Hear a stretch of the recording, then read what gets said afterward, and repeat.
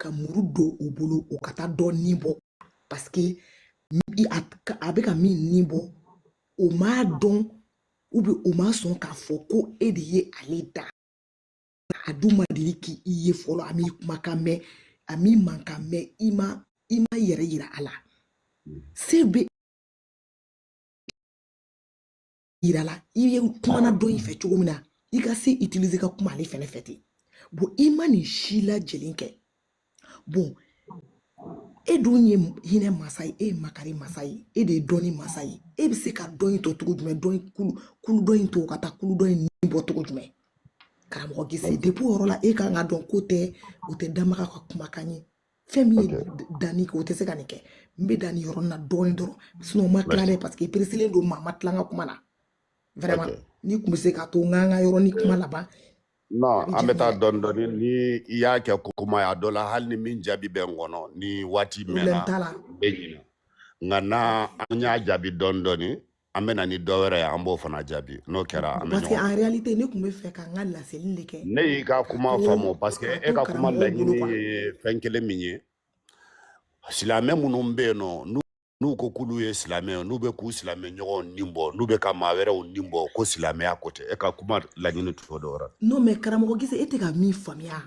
minnu bɛ ka t'o nin bɔ dɛ u m'a ta u ne bɛ ne jaabi o yɔrɔ de la non e ka ne lamɛn fɔlɔ sa s'il te plaît u y'a bɔ kuranɛ sɛbɛn fɛn de kɔnɔ karamɔgɔ Gise ka n'i pan o kunna voilà kuma filɛ o yɔrɔ de la bon a bɛ kuranɛ kɔnɔ an bɛ na n'a sura ye d'accord mais n b'a deli fɛ i jɔ ne ka n ka laseli ko ala ko tɔɲɔli man ɲi wa an kana ɲɔgɔn tɔɲɔ wa mais c'est pas parce que e y'a fɔ ko kɔrɔ ko e ka so kɔnɔ ne k'i ma ko e ka taabolo in kɔ e ma sɔn ne y'i faga e ka sabali ta Yaya Gise sabali oui Tamaka a ko a tɛ kuranɛ kɔnɔ sura min filɛ nin ye dɔrɔn a fɔ k'a ka nin kalan exactement sura in de filɛ nin ye ne kun tɛ fɛ ka voilà bon Yaya a bɛ ban fɛn bɛɛ de ma bon e ma taa école la anw taara école ban dɛ n tɛ min ye fana n to ye koyi n tɛ se ka n yɛrɛ ko ye bon donc du coup an lamɛn ne wolodon bi cɛ ne ma se fan kan n ma taa école la mais n ye min kɛ o de ye e k'anw lamɛn e k'anw lamɛn école la est ce que n'a kalanna k'a kɔrɔ fɔ a ɲɛna yala a bɛ sɔn a ma wa a tɛ sɔn a ma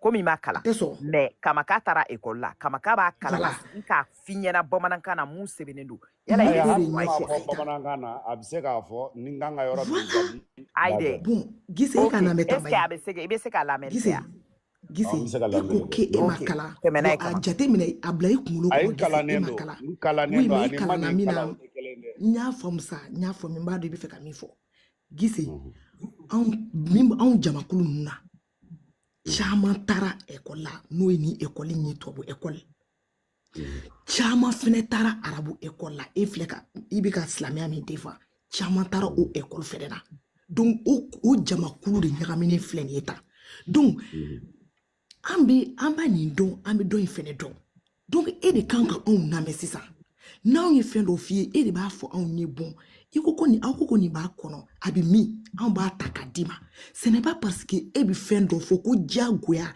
o y'i ka danaya ye ko f'o ka kɛ tiɲɛ ye baro tɛ se ka kɛ ten wa dɔnni tɛ se ka kɛ o sira kan quoi Gise c'est pas parce que e bɛ k'a fɔ ne ye sisan ko ne m'a fɔ i ye ko ala ko mɔgɔ tɔ ɲɛma ye c'est pas parce que e y'o fɔ ou bien k'o sɛbɛnnen don kuranɛ kɔnɔ k'o kɔrɔ k'anw fana bɛ ka min fɔ k'o ye nkalon de ye quoi n t'a dɔn n'i tulo bɛ n ka kuma na donc nin lamɛn Sourate 9 verset 29 ko combattez ceux qui ne croient ni en Dieu ni au jour dernier ko a ye taa mɔgɔw kɛlɛ là je t'arrête laisse-moi répondre cette page bon karamɔgɔw aw bɛɛ lajɛlen folen don ceux qui ne croient pas à Dieu combattez ceux qui ne croient pas à Dieu il y a plusieurs manières de combat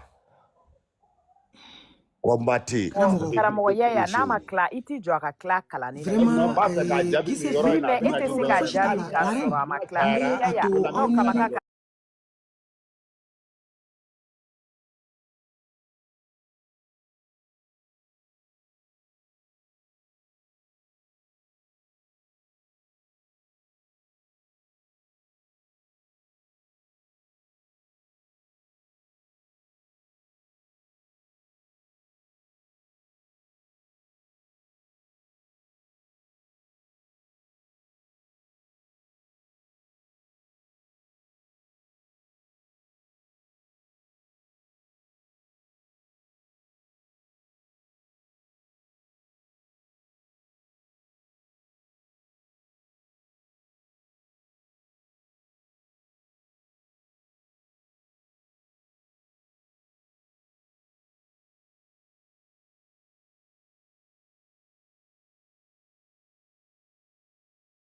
Non, non, non. I be a kɛ to la yɛrɛ be tila ka kalani na. N'a tilala ka kalani na, i be sɔrɔ ka a ka kuma jaabi. E ko ke e t'a dɔn, ale b'a dɔn, a b'a ɲɛ f'i ɲɛna dɛ, a b'a kɛ ten. I delila yɛrɛ de. Han, i muɲu dɔɔni quoi. Karamɔgɔ King an t'a kɛ kelen kelen. fɔlɔ ni yɛrɛ de tun ka ɲi fɔlɔ. A bɛ taa ni ye. Yani fagali sura ina ye min bɔ yen c'était ça on devait commencer non comme avec k'a fɔ ko combattre avec ka na ni sɔsɔli ye o yɔrɔ la fagali ni an b'a ta o la Kamaka ce n'est pas grave tɛmɛni nin fana. Voilà après ya mais i bɛ a kɛ to yɛrɛ de. Voilà kana tigɛ quoi mɔgɔ tɛ pressé kuma nɔfɛ c'est pas bon du tout karamɔgɔ ne man kan tɛ k'i kalan o la ne de kan ka nin kɛ e ka ne dilan parce que ɲamakalaw de bɛ anw dilan voilà donc sourate 9 verset 5. Après que les mois sacrés expirent, tuez les associateurs où que vous les trouviez. Point. Les phrases follow. Donc, koni mois sacré au temna donc ambe familialité sungalu. Ou ka sungalu kalo ou ka batoli kalo. No lu temena ka ba expiré koroy na bana. Tuez les associateurs où que vous les trouviez. Aye mɔgɔw faga mɔgɔ minnu ye dɔ fara ala kan aw ma n'u sɔrɔ yɔrɔ o yɔrɔ a y'u faga o de sɛbɛnni filɛ nin i bɛ se ka capture kɛ i dalen don mɔgɔ min na a tigi b'a kalan i ye n'o bɔra yen ko capturer les virgule a ye ta u ɲini k'u minɛ i y'a faamu capturer les a ye ta u ɲini k'u minɛ assiéger les a ye ta u kori u bɛ sɔrɔ yɔrɔ min na aw bɛ ta u la kori de et guetter les dans toute embuscade et aw ka t'u bɛlɛn dogodogonin bɛɛ lajɛlen na k'u minɛ aw de bɛ t'u ɲini k'u bɛlɛn ka jan da u ɲɛ k'u minɛ ni faransa in kɔrɔ de y'o ye embuscade ye ka jan da mɔgɔ ɲɛ. Donc, si ensuite ils se répandent, nous sommes au kafota makumamena. Kato kauko. Accomplissent la salatu ou ka sili kumamena. Acquitte la zakat ou ka saraka ou bo kumamena. Zaka awaka zakadon. Donc, awaka jakain. Nous yon bo. Alors, laissez-leur la voie libre. Voilà. Awaka jaka. Donc, c'est ça. Awo. Donc, nous sommes au cours nous sommes à keta bella jelema kumamena. Au biso kutuye. Parce que ala ye yafa masai. Donc, iko ko fagali te akono. Donc, on nana yirila ni sura kono. Non seulement fagali ba akono, wa fagali chogo jumembe akono. Ko kata u nyini ku belen dogo no la ka janda unye. Yoro koni o ya bani pepepepe. Voilà, o de sɛbɛnni filɛ aw bɛ t'u ɲini dogodogow na k'u la kori k'u ɲini k'u bɛlɛn ka sɔrɔ k'u minɛ ka sɔrɔ k'u faga a sɛbɛnni bɛ ten de mais ni yanni min ka faga n'u sɔnna aw ka fɔta ma n'o ye sun ni jaka ye tuma min na n'o ye seli pardon seli ni jaka ye tuma min na aw bɛ sɔrɔ k'o tigi to yen a sɛbɛnni filɛ nin anw m'a sɛbɛn a bɛ sɛbɛn wagati min na an si kun tɛ yen o da ni yɔrɔ la. Merci. Merci. M'a fait qu'il y ait ye sura mi kalani sisan. A sura abe Qur'ane kono walma abe hadisa de kono walma a Qur'ane imbe yoro mina m'a fait i ka doni fonye o yoro la. A sɛbɛnni filɛ ko sourate 9 verset 5 donc n'i y'o mɛn sourate 9 verset 5 ne kanto ne b'a fɛ sisan i b'a fɔ ɲɛna a sura in e ka ne lamɛn sa e ka lamɛn i ye ɲininka yala a bɛ kuranɛ de kɔnɔ ou bien a bɛ hadisa de kɔnɔ ni da waga dɔrɔn n ka kuma tigɛ donc n'i y'a mɛn ko sourate 9 verset 5 dɔrɔn kana ɲininkali kɛ o kɔrɔ k'a bɛ kuranɛ de kɔnɔ n'i y'o min kulo la don o don o bɛ kuranɛ de kɔnɔ. Sourate Tauba la reine Tauba. Voilà. Sourate Tauba. Voilà. Donc, Sourate Tauba, mais Sourate Tauba, je pense que verset ou ni de faire kacha kono en fait. D'accord? Avec comme une bolo ma fara chama de ba kono. Karamoro de sebene flen neta. Donc, Sourate 9 verset 5 il ka blay ko la. D'accord? O de sebene flen. Ko katra janda mo nye. Mo mu ma ko ju were kede. Ou ya blay ku kuna de ko Borto fɛn wɛrɛ b'u bolo quoi au fait. D'accord?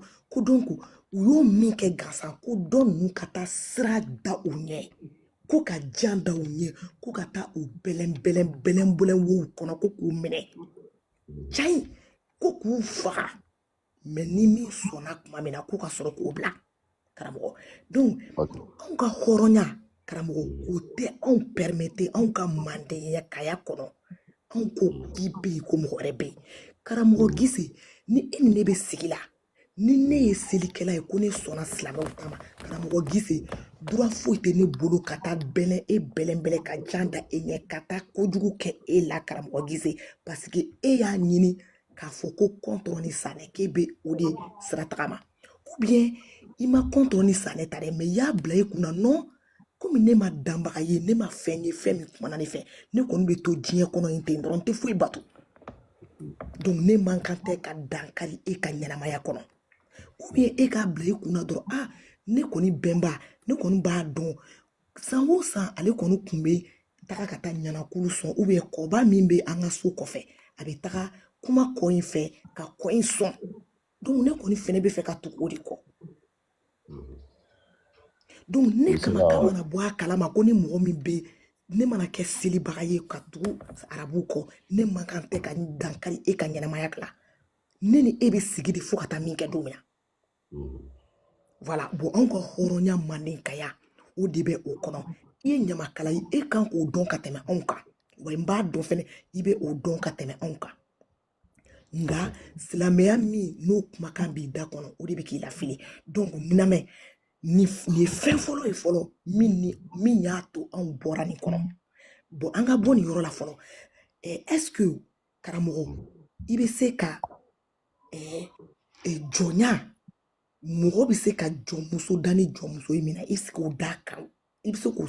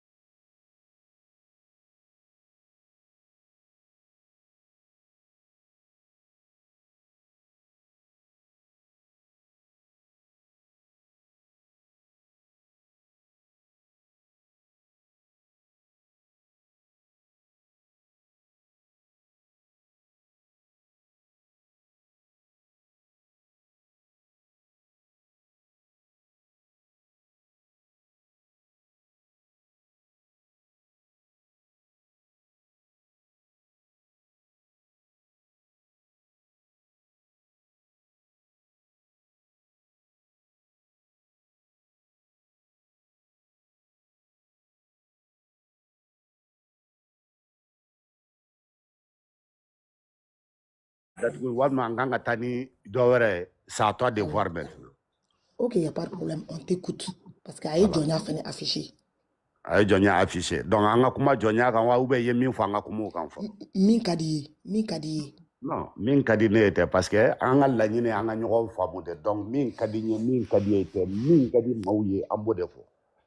Ayi mais parce que karamɔgɔ an tɛ bɛɛ kɔnɔnata dɔn. E y'anw ka laɲini kun ye c'est-à-dire e ka ne lamɛn sa anw ye e jatigi de ye an ye jatigi ne ko ni min ka di i ye n'i bɛ fɛ an ka kuma suratu tawba ka e de k'i ka conclusion kɛ y a pas de problème mais n'i ka sɔrɔ fɛnɛ man di n'i bɛ fɛ fɛnɛ an ka kuma jɔnya kan komi a ye jɔnya de affiché an bɛ se ka kuma jɔnya bon sisan n bɛna kuma kelen dɔrɔn f'i ye pour que i k'i ka tɔmɔta bɛɛ tɔmɔ o kɔnɔ a ka di n ye i fana y'i kan lamɛn mais nteta kurane kono nteta kunu tabolo la mais mena ni non maya il est obligé mena ni maya tabolo a bebe sora kono iba do fendo be non tabolo chaman sora bolo ayo to non Karamogo Gise par contre an tɛna se ka ɲɔgɔn faamuya o la Karamogo Gise boy ba fe na kuma i bɛ fɛ e ka ni lamɛta 2 secondes e nana e bɛ fɛ ka na silamɛya tiɲɛ de fɔ anw ye k'a jira k'a fɔ silamɛya de ka ɲi non ne bɛ se ka min dɔ n'i nan'o fɔ i bɛ obligé ka don kuranɛ de kɔnɔ maintenant n'i tɛ fɛ ka don kuranɛ kɔnɔ non, Karamogo Gise, tu sais, souvent, écoute-moi, moi je suis la première à penser que tout n'est pas tout rose ou tout. C'est-à-dire, Djiakono, ce n'est pas que tout est tout blanc ou bien tout noir. Parfois, il y a le gris. Mais dans certaines situations, mon film est choix de quai. Situation d'Obena, il est choix de quai. Donc, parce que ebe fait kana maya de nifo onyena mais ka maya ni islam ya nyagamine non ambe ya muka chie de wala neba maya islamia bi se ka ta maya quoi oui ou non Karamogo Gise maya bi se ka ta islamia quoi maya bi se ka ta islamia écoute-moi il y a question de poser na gijabi ijo Karamogo Gise il y a question de poser na gijabi Baba ne aka micro daile ala ko kala jiki Karamogo Gise ne bi jabi mogoya be se ka ta silamɛya ko wa mogoya yɛrɛ fɛnɛ kan ka ta silamɛya kɔ di mogoya ni silamɛya tɛ ta ɲɔgɔn fɛ Karamogo Gise silamɛya be se ka kɛ ka sɔrɔ mogoya tɛ mais ni silamɛya kɛra ka sɔrɔ mogoya tɛ mɔgɔninfinw ils vont dans le mur u bɛ taa ɲɔgɔn kun forogo bɔ wa silamɛya min bɛ ka kɛ nin kɛ ka sɔrɔ mɔgɔya t'a kɔnɔ kɛ o de kama do nous assistons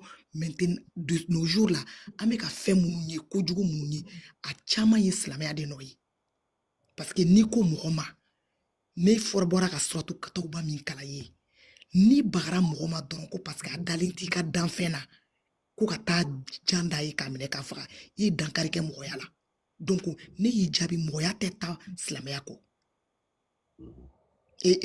silamɛya tɛ taa mɔgɔya c'est-à-dire u tɛ ɲɔgɔn ye sira la quoi silamɛya ni mɔgɔya man kan tɛ ka tagama ɲɔgɔn fɛ quoi n'i ko k'i bɛ mɔgɔya ɲuman kɛ n'i ye silamɛya ta k'a don a kɔnɔ i ye manifiya tiɲɛ donc an ka bɔ o kɔnɔ sisan an ka don fɛngɛ kɔnɔ jɔnya kɔnɔ Karamogo Gise Sourate 4 verset 24 n'i ye nin ye n y'a fɔ ye cogo min na o kɔrɔ k'a bɛ kuranɛ de kɔnɔ Adisa tɛ dɛ a bɛ kuranɛ de kɔnɔ donc o min filɛ nin ye tan n bɛn'o fɛnɛ kalan et parmi les femmes les dames entre parenthèses qui ont un mari d'accord qui ont un mari à la Mecque et parmi les femmes les dames qui ont un mari sauf si elles sont vos esclaves en toute propriété. Donc, comme muso munu y'aw ka jɔn ye d'accord muso munu ni cɛ b'u bolo sauf ni ka sɔrɔ a ka jɔn don m'a fɔ dɛ n'a sɔrɔ a ka jɔn don kuma in danna o de ma donc prescription de Dieu sur vous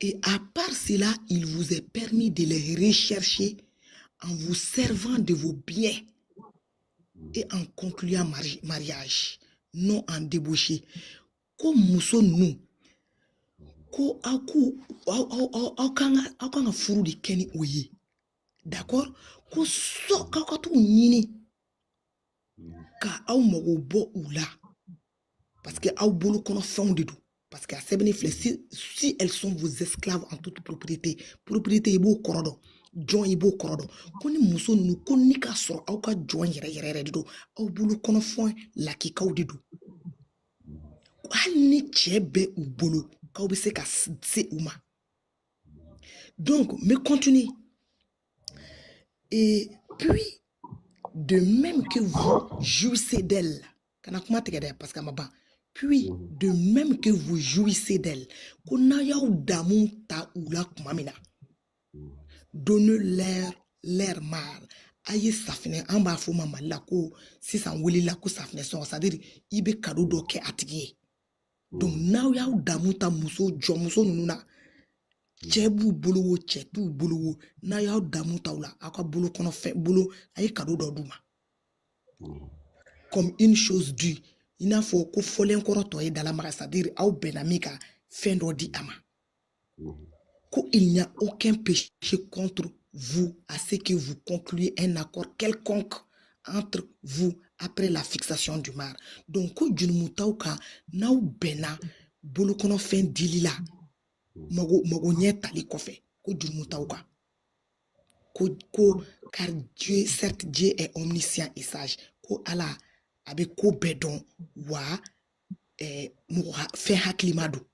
Donc karamo on kamaka deum on kemitiw on mandenka deum on munu ke bora slamé akono on de yenni on koko nita on ka fuini nita ni on malu akoyi wanita on don feni kadaka mo yere ka mo ke joni malu afendo on bulu folo mais mi yere klala ka jugana beye ala kunturu damba kunturu ka son jonyama parce que na ya fosi ça qui dado akumana ka ko fese ka dlan ka nye ka sra cheni do akoro o koro de ka sona ama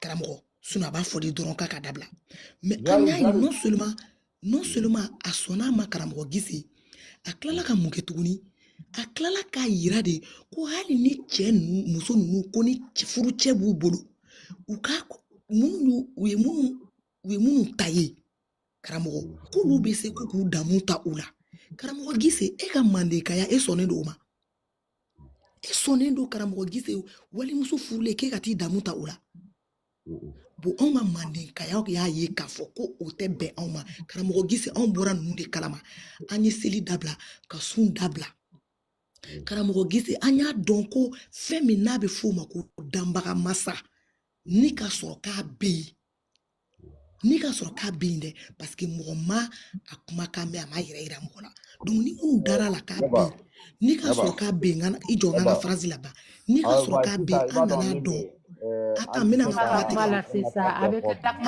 kuma tigɛ an nana dɔn mɔgɔ 200 ni mɔgɔ 34 de bɛ lamɛnni la bi i kelen tɛ a ka k'a laban après a bɛ kuma d'i ma sa e ka sabali a ye lamɛn fɔlɔ parce que n b'a fɛ an ka dɔ fɔ don wɛrɛ fana bɛ yen kamaka tilala o a to a ka tila ba ye ne tilala o kuma na ne k'i ma dɔrɔn de i b'a ye i sabali ba ye i mun dɔɔni kamaka tilala kaban e ka ne lamɛn ne ye nin tan bɛɛ ta pour moi a tɛ janya ka se karamɔgɔ gise ne bɔtɔ de don ka taa janya ka kɛ yɔrɔ de la e ka ne lamɛn sa ne taatɔ de don ka kɛ yɔrɔ de la ne ba de fa i ye fɛnba de ye anw bolo karamɔgɔ gise n ba jinin i de ye banna fɛnba de ye anw bolo parce que e bɛ ka nin min kɛ tan ala lamɛn dɔɔni ta karamɔgɔ gise n'an bɛ tan ba ye n bɛ kalin bokolo la ni e tɛ e bɛ ka min kɛ tan sama sɔrɔ kimi t'u lajigin a mɛnna mais e ye fɛnba de ye anw bolo ka da i ka baara kan ka da jamu min b'i la parce que ni anw ka kɛ aw de y'anw kɛ quoi au fait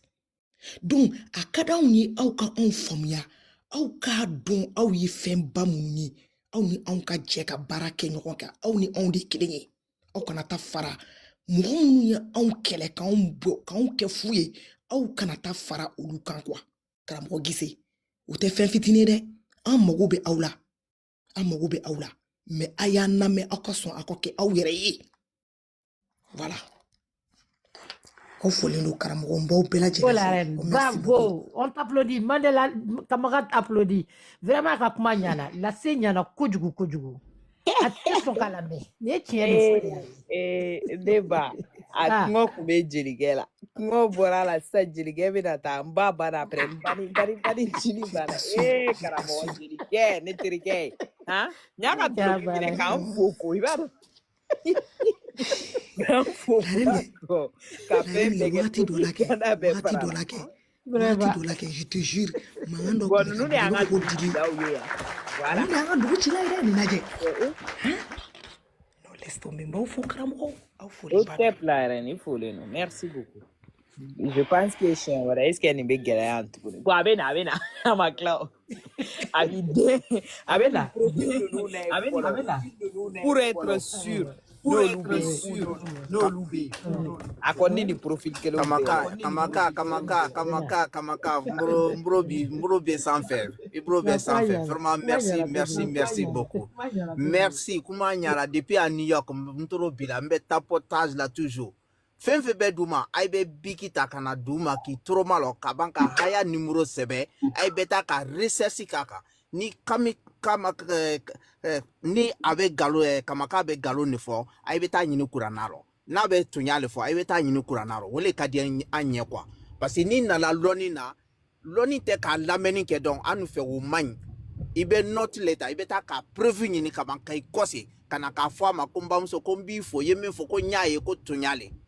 Ibrahim, aye douma, aye mkumaka mena, vraiment c'est ça qui est important. Parce que al nebe kumala ne tumbe silamale, mais ne la meni kan so mina, wole kan ne hangri laka, ne noti menta akasa ni binani ani wurun flaye. Ne tara kurana kono ka belabo kering a betunya. Ali furumuso ibise ki furumuso changer, abe kurana kono. Ibe muso furu na ipre la lome ibe se ka changer ibe ta suratu nisa ilo okay suran nanina ahaya mwana aba kono yi donc kramol beta panel kan ambe kuma to lugolo mbe jifana duma mbe tapotage continuer quoi donc fe be duma e bikita vraiment je vous remercie Didi ga micro direct Il m'a dit je fais rien. Il faut le Kosobe, la King Mandela refo. Karamoke kifo almami Jawara kifo. Desa mo kabela dina dili kifo.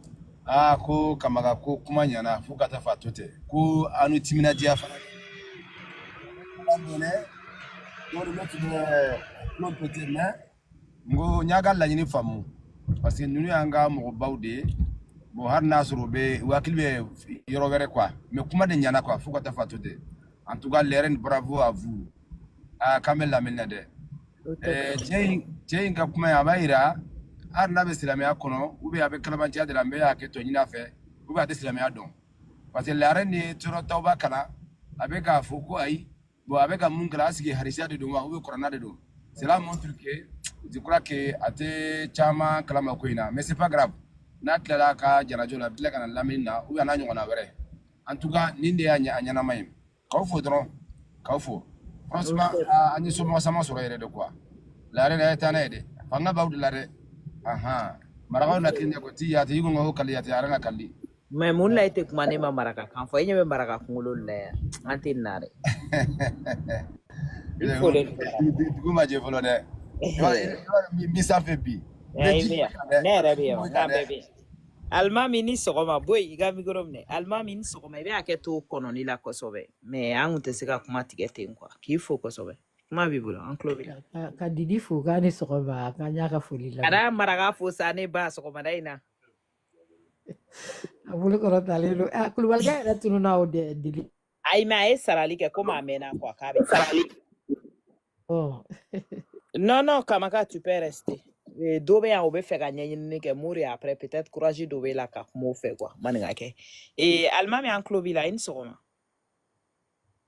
Ewa ka groupe konomo panel ka mo befo dili kifo ka kamaka yere fo kuma ube nyana wa yaninka kuma damne ba befo kotuni ala teshiri la bo ne islamaye donc kuma do be fait drôle là na fena ni diena aye haya mino na ji monsieur ka don ni monsieur ka tando so ou bien avec quelque chose parce que j'ai pris le train en marche quoi.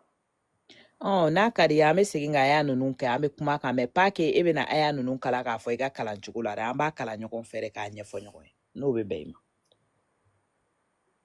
Il n'y a pas de problème. Déjà, quand je suivais Aïtra Kran, j'ai tout suivi. Et moi, si tu sais qu'à Haya Minou Jigini, Kotunyate, ou à ne fait qu'à la Seko d'Oulema, n'a fait ni diena. Parce que, non, Kamaka, franchement, a été tant qu'à explication dit en détail, Chogo Minou, il y en a possible. Même si qu'à tant qu'à explication d'Oudi, ou de drones, il y a Yo, Kamaka, Et Yanawa Siginga na do kuma ingono explication sur explication.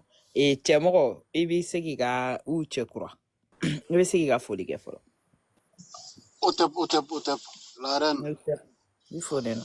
Ah, la reine. Dougologa, la reine. Bonala. La reine, il y a Dougolo Wille de donc Kamagua. Comme ça. Et allez, je le gagne tout bien qu'elle a là.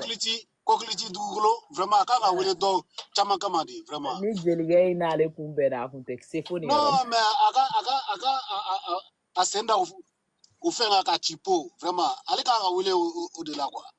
Il faut le nom. C'est des gens bornés. Et qui avait filé un café, voilà, takafo, arakafo, nenga ala, vraiment, tête beninga. Mais, meta baninga la, ni beta, kramo, vraiment, otemenenko, vraiment, espoir pas de bé, ana, ne muso sona, c'est ça, bébé nya. Vraiment, anya yé, comme muso bese, femira la, vraiment, entier ou ratissala. Kamaka foli no renu foli bleu baba wi mbolo be dugula wi Il faut que vraiment méthode kuma lamella otep il faut le nom. Almami enclo bila kabaga Almami be feka iga kuma au témoignage ou ka a do nyona alors enclo wala tout kon fora soro demso be feka ire letare ne ba. Ok. Aboka Ani Kamaka katanaye enclo wala. Il faut le nom. Kamanga ni bien.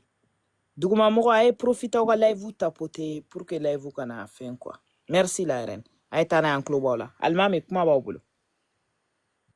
Ok. Kaben ay haya minu jigi haya ninu be tunyaye. Comme akuma na jonya kan première position na mbe Almami aketo boni dob se ka place bla quoi. Il y a demande plus de 4 ou 5 personnes en bas. Nous ba fait ka yelen quoi. Donc Sénégal karamo comme les mourbo là, mais la place libre quoi, mettez là maintenant, hein. Ok. Je descends. Je ne sais pas comment en fait.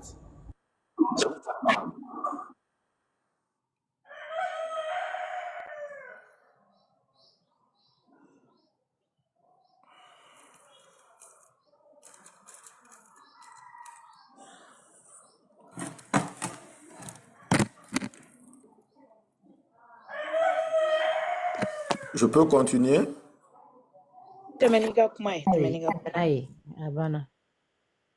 Voilà, donc comme haya daw jigina ma si tise ka haya ninu bali wa kali daw bene fina nimbolo munu sana anka dun kurana kono obien kuranete ma doni kuma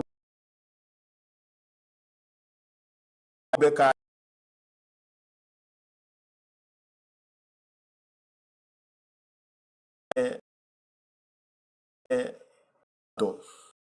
yani silamaya nato oye foloma ye mena flana aika haya minu jigini ko sila ala kan ko ka mau faga ko ala kan ko kata bamruta ko kata mau kama haya ninu olu be tinya ye wa haya ninu kupeni ndo kwa parce que ni kuma bo a contexte la dron iba tien ni kuma bo a contexte la kuma o tieni ndo. Donc haya ninu jigina wati jumena munkela ni ala ka fo ko kata fagalike. Parce que dans l'exemple ta Mali la yante y a des problèmes kele ou beyente kuma e chanye ani jihadiste ba la mauma ka ufra comme anu kan ku be wa mo wore be comme bolofi un kante ki be wa mo wore be bolofi un fene kama ka to comme ba ou be bemba u ka jigi kana kele ninke comme bemba u rele ka din ko tarabulu la gbosila bemba u kana kala ka kele oke o mais ni président ya fo ko kata jihadiste ni ko kato lu be faga fo make yoro la fo ka yoro la président e kuma min fo est-ce que ayaka kuma fota de fo wala ka kuma fota te donc pour le moment ne be kuma introduit ni nie quand donc la meninke au folendo karamɔgɔ Almami i folen ba don karamɔgɔ Almami i ko i ye question fɔlɔ ko yala kan bɛ n'a sɔrɔ an ko de ko yala ko jɔnya kun tɛ farafina yani silamɛya na waati cɛ ko ne ka sɔrɔ laɲini kun o de karamɔgɔ alimami an tɛ jɔnya la kodɔn anw fɛ yanni silamɛya na kuma cɛ a kun tɛ yen en tout cas sɛgɛsɛgɛli m'a yira scientifiquement ɲinini m'a yira k'a fɔ ko jɔnya kun bɛ anw fɛ yen yanni silamɛya ka don an fɛ yen o ɲinini m'o yira voilà donc an ni silamɛya donni kɛrɛnkɛrɛnnenya la an ni arabu donni ɲɔgɔn na o de ye jɔnya ɲɛ yira gorofinw na donc i ka jaabi ye nin ye fɔlɔ donc n'i bɛna sɔsɔ i ni a dalilu ka na i ni dalilu kɛrɛnkɛrɛnnen bɛ anw fɛ yen k'a sɔrɔ an ni arabuw ma don ɲɔgɔn na k'a sɔrɔ silamɛya ma na anw fɛ yen donc kuma question filanan i ko suratu tawba in ko a n'a contexte voilà donc en plus o kɔfɛ i tununa kuma kɔnɔ parce que i y'i to la i nana ko président mana fɔ ko ka jihadisiw yɔrɔ ɲini ko k'u faga yala k'o bɛ bɛn wa n bɛ fɛn dɔ ɲɛf'i ɲɛna karamɔgɔ aw ka problème belebele ye o de ye justement karamɔgɔ une fois que ala n'aw ye da o ta k'o bila danbaga place la une fois que o sɔnna k'i da don ko min na hali ni k'a sɔrɔ o ko in tun bɛ yen n'a bɛ mɔgɔninfinw de ni ɲɔgɔn cɛ k'a man ɲi n'ale sɔnna k'a da waga ka kuma k'i da don o la ɲuman dɔrɔn de kan ka bɔ o kɔnɔ ɲuman dɔrɔn n'o ye jɔnya déjà ne y'a f'i ɲɛna ko jɔnya kun tɛ anw fɛ yen anw kun tɛ jɔnya dɔn ni arabu donni an kan ni o tɛ mais même ni k'a sɔrɔ n b'a dɔn a tɛ yen dɛ mais hali ni k'a sɔrɔ a bɛ yen ni ala y'a décidé k'i da don jɔnya la a kan k'a fɔ de ko k'a dabila bon a nana kɛ a bɛ arabuw de fɛ yen bon a y'i da waga ka don a kuma arabuw fɛ yen arabuw de tun b'a kɛ mais a ma se ka kariya ka farinya k'a fɔ arabuw ɲɛna k'u k'a dabila karamɔgɔ surtout tawba in fɛnɛ kɔnɔna na n'a ma ɲɛ e tɛ se ka nin ko in defan cogo si la ni a fɔra ko ka taga bin mɔgɔw kan ko ka taa minnu faga i ko contexte quel qu'en soit le contexte a mana bɔ dawo ɲɛfɔ cogo la kun o kun mana kɛ a la une fois que dabaga mansa in de y'a décidé k'i da don a kuma na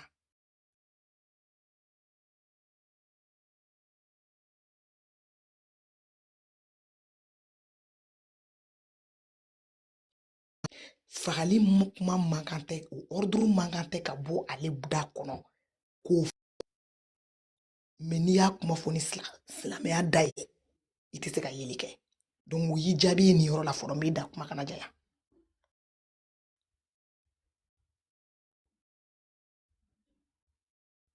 ok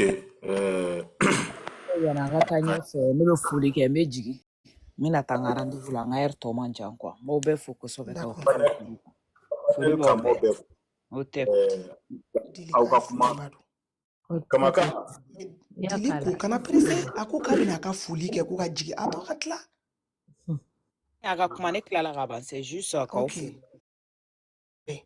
alimami a tulo b'i la ok kamaka i ka kuma bɛɛ ɲana i ka kuma ɲana kosɛbɛ parce que i y'a dɔn n bɛ ka ko dɔw kalan kamitiya fɛ fo ka kumaw lamɛn hakili la ni kumaw fila i kana lamɛn dusukolo la n'i y'a lamɛn dusukolo la i tɛna faamuyali sɔrɔ a la cogo si fo ka kumaw lamɛn hakili la kosɛbɛ d'abord i y'a fɔ ko tununa kuma la bon kuma maa bɛ se ka tunu kuma la n bɛ se fana ka tunu kuma la parce que maninfin ye wa ne tunu bɔman kuma la kosɛbɛ Comment ni jouer men ko farali minu kela haya farani nunu kela road mais la ma o ke wuli le tien wa ka ba ma ka to fara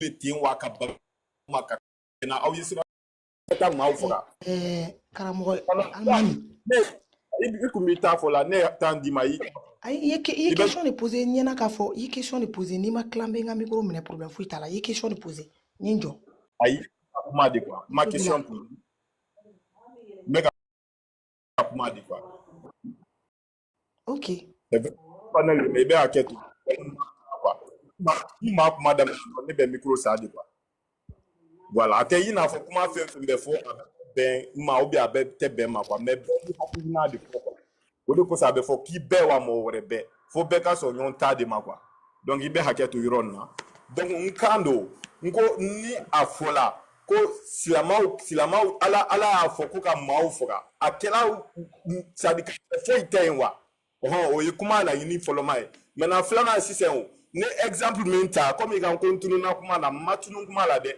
ne exemple menta o ye auka c'est-à-dire o ye ça colle directement avec vous au kadambra au thème ma fra fait donc si c'est gradiste ou be ka ma ofora mali du koloka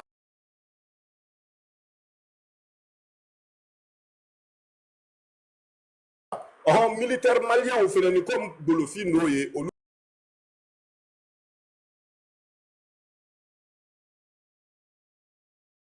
fenani boni Bolofinani au lu fenani ka to jihadiste nunu ka ma ofra e kana fu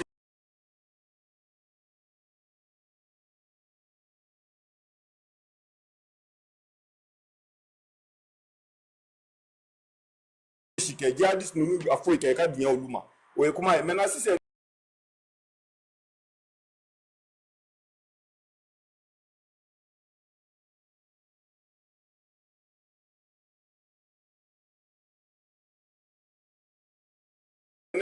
tuguni ye kuma min fo ko na fo ko finge comme on appelle dambara no ma question posée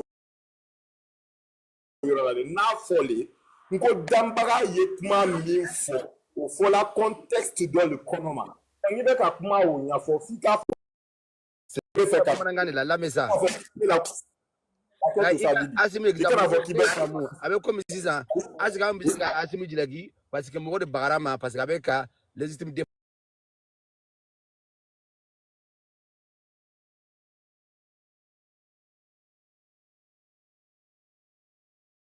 fasike ika kuma la yin to de wa ika kuma la ika na kuma la yin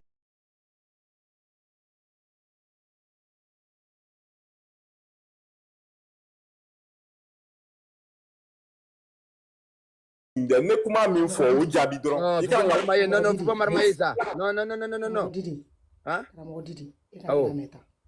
OK comment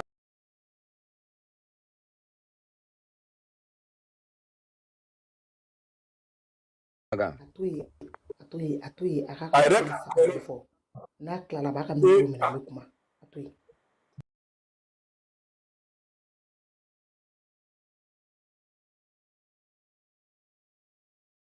mala quoi ni ma bla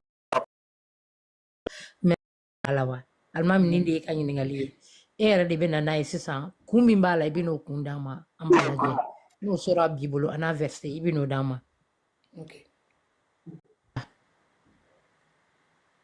ni sewa awo continue ka kuma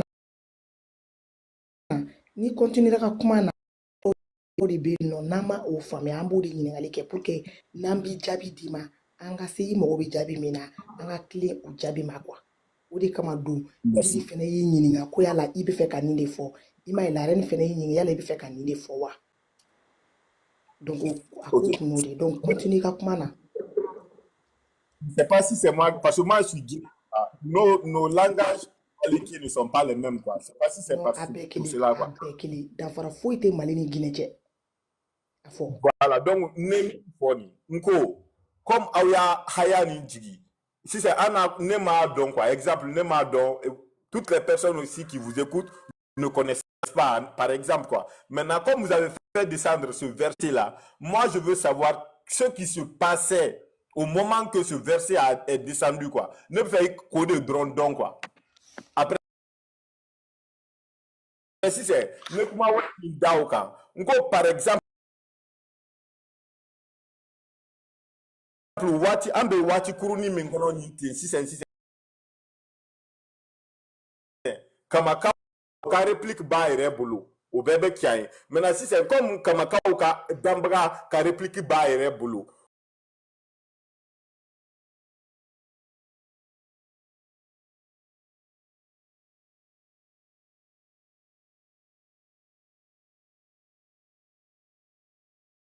o jihadiste ou be ka mau kele ko parce que kamaka ka dambra o ko de ko o le kiai.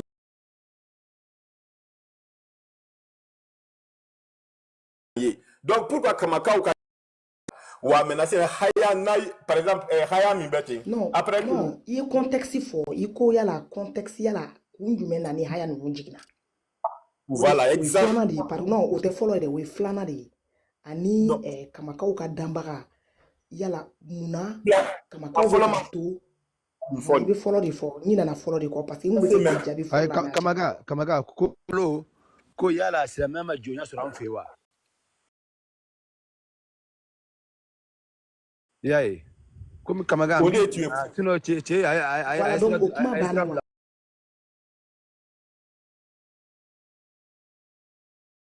est-ce que il exemple de notre contexte kuma konana il contexte asimula uniko pour ga kamaga ka ala c'est pas grave bon la reine bi bonya c'est pas grave c'est pas grave Didi non fambayi je te comprends Didi nameta la mami jota ijota sa Didi nameta iba on bébé flic ada ki kono ko de kangwa moi je te comprends très bien aye mami jota sa mami avec toi sur le plateau kamaka bra iraka hakili kabo ni hakili quoi ma joy made maintenant c'est ne min fo qui la foni la donc ni la donc la ikulotene la gina haya minu be jigina olu be kuma sira de quoi maintenant exemple nita haya min rabiani hein okulubene la ukulotene la Dominique côté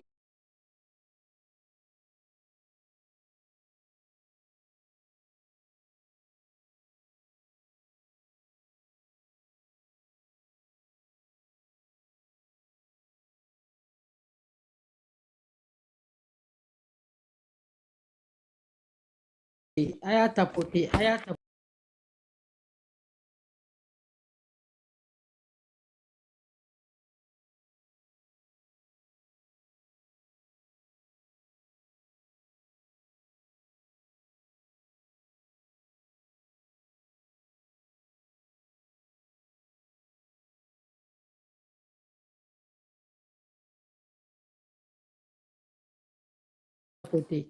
s'il vous plaît.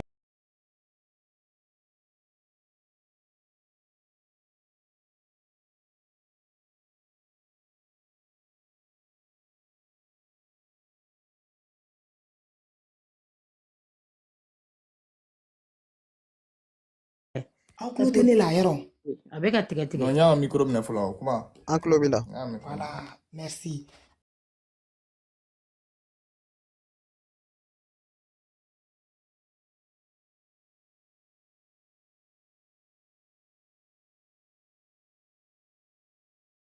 Almami, il a un micro de follow 10 secondes. Didi. Mon fille bébé flic a dit qu'on a codé ka. À quel puis a yɛrɛ ma de wa k'a fɔ dɔrɔn ko ka t'u faga bi fɔlɔ ye sisan filanan ye Asimi ka ko ye donc n b'i jaabi fɔlɔ la karamɔgɔ Alimami n'u y'u kanto ko après que les mois sacrés expirent tuez les associateurs où que vous les trouviez karamɔgɔ Alimami u ye kuma bannen de ye contexte tɛ ɲini o la bilen parce que pourquoi Alimami bɔ sisi la contexte te nyini o la blé. Ça veut dire que contexte côté o la folo. Même na ubina contexte jawa nyini ala kabla.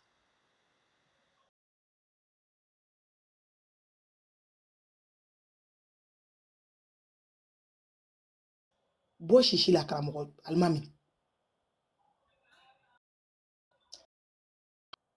Voilà, karamoko bo shishi la almami, c'est important ce qu'on est en train de se dire là. Gise aketo folo. Almami, ni sura la na sebene doko tuer les associateurs. Contexte côté nyini o la quoi. Parce que nyini ko mini mouron nou fali kaka. A te faut tuer les associateurs. Après que les mois sacrés expirent, tuer ceux qui vous ont fait du mal, ou bien tuer ceux qui vous ont attaqué, ou bien tuer ceux qui vous ont fait du mal, ou bien qui vous ont attaqué, ou bien qui ont tué ceci ou cela. C'est-à-dire, fait mon yoko djougou ke aoula. Ode kumbe fo. Ninamere, ode tumbe fo. Mais on m'a fait ni là à cause de tuer les associateurs. Associateur korodeye almami ibe kalama ibe ka kuma abe donc ibe ko kalama abe donc kalana donc na fora ko tuer les associateurs au korode tout simplement mogo munu ye flafara alaka donc na fora ko mogo munu ye flafara alaka karamogo uluma ko kilao uluma fui kila donc oué ko minke oué fla de fara alaka donc femindo abe uni ala de che donc ouf ala imankante kafo ko olu ko jamakulu do ka ta ko ka to olu fara donc ça veut dire que jamakulu ndebe ka ala de jamakulu nye ala ka bamuru de fait en fait c'est comme ni c'est ça non un président ou bien un jamakulu do nyemo ba c'est ça abe fait ka ko jugu do ke mo do la abe aka lubaru bla kata o tigi fara aller placer là mais à l'air de qui bat diamant balance les ça fait avec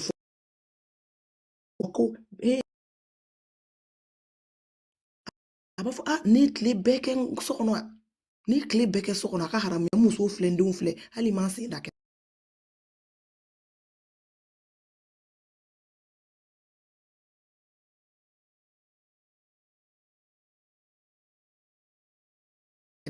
donc on yebe au-delà ni yoro là. D'accord? Donc à cause de tuer les associateurs karamo.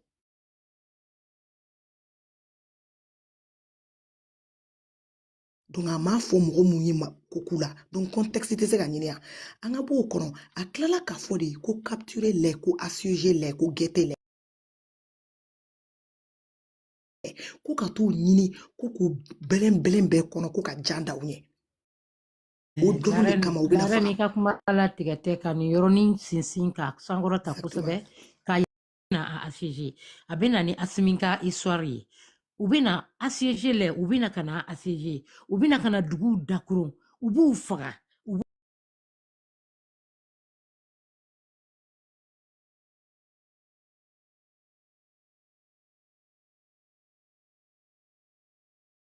capturer ubu ke joni o de be ka asiminka dugu koloka exactement ma fou tout là exactement la reine au soin des flènes donc du coup la reine anye ina fo ndebe doni do ala chukumna munu ba donc atemene ka karamo ni contexte ko de anta mais contexte jubaju karamo be amunu bo don kosobe katemal neka mais antena nyoro de ki jabe flana e munyi la reine akoko asimi donc ne nae asimi fo ya sisa karamo la reine ne nyebe muna almami bolu almami ye aka ala aye oni anga asimi de sanga nyogoma donc asimi non seulement asimi tonyena de asimi nana attaquer aka dugu koloko ina fo ya fo chukumi asimi ka dugu denw de assiégera aka mogo fagara a balmaw fagara sinju fagara aka duguma dugu de mogo wolu de be ka faga sugu jugu sugu bela jilina ka muso mkonomaw k'u da k'u kan tigɛ ka denw t'u kɔnɔ k'u kɔnɔ fara ka denw na bɔ nin bɛɛ de be kɛra ka dugu kelen jeni ka biga min n'a y'a yɛrɛ sɔrɔ diɲɛ kɔnɔ hala t'a dɔn fɛn min be k'o jeni nin bɛɛ lajɛlen kɛra den fitini fara cɛkɔrɔba kan min be se ka boli min tɛ se ka boli nin bɛɛ kɛra ninnu na karamɔgɔ Min be se ka boli min tɛ se ka boli nin bɛɛ kɛ. Asimi manifin de dɛ mais Asimi y'a to de u y'ale attaquer de Asimi y'a yɛrɛ défend. Y'a faamu a bɛ fɔ o ma ko légitime défense wa Asimi filɛ nin yɔrɔ min na la reine ala sɔminen don mɔgɔ minnu na ko a bɛ se ka kɛ k'olu sɔbɛ sen bɛ ala Asimi ma t'olu si faga la reine. Ayo makɛ an m'o mɛn. A m'olu si arme bɛ minnu bolo ni olu ye n'u donna de ale b'u sɔrɔ. Exactement ale bɛ ko k'u la wagati de mais et pourtant Asimi ye manifin sen fila bolo fila de dɛ mɔgɔ min tɔɲana o de bɛ ka dan o ye dan bila a yɛrɛ la quoi a bɛ se ka fɛn kɛ min ka jugu ni nin ye mais a ye dan bila a yɛrɛ la en tant que mɔgɔninfin mais aw ka ala in danbaga de don se bɛ a ye se bɛɛ bɛ a ye dɔnni bɛɛ bɛ a la a bɛ se ko bɛɛ lajɛlen na Asimi filɛ nin se bɛɛ tɛ a ye dɔnni bɛɛ tɛ Asimi na wa Asimi tɛ ko bɛɛ dɔn y'a faamu mankutu fɛn mɔgɔninfin sen fila bolo fila de don wa a bɛ fili y'a faamu ale tɛ danbaga ye a ma maa si da mais ale ye dan kɛ a yɛrɛ la mais aw ka ala in ale ma dan k'a yɛrɛ la alimami ale ye mɔgɔ wɛrɛw de bila olu ka taa mɔgɔ wɛrɛw faga dɔrɔn parce que ko ma yɛrɛ yiru la parce que hali n'a y'a yɛrɛ yiru la n'u kun dara fɛn dɔ la karamɔgɔ alimami an bɛ se k'a faamuya dɔɔni ko de la diminu kɔrɔ sinon hali o bɛɛ la d'accord bon n'an bɔra o yɔrɔ la karamɔgɔ alimami e bɛ se ko bɛɛ la e bɛ ko bɛɛ dɔn minnu banna e la e ma se k'i ka se utiliser k'olu la sɔn i yɛrɛ ye e ma se k'i ka dɔnniya utiliser k'olu la sɔn i yɛrɛ ye karamɔgɔ e ka hinɛ belebeleba in bɛ se k'e da bali k'a fɔ ko ka taga jan da mɔgɔw ɲɛ k'u bɛɛ dogodogoninw na k'u minɛ k'u faga e ka hinɛ ma se k'e da bali ka nin bɛɛ fɔ karamɔgɔ e bɛ se ka anw ka Asimi e bɛ se ko o ni e ka ala belebeleba in kaɲa cogo jumɛn soit ye Asimi la bonya ka dama tɛmɛ o ye anw kama ka denw anw maliyɛnw o ye anw ka kunnawolo ye o ye Asimi fa n'a ba ka kunnawolo ye soit i ka ala in i y'a lajigin fo ka duguma fo pepepewu fo ka ani mɔgɔninfin sen fila bolo fila k'a ni o kaɲa mɔgɔninfin sen fila bolo fila o ye ko dɔ dɔn ka dan kɛ a yɛrɛ la mais e ka ala a ye seba to a ye mais a ma dan kɛ a yɛrɛ la a tilala ka a ka mɔgɔninfin wɛrɛw k'olu de kɛ mɔgɔninfin wɛrɛw ni bɔbaga ye o ni bɔbaga alors que a bɛ se k'i to a ka so kɔnɔ dɔrɔn minnu banna ye k'olu la sunɔgɔ karamɔgɔ O y'a sɔrɔ saya meleke b'a bolo la reine o y'a sɔrɔ saya meleke fana b'a bolo saya meleke bɛ se ka baara meleke b'a bolo voilà o bɛ se dɔrɔn ka ni mɔgɔ kolo ni mun de nin bɔw la kana an ka kuma tigɛ fɔlɔ dɛ alimami la DS o bɛ se ka ni mɔgɔninfin ninnu ni bɛɛ tigɛ ka bɔ u la k'a sɔrɔ a ma jamakulu dɔ bila ka taa jeliba bɔ la fo voilà donc i kan to sabanan ye mun ye fɛnkɛ ye mun ye sisan nɔ la reine a y'i kan to ko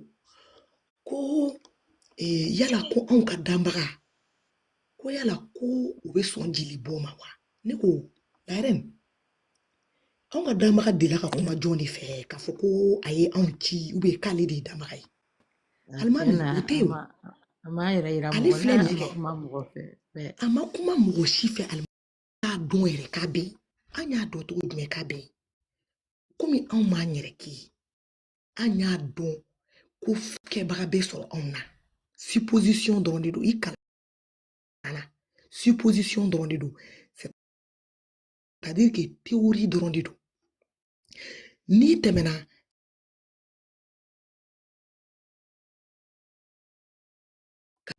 so in tigi ye baara kɛ dɛ an y'a bila o contexte de kɔnɔ ko tigi bɛ a la quoi mais a ma kuma mɔgɔ si fɛ kimiti si m'a fɔ ye ko dama ka kuma na anw fɛ a ma yɛrɛ yira maa si la i y'a faamuya donc anw ye danbaga ko kɛ théorie de kɔnɔ ka tila mais anw tɛ mɔgɔ faga ale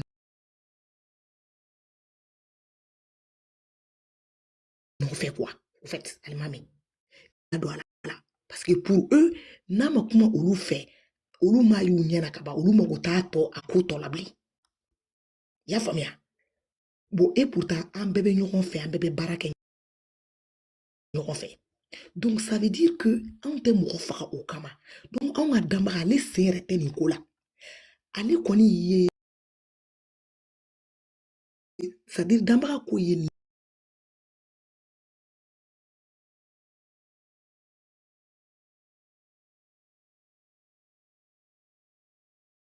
Les lois de la nature, d'abord, il y a quoi en fait.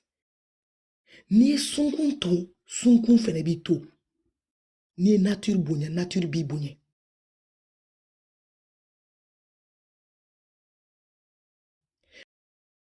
D'accord, bien parlé, ma chérie. Maniana kujugo. C'est ça, Almami est bien des fois mon bella. Il faut effouler nous. Non, ne kuma ninu famu quoi. Maintenant si c'est kamaka yere ani DS amon au be folé wa ma wore fenfe na groupe sanfe au be folé. Au si la joma ya make ma otokola tike mais comme ninu fla de beka na famu ya. Donc ole ko so nu tokola tike quoi. Amake ma to la joma ya yi. Kamaka d'abord men ko segi ni ya fo ko jonya madiri ka keya ko training simasioma training croy men di français kando ole recherche di ko recherche simase ama ko jonya kumbeya donc au 4 ntu fait ka wa page dans l'état na bibliothèque na téléphone bibliothèque kono kana nai mais comme il y a un péché là ni na la comme on appelle l'auteur me manque le nom de l'auteur me manque l'auteur sénégalais en question Atobra Bon Koundouante.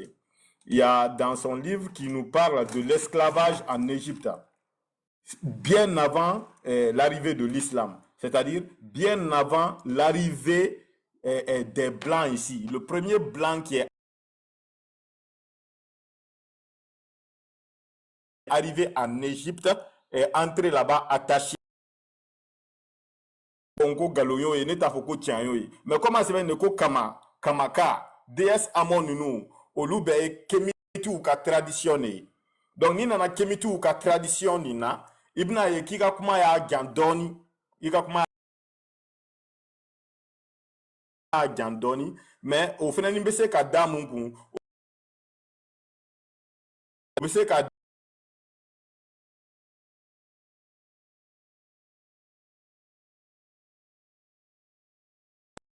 digna tableau kacha mamba ka kuma ninu made mais fika donne munu ko ka divinité qui est unique dit ka bella dembato fenkelena donc c'est ça non antara oreka antara antoro ni divinité ko kuma là donc ça veut dire que itna rebondi le fait que ni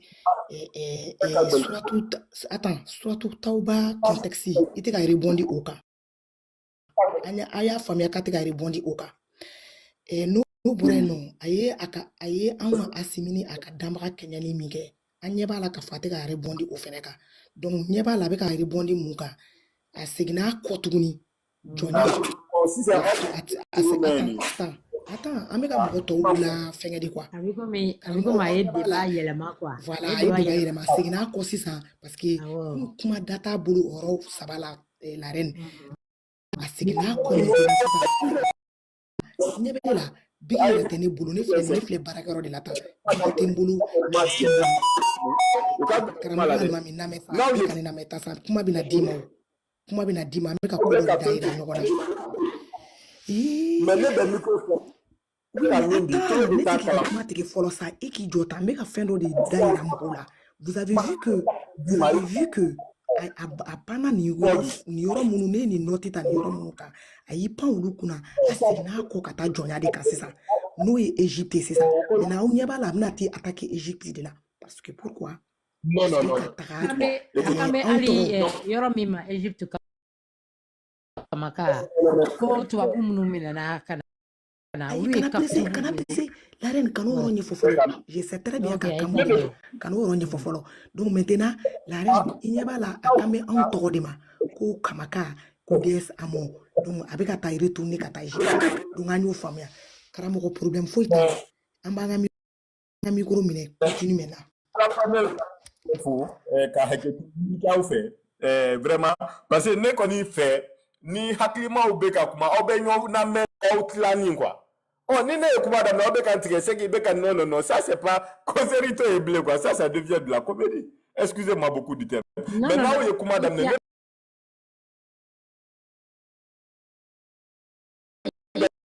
Égypte. Ça ne se comprend pas. Autumn ayemi date ke kelengeleni itubo la me folo. Katoro kita atlina di oka. E masse kata oba laban. E bolla kata do Égypte kata to organiser lemilai. Il faut na saye de yekma yele. Voilà. Tauba kono bay. Il faut rester dans les couloirs. Les couloirs. Voilà. Voilà. Il faut faire corriger. Ne ma boli. C'est que aw ye kuma min damne aw kuma na aw ka da. Karamɔgɔ alimami. Karamɔgɔ alimami.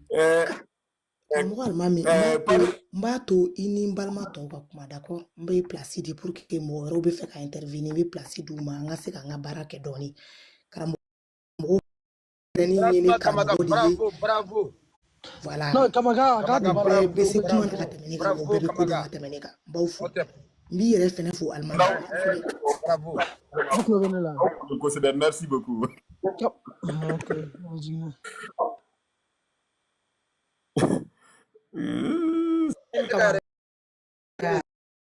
Ouais, te queda café. Wa. La reina ya kala so. Asomadala ka inspiration ka green. Abila mama ide.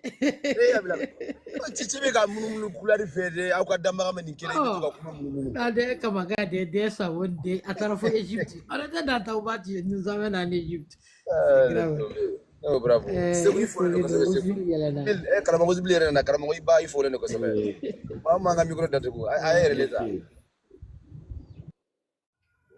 Sena ko ni.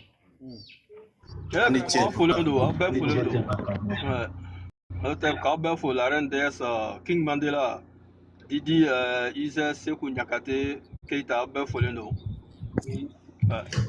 Ka ba fo ka bulu krota. Ba surtout net me ka rebondi kramote ka côté ndeka ko Diadi Soube en fait pourquoi on Katanba teta kabambo ambula en fait faut Mali armé. Voilà, faut pas qu'il oublie que Mali armé c'est laïque, c'est pas islamique déjà. Voilà, laïque ou de 100 ans que kémite laïque, weta kata jamana bobula en fait.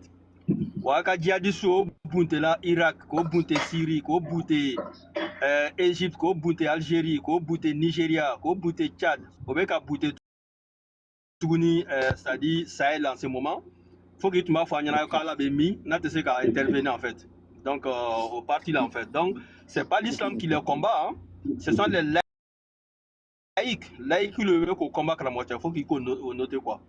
Il faut le même micro maintenant pour d'autres interventions. Ne bɛ se ka dɔɔni fɔ ne bɛ se ka dɔɔni fɔ O tɛp ese mana dɔw sɔrɔ yan n terikɛ e jiginna ka yɛlɛ ka jigin ka yɛlɛ Didi tu veux parler? Oui, bah, moi je suis au Burkina, nous aussi on fait le même combat. Mais je ne comprends pas Bambara là quoi. Mais quand j'ai vu votre live là,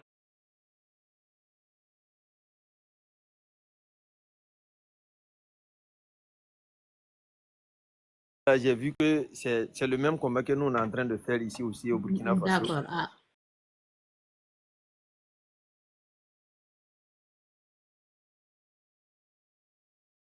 Voilà. Ok, tu vas nous attendre un moment. Il y en a qui sont déjà là avant que vous ne montiez. Ok, ça marche. Bon, après, on va vous adresser la parole. Si vous n'y ratez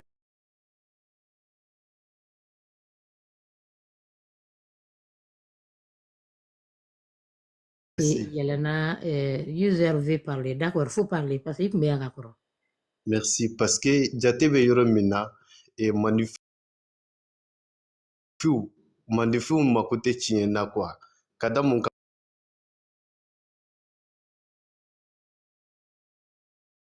fara bɔra la fara ɲaami ka bɔ fara la ka tila ka den wolo mais o n'a ta bɛ ko ngalon de don u taara ka ɲaami tigɛ ka a fasaw bɛɛ tigɛ o yɔrɔ bɛɛ a y'a ka denbayaw fara ɲɔgɔn kan kan ka bɔ ko n bɛ tile 3 de d'aw ma o kɔni sogokan tɛ wa ngalon tɛ aw bɛ halaki tile 3 in na o kɔfɛ mɛlɛkɛ nana pɛrɛ a bɛɛ la a bɛ dusukun tigɛra kɔnɔ a bɛɛ sara i y'a faamu hali sisan u n'o bɛ yen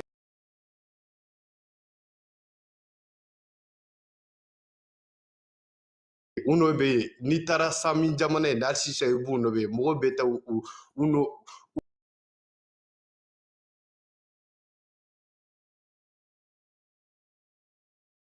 u sigi yoro koro la ku baro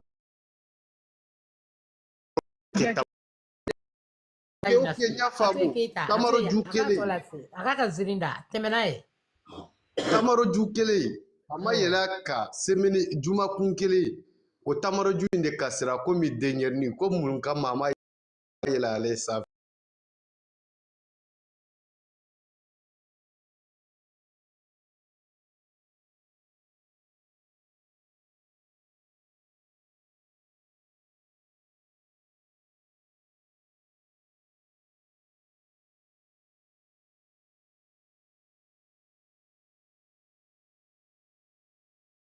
de ne korote de donc haramadenw tɛ tiɲɛ fɛ u ma ko tɛ tiɲɛ na o bɛ denmisɛnniya la o bɛ mɔgɔkɔrɔbaya la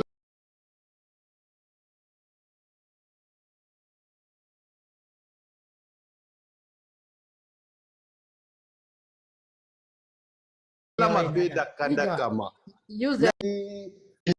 minɛ komi zirinda kuma te kuma nafama de bala ni te so yere kuma ye nafama de ni be fɛn fɛnɛ fɔ bi an bɛ tile min na bi photo bala video bɛ kɛ téléphone bɛ bɛɛ bolo bɛɛ b'a yɔrɔ dɔn i ko Madina ni y'a sɔrɔ tamaro in bi ka kasi mɔgɔw b'a photo ta sasa ka ci anw ma ne de lamɛn matilanga kuma la wa e b'a la ka ne ka kuma tigɛ ne man ka kuma bɛ fɔ ka wala wala ye e bɛ ne ka kuma ai ba fɔlɔ d'accord tɛmɛna to ye ala kira be global a bora misiri de la kana bolo ke tamaro jula ka josi kaka mako komi denyerni wallahi billahi be denyerni nege kaka mako aga sibla koyami akira tende donc o make komi sukola o kira mandifu nye de la mandifu yaye mais oui mais kramota aketo Mandela est-ce que Mandela sur le quoi ni mi fois bien année à passager il ka mu raconter ka nyome courrier nyome wolo ani tamaro bien na adisa ou bien akurana on te anka ça dit moyen âge comment faut quoi il faut l'endo non kana papa ça il fla mu fois bien na no dalu faut karamo nani nyome courrier nyome wolo c'est kana no kurana verser ema kurane la mia il faut l'endo ema kurane la bien na dalu dima Bena dalulu dima, ok? Dalu folo ibeta e suratul Shams ibeta Qur'ane kono ko suratul Shams wa shamsu wa duha ibeta kono ya famwa wa samuda allazi najabu shukra ibeta suratul ouais suratul Shams kono karamocha o 70 yemi foko courrier nyome wolote de non la mesa Ukai histoire bala me abe la ibeta suratul shuara la abakono suratul shuara ite se ka galontiya ate suratul shuara la fana mbemi fi ko kuriye nyombe wolo mbemi finyana Qur'ane la meka la di ko sobe nete galon ambe ko ni dalule ya sa ibe verset di ibe sura di ibe verset di ama karan c'est tout au moins demain ama faut que yere kaka surat combien surat combien voilà ay sura yere kala والشمس وضحاها والقمر إذا تلاها والنهار إذا جلاها والليل إذا يغشى والسماء وما بناها والأرض وما طواها والنفس وما سواها فألهمها فجورها والتقوى إذ انبعث أشقاها فقال لهم رسول الله ناقة الله وسقياها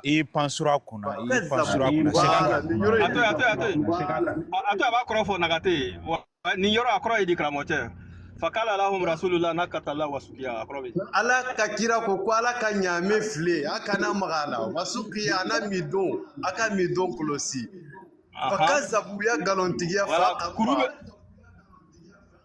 kuma très bien kuru ye nyome wolo yoro jmaya aisa wala Qur'ane fle ni be Qur'ane yoro do de be Qur'ane yoro do tafsir ya fam si ça okay kuruta robo ame kuruta robo ibeta suratul shuara kunonta versi konido a versi cherere na aboni non ni temin don ko no fo ya quoi on fait un document de bien ni min de bolo ame pas cinco ko ate nta verse do ani makala nta do eska kelen de do mbe yoro minna nte se ka foko kala bo ka yirila nte galon tige mais il est donné krasi sa o il est donné krasi sa o mine ko kurani soro ka te nyugonye do be bagara fle bagara beta voilà bon on fait ya nyo de funyana mene nimi ok nimi ti kuna ebe tema kan quoi mo ka sha comme ça avec moi la tourner il faut la mesa kurani soro fle baro do i ka micro mne ka bo isa abe ka fie kiga nana asura ite kana na asura ko ko atibula na no ne ma fa tembolore ne ko kata suratul suara de kono akon kana ni verset mais merci mais à verset ne te se ka fo yoro ni kele ka fo ko ma verset da parce que pour année ne bolo ya ne bolo ya Peda inite mogo kimya fila de mogo kimya fani isabale la menna atoko uzer ina na café no de défend itumanga kule nyama wole ka préparer kana quoi parce que ya nafa de ka bon quoi ante ya azartima quoi mais mi bonya quoi ntiki doya de mais pour ergil de ko la quoi comme per là ini ka kitabu avec na kutuba kana itunga kutuba labe de kana ya famu bon ni mal labe kana ijo ambe segu blabe folike donc ambe kuma mununu quoi parce que ite kay situé débat quoi voilà sur le bien ni biga perbu labe aya usora donc ibe na amba décortiquer amba kuma baro que ñoo fait voilà et buma fana be jama kacha quoi kamaka so wiga micro bla ikika folike mama tu ibe seki ka micro mina wa alama okay alama seki ka micro mina merci hotep kana kanga erenu ku bulo korota aye ma bo yokoi ka fo dante foli mina kanu che ayeroye kanu che akwa den la mo ko nyumanya la foli ba yo kosobe de foli no kosobe kaka uro fana fo uni chesiri kelei atebla de kelen tebla kelei abeke kan no bo kosobe frafun ka do ka foko kamitu la nyini kilim po de bubulo oyeko golofun ka nyogon kanu golofun ka ken nyogon fe kalabanti minu ni ziru nana kanu ubla an golofun don kungulo la nambe kamba nyogona de nambe ka nyogon juga de kamitu ka la nyino de an ga ken nyogon ka ka sira kelen ta na sira kelen ta tuma de la abese nyogon fe kwa mais sira nun chaira kamitu be fe anga ni sira nun bebla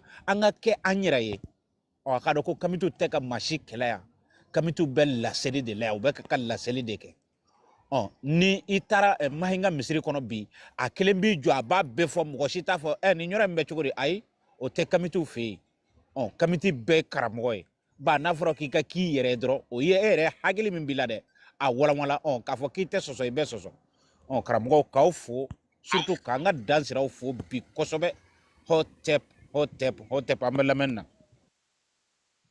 hotep karamogo kuma nyana kujugu Keita kuma do bi fe ka fo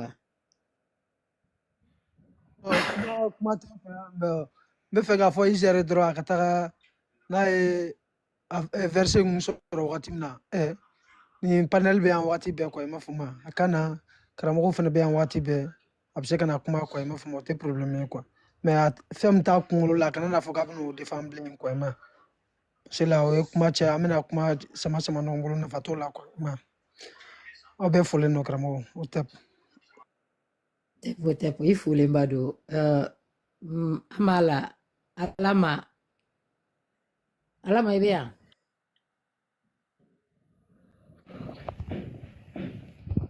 kamaka ifule ifule no alama wala ne tumba fe ka nyini kale do le kesila maila nya be fula ifule mbado nyini ngalike user bea abijabi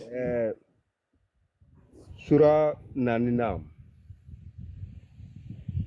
afolembe wo sura bisi anifla kuna tun ka soro ko kurana ni flen ko afrani ala sina dolila kitre ni fonyon ko siama ya kono ando ya ma fle fonyon ko ka sia bala kono mbese ka fonyon ko do nyafo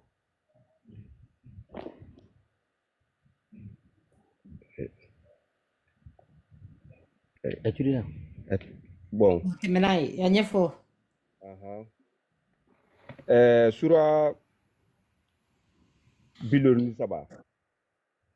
Ko lolo foda. Afoni ko kila te kuma la kun fɛ. Sura gbɛrɛ fana bɛ yen. A jalakini ye fana k'a ye kuma dɔ fɔ a kun fɛ k'o ma fɔ a ɲɛ. Donc o fila bɛɛ ɲɔgɔn sɔsɔ la ɲɛ ma ne y'a fɛ ka olu ɲininkali kɛ. A don ko le k'a tɛ kuma la kun fɛ a b'a jalaki fana k'a bɛna kuma kun fɛ. Ok. User i bɛ yan. Tamaroju. n bɛ yan n b'a jaabi. Merci. I ka nin yɔrɔnin walawala a bɛ se ka faamuyali k'a la cogo min na. I b'a dɔn nin de ka di ne yɛrɛ fo ka faga diɲɛ fɛn fɛn bonya ni karama de ka ɲi a la mɔgɔninfin i tɛ min don i ka ɲininkali kɛ u b'a walawala. Commentaire ka ɲi sa a jaabi. Non commentaire tɛ ale bɛ kuma suratul najimi de kan ko alakira tɛ kuma kun fɛ a tɛ kuma kun fɛ tiɲɛ de don wallahi tan de don a kan bɛ min ma ko a tɛ kuma k'a yɛrɛ sɔsɔ mun kama a tilala k'a yɛrɛ sɔrɔsɔ a kan bɛ suratul abasa de ma fiɲɛtɔ dɔ de nana fiɲɛtɔ in nalen o y'a sɔrɔ kafiriw dɔ de tun bɛ yen ko ka kuranɛ ɲɛf'u ɲɛna ko kuranɛ ye mun ye a b'a la k'u waju bon fiɲɛtɔ in nalen ko ne kana fɛn na fɛn min jiginna i kan n'o ye kuranɛ ye bon fiɲɛtɔ in ɲɛ t'u la fantan ninnu mana dɔrɔn olu bɛ giri ka taa de ko parce que olu ni fantan tɛ sigi ɲɔgɔn kan olu ye mɔgɔba ye donc ale y'a ɲɛ ci ka bɔ fiɲɛtɔ in de ma pour que a ka sigi ani mɔgɔ ninnu ka kuma mais n'i ye fiɲɛtɔ ni ɲɛ t'u la jeleki t'a la parce que a ɲɛ t'u la bon alakira ma sɔn ka kuma ale fɛ ni minnu bɛ kuma la a continuera ka kuma olu fɛ parce que n'a m'o kɛ dɔrɔn u bɛ giri ka taa donc o kɛlen ala fana ye sora de jigi ko mun kama diɲɛ maaba ye diɲɛ maaba de ale ka sira t'o la lahara maaba de ye lahara maaba ye i ɲɛ b'a la ko fantan de don o n'a ta bɛɛ a bɛ boli ka na ka ala ɲaɲini ka boli ka ala jɛ ɲini mun kama e b'i ɲɛ ci ka bɔ o la ko e bɛ kafiri waju hali n'a ma waju o y'a kungo de a mun bɛ s'i ma donc suratul abasa do do sa ne b'a dɔn suratul abasa do n bɛna aya ninnu fɔ n bɛna bɛɛ fɔ in huwa illa wahiyuha allamahu shadidul quwa zi quwwatin min rabbih sabali sa suratul najmi do ani suratul abasa wa tawalla an ja'uli ama wa man yadruka la'allahu yazakka aw yazakkaru fatanfa'u zikra sura ninnu bɛɛ dolen de don quoi ɲɔgɔn t'u bɛɛ la famina mais fɛn min don aw tɛ ka ɲɔgɔn faamuya sisan nɔ ala ma e k'i ka sura e kan bɛ sura min ma o numéro ye jumɛn ye sura ti combien de 66 sura tu 60 66 oh 66 suratul najmi ani 66 ani doni lolo fɔra yɔrɔ min na do suratul najmi o do 66 verset combien ba kɔnɔ y'a filɛ surat 66 ayi ba kɔnɔ y'a bɔ tapoter aya goshi aya écran goshi aya goshi tapoter s'il vous plaît les kémites les musulmans tapoter Amadou Kone aya tapoter Vicky Traoré tapoter merci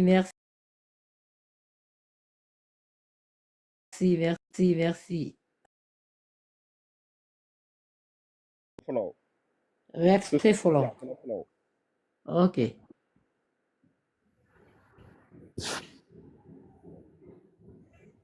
Voilà, ô prophète, pourquoi en cherchant l'agrément de tes femmes, t'interdises-tu ce que Dieu t'a rendu licite? Non, c'est Surah 53. La reine, c'est Surah 53, verset 3. Ah, 53. D'accord. C'est pas 66.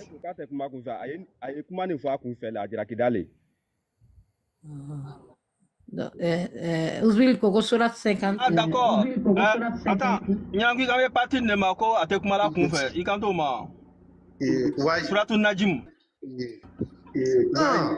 Najim 53, le verset 3.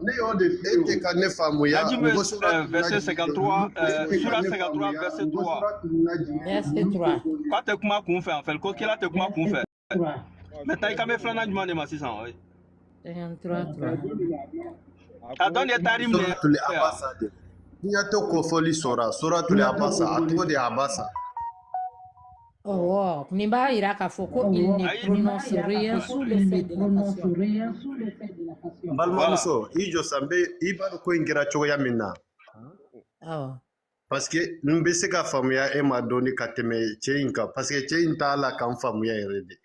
Ne kode. Non, il doit maka sura fla comparé follow. Et qui kala selta maka sura fla comparé follow. Sura fla na jumane klamoteur. E kame suratul najmi de makate kame suratul najmi. Agno yo. C'est ça, voilà. Non, mais il y a un deuxième qui contredit. Voilà, Flana doit contredire. Ça s'appelle suratul abasa. Aflana est mouillé. Suratul abasa. Tu as abasa te sura esa. Sura te quoi abasa. Alama, il faut sura Flana fo. User calme. Ya fama ito mba tro mba ni murofo. Kumabla. Non, pardon, c'est 66 verset 1. Ouais. Comment? Non, ce n'est pas ça. Soso, écoutez. Suratul Abasa. La reine Yafamou, c'est-à-dire quand Surah 53 verset, Surah 53 verset 3, nous faut la najim na kwate kuma fa kunfe. Ole bena kana 66 verset 1 soso. Comme vous avez ko haramia yere kan ala mina taraye. Voilà, on comprend maintenant. Ok, femme. Ouais, dans le voilà, 66 verset 1 contredit 53 verset 3. Suratul Taqir. Video ça. Il est en côté de quoi? Surat 66. Voilà, ni te fɛn min don ɲininkali ko u b'a kun fi ɲɛna jiginna kun min kan u b'o fi ye o ye fɛn min ye e kana presse an bɛna a lajɛ sisan a ka muso ala kira ka muso i kalme ban voilà pourquoi en cherchant l'agrément de tes femmes t'interdis-tu ce que Dieu t'a rendu licite? Et Dieu est pardonneur très miséricordieux. Et maintenant, voilà. Pourquoi, en cherchant l'agrément de tes femmes, qui be ira balifena, ala ye femi dagaye. Ni kuma kora di Uzbil Kramo. Ouais, donc, Kramotia Akma Mouira, il a raison. Ça dit, ala ye fin de le dagaye, ale nana kana. Ou interdit à Yerema en fait. Ana Mousso Tchema Kodo le Tuno en fait. A me fait qu'à cause de légitimer Katabon, Naka Jomusoye. A tué la hérite à Aïchani, Moussodon Nyako, Atena au Katuguni, au lui Amnami une fois. Donc, maintenant pour légitimer, personne n'en a voulu la sisa. Comme vous avez fait interdit Yereka, ala est mis en fait. Voilà, il dit Mousso Kadjienta. Voilà, il veut dire Moussouka choyé, c'est-à-dire qu'Allah t'a contredit quoi. Tabtari mardato azwajika wallahu ghafurun rahim. Wa ala yafa masa hina masa. Donc le tala ça qu'a légitimé quoi là il a ordonné quoi. Donc tu es là il de louma, il ne pourra pas respecter ça la bonne ka jomso quoi. Il dit là où le coson. Donc comme tu avais fait comme il faut, ni me donne contredit quoi ma yanti quoi ni hawa te kuma foi fa qu'on fait. Et pourtant n'a pas fait qu'on fait pour qu'il y ait interdit qu'à soit ordre de madame quoi. La désamone, il faut faire de bé ni aye ya sababu nuzilo dola sira kitabula ko akamuzo mandi de bé ole ale di ka ça fait quoi di aka be di mimi quoi OK créa aye di bale aye kan quoi ala ko kika na kete ça ika muso la ni kama ibe di fe haram yire kala munde gaye donc c'est comme ça on a quoi ani uzbal time Ok. Donc, a te fɛn fɔ k'a sɔrɔ Ala ma min fɔ a ye. Wa ninnu yɔrɔw la a yɛrɛ ye fɔli kɛ k'a sɔrɔ Ala ma fɔli k'a ye. Kuma in b'o de ɲini kɛ. Wale. Awɔ, donc k'i ka ɲɛfɔli ko de kan. Mun de y'o kɛ?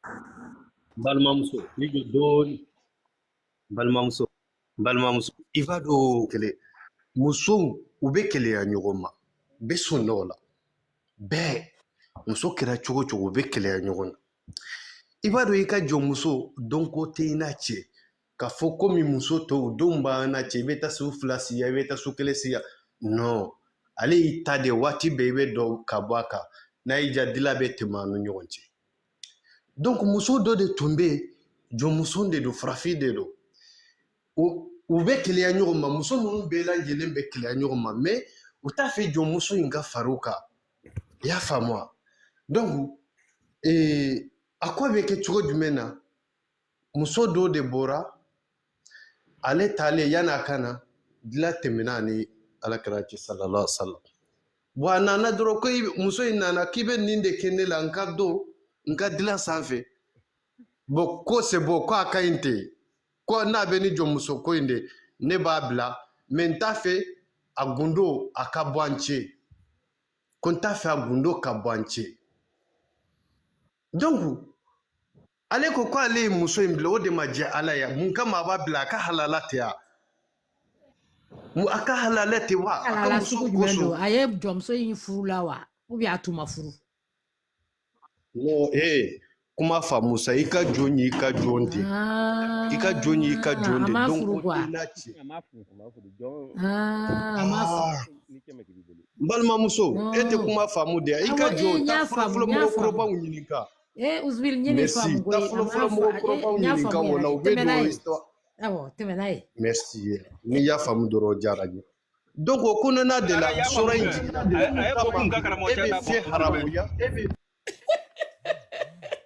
lamɛn sa ko mun kama e bɛ fɛn haramuya i yɛrɛ kan ala ye fɛn min daga i ye mun kama i b'o kɛ a haramu bɛ ala de bolo haramu tɛ hadamaden si bolo i y'a faamu donc o kɔnɔna la dɔrɔn muso in de bɔra ka gundo in boroto muso in ye gundo in boroto yɔrɔ min na o yɔrɔ bɛ meleke jibilila jiginna ni wawu ye ka jigin a kan komi i filɛ ka gundo min gundo i ni muso cɛ a filɛ ka gundo in boroto a taara fa Aisha ye donc o kɛlen dɔrɔn ala kira ye muso in wele ko mun kama ne ye gundo ne ko n bɛna jɔ muso in bila nka gundo kana bɔ an ni ɲɔgɔn cɛ mun kama e taara gundo in fɔ ko jɔn y'o fɔ e ye ko e m'a fɔ ten e m'a fɔ ten wa a ma sɔn ka kuma in bɛ to walawala ye ka maloya parce que olu tɛ mɔgɔninfin lebuli fɛ quoi o yɔrɔ bɛɛ de muso in yɛrɛ y'a dɔn k'a ye kojugu kɛ o la i y'a faamu ko n ko a bɛ tɛmɛ n b'a f'i ɲɛna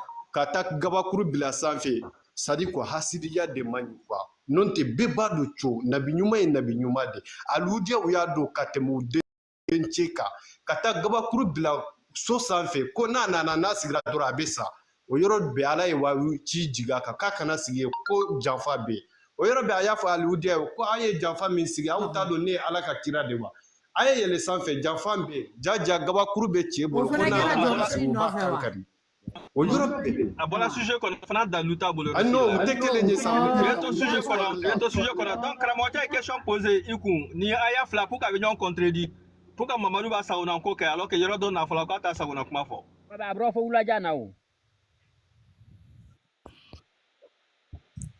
o ye yɔrɔ jumɛn ye o ye question jumɛn ye a fɔ k'i k'a tɛ foyi fɔla a kun fɛ ko fo ni mɛn fɔra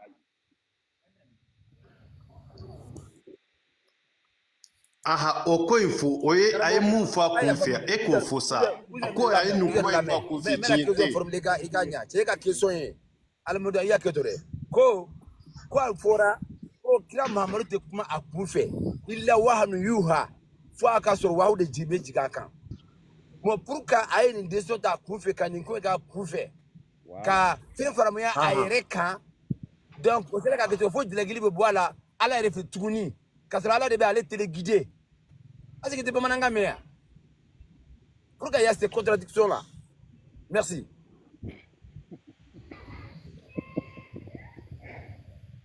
Ateka seka ni yɔrɔ ninnu jaabi an ka kuma di sahaba ma o k'a ka foli kɛ après an n'a bɛ tila ka segin ko in kan ja gundo bɛ yen ala yɛrɛ sɔnna ka jɔnmuso di mamadu ma i ka micro minɛ pour le moment i jɔ dɔɔni i jɔ dɔɔni tɛ i jɔ sahaba bɛ a b'a ka foli kɛ yanni i ka tila i ka jateminɛ kɛ fɔlɔ sahaba i foli don silamɛ ninnu bɛ panel kɛ an b'a f'u ma ko assalamu alaikum o ɲana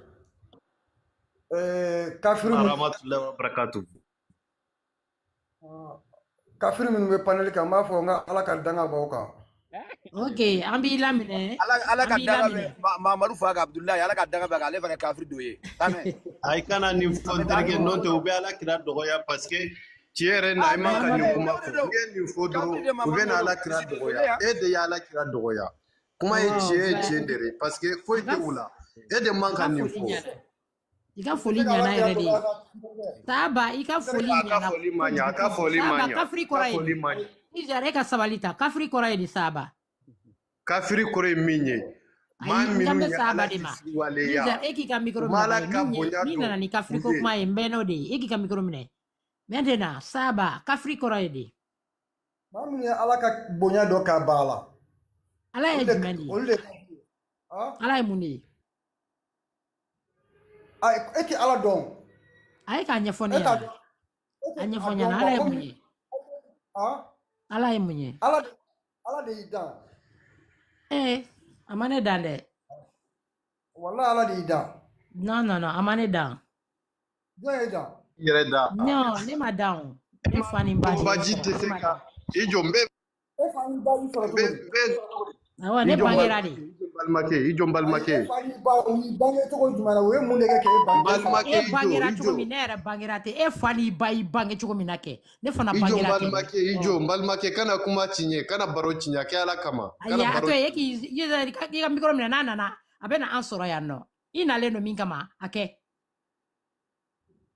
ni se k'i ka ala ɲɛfɔ f'i bɛ nɛni i ka nɛni kɛ arabujɔ a ye woya ka kuma la déjà e y'a ɲininka ko kafiri kɔrɔ ye di a ko maa min ye ala ka bonya dɔn ka ba la maintenant i y'a ɲininka ko ala ye jumɛn de a ko e t'a la dɔn bon an m'a ka bonya dɔn e yɛrɛ y'a dɔn ko an m'a dɔn i b'a fɔ tuguni ko maa min y'a ka bonya dɔn ka sɔrɔ ka ba la maintenant dɔ fana b'a dɔn balimamuso denmisɛnniya kan quoi ni kan da ka micro minɛ i ka micro minɛ awɔ sabali bolo da i dusu la awɔ sabali bolo da i dusu la ni kan tɛ dɔn da i bɛ se k'a ka temps de parole di mɔgɔ wɛrɛ ma quoi to tane Uzbil Izer an bɛ k'i bonya quoi depuis i nana mɔgɔ si b'i dɔgɔya quoi bonya de bɛ ka k'i fɛ mɔgɔw bɛ k'i bonya wa i fana ka bonya kɛ quoi n'a fɔra k'i ka micro minɛ i ka micro minɛ sinon an b'i lajigin yan i m'a fɔ ma an tɛ y'i kama dɛ i y'a mɛn i ka micro minɛ na kuma dir'i ma wagati min na i b'i ka micro yɛlɛ an tɛ bonyabaliya la dɛ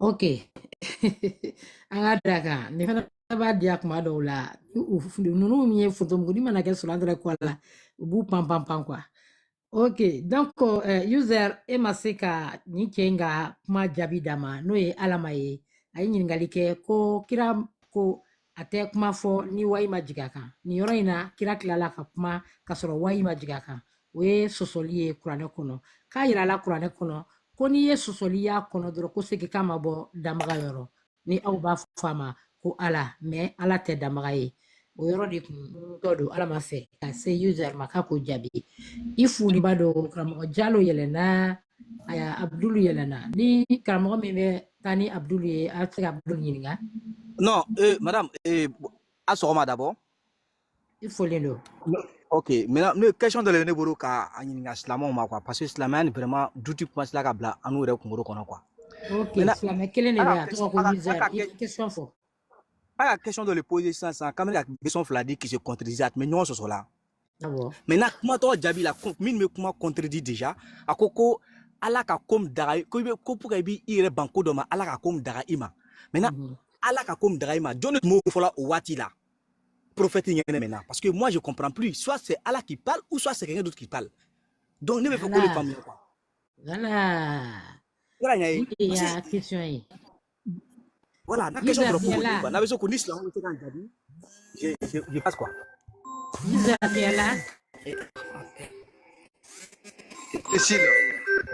Yo fana mewa. Bon, mbena jabi Johnny parce que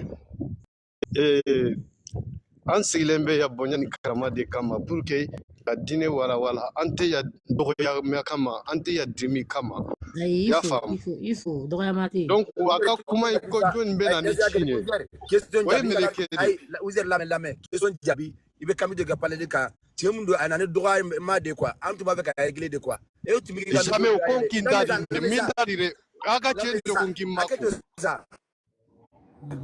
e tun b'a ka question jaabi an ye bonya i bɛ yan de kama i ka question jaabi quoi an man ka mɔgɔw ninnu don quoi question fo e ma dɔgɔya kɛ a sɛgɛn aw ni e kɛlɛ la parce que kuma sɔgɔ ɲana voilà on sait notre affaire hari ni man dɛmɛ ta ni question jaabi fɔlɔ merci o ye question jumɛn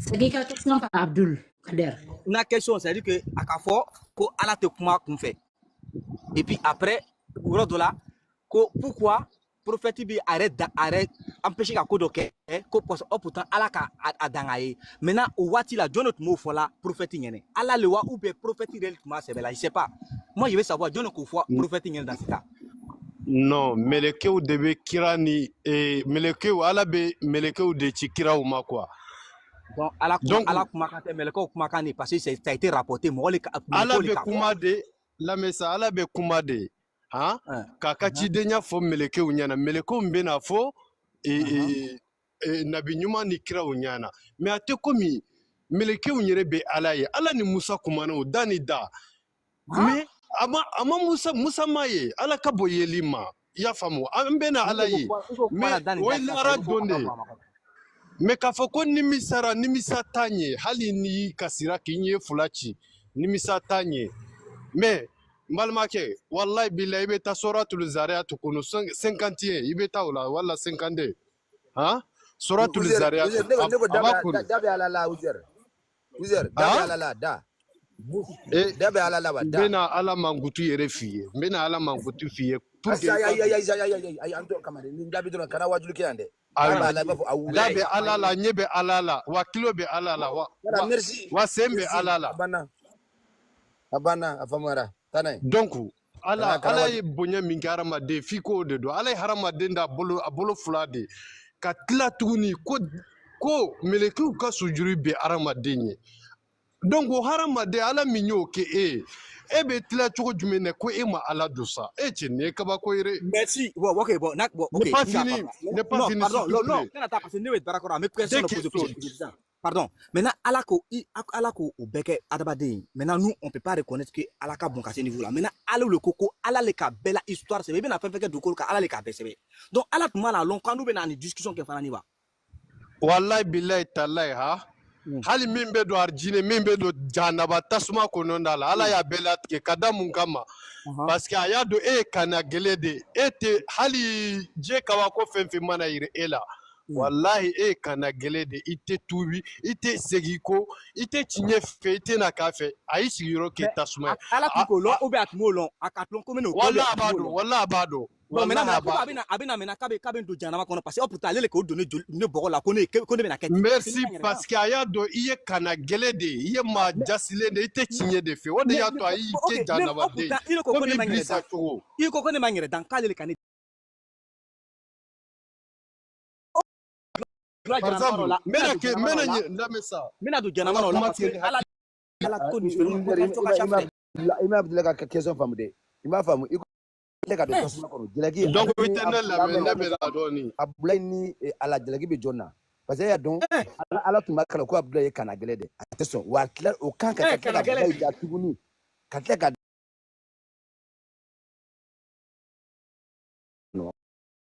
jaabi dɔrɔn an bɛ Jallo bɛ yan a bɛ ne don baro la o pourtant ma foyi yɛrɛ k'a la n jaabi o la a kala wula malo bɛ a ka mun de kɛ o la parce que je comprends plus là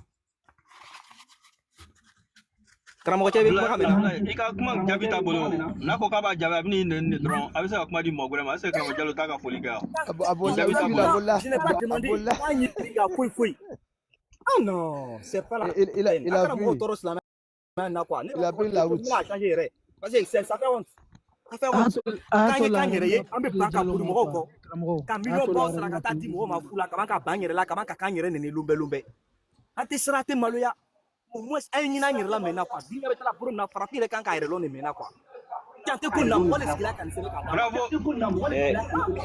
Bravo Abdul Kader. À toi là, c'est temps de changer. Abdul Kader, crois le coup, aller à la cajon maintenant.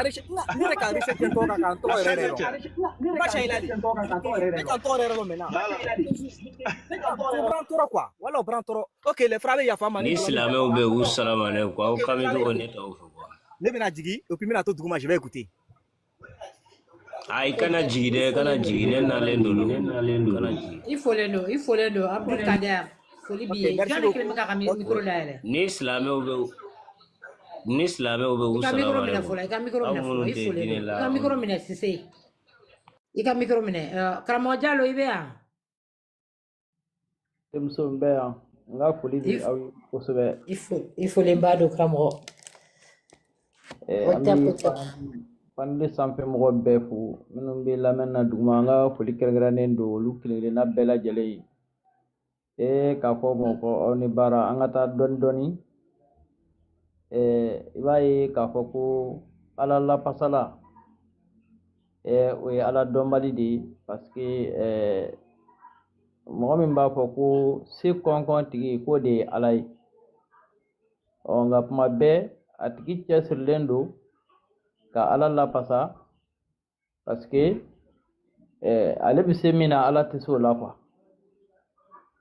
kabakoba donc n ka foli bɛ aw ye komi dɔ bɛ kɛnɛ kan yan kaban u mago bɛ nɛni de la mais ni ɲininkara dalilu la dalilu tɛ yen dalilu jaabi ye nɛni de ye o ye dɔnni de dɔgɔya ye quoi o ye hakili ka dɛsɛ dan de ye quoi sinon an kan tɛ ɲɔgɔn ma an kan bɛ fɛn kelen de ma wa an kan bɛ fɛn min ma aw yɛrɛ de y'a fɔ ko forobafɛn don mɔgɔ kelen ta tɛ ni mɔgɔ kelen ta tɛ an dun bɛɛ lajɛlen ni an hakili de sɔrɔla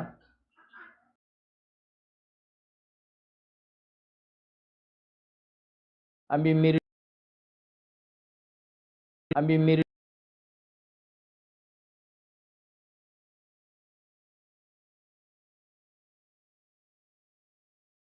b'o lafasa i n'a fɔ an balimakɛ ko ko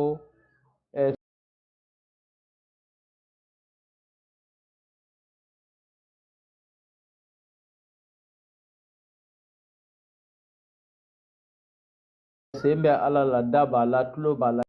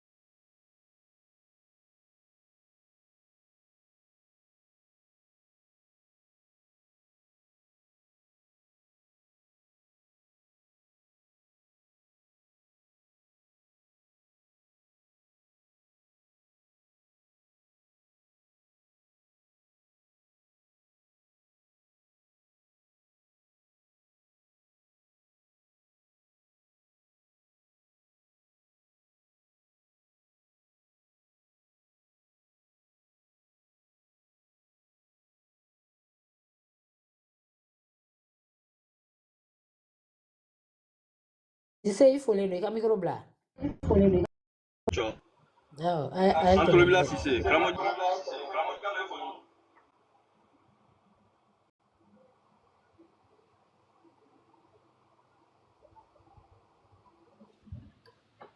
Sise tu es là?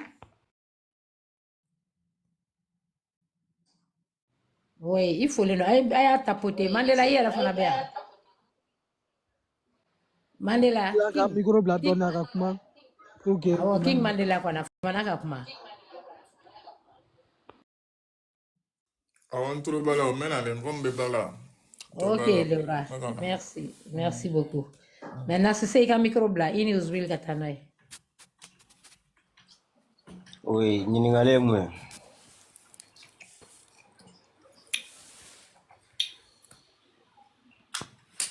Ah, comment si c'est une question posée? D'accord.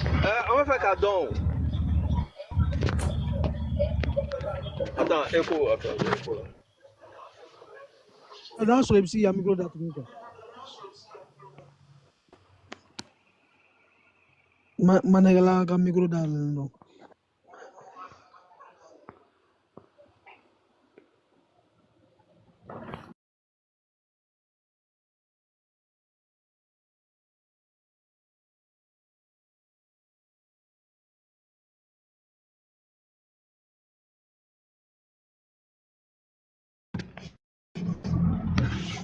Il faut le donner. Est-ce que cela m'a emballé? Est-ce que ce sera comme un emballé au Berne de Wati Doula?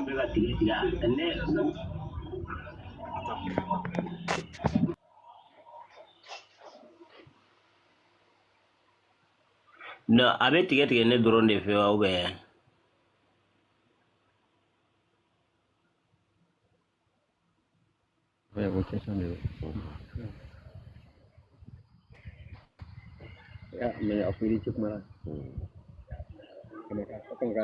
Oui, il y a question posée avec comme à c'est ça. Ah oui, mangantigi dola le gono majane. Voilà.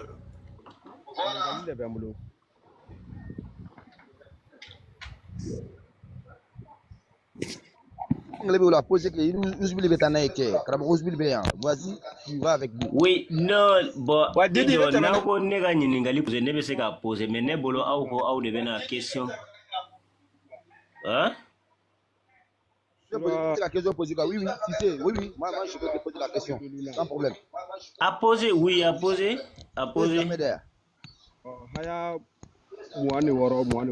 Il va faire 100%. Ok, il faut le nom. D'accord. C'est il faut que Agnès ko il va rester dira la crama to mina quoi. Donc il va faire la vie du dama comme Moussa ko va kata la dira ka do voilà quoi. Donc il confirmer c'est la meilleure cadeau faut qu'on en a quoi. C'est la meilleure cadeau pour la non. Vous oubliez quand micro d'aller non carrément OK. Il fait tout, il fait les courses, il fait elle ne fait rien. Si c'est bien. Pour moi. Neplo bilo ibe kuma ke. Ngwe o kuna foni sabati islamia ka do fo ko ne wa. Iba fo awo, ube fo ayi. Ina fo ebe ka min fo folo ai ebe ka kuma munu fo sisa ube kitabu jumen gono islamia la. Ati hadise kona, ube dalente hadise la de. Ne nyininga de ngabe kitabu jumen de kono. Ngwa ti dalente hadise la de wa. Abe hadisa kitabu jumen kono kitabu de fourier to de fourier ba fo abe hadisa ni hadisa kitabu la avana abe arte kitabu bela ibe ta muslim la ibe ta bukhari la ba kono comme tu veux muslim OK muslim ube bukhari la numéro fo ayi ne ko wada ko ngoni o kibara sabati ba sali dira kama chugumina ni o kibara sabati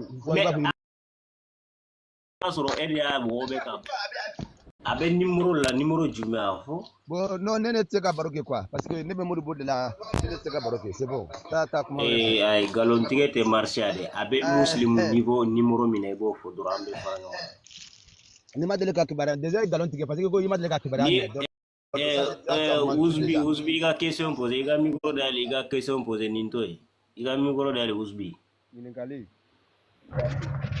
Reto bunya kono quoi monsieur Cissé avec non bunyana ya kamade quoi ya ntara bulaya en fait bon ni trobe nanga question ya lujman ne be bolo ko slamaya mi ma bolo ni ça dit voilà ko slamaya min dila Mamadou Mako de be ni en fait ya lujman bi bolo kana so la ko Mamadou Mako na de be ni bon pour que ouais il la question posée là ça évite de venir là. Bon, pour que Kanoya bolo le mot islam avait faux ah non faut faire attention Sabali Sangache, et de Seraga numéro 10, Sabali Alakama. Non mais oh, Kramoja, il y a Mani Bounia et Yafunya, quand un polia quand faut y avoir Mani Bounia, d'accord?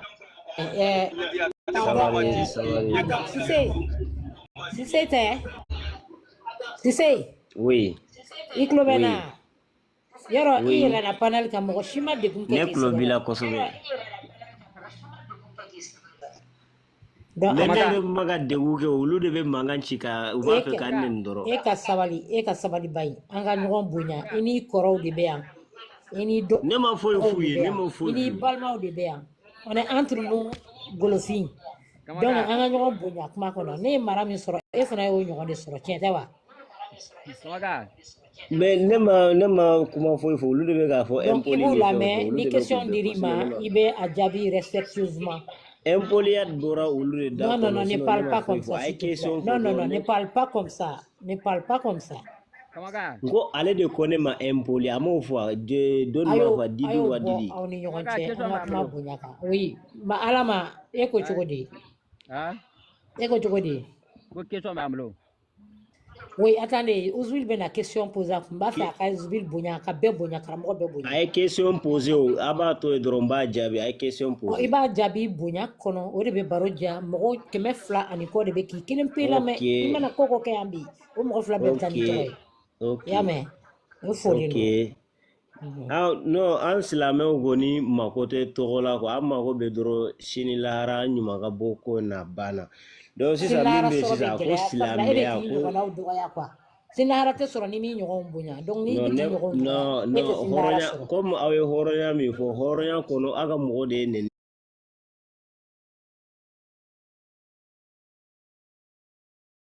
si ça makono Ouzville ka question jabi pan africain yelama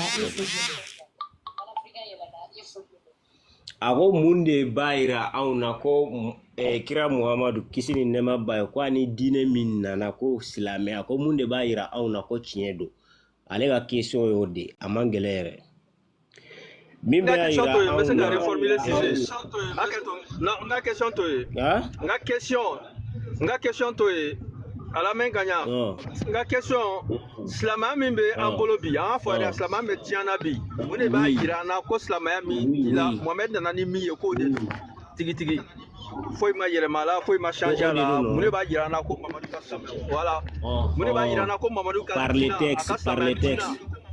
par les textes OK donc merci. D'accord. Alors, donc, pour qu'un mot don à travers les textes, j'ai compris. Pour qu'un mot don par les textes, à mettre Slamaya à Josen Dourou.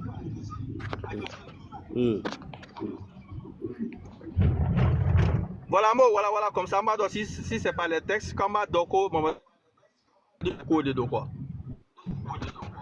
Slamaya Josen Dourou, Moune, si c'est. Slamaya Josen Dourou, comme Alana a dit ça, on a mina Dourou de l'eau. Kalmati shara be ani seli suni seli ni hiji ni jaga bana. Très bien. Donc comme il y a fois dit massa oui comme il y a fois dit massa comme mani dalule c'est très bien. Je sais que Kalmati shara dalu dia krona kono bi adisa kono. Il faut le nom. Kalmati shara be krona kono be suratul kono shahidallahu annahu la ilaha illallah ko ala yere be seria ka fo mafo manga bato yere ni ale alate ani melekew wa ulul ilmani doni dungew abe surat al-imran kono me comme aw be verset tantanta qur'ane tantanta wode karaw ya be se ka fo panafrique be pala buru mo godra be se ka bo ka irila ay anta don ça ka polémique en fait ko kelma tu shada mais seria côté cité faut ala mais seria ko Mohamed ala ka kide ne shahidallahu annahu la ilaha ni te arabu ka men fule ka fi bamanankan de la ko ala yere de ba seria ka fo ma foi manga bato ni ale ala te ani meleke u be seria ka fo ma foi manga bato ni ale ala te ani ulul ilmu doni dunge ni doni be mogo mununa u be miri quoi ko ulu fana be seria quoi donc et ma foko prévu de dalu ka bo Qur'an ko na dalu de dilen fle ni mena. Très bien. Donc est-ce que Mamouni Kana maintenant mais adresse au lui là puisque lui il n'a pas Voilà, il ne veut pas entendre raison. Est-ce que Maye a main yang, comme Mohamed Rasulullah, aïe, au mafoyan? Maintenant, Emin Karasroa Kanako, ala de Shiriala, aïe, le Kunkan, non, Nibe Mohamed fait. Non, Nibe Mohamed fait abbé. Oui, Nibe, calme-toi, Shada complet pour une fois. Calme touche, voilà, calme touche, complet, Dadou, au dit, entre le village. Kambe kalma sada photo de ma ima komple niko fenya bo iko silamia jonse duru o kada luka bo silamia Qur'ane kono walma hadisa la abana do ni hadisa do fana hadisa be Bukhari ni Muslim bela Ibnu Umar de nanane hadisa abafo an Umar an ابن عمر رضي الله عنهما قال سمعت رسول الله صلى الله عليه وسلم بني الإسلام على خمس شهادة الله إله إلا الله وأن محمدا رسول الله وإقام الصلاة أنا أتقولا ويرو لا شهادة بكلمة شهادة كومبلي بكم يبقى فوتو من أبي بخاري مسلم لا ورواية دولا أبي هريرة حديثة بي أبا فو أمرت أن أقاتل الناس حتى أن يشهدوا أن لا إله إلا الله وأن محمدا رسول الله كانت ديرتي لا نيبا ديرتي ديك parce que ne ba iba la kan technique membado sabali akoro de ma fo texte de mbeka texte de dimata dalu de do abo abe kitabu do re kono nye kitabu to fio abambolo arbawina nawabila numéro numéro ko numéro 7 de do ni be taybe hadisa soroy texte de do angata do na me bamana kana yemi kana soro kana ubito la nasa yo ka profo ko nyamara dira ale mande aka adamadenw kele fo u ka sereya ka fo ma foyi man ka bato ni ala tɛ ani ale Muhammadu ye ciden kisi ni nɛɛma ba ye. Voilà, très bien. Non, o yɔrɔ ɲana parce que dɔw bɛ to kana sɔsɔ yan sɔrɔ ko jadi tɛ kuranna fɔ ko Mamadu ka jadi bɛ kuranɛ kɔnɔ a tɛ ban jadi bɛ a tɛ ban. Très bien, mais c'est à confirmer quand même. Donc, ni kalma te ɲɔgɔnya sira la ni ba min kalan ni premier min kalan ani kalma bɛ ɲɔgɔnya sira la i bɛ se k'a di sa numéro d'a ma wa muslim kɔnɔ. Jumɛn ye min ta Ibnu Umar fɛ Ibnu Umaru ouais i ko Ibnu Umar ko a y'a mɛn ko kira b'a fɔ ko voilà bunya l'islam ala oui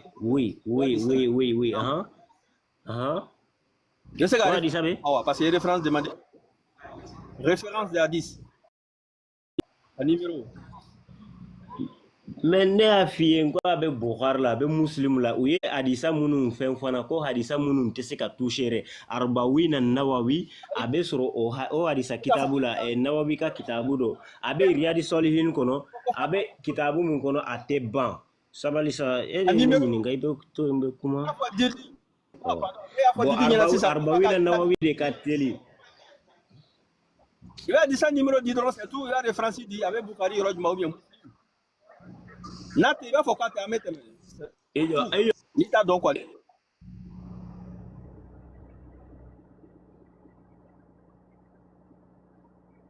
bon t'as la chichi là voilà attends ton la question ok non ok salam alaikum les gars aniche vraiment min be feka karamo tanya je sais pas si le descendi mais feka long ko aloko Mohamed Tane ala ta le chanyo donc je voulais savoir comme ko ala le ko be décider ala le ko décider ale le ka ko atala prévu mini quoi atala prévu mini ato pana voilà mais la question posée ok mais la question posée mais la question trop blaité comme ça numéro 2 là n'a pas répondu ala le ka ko décider maintenant mo be ko jugu min kenyo olu ala le kato ala le sona ko lu ko jugu ke maintenant eux là ala bon lu sera tu adler maintenant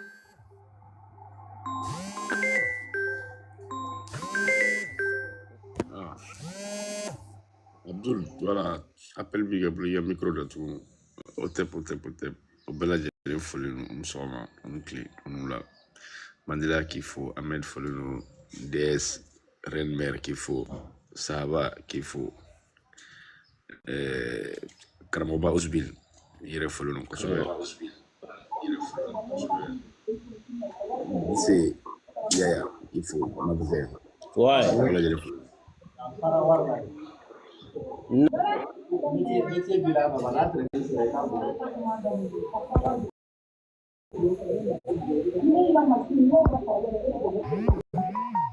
Panafricain folendo. Panafricain. Hey, ça va, ça va. Il faut les barres panafricain. Africain. Il faut le nom, marraine. Oui. C'est qu'à quoi ça sera qu'à répondre qu'elle a. Ne a fiengo abe arbawina nawabila numéro 3 quoi. Comme en fait c'est le wati fana sera quoi ne bena obla quoi. Kana blatinde ko madafa. Ramausville. Oui, on me c'est 13h10 de 53B quoi. Ok, Usville kabe kaseli. Ne a fieko kitabu numéro 3 quoi, numéro 3 abe arbawina nawabi kono quoi. Numéro 3 là quoi. Il y a une fois au en fait, mais maintenant, il y a une fois Abdul, tu m'as une question posée. Oui, akafo. Abdul, qui a te mené? Ambe c'est 13h10 de quoi. Ok, Karamochef, Pony. Oui. Comme Allah les Kakobe dans, et puis allez le Kobe autorisé. Oui. Mais nous, Kodou Kelan, Allah les sonne loi Kodjouma, ou bien Alama son loi Kodjouma. Il y a question nyana koju. Oui, il y a question nyana koju.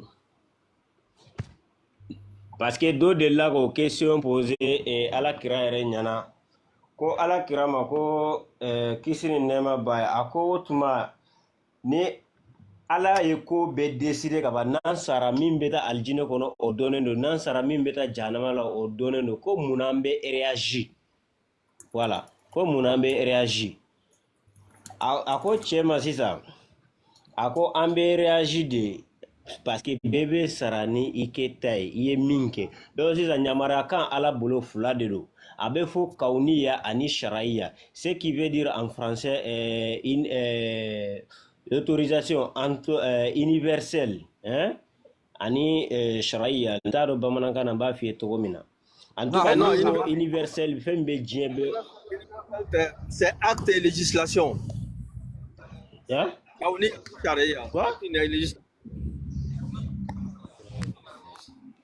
Oui, eko a une fois été à Kafamu, on a une explication de quoi? Non, explication que je comprends très bien, t'inquiète, non, je comprends bien français.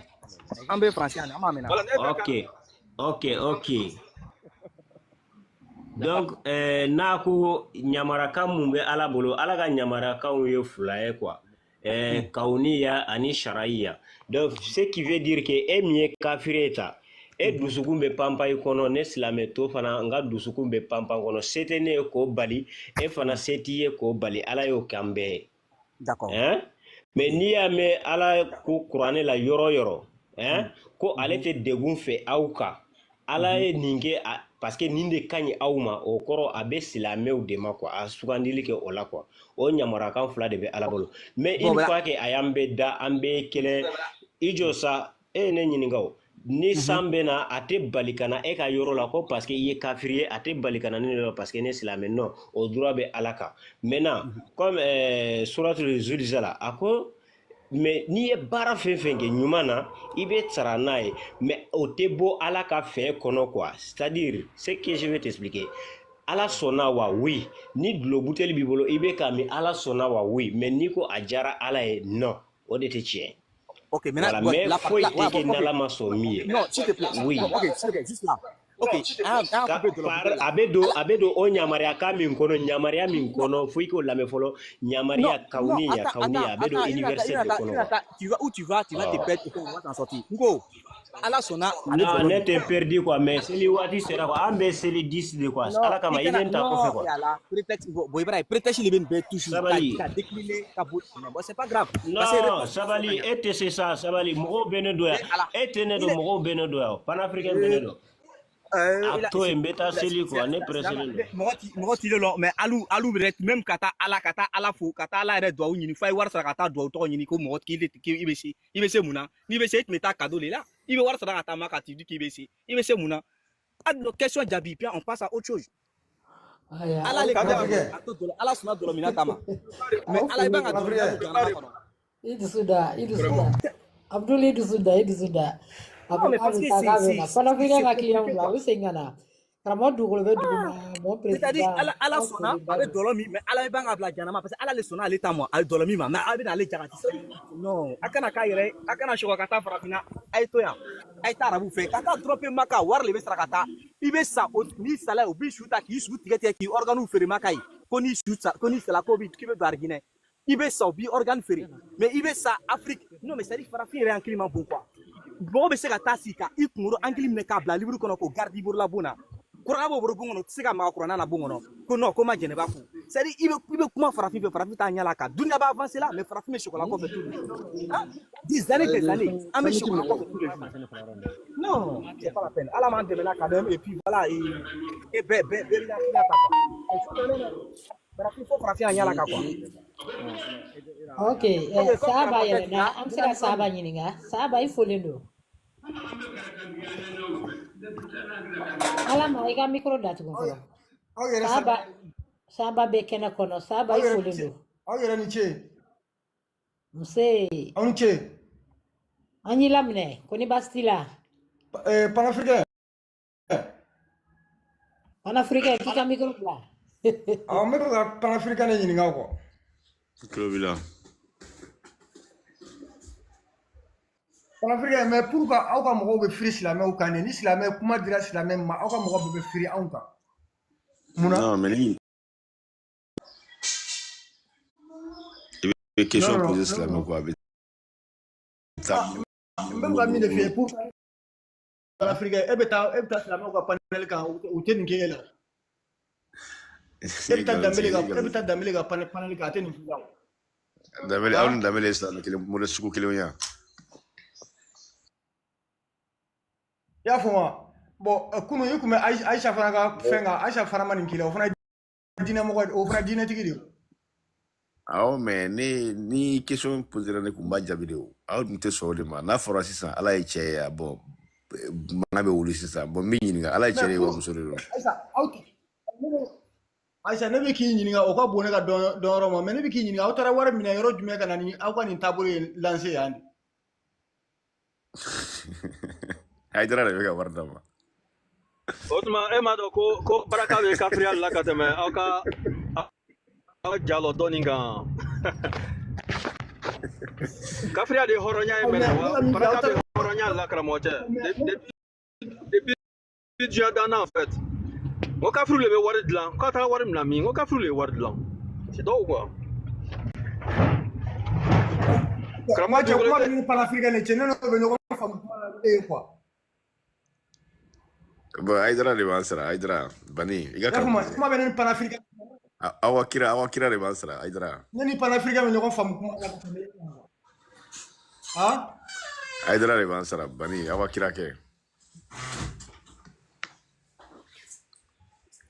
ana kira ta ana karamogo abekile eta khasa baya mais yani ay mais pour yana aw kana réseau ka kana mo harceler pourquoi aw te karamo dina era karamo wole kana aw nu ka sigi ga tetan tet la ga dina nyefo aw ka tablo nyefuye aw nu ka kuma invitation ci sur fuge magana anga damna reza comme il avait panel sans faire chama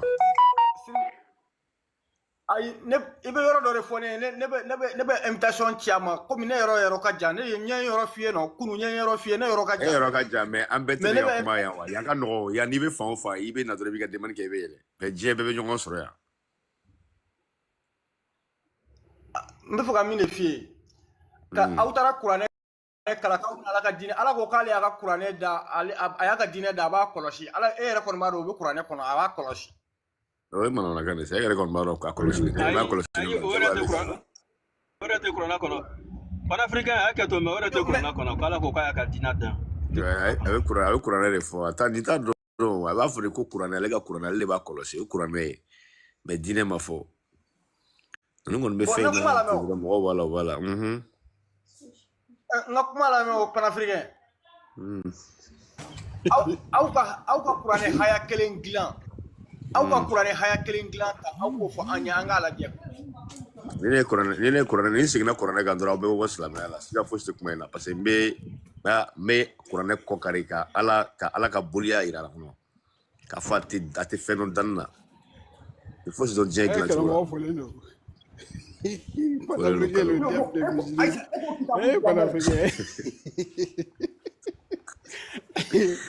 J'ai venu que Islam et il venu que tu es citoyen quoi en Afrique.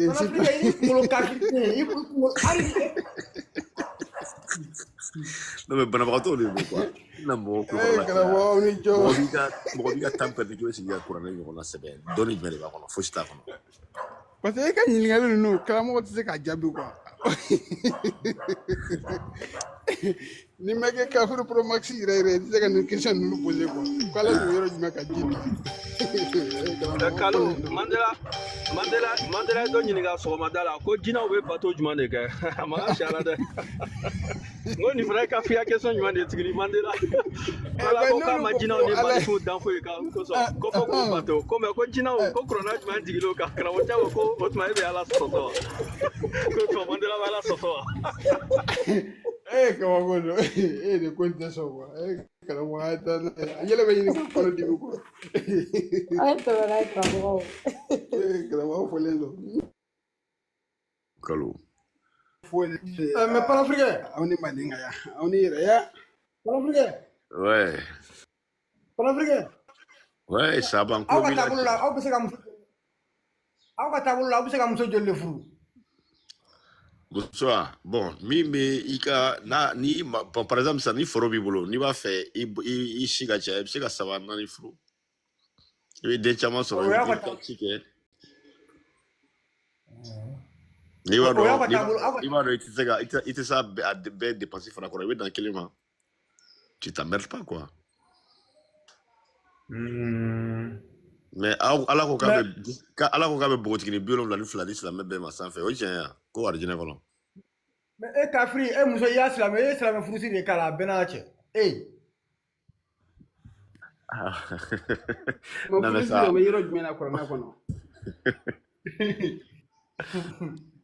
Maintenant ça va. Ouais. Donc ni silamɛ furusiri ma kɛ dɔrɔn furu tɛ furu ye o tɛ ya? Non furu ye sariya de. Mais silamɛ furusirilama y'a jumɛn ye? A silamɛ furusirilama y'a jumɛn ye wa? Bon min ka question faamu min ka bamanankan faamu. N ko ni silamɛ furusiri ma kɛ furu min na o tɛ furu ye ya? Yo mais e ma silamɛ furusiri kɛ wa? Ayi ne to yen sa ne to yen. N bɛ ka question de poser kun ne tɛ quoi. N bɛ ka ɲininkali n bɛ fɛ ka faamu de. Ni silamɛ furusiri ma kɛ furu min na o tɛ furu ye ya? Furu ye bɛnkan de. Bɛnkan don wa? Maintenant silamɛ furusiri y'a ala jumɛn ye? Bon o ye silamɛw ka taabolo furusiri cogo ye. Donc silamɛ bɛɛ kan ka silamɛ furusiri kɛ o diyagoya de ye? O diyagoya de sinon e ma furu kɛ. Mamadu ni Kadija ta silamɛ furusiri de kun don wa? Awɔ. Nan'o dalilu ye? Nan'o dalilu ye? Dalilu jumɛn de b'o la wa? Mamadu tɛ silamɛ muminu ɲɛmɔgɔ ya? Ani Kadija ta mun de b'a yira la ko silamɛ furusiri kɛra? Mais panafricain. Bon kana se ne ka kira ma quoi o ka bon ne ka dɔn kana se ne ka miki ɲɛ ne ma se i ka boli ma dɛ. Ayisa ɲininkali dɔrɔn de don. Aw bɛ dɔgɔyama de kɛ ne ma se i ka boli ma dɛ. I ka jo n'i ka boliw ne ma s'u ma dɛ ani i ka kunkolo kɔrɔ ni fɛn ninnu ne ma s'u ma. Panafricain ko n'i ma silamɛ furu kɛ k'i bɛ jɛnɛya de la quoi. I y'a faamu. Bon Kadija dun ta silamɛ furusiri ma ko la karamɔgɔkɛ ko silamɛ furusiri kɛra mais a tɛ silamɛya dɔn. Kadija Mamadu bɛ Kadija furu o y'a sɔrɔ a ma kɛ kira ye fɔlɔ o y'a sɔrɔ a bɛ denmisɛnniya 12 la o y'a sɔrɔ a bɛ san 25 la Kadija bɛ 45 la bon taara mamuso filan kɔni ta sa nka u bɛɛ bɛ fɛn in na quoi. Min bɛ e yɛrɛ bɛ fɛngɛ kɔfɛ min bɛ e yɛrɛ bolo mɔgɔ b'o si hakɛ da dɔn. Ouais, den ana jateminɛ den ay kɔnɔɲɛ 6 de kɛ ko Kadija ye kɔnɔɲɛ 6 kɛ bon kɔnɔɲɛ 6 i b'a ye nin den ninnu si ma sɔrɔ silamɛ furusiri kɔnɔ quoi donc i b'i hakili la baara dɔrɔn i yɛrɛ b'a jaabi sɔrɔ a tɛna bɔ ne da quoi ni ne kun bɛ fɛ ka dɛsɛ furu sisan ne b'o furu kɛcogo jumɛn na komi kami ti d'ale. mais aw m'a fɔ ko Mamadu de nana diɲɛ mɔgɔ kan ka sari diɲɛ fonctionnement yira mɔgɔw la wa kan ka kɛ cogo cogo diɲɛ tagabolo kan k'i ka ɲɛnamaya kɛ cogo min Mamadu de nana suraka de nana ɲɛfɔ aw ye wa. Ayi iyo sanna kuma la mais komi e ye golofima ye ne ye golofima ye bon dɛsɛ ne dɛsɛ kumakan mɛn ne jarabira la quoi ne bɛ fɛ k'a ta donc ni ne bɛ fɛ k'a ta cogo ne bɛ tɛmɛ kamitu de ka sira fɛ pour que k'a sɔrɔ k'a furu. I b'a fɛ ka ta i bɛ sanga makɔrɔw ma u bɛ laada ni fɛnw ye min ye i b'o bɔ dɔrɔn a banna n'a sɔrɔ woro ye an de ta ye o woro tɛ silamɛw ta silamɛ woro de bɛ maka woro tɛ o tɛ woro dɔn. Ayi non ne bolo kɔni a karamɔgɔ y'aw ye n'a ye sira di ne ma sisan donc ne kan ka tɛmɛ ni sira min ye ne y'a kumakan mɛn dɔrɔn ne jarabira la quoi walayi. Awɔ o bɛ kɛ o tɛ problème ye mais an ka makɔrɔw bɛ i bɛ s'u ma a bangebagaw bɛ yen a faw bɛ yen a baw bɛ yen nin tɛ komi silamɛya quoi i bɛ se mɔgɔ la dɔrɔn Mamadu ye muso gosi wɔlon cogo min ka tɛmɛ n'a ye o tɛ quoi muso f'i ka dɔn muso bɔyɔrɔ de b'a la bangebaga b'a la bon aw bɛ taa jɔn minɛ k'o furu aw yɛrɛ ma yen ten jɔn furu nafolo bɛ di jɔn de ma ko a yɛrɛ bon tɛ depuis yen namara kuma daminɛ. Panafricain ne ko ni ne bɛ baro la ne ma se i ka bolo ma ne ma se ka fɔ kana ne ka kira dɔgɔya. An bɛ baro de la mais aw ka problème ni segera dinɛ ma dɔrɔn aw ma dinɛ ɲɛdɔn an y'a ɲɛdɔn aw tɛ Ala dɔn an de bɛ Ala dɔn n'aw yɛrɛ y'a dɔn don o komi an y'a dɔn cogo min a bɛ bɔ dinɛ in na. Ala ye bolo est-ce que ne t'a fɔ e Panafricain Aïcha est-ce que ayi e Panafricain filɛ ne m'a f'i ye n ko kuranɛ n k'aw y'a kalan mɛ n k'aw ye kalabanciw de ye n k'aw bɛ kuranɛ kalan ka na ka tila ka kafiriya kuranɛ ma de ya. Non tiɲɛ de t'a kɔnɔ sa. est-ce que ne m'o f'i ye a man ca. Tiɲɛ de t'a kɔnɔ. Aïcha bon ne bɛ ka min de f'i ye e Panafricain na kuma la mɛ ne y'a bɔ ne la ka ban ne bɛ ne ɲini n ka karamɔgɔ yɛrɛ de kolonso ɲɔgɔn na a b'i jolo kari k'i bin walayi i sigi k'a lajɛ ne ni Ala cɛ e bɛ tubi ka don silamɛya la yan. Problème ta o kɔni ne t'i to kafiriya bolo dɛ. Ayi n ko walayi ne t'i to kafiriya bolo walayi. E ma ye ne karamɔgɔ bɛ kɛ kɛmɛ di ye dɛ ni nana ye don o don Panafricain b'a la tubi quoi sika foyi t'a la. Et puis vous les kamites là, vous êtes trop agressifs quoi. Ni mɔgɔ yɛlɛnna dɔrɔn a b'a agressé. Yaya. Jɔn ye agressé yan sa. Ko silamɛ i ko silamɛ lamɛnni kɛ sa i yɛrɛ de nana ni. Panafricain ne y'a sɔrɔ question t'a bolo question ɲɛnama t'a bolo parce que voilà a tɛ kuma la quoi donc ni sɔrɔ dɔ bɛ bɔ ɲininkali t'a bolo a bɛ se ka kuma la minnu voilà. kunfɛ ten dɔ yɛlɛnna ko garala i ka micro minɛ fɔlɔ Saba. Garala i folen don. E tɛ sa ko DS i b'a la DC mɔgɔ tɛ ka kuma i fɛ. Je suis DS. DS bon n bɛ fɛ ka min de f'i ye. Awɔ. An bɛ baro de la yan. Non, an tɛ baro la yan. An bɛ baara de la yan. Nous on est là pour faire comprendre ce que les gens ne connaissent pas. An bɛ ka min ɲɛfɔ yan o tɛ tulonkɛ ye dɛ anw bɛ sɛbɛ de la yan. Ko min dugura golofindenw na. Ko min nana meleke k'a forokoto k'a kɛ filen ye k'a dabiri anw da la pour que an kana bɔ diɲɛ kalama.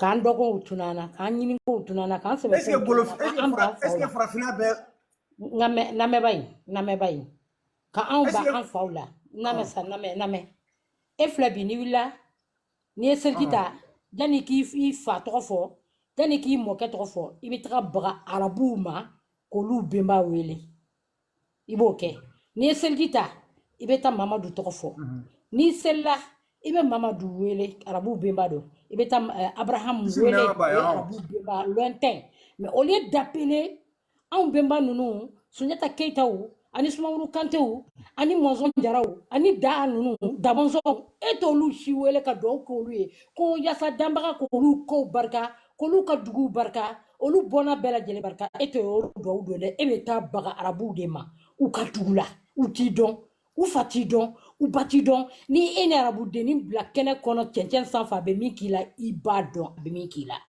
ebe bayitawla ka baga oluma kolu wele kolu jansa quoi nous on est là anga siga nyerma anga bemba wele angolu jansa o kadana anga tabaga arabu bemba ma kolu jansa ni arabu yanso to ban fereni na ma be o ma o ban bo étage 4e konna la kan flika jigi fenêtre fe kan faga ali chete wuli ka wafanga on be awli kama ta klongela il faut le lo kama jalo yelena o tempo krango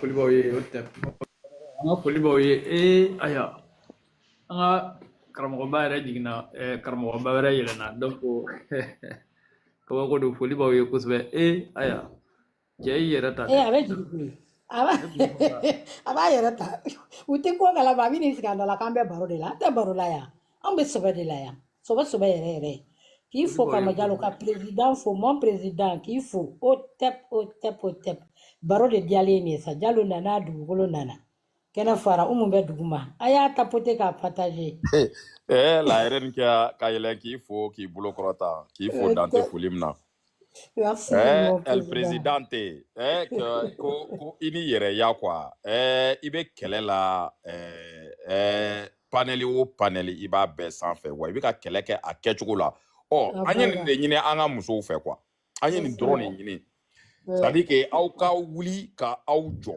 na aw jɔra sa aw jɔlen filɛ cogoya min na sa yɔrɔ anw sigili bɛ gɛlɛya anw bolo dɛ fo a ka cɛsiri la duguma la yɛrɛ ni dili k'a fo tiɲɛ na siga tɛ kabi sɔgɔma an b'a la e ni dili ani la yɛrɛ ni ɲɛba ani dansirakolo la yɛrɛ ni ɲɛba ani dansirakoloni ani kamaka kamaka ayi o ye fɛn ye ale ye fɛn de ye ale ye so buya ye a banna dɛ tiɲɛ na ani kamaka muso bɛɛ guarda sono venuto senza bagnarsi perché quando karamɔgɔ Jalo k'i fo karamɔgɔ Jalo e de yɛlɛnnen ye saba la boli quoi donc k'i fo Dante foli min na ka kulungamɔgɔ bɛɛ lajɛlen fo ka Kalo fo ka karamɔgɔ Uzbil do fo karamɔgɔ Uzbil i ka foli belebele bi yan nɔ k'i fo Dante foli min na ka karamɔgɔ Mandela yɛrɛ fo a kɛra fama ye mais a ma kɛ ɲinɛ ye karamɔgɔ Mandela Simbo i dan sɔgɔ i ni ko i ni ta i ni sisi ka kulungamɔgɔ bɛɛ lajɛlen fo ka segin an ka présidente fo Dante foli min na ka kuma segin aw ma aw bɛɛ folen no karamɔgɔ dugukolo foli diyara an ye kosɛbɛ karamɔgɔba i ni ce an bɛ panel sanfɛ mɔgɔw fo an bɛ foli kurakuraya tuguni ka ɲɛsin lamɛnbaa kelen-kelenna bɛɛ lajɛlen ma o la ka yɛlɛn ka foli bila aw la dɔrɔn sinon ɲɛ b'a la karamɔgɔ minnu yɛlɛla dalu ma sɔrɔ ko an ye min kɔni ye mɔgɔ yɛlɛnnenw na an ye min ye o ye nɛni ni dɔgɔya bon c'est un fier c'est pas un fier imagine même elle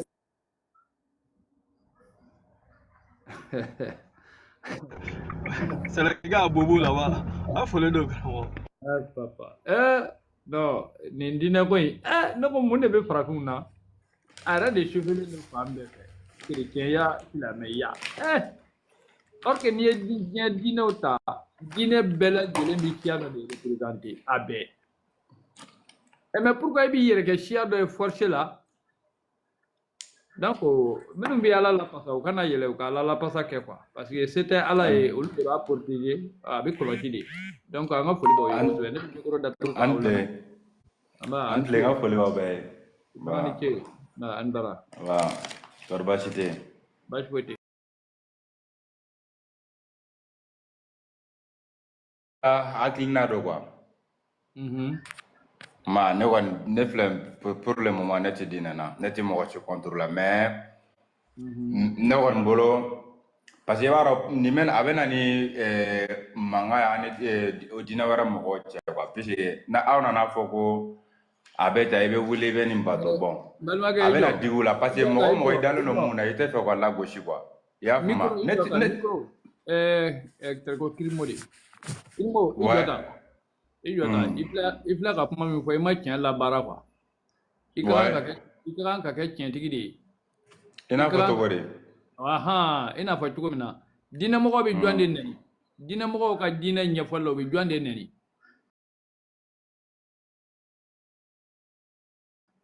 jɔn diinɛmɔgɔ ka diinɛ ɲɛfɔli la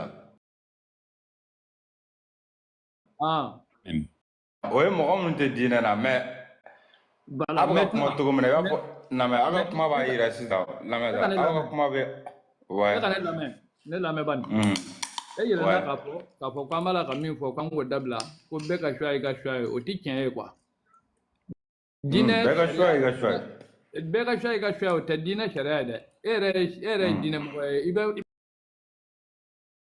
la k'a fɔ k'i tɛ diinɛ na n'i tɛ diinɛ na i b'i da bɔ a la quoi i hakilina fɔ parce que e t'a la quoi e t'a si la donc e ka est-ce que a taara fɔ misiri la bi ye juma ye a ka taa misiri la a ka taa f'u ye ka taa misiri la i k'a fɔ k'u ka kafiriw lagosi n'i ye kafiriw to yen dɔrɔn kuranɛ tɛ kalan kuranɛ bɛ kalan ni kafiriw nɛnini de ye quoi donc e bɛ se ka taa misiri la ka se k'a fɔ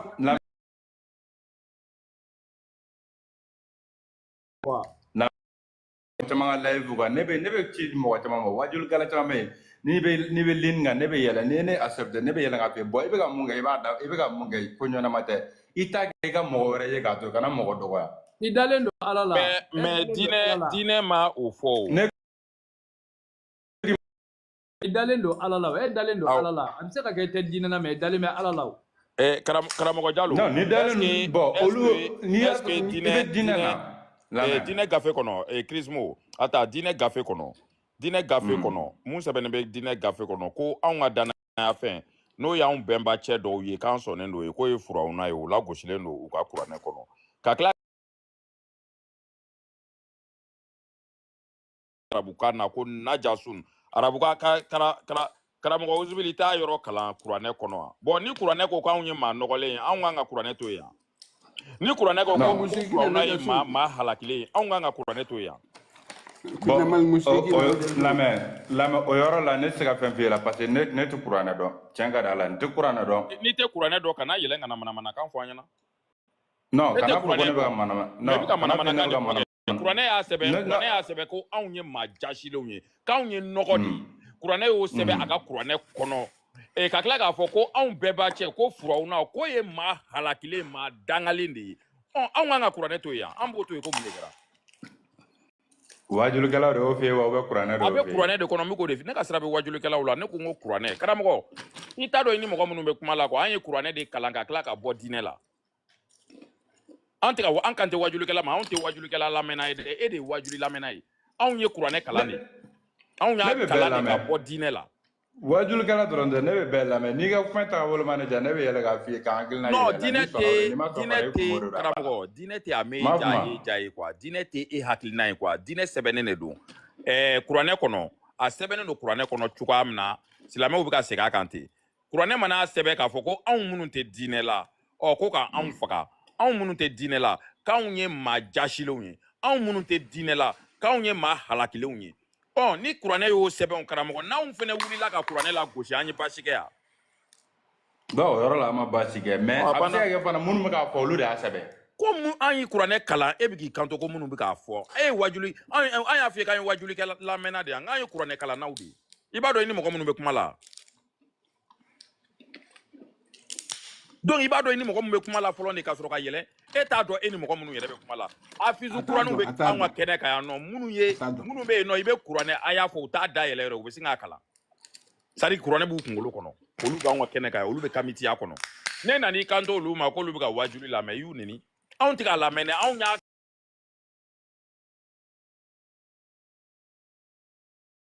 y'a sɛbɛnnen don ko ni lɔharama kalo banna k'a ka wuli a ye kafiriw k'a y'u sɔrɔ yɔrɔ yɔrɔ k'a k'u faga karamɔgɔ an bɛ se k'o gafe to yen nɔ wa an t'a to yen dɛ a sɛbɛnnen filɛ nin ye kuranɛ haya de don suratu tawuba suratu ye tawuba ye suratu nɛfu de ye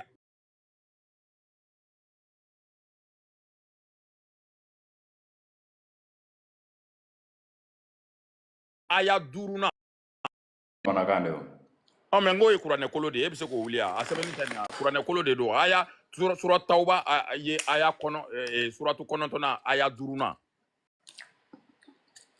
o bɛ kuranɛ de kɔnɔ wajulikan na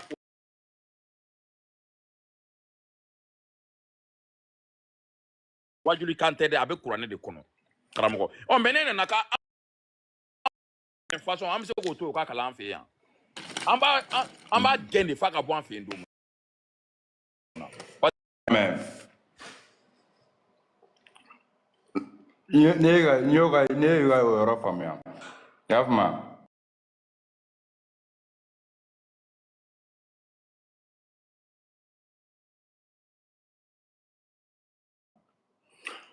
mɔgɔ b'i tɛgɛ bɔ kunna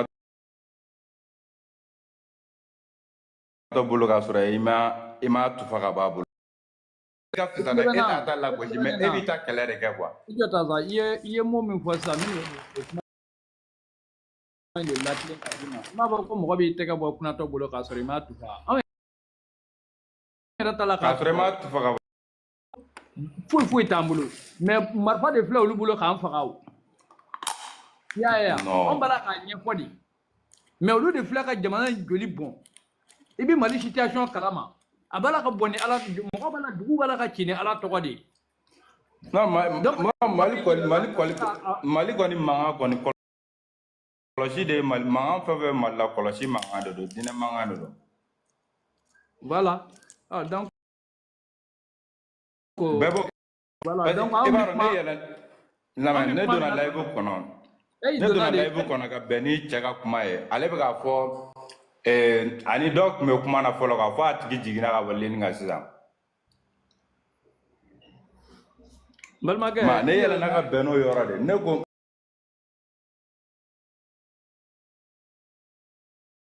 de sisan i yɛlɛnna ni moral de ye quoi i yɛlɛnna ni moral de ye i b'a dɔn mɔgɔ tɛna moral kan kun parce que marifa t'an bolo muru t'an bolo jeli t'an bolo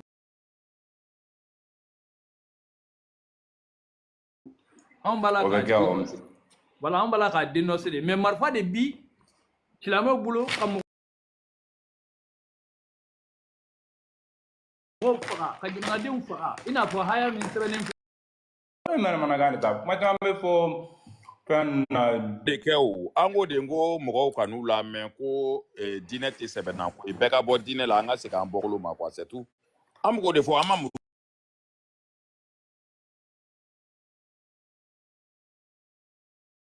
ta ma marifa ta karamɔgɔ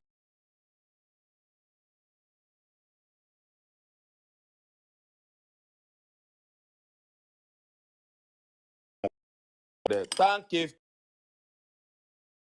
karamɔgɔ ko kamitiw kɔni k'u diminen don parce que a y'u neni kuranɛ kɔnɔ k'u bɛnbaw neni kuranɛ kɔnɔ a y'o effacer kuranɛ de b'a f'i ɲɛna ka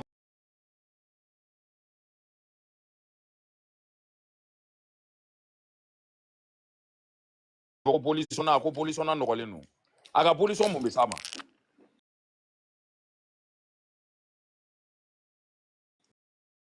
bɛ se burujali la quoi parce que u b'a neni don o don u bɛ somaw neni u bɛ kolonifililaw neni u bɛ bɛɛ neni mais u yɛrɛ bɛ saga faga don o don k'a ɲɛsin alikaba ma u yɛrɛ bɛ taa alikaba gabakurun sumusumu u yɛrɛ bɛ t'u kun don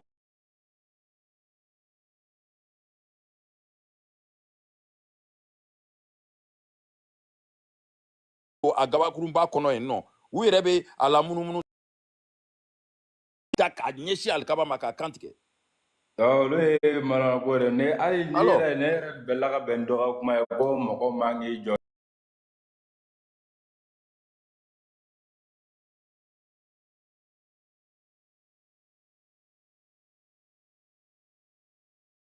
k'i ɲɛgɛn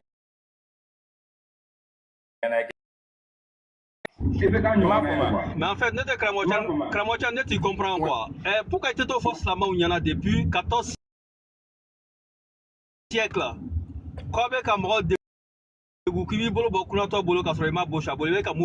Pourquoi tu fais pas ça? Il va falloir que Manamanako, alors que Manamanako veut qu'un Moka Douchi, qu'un Moka Famouchi. Il t'a chillé, c'est toi qui défends le courant. Moi, je ne comprends pas, surtout bien du mal de Kamoka Kode Funina, Missi Befalé de l'État d'Adron. Et moi, Coste, quoi, Janto Kemitou, là, d'accord, moi, respecté. Jauka Café qu'on a Kamaou Neno. Betou Bemba, en fait, moi, dans le niveau Kalama. Dans l'histoire de Nié Manamanako, nous, on joue plus avec le Manamanako, ni Manamanako, le État Fonako, comme Manamanako d'Abla. Non, No de fiya ne kuma ne yala na mo tama live la buka kuma dora ta police no be fa buka kuma tama fo mo ne yala ne ta de fiya ay live to Instagram ko taga juma la juma flɛ de bi juma de palma mi ɲana ko i filɛ ka mun kɛ nin ko nin ye mana ko de ye yan mɔgɔw to yen mɔgɔw to yen o kɛlɛtigɛ don ni ne ila donc hali ka na o kɛlɛtigɛ don donc karamɔgɔ i tigɛlen don anw de la quoi non ne ma tigɛ o la e tɛ taa misiri la ka taa fɔ mais i bɛna anw ka panel kan ka na fɔ donc i ma si anw de tɔgɔ quoi ayi e ma kuma fɔ kabako ye non e ma kuma faamu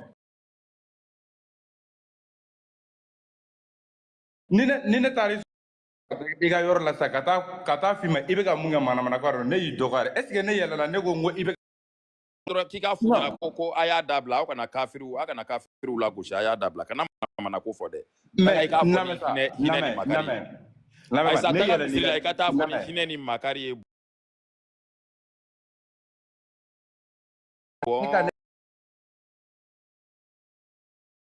lamɛnba ne yɛlɛ n'i ka layivu la cogo min na ne yɛlɛla mɔgɔ caman ka layivu la de ɲɛ f'i ye sa ko manamana ko de don silamɛw ka layivu filɛ mɔgɔ tɛ kɛ silamɛw ka layivu kan u tɛ mɔgɔ 200 sɔrɔ u ka layivu sanfɛ u ka layivu bɛ mɔgɔ 10 mɔgɔ 20 u tɛ tɛmɛ o kan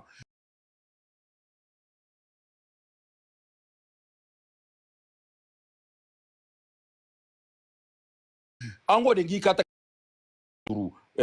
voisinw fɛ yen i n'a fɔ voisinw ka layivu i ma foyi fɔ mɔgɔ 10 ɲɛkɔrɔ mɔgɔ 15 ɲɛkɔrɔ u suit la nin ka abonné ye mɔgɔ 1 million de il a plus d'1 million d'abonnés m'a ka compter très bien n'amɛ ba in ka tila sa e ko ne ka taa misiri la ne bɛ yɔrɔ min na misiri tɛ e ka i dusu da sa i ka ne lamɛn sa e ko ne ka taa misiri la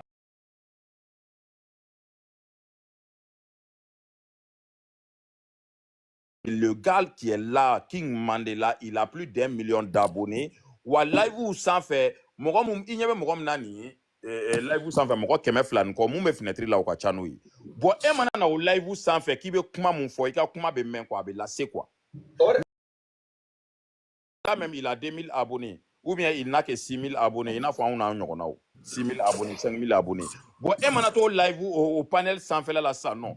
Ka taga sɔrɔ mɔgɔ 10 mɔgɔ 20 bɛ yen yɔrɔ ye kuma na i ma kuma diɲɛ kɔnɔ mɔgɔ 10 mɔgɔ 20 yɔrɔ kɔni tɛ mɔgɔ ye ouais mais e mana kuma yen nɔ nafa b'o la i bɛ taa misiri de la u bɛɛ bɛ misiri la sisan sa u bɛɛ bɔra live kan ka taa misiri la taga misiri da la dɔrɔn i k'a f'u ɲɛna ko mun na k'aw bɛ to ka kafiriw nɛni ka wajuli la aw ka kuranɛ kɔnɔ a b'a fɔ ko bolisɔnna nɔgɔlen dɛ aw kana kafiriw k'aw jɛ ɲɔgɔn ye dɛ aw kana feere k'u ma dɛ bolisɔnna don tan dɛ a y'a dabila quoi Nka cɛ men kale me ka mun fɔ ne de b'a dɔn i y'a faamu ne bɛ n kale me ka mun fɔ ne de b'a dɔn hali o fɛn na fɛngɛ ɲɛkɔrɔla la Noël ɲɛkɔrɔla la o cɛ bɔra ka manamanakan mun fɔ yan nɔ layivu caman sigira ne donna a kɔnɔna na n ko a bɛ ka mun fɔ n ko manamanakan de don m'a faamu i bɛ don avion kɔnɔ i t'a dilan cogo dɔn n'a bɛ ka mun fɔ manamanakan e tɛ feere k'a ma e bɛ don avion kɔnɔ i t'a dilan cogo dɔn ne donna layivu caman kɔnɔ ne ye n ta fɔ tiɲɛ bon ok k'i ka vidéo kɛ komi misirila taga ka jan ko sira ka jan i ma k'i ka vidéo kɛ dɔrɔn i k'a poster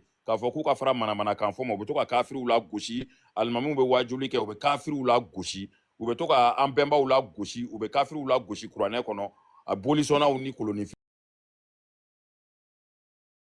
a vidéo kɛ dɔrɔn i k'a poster an bɛɛ b'a partager i folen don problème foyi t'a la problème foyi t'a la kana farafina tradition la gosi farafina tradition la gele ngo u bɛ bɔ ka bolisɔnna la gosi fɛn caman la gosi n'i y'a fɔ ne y'a fɔ a ka lini kan parce que m'a dɔn mɔgɔ caman bɛ lini su o de la n ko manamana ko de don n y'a fɔ lini kan parce que m'a dɔn mɔgɔ caman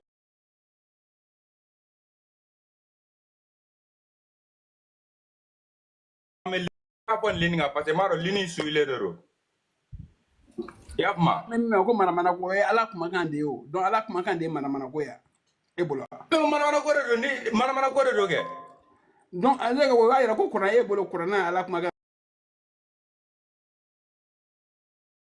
e bɛ se ka taa fɔ k'e tɛ feere kɛ mɔgɔ ma cogo di e bɛ k'i mago ɲɛ mɔgɔ min bolo fɛnɛ manamana ko tɛ yan a faamuyala Ok, anyi famu quoi, anyi famu.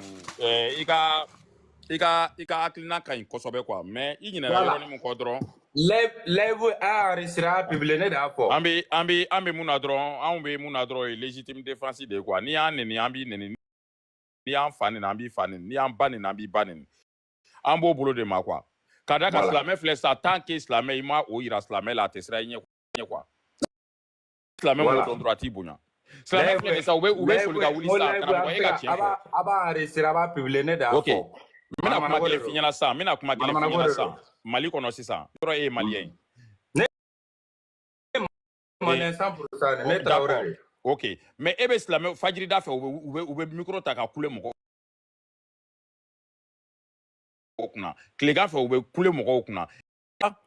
Mais ni mo yake ni soma u yake dongo do ni kuna maja kele be bola. Uba fo mo soma u ya ntoro. Soma u ya o mo toro do. Ore kama nego mo sadi. Ni soma u yake dongo do ba fina ni bokolo che ni soma u yake dongo do Mali kono abe interdit. Ni bugodala u yake ni koloni filla u yake dongo do abe interdit. Al ni chrétien autour ka ket anton dongo do ube bela kunu fajiri da fe ni bokolo che u ba interdit. Depuis voilà, depuis le monde est monde la slamé ou depuis ka mogo toro. Walu mana wili kuma ko lu mogo munu kele ko lu bina mogo bina olu ka ko lu yuta sara se faux. Ni kafiri ni slamé ma di kafiri slamé te balo. Bombe kafiri wolo ba goshi slamé dugu shite vi ou ba bibi na ou ba mbefra. O engode. Voilà. Donc, slamé flène de slamé te horom goide. Ni slamé ni ba ni na yi fani ni ba fani na ni tato alama o slamé te minete ne na yi buruja iba buruja na yi live siki ki buruja ifene be wajuli ke ka buruja na yi muruta kama be marfata kama slamé be minete ni vraiment amake de ko ala tay Palestiniens au fleni o nana ko ka dugu ci ko ka boy se ka foi ta ala ma se ka foi ke o bele jele mala ka yoro bla sisa donc o be fam dugu men na la tay du wala du kan ka toy mais o flege o ka ci ka minangulo ci ko beke kenema ibe mawo yiba ko mene kulu ko ka déplacer ka boy de masima se ka bal mais Bavaro, fenja me na réalité obaga na mawonya wa réalité obaga na mais non ni ala be ka an farafin kan ko de famu ko ka fu ala te ka fu be se ka mati me ko non mais pour la ko me se ka galondo tige bo sisa anya be kan ala ko wala mais réalité obaga na quoi voilà donc ni tiana wati na me tiana fo o te kele o de la boshidi mi se be ma réalité be na quoi e ba la gosi na ko ka so te kono na haya fle nyefe ni mashima sebe ala kuma kanedo mene ko mako aw mara ka do burja o burja le ame famele la ka fo mi ma bona fle ni ma chambe o luti ka tradi o ta kala o ta do amba kala ka nyefo nyana mindu so o tengalo yo o so ekele o tekele o te burja le fana e Kurane o do me nyola famele Kurane o Adisa o surtout Adisa nunu arabu agilna de ba kono fem mumbe arabu fe olu de dagale no fem tu fe olu konyane no olu manana ko desa ma Adisa chamata gala o yoro do be sura yere do be o sura yere o be nyome muso yere bonye katimi manvin yere ka manvin kuturu o ba ala yere ba ko muso ki be se ka bugo e be se ka dilanti gala be se ki sawo kala me ala ko nyome muso ma ka bonye ka to akabalo ala ka dukulu sanfɛ muso ko nyangata boy o e bo fam dul me no ma yere ma fsan man damfe ma fsani aramade da adam na aramade ne Allah ba lu mana ko desa ma ne ba mu fi kala me se ka sura yere ni san ka ne me se ka fiche bai ene ko nyoma yere be se ka fa esi ni tala ma zoni tu kono o me anga tu kono yoro la e bita nyoma kuma fo jonya na ko ba fa parce que rabu ka fende du arab do ne ma kuma sala ka kuma nyoma ga ne o de kuma nyano ne o de kuma bena fa mun be arabu fe olu dagale no ma munti olu fe olu ma daga wa Ma. Mais ni y'a sisan ko da buta do b'a fɔ ko tiɲɛ tɛ ko diɲɛ bɛɛ lajɛlen ta dɔn ni universel de don mun na o ma kuma an ka sigi n'an ka sogo kan o ma an ka ɲɛnamafɛn minnu b'an bolo ni maa min taara an ka tukɔnɔ yɔrɔ la ka taa fɔ ko tanpulu tanpulu jɔyɔrɔ bɛ yan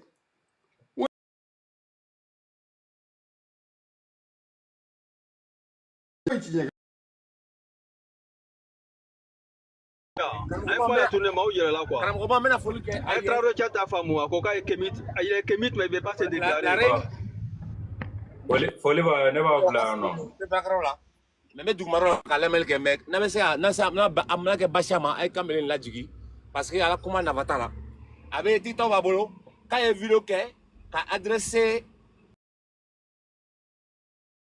farafinna karamɔgɔw la o bɛ lɔngɔlɔ bɛɛ juma ye k'u bɛ kuduba min kɛ o b'anw la gosila de n'a tɛ yɛrɛ si ma kuran neni mun sɛbɛnna kɔnɔ an n'u kɛmɛ kan b'o mali ko ni an ko gafe nin kanw t'a bolo tɛ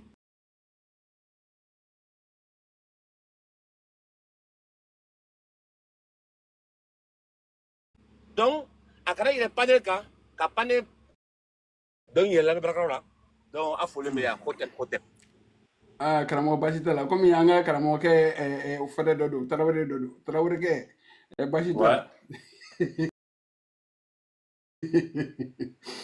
donc e ka laɲini faamuyala quoi Traoré kɛ donc i bɛ se ka place di ma vraiment an bɛ taa ni laseli ye i y'a faamu problème foyi t'a la ok i ni jɔn i ni Traoré cɛ i ni Traoré ya nba sani ka jigin merci plus jamais n'a fɔ tɔgɔ de non plus jamais il nana essayer k'a fɔ ko non Jean tu as essayé de venir nous donner des conseils quoi vraiment pas la peine qu'on fait yama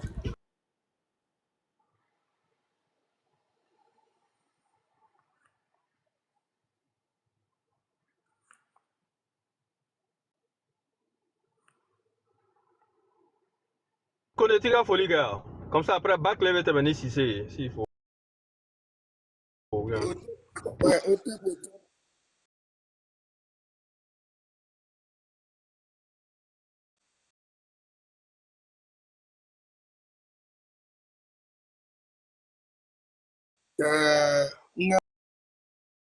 Ani Uzbil ani an karamɔgɔ Sise karamɔgɔ Kalo karamɔgɔ Muru karamɔgɔ bɛɛ ye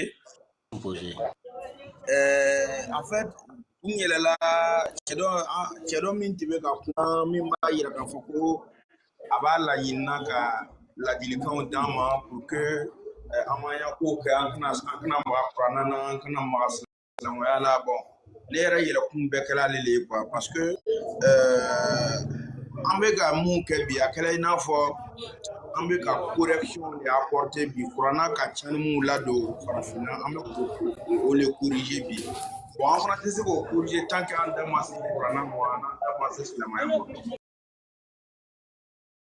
mun tɛ yen bi ma min bɛ se ka kutuba kɛ ka ban n'a ma kuma kafiriw kan n'a ma kuma jo kan n'a ma kuma o n'a ɲɔgɔnnaw kan donc tant que o ma dabila an fana tɛ se ka a dabila quoi an fana tɛ se ka kuranna ye k'a to yen wa an tɛ silamɛya ye k'a to yen parce que silamɛya ye bingali le ye bon o nana bin an kan ka na don an ka yɔrɔ la an k'o minɛ k'o kɛ an ka dunanw ye o tilala ka bin an kan k'an ka yɔrɔ minɛ ka k'u ta ye bon ka tila ka fɔ ko an ye jɛ o kan an tɛ se ka sɔn o ma voilà an tɛ sɔn o ma cogoya si wa n b'a fɛ ka ladilikan min fɔ karamɔgɔ ye ni mɔgɔ wɛrɛ nana ten n'a tigi k'a daminɛ ladilikan na dɔrɔn a b'a lalɔ ka can fɔ a ye quoi a kana to a ye tila a ka laseli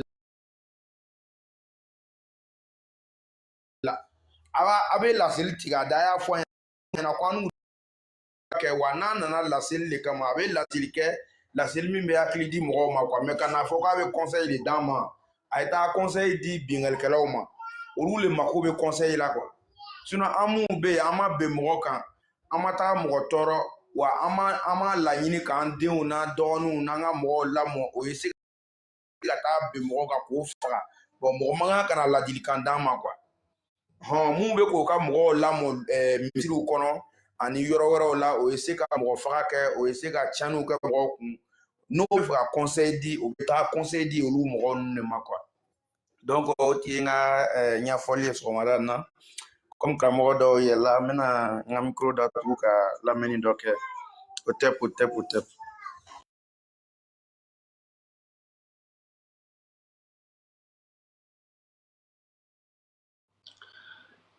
Bon, en tout cas, comme aga fucogo la, ne kɔni ɲininkali kelen dɔrɔn de bɛ ne bolo. Mɔgɔ ni mɔgɔ bɛ sɔrɔ aw cɛla min bɛ se ka kamitiya ɲɛfɔ ne ye quoi. Voilà, Bon, kamitiya b'an obligé ka mun de kɛ. bon, ola, odo. Allez, Barclay, en fait, la question de notre temps, quoi. Après vous, dame, ko silamaya mbeni, ko Mamadou ka silamaya de en fait. Donc, Koka Beta Seli, il revient avec une autre face. Donc, je sais que Dalou dit, comme ça, avec Cissé. Oui, mais Islam, Mamadou Taraga silamaya minto, kisi ni nema ba ne o fo o de be alibi. O dalwa be anga texte il va Dalou le dit parce que Mamadou est frappina dongele Mamadou est Asie Amaye Amérique Amaye Europe donc Dalou du de bibolo kwa nana min dit ko soroka yo de ta ko tengu maula en fait question de mode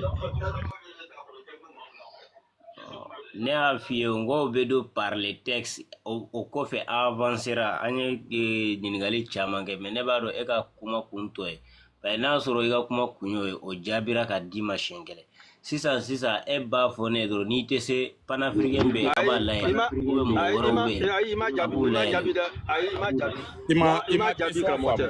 i ma question faamu dala kuma tɛ quoi ko k'i kana ni dalu de dalu min b'a yira dɔrɔn k'a fɔ ko prophète k'a sara ne y'a jaabi kɛ e yɛrɛ ko o ka ɲi e selila ka a kɔ a sara ka fɛn mun to a kɔ ko o de taara ka na di an ma sans modification. Oui. Avec des preuves. Mais no de jaba no de jaba. Yes, la meilleure non, si c'est yes la meilleure Johnson de Jabi. O Jabi après ko kibina ta seli ne gongo Jabi ko fait de yes la meilleure Johnson ɲininkali kɛ. Mais o Jabi ko fait de ayi ne Jabi o ko fait de ko silamɛya Jose jolenko 5 i ko ngu non monsieur non aïe. Il code c'est pas les textes. Quand on a la meilleure Johnson là en fait, à ma cause c'est texte ou mais il faut qu'il ta série. Mais là Dalou man est bibolo mais c'est simple. Il faut que c'est pas les textes, le texte il est même à Iran. Fanchiere bon c'est les remata tlaika kuma la après il m'a ko be mini be e jole me an ko no ko bita seli ta nyini ko tuguni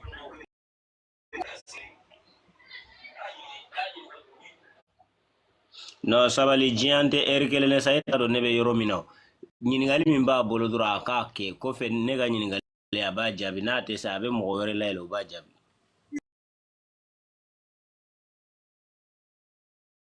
tu sais wala ɲininkali bati i jaabi ma bɛ ɲɛfɔ don o don n'i bɛ ka kamitiya yɛrɛ ɲɛfɔ o bɛ jigin ka b'i ka karamɔgɔ dugukolo aw ni tile aw ni jɔ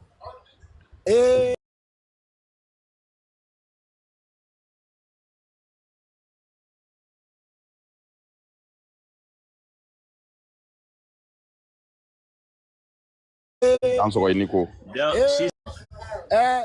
sadike Usmani b'i fo kosɛbɛ i ma sɔn an ka tɛmɛ ni karamɔgɔkɛ sabula ne bɛ duguma mɛn lamɛnni na ale taara an tɛ se ka farafinya ɲɛfɔ farafiden ɲɛna an tɛ se ka maraka ɲɛfɔ maraka ɲɛna an tɛ se ka bamanan ɲɛfɔ bamanan ɲɛna donc kamitiya banna pewu a b'a fɛ an ka mun wɛrɛ fɔ an tɛ min dɔn kamitiya dɛ ni le mot kamiti b'a tɔɔrɔ dɛ anw bɛ farafinya de la minnu ko k'u tɛ naamu fɛ minnu ko naamu dɛ k'u ɲugunnen de don naamu na k'u tigɛlen don k'u daji tu fɔ a kɔfɛ anw y'o de ye e ko cogo di sisan i folen don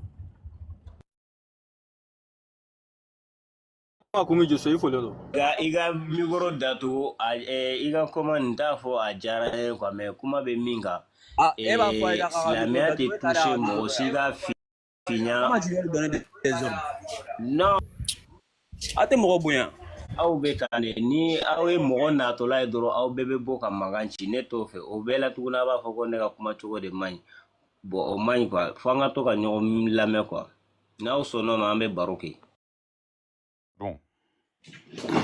En fait, il y a un code de bite qui me dit Aïe, on a son nom à me baroque. Nama so madu. Bien kutuba de wa. Nama so ma ibi. Tenga te nyefoli dorondo sa. Oh, bon Amazon, il est mon for Amazon. Nyefoli dorondo sabali. Ibseka jiki. Ambe kumani dalilu de, ambe kumani peru de, textu de, donc ni eta kera kapo ibe jigi ma parce que ko do ma sa ko ka micro datu. Donc etina moko ka panel ka fo ko ka micro datu. Ma fa ka datu de ngo aya datu ana ka datu. Bon, il plein il regarde. Ka micro datu. Il regarde. Boy, avec moi 5 secondes avec la carrière, avec la carrière. Ne manga micro datu e ni ne be kuma nyon fa tugo ne manga micro datu ne ga kuma fo de ka bawo.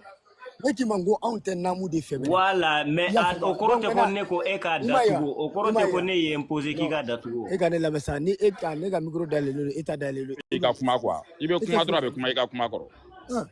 Eta dalelo ne ta dalelo e ne bi nyon fa tugo. Ne eta de finango on ne maye ni kamet walma kamit nini o togon bi toro de on ye farafun de minnu ko ku te wali ko ke ku te wali namu fe ina fo silamaya ina fo chrétien farafin minnu ko ku be yaya ke ni mi ye bamana olu ba ka bamana ke flabu ka flake flake te ta se bamana ke makabra ka bamana ka on yo odi quoi e go tuko de ça il faut le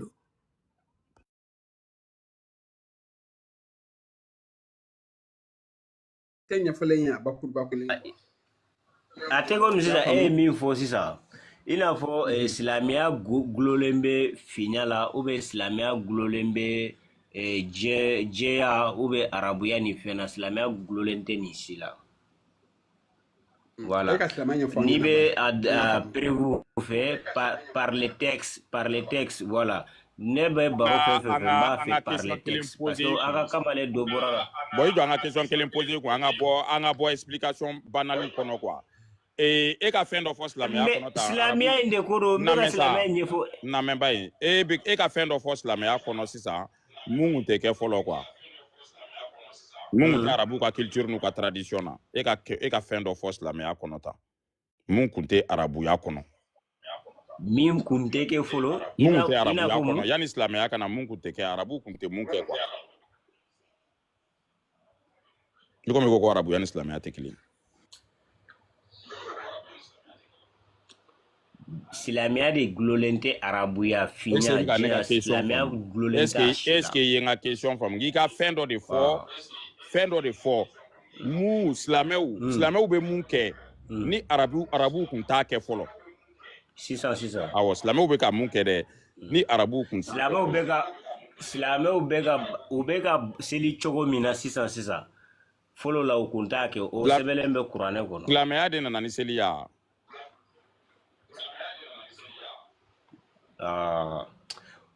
Silamia ni a meseli rongi kira Silamia de mbe ka question de poser go Silamia de nana ni seli wa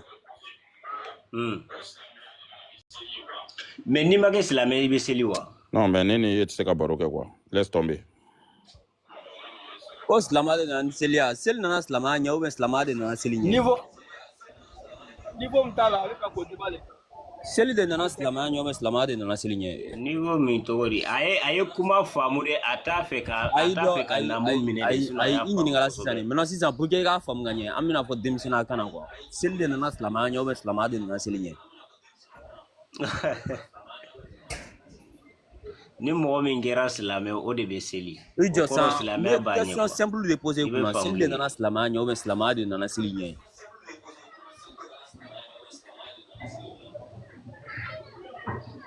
Juma nana Juma. Ambe min kalama kira be kira e follow de après ou Juma de nana Juma nyenga che s'il te plaît. Kira e follow après ou celle-là. C'est la soumission qui est avant. Eh putain. Go Silamia débat nye ne be vérifier soumission Silamia no koro soumission. Google anya bala anya tono ba de soro ni kuma anya tono ba de soro ka borola. Allah ka soro ate beredon mais aka o beredon belia o ya to mo munu be safo una na ka fo sisa on ni olu join sogo ro bonete ko ni ma tu iba ku hali minu te fendo no lu na kana sigala o ba to o mo servi duguma kana mo ge o pe fendo e bi siga tigi ifo ni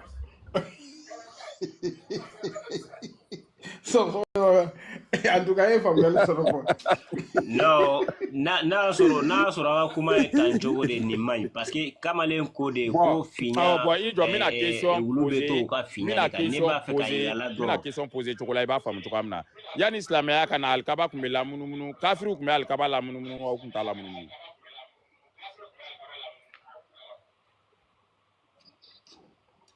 Ça ne concerne pas l'islam, iko silamia de silamia. Mais c'est une question ka zingo tukun ni ma jabi zeyin be bokuma kono yani islamia kana o yani islamia kana yani mamadu kana yani mamadu ka bange kafiru kumela alkaba la munumunu wa u kuntala munumunu kafiru kumela safa ani marwa kulubolu n'a sɔrɔ e bolo ko silamɛya daminɛna ala kira tala de wala o fana i bɛ fili la mais c'est une question ga itika question Muhammad sallallahu alaihi wasallam wo yani mamadu kana no ikese segala o wo yani mamadu kana Ibrahim alayhi salam Ibrahim to folosa ne ko kafiru kumbe alkaba la munumunu yani e ka prophétique kana oui ou non. Oui ukumba munumunu oui kafiru kumbe safa ni marwa kuluboli oui ou non yani e ka mamadu kana. Bon un problème yo ninde ni e question posée i b'a to a tigi b'a jaabi mais aw bɛ question wɛrɛ don a kɔnɔ ka mɔgɔw la traumatiser u tɛna foyi faamu a laban non ni ye fɔlɔ jaabi i b'a to yen bɛ kuma m'a jaabi non en tant que tel m'a jaabi ayi mi ka filanan fɛnɛ de poser i jɔ i bɛ tila ka kuma ta e nin dunga parce que an bɛ ka taa togo min na o ye i nin dunga de i nin dunga ni tiɲɛ tɛ kelen ye n bɛ tila ka kuma ta togo di depuis n bɛ ma question foyi jaabi an bɛ silama fɔlɔ ye jɔn ye e bolo jɔn ye silama fɔlɔ ye ayi kana taa fɔlɔ kana taa yen fɔlɔ kalo an ka to yan nɔ fɔlɔ quoi kafiru tun bɛ alikaba la munumunu siɲɛ 7 yani prophète kana oui ou non.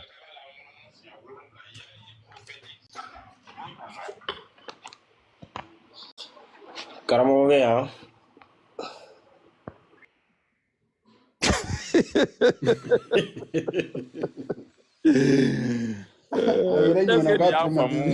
ani y'a faamu ni mɔgɔ minnu bɛ kuma la fɔlɔ n'i bɛ yɛlɛ ŋana il faut être armé jusqu'aux dents i ka kuranɛ historique dɔn a bɛ fɔ o de ma ko des pratiques pré-islamiques aw bɛ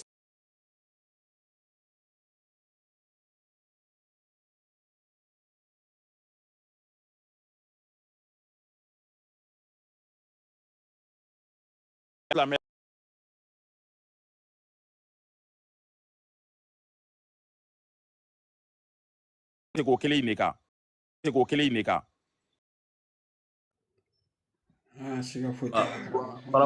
karamɔgɔ dugukolo le comble est que c'est-à-dire ala bɛ kuma toujours mɔgɔw yɛrɛ place la de quoi a bɛ kuma a ka ennemi place la c'est-à-dire silamɛya de bɛ kuma kafiru place la kafiru yɛrɛ ka version sɛbɛnnen yɛrɛ tɛ arabu kafiru minnu tun bɛ yɛrɛ ma olu yɛrɛ ka version sɛbɛnnen tɛ yen en fait tu vois k'a fɔ ko o ka gafe dɔ de filɛ nin ye olu yɛrɛ ye min sɛbɛn olu yɛrɛ ye min fɔ quoi en fait mais ale de bɛ to ka na fɔ toujours non kafiru y'a fɔ tan kafiru y'a kɛ tan farawuna y'a fɔ tan farawuna y'a kɛ tan farawuna yɛrɛ ma min fɔ quoi en fait farawuna yɛrɛ da yɛrɛ tɛ ka min fɔ farawuna yɛrɛ ka version de fɛ yɛrɛ tɛ min ye olu de bɛ to ka na kuma mɔgɔw place la a kumana sitana place la a kumana kafiru place la a kumana farawuna place la c'est-à-dire bɛɛ place la mɔgɔw b'o ta cogo di a b'a yɛrɛ ka version fɔ a bɛ tila ka mɔgɔ wɛrɛ fana ka version fɔ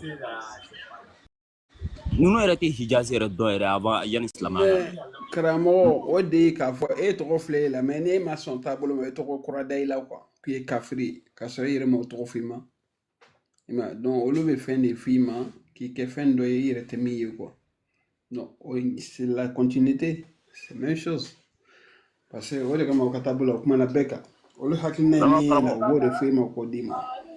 karamɔgɔ kalo en fait kafiru l'éthologie kafiru tun bɛ légitime défense de la dès le début quoi en fait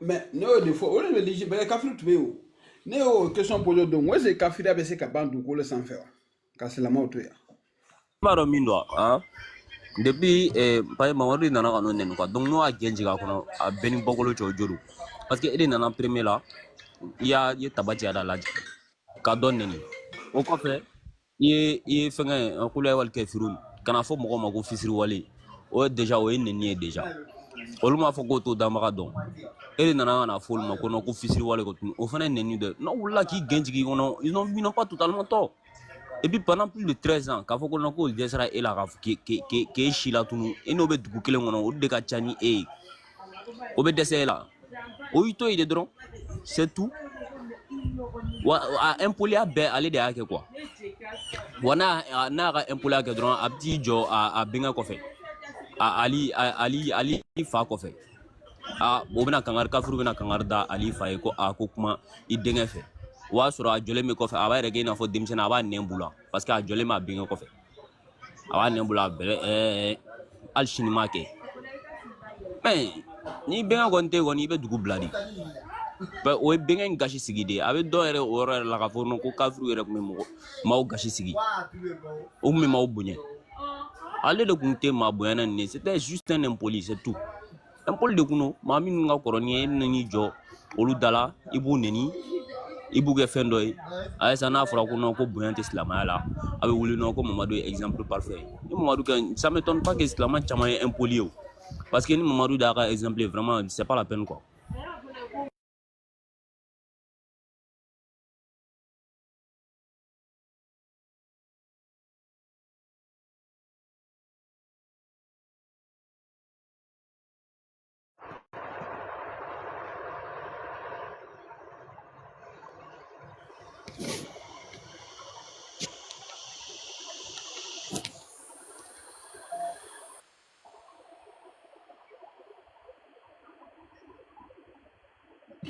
Maspero. Oui, boss. Il faut le nom. On y oui, comme voilà, tu me dis, là, ne fana ma faamu kuma bɛ min kan quoi.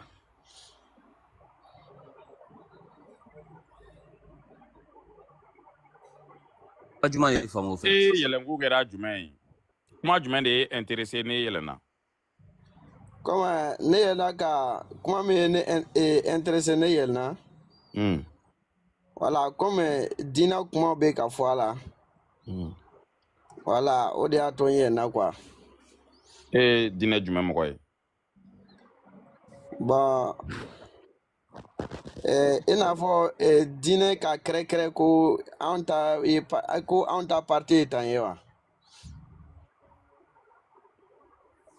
E komi? N ko i n'a fɔ ka diinɛ kɛrɛkɛrɛ i n'a fɔ parti i n'a fɔ Hamadiya, Tijaniya, ou soit chrétien walima silamɛw a n'ale ɲɔgɔnna don wa? Non, o ɲɔgɔnna tɛ.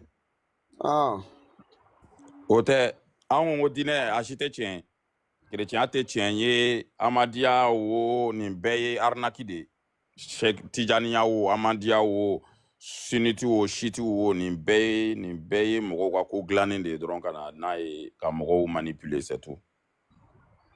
Vraiment bon comme ne fana y'a mɛn ten n ko n bɛna n'a gɛrɛ ka hakilina dɔ ta puisque adamaden man bon fili ma bon mais ne ele ko i tɛna mɔgɔ wɛrɛ t'a lamɛn bon a ka gbɛlɛ quoi. O ye tiɲɛ. Voilà o de la y'a to ne fana gbɛra ne fana fɛ ka lamɛnni kɛ a la puisque bon n'ele m'a lamɛn bon ele fana tɛna faamu donc o de ye a ko in ye quoi. O ye tiɲɛ ye. Voilà. E ye dɔngɔnɔ ye wa? Ayi non. A tɛ dɔngɔnɔ ye. Ok. Mais diinɛ bɔra yɔrɔ mun na ka na a ka segin ka taa yen quoi. A ka segin ka taa yen dɔrɔn tout simplement an ka kɛlɛ y'o de ye. A bɔra Makan a bɔra arabu de fɛ yen a ka segin ka taa nɔ la. Oui sinon. An mago t'a la. A bɛ ten sinon Mankan yɛrɛ o. Mankan yɛrɛ n'i bɛ kafiriw fɔlɔ fɛ i bɛ taa Mankan de quoi. Jɔn ye silamɛ ye? Jɔn ye silamɛ ye? Ni Makankaw kɛra kafiri ye jɔn ye silamɛ ye? Non silamɛ ye mɔgɔ min ye o. Mɔgɔ min sera k'a dɔn ka ban ko non ko tigi kɔni bɛ ne la ka ban kɔnɔ o kɔni ye silamɛ ye. E tigi ye jɔn ye? Oui. E tigi ye jɔn ye? E tigi de ye danbaga ye kɛ mɔgɔ min ye dan dɔrɔn o de ye tigi ye. A ye danbaga e dan cogo di? Karamɔgɔcɛ ne t'o dɔn dɛ. E bɛ ka kuma fɔ e tɛ kuma min dɔn karamɔgɔ. Kasi ŋana ten tɔ dɔrɔn k'i kun jan sanfɛ dɔrɔn ko dɔ ye e dan i n'a ma kuma k'a sɔrɔ i b'a dɔn i fa ye i ba ye karamɔgɔ yɔrɔ fili b'o kuma la dɔɔni. Oui a bɛ tan o de y'a to kuma daminɛ na n ko adamaden ma bon fili ma mais ne ele ko e tɛna fɛngɛ dɔ lamɛn ele fana tɛna faamuyali dɔ sɔrɔ quoi. Voilà. I kana taa yɔrɔ jan i bɔra i fa la i fa bonya i k'i ba bonya i ka diɲɛ n'a sababu bɔra i fa n'i ba de la olu fana taa bɔra u fa n'u ba la bon dɔ de nana fɛ yan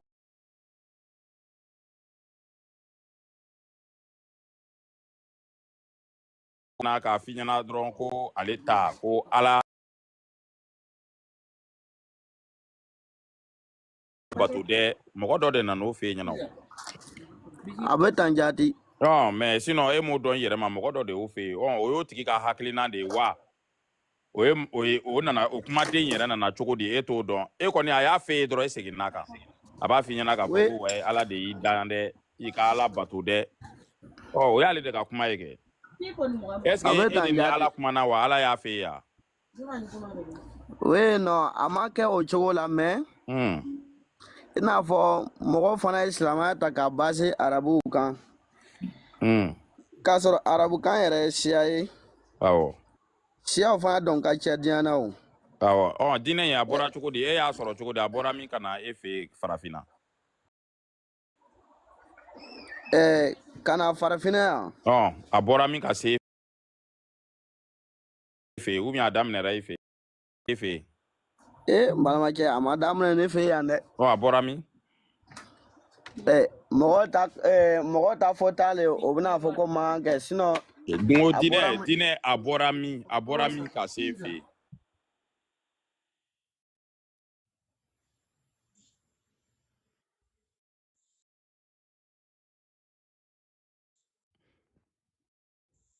Masporo diinɛ bɔra min ka se e ma n'a ma dilan e fɛ a bɔra min? Tɛna jigin quoi. Mais e bɛ jigin dɛ n'i tilara baara la i bɛ yɛlɛ. C'est mieux. Est-ce que n bɛna sɔrɔ ka yɛlɛ yan? I bɛ yɛlɛ kɛ n'i ye demande kɛ dɔrɔn i bɛ taa Masporo i bɛ taa kɛ mais comme question bɛ ka poser e kun e bɛ fɛ ka taga fɔlɔ baara la. N'i tilara baara la dɔrɔn i bɛ demande kɛ duguma dɔrɔn i bɛ ta ka yɛlɛ. Ok. Problème t'a la mais n'i kun bɛ se k'a jaabi yanni ka taga diinɛ bɔra yɔrɔ min na ka se e ma quoi n'i kun bɛ se k'o jaabi yanni ka taa. Ka bɔ yɔrɔ min na. E n'a fɔ silamɛya bɔra min? Silamɛya. A bɔra min ka na? Bon n'a fɔra ko silamɛya kuma nin ka se e fɛ yen. A ma dilan ne fɛ yan n balimakɛ. A bɔra min ka se e ma? Silamɛya a bɔyɔrɔ ka jan a ma daminɛ arabu yɛrɛ fɛ yen.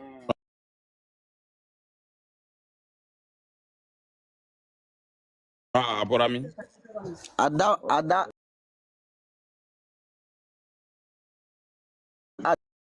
O de la ne y'a fɔ n ko siyaw ka ca quoi. Siyaw ka ca mun bɛ taa a ma bɔ Hébreu.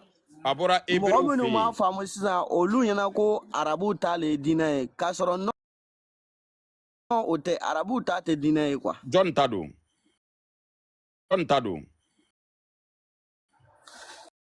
Non diinɛ arabu yɛrɛ ye dan. E bɛ ala dɔn? Ala. E b'a dɔn? E b'a dɔn wa? Ala y'a fɛ ɲɛna k'ale de ta ye diinɛ ye wa? Oui diinɛ ye ala ta ye. Ala de y'o fɛ ye wa? ou bien jɔn y'o fɛ ye ko diinɛ ye ala ta ye?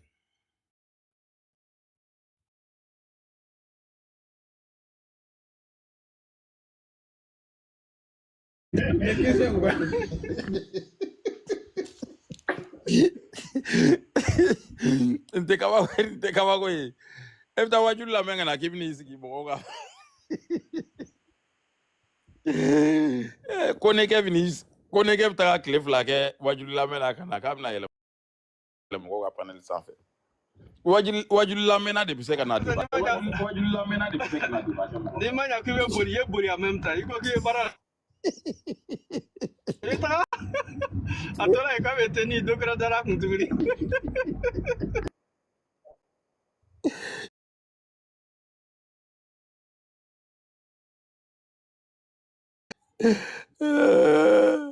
Non, Abubakar. Ah, Abubakar. Abubakar. Oui, il faut le nom. Ouais. Kan no va faire. Bamananga. Non, je vais dire comment ça va. Je vais dire. Oui, ça va très bien même. Ala an dɛmɛ. Ami. Ala ka duwawu minɛ. Amina, a b'a kan dɛ, ouais. An b'a kan. Ala bɛ mɔgɔ dɛmɛ cogo jumɛn na karamɔgɔ? I bɛ se ka dɔɔni fɔ o la. Ah, fɔlɔ a tilara k'o ɲɛfɔ an ye. Ne kɔni ye duwawu la minɛ. N'a kɛra mun ye, ne kɔni ye duwawu la minɛ.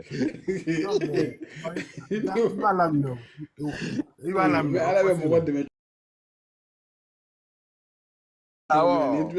Mais qu'est-ce k'alo ye question posée kun ko Ala bɛ mɔgɔ dɛmɛ cogo min na k'i k'o ɲɛ. A tɛ mɔgɔ dɛmɛ, ele tun t'a laminɛ o karamɔgɔ cɛ, ouais. Ayi ne ko tɛ o, ne kɔni tɛ o, ne y'a laminɛ parce que ne bɛ ban n sɔn fɛn na.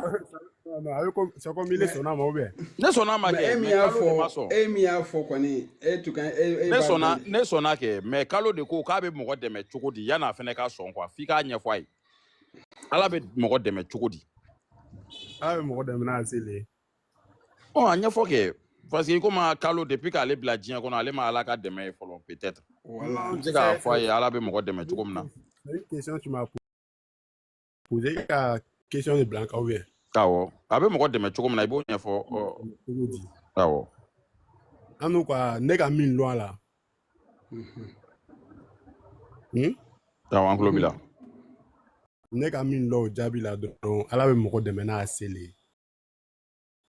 Ko ne bɛ mɔgɔ dɛmɛ ni n ka se ye, yɔrɔ o kɔni tɛ explication. Non mais dɛmɛ sisan.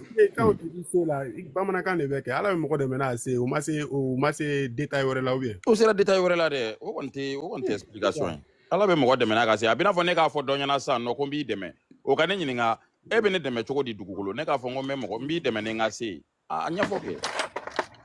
Mɔgɔ min ma deli k'i ka dɛmɛ ye, mɔgɔ min ma deli k'i ka dɛmɛ ye, n'i ko k'i b'o dɛmɛ i b'a ɲɛfɔ a ye de.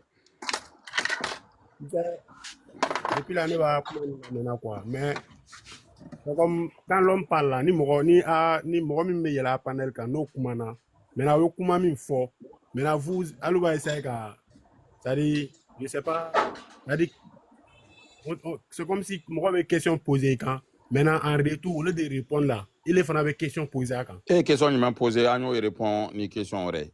I ye question ɲuman poser depuis là. Non, je parle pas de moi-même en quelque.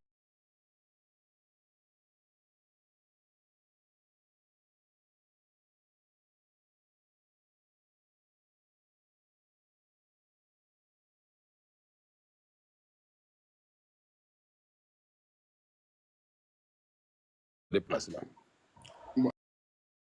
I ka question min pose, a ka question min pose n kan. Abana. Ni tɛ se k'a jaabi a fɔ dɔrɔn i tɛ se k'a jaabi i ko de ko Ala k'an dɛmɛ ale ko Ala bɛ mɔgɔ dɛmɛ cogo di? Non, faut pas. Non, il m'a posé une question, je lui ai répondu, n'est-ce pas? I m'a répondre.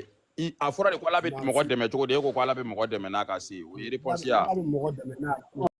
O ye réponse ya. Ne fɛnɛ ko ko n bɛ mɔgɔ dɛmɛ, n bɛ mɔgɔ dɛmɛ ni n ka se ye. Ala ye diɲɛ dilan cogo di? A ye diɲɛ dilan n'a ka se ye. Ala ye san dan cogo di? A y'a kɛ n'a ka se ye. Karamɔgɔ c'est trop facile. O ye réponse ya. Non, c'est pas. Non, ce n'est même pas une réponse, ça, Karamɔgɔ. C'est pas une réponse. Non, je suis désolé. Ça, c'est... Ni une question posée, kun k'a bɛ mɔgɔ, i n'a fɔ ne ko ne b'i dɛmɛ, ne b'e dɛmɛ cogo jumɛn na? N bɛ n bolo don n kun ka wari bɔ k'a d'i ma. Voilà, financièrement, moralement. N'i ko ne ma ko ne b'i dɛmɛ cogo di? N b'a fɔ n ko wari kɔni tɛ n bolo, mais i komi relation bɛ n na, n bɛ se ka dɔ wele a b'i ta baara la. Ala bɛ, bon, comme vous avez parlé comme ça là. Concernant ce que moi je sais, ce que moi j'ai appris, Ala bɛ mɔgɔ dɛmɛ n'a se ye. Ala a se ye. Là, c'est quoi.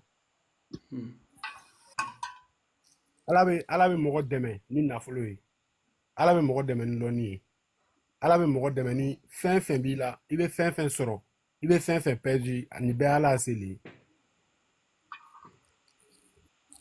Kafir Islam. Ala de b'a bɛɛ kɛ quoi. Comme ngo no ala be mogo dɛmɛ n'a se. A ko no sen a be mogo dɛmɛ togo di. Awɔ, ngo donc Ala de bɛ ko bɛɛ kɛ o tɛ ya. I ko no wet clear la. Karamɔgɔ i tɛ n ka kuma lamɛn yanni ka dɔ wɛrɛ fɔ i komi i ye question jaabi. Donc e bɛ fɛ k'a fɔ ko Ala de bɛ fɛn bɛɛ kɛ wa? Oui. Ah? C'est ce que je peux faire aller fɔlɔ mais n'ale yɛrɛ le. OK, sisan nɔ ni ne kɛra nafolobatigi ye sisan Ala de y'o kɛ ya? Oui. Ni ne ye wariba sɔrɔ ka n fa ni n ba bila ka taa Makan Ala de y'o kɛ wa? Ala le b'a kɛ. Ni ne ye marifa ta sisan nɔ ka marifa ci e kunkolo la sisan jɔn y'o kɛ? I yɛrɛ le k'o kɛ. Han? I yɛrɛ le k'o kɛ. Ala t'o kɛ. Ala m'o kɛ. Donc Ala tɛ fɛn bɛɛ kɛ tiɲɛ tɛ? Ala bɛ fɛn bɛɛ kɛ mais on a karamɔgɔ. Écoute. Ah, n tulo b'i la. Voilà. I ka kuma le voilà. O si tɛ an bɛ kuma le dɔrɔn ka ɲɔgɔn faamu tu vois. Ala ni i ko premièrement i ko ni i le ka wari sɔrɔ. Awɔ. I ko jɔn y'o kɛ i ko Ala y'o kɛ.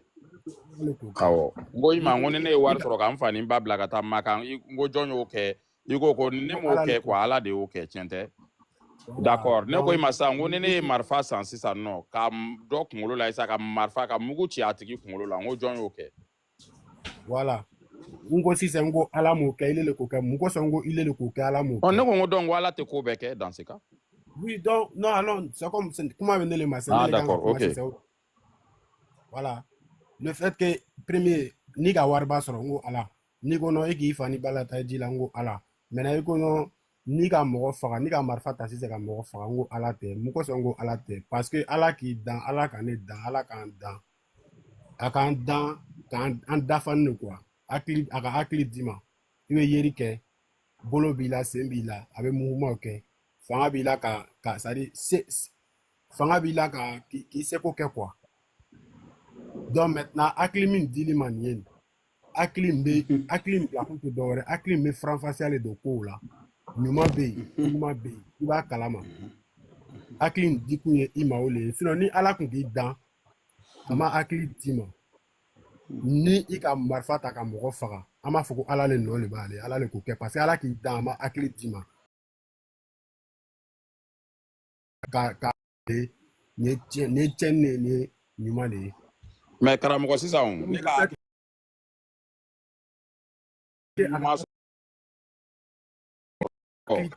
karamɔgɔ ne hakili ni ne hakili ye n bila mɔgɔ faga la o tɛ ne yɛrɛ nɔ ye wa? E ka kuma la sisan ni ne hakili ye n bila ka n fa ni n ba la hiji o tɛ ne nɔ ye wa? Ne hakili de y'a bila ne hakili de ye miiri ka ɲuman ni juguman dɔ ka dɔn ko n fa la hiji ka n ba la hiji o ye ko ɲuman ye o ye ne hakili de ye. Ne hakili de y'o di ne ma k'olu la hiji. E ko k'o tɛ ne nɔ ye ne hakili fɔlɔ n ko Ala bɛ ko bɛɛ kɛ wa i ko ko Ala bɛ ko bɛɛ kɛ parce que ne de ye baara kɛ ka wari ɲini ka n fa ni n ba la hiji e ko ne m'o kɛ ko Ala y'o kɛ. Ne de tilara ka wari ɲini nkɔ tugun ka mobili ɲuman baw san e ko non ko ne tɛ ne m'o kɛ ko Ala de y'o kɛ. Maintenant ne ko ne ye marifa ta k'a ci mɔgɔ dɔ kunkolo la e ko ne ma ko non ko o tɛ Ala ye ko ye ne yɛrɛ ye. Na kuma lamɛn an kana karamɔgɔ Jalo fɛn dɔ fɔ na. On va doucement ou bien? On va doucement ou bien? D'accord. Ne Ala ye hakili di mɔgɔ ma karamɔgɔ mais mun na Ala ye ciden bila ka na maaw kuma tuguni n'ale ye hakili d'aw ma ka ban an ka ka ɲuman ni juguman dɔn ciden kɛ kun. Est-ce que o mun na a ye ciden bila ka na n'a ye hakili d'a ma ka ban ɲuman ni juguman ile min bɛ kuma na ni ɲama file ɲɛnɛ i bɛ ko ɲalon wa? Mais o ye mɔgɔ ka ko de ye o mais Ala yɛrɛ ye hakili d'i ma ka ban. Ne kile de ɲininka n ko ni ɲama file ɲɛnɛ ile i bɛ ɲalon wa? N ma ɲalon kɛ. I bɛ ɲalon cogo di? Karamɔgɔ i b'a dɔn e ka kuma gɛlɛya yɔrɔ kɛra mun ya? Non i jɔ karamɔgɔ maa yɔrɔ nin fɔ an ɲɛna sisan. Ok vas-y. Ne ye wolo don tasuma na sisan Mado abe mulo jeni mo don ka fɔ ne bɛ jeni kɛ ni ye mun maa bɛ hakili sɔrɔ min bɛ k'i la o de b'i la faamuya ni nɛnɛ b'i la sisan i b'a dɔn ka i kan ka fɛn dɔ biri la ka i fari kalaya ni fari kalayalen don i kan ka fɛn dɔ ta k'i yɛrɛ fifa i fari ka sumaya mais est-ce que o sela ko ciden bɛ n'o fɛ ɲɛna ciden dɔ le cira ele ma kana fɔ ɲɛna ko nɔ k'i ni bolo don tasuma na a bɛ mɔgɔ bolo don. Voilà mais o ye ne yɛrɛ farikolo de bɛ n yɛrɛ ciden ye o parce que ne yɛrɛ ye ne yɛrɛ ka ciden bon ne sen bɛ n dimi sisan ne ne sen bɛ n dimi mais ne yɔrɔ bɛ dɔ bɛ n dimi sisan est-ce que e b'a dɔn ko ne yɔrɔ bɛ n dimi ne yɛrɛ de b'a dɔn parce que hakili bɛ na. Faut m'écouter un peu. Hakili b'i la hakili nana yɛrɛ ma la. Mais voilà ni ala e ma fɔ k'ala de hakili d'anw ma e y'o de fɔ non e ko k'ala de hakili n'ala ye hakili d'a ma ko an ka ka ko bɛɛ lajɛlen faamu mais mun na a bɛ ban ka mɔgɔninfin dɔ fana ci tuguni o ci kun kɛla mun de ye sisan o ci kun kɛla le kana f'i ɲɛnɛ i le ɲɛnɛ ni ka i k'i yɛrɛ sɔrɔ dugukolo kan yan i wolola a bonya ka bonya ka se ko ma quoi i y'a lɔn k'a fɔ ko non ten tɛ quoi parce que ni mɔgɔ ma ci man ni mɔgɔ kun ma ca ma an tun a bɛna k'an kɔnɔ komi na an ka yɛrɛ sɔrɔ dugukolo kan tan de quoi puisque ko yɛrɛ daminɛna sɔgɔ mɔgɔ i kɔnɔ bɛ ta i b'i bamuso kɔnɔ k'a kalo kɔnɔ kɛ ou bien i bamuso b'i kɔnɔ ta fo k'i n'i jigi i tɛ bɔ foyi kalama i bɛ denkɛrɛnya kɛ i tɛ bɔ foyi kalama i bɛna na kɔrɔbaya k'i n'i yɛrɛ i bɛ dugukolo kan i bɛ fɛn sama i bɛ ji min i bɛ taa yɔrɔ bɛɛ i bɛ ko bɛɛ kɛ i ka ye nɔ ni ɲama f'i ɲɛnɛ ni mɔgɔ min bɛɛ sira a bɛna k'i kɔnɔ ko a ko c'est-à-dire ko bɛ ten de quoi c'est-à-dire c'est hasard en temps c'est pas hasard donc il faudra que on te dit maintenant que non si tu vois que tu existes cette terre là si la terre là c'est pas par hasard ça vient de comme ça donc voilà pourquoi le messager a été venu c'est pour venir nous révéler quelque chose pour venir nous dire que non rien n'est hasard. Le monde là, c'est pas hasard. On n'a pas venu par... D'accord, il joue non.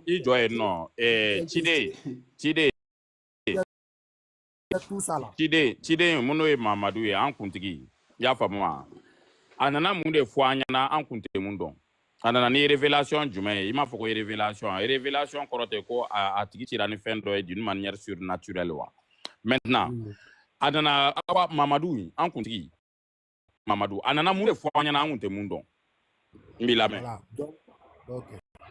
Donc en général on va pas parler kun kana taa n'a yɔrɔ wɛrɛ dɛ ne ko n ye précision de kɛ n ka question kɔnɔ e tɛ ne ka question choisi n place la dɛ ne ko i ma n ko Mamadou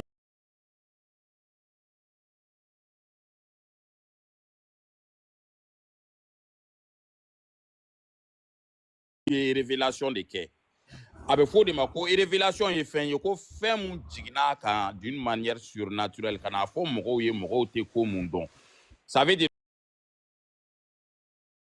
mun de fɔ an ye an tun tɛ mun dɔn fiyewu. Polenga finyene parce que ni ma kuma farafasiya te kuma daminɛ la après je sais peut-être tu vas essayer de venir à quelque part voilà pourquoi je suis en train de bien préciser avant que ametagani kuma ye. Mohamedou mais c'est pas lui. Comment sur un boulot quoi. Non. Bon, quand je vais parler question diable quoi. Faut le répondre après, il pas. Mais je suis en train de le répondre comme ça. Il faut m'écouter. Il faut que quand on parle là, on parle avec la précision. Entre le villa. Mais c'est une question à ma femme parce que mon ali. O an kuntigi Mamadou anana ni révélation jumɛn de kana o fɔ an ɲɛna an kun tɛ mun dɔn. Anana fɔ an ɲɛna le o. Ko foyi tɛ tan. Ni ka ye an bɛ an nana an yɛrɛ sɔrɔ ni état ni na ten. Foyi ma kɛ ten. Ni ka ye a kɛla ten. ko nin de b'a kɔfɛ nin de b'a kɔfɛ donc an nakun de ye nin ye ka na Oui. c'est-à-dire ko caman an kun bɛ c'est-à-dire en dehors de les prophètes on faisait beaucoup de choses en fait mais Mohamed nana yira na le dɔrɔn ko non nul n'est hasard on est venu là c'est pas par hasard on est venu c'est pas pour rien c'est tout. Mamadou Nano, au defanyana. Oui, c'est tout. Quand on n'est pas venu pour, au hasard, quand on a tout une fois, Adalou Bibloa. Non, kana ana to nya fo kutere male fo de ngo kana ana kun kom ana kun emi ni ana kun emu yen o ejuma na no kwan ni rebo loto kai ne ko ne to influence ne go ngo ana kun anana mu fo anyi ka ana kun yo yi anana fo kwan seli ko an long ka fo ko no ame fo min sama ame domini min ke fanga min bana se sari ame koko la do kolonka ana kun e sari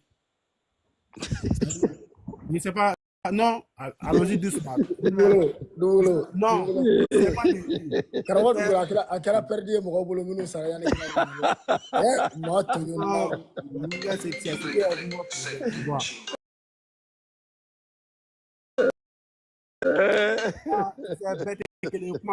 deposit ma nogo mo shima ni ma nogo alika almami ni nana na ya ni jabi bengele ama ni le bala kana fo no alina almami c'est dit si e dit non ni nga fo no mama nogo bema en même temps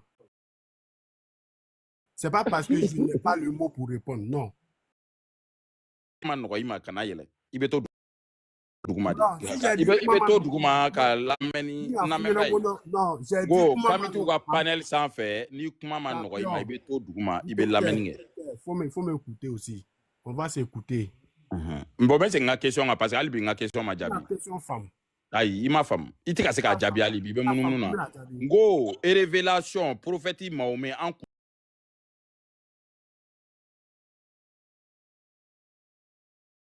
prophétique Mahomet en kuntigi sallallahu alayhi wa sallam. Ah nana moune foanye en tunte mundon. Anana foanye ante Mamadou Kana yana ale ka bangi en kunta doko alabeya.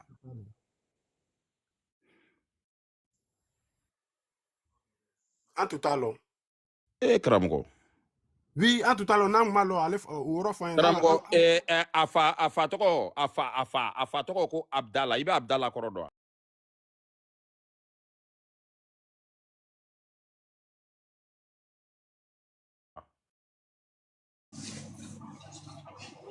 Anya foge.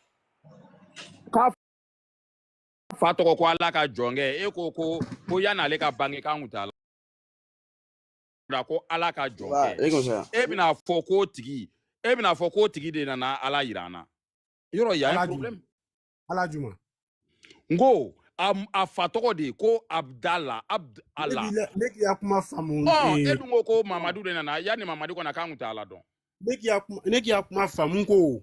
Komi ne ko nango anku ikono ko est-ce que d'ici Mohamedou ben avant qu'il avait na an ta do ko alabeya an ta do ko créateur be an ta do ko alabeya neki ne ngo wai ngo an tuta ala lo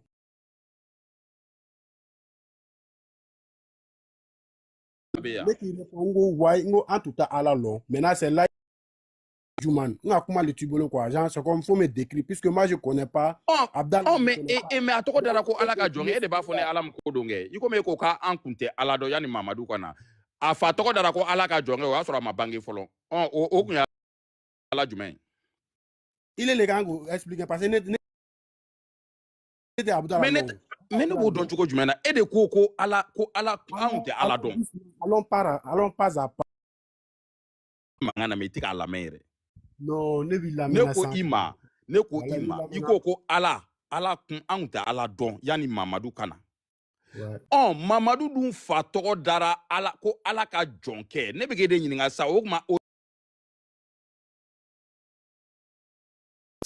o kunye ala jumain iko ma nguta ala do yana. Moi je suis en train de parler sur Mahomet, tu comprends? Donc son père là Abdallah là Moi, je ne le reconnais pas. C'est le Mohamed que moi, je le reconnais. Tu comprends un Et peu? t'as un Marocain.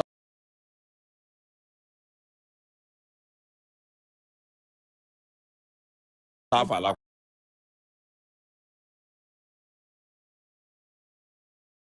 Quoi? Hein? Tu t'en fous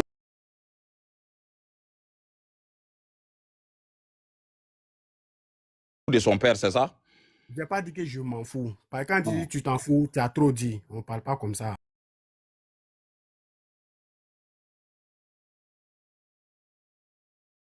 Allons. Ok. Donc, ok, lui-même. Bon, maintenant, bon, je vais t'enseigner. Il comme il y a comment qu'a gagné boulot doni. Yani Mamadou Kana, ala kun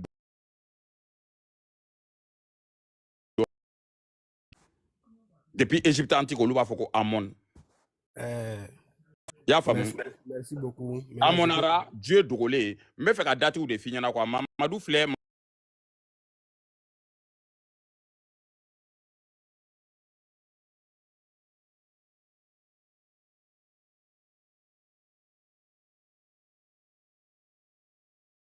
Mamadou Korolente, Kosobe.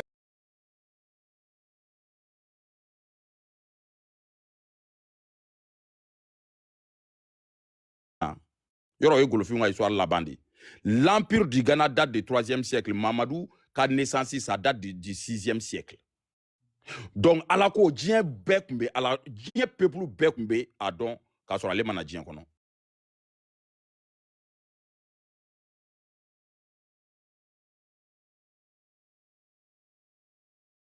Donc, amana ala ira mogo la ko, amana ala ko fo mogo nyana. Yana le kana, na mesa, yana le kana ala kun donendo. Mbe se nga question nga, dowere fo flana, dowere fo.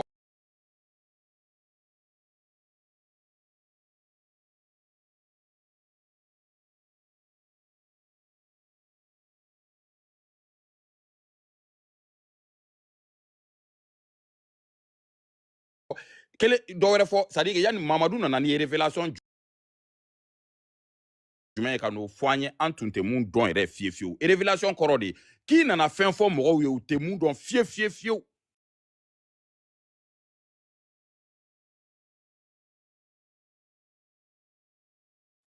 n b'i lamɛn kɔtun karamɔgɔ awɔ ala ko y'o to yen quoi bɛɛ tun b'o dɔn An bɛ taa dɔɔni. hali k'a fɛ Je ne parle pas de toutes sortes de prières, mais je parle plutôt de la prière que les musulmans font. Les 5 prières dans la journée, ça fait 2. Maintenant,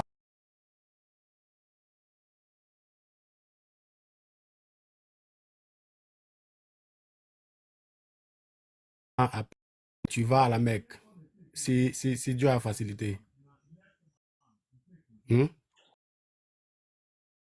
karamɔgɔ ne y'i faamu sisan o yanni mamadu kun kana mɔgɔw kun tɛ seli quoi Maintenant, après, le Zaka. awɔ i ye 5 piliers de l'islam ma se ko sita an bɛɛ b'o dɔn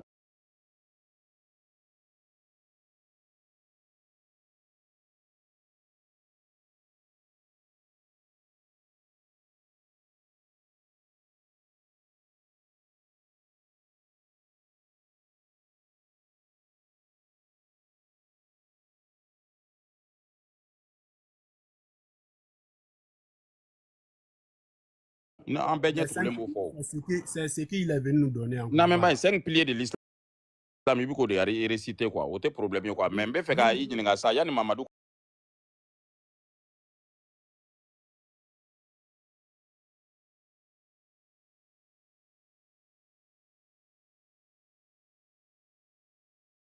ok bon bon sɔsɔ fɔlɔ a mana ni seli an ka taa ɲɛfɛ après n bɛ tila ka na seli cogo bɛɛ ɲɛf'i ɲɛna u ye mɔgɔw ka seli cogo de sumɛ quoi awɔ e k'i jɔ ban in e t'a ɲɛ dɔn mais ne bɛna a ɲɛf'i ye quoi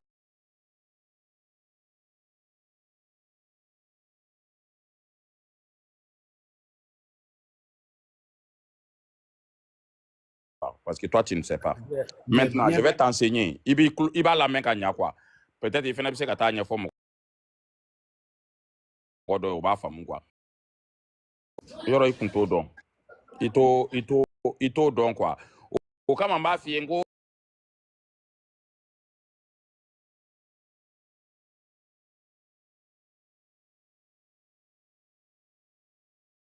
i ka menike ibina ka jigite itina foi famne enana Non. eta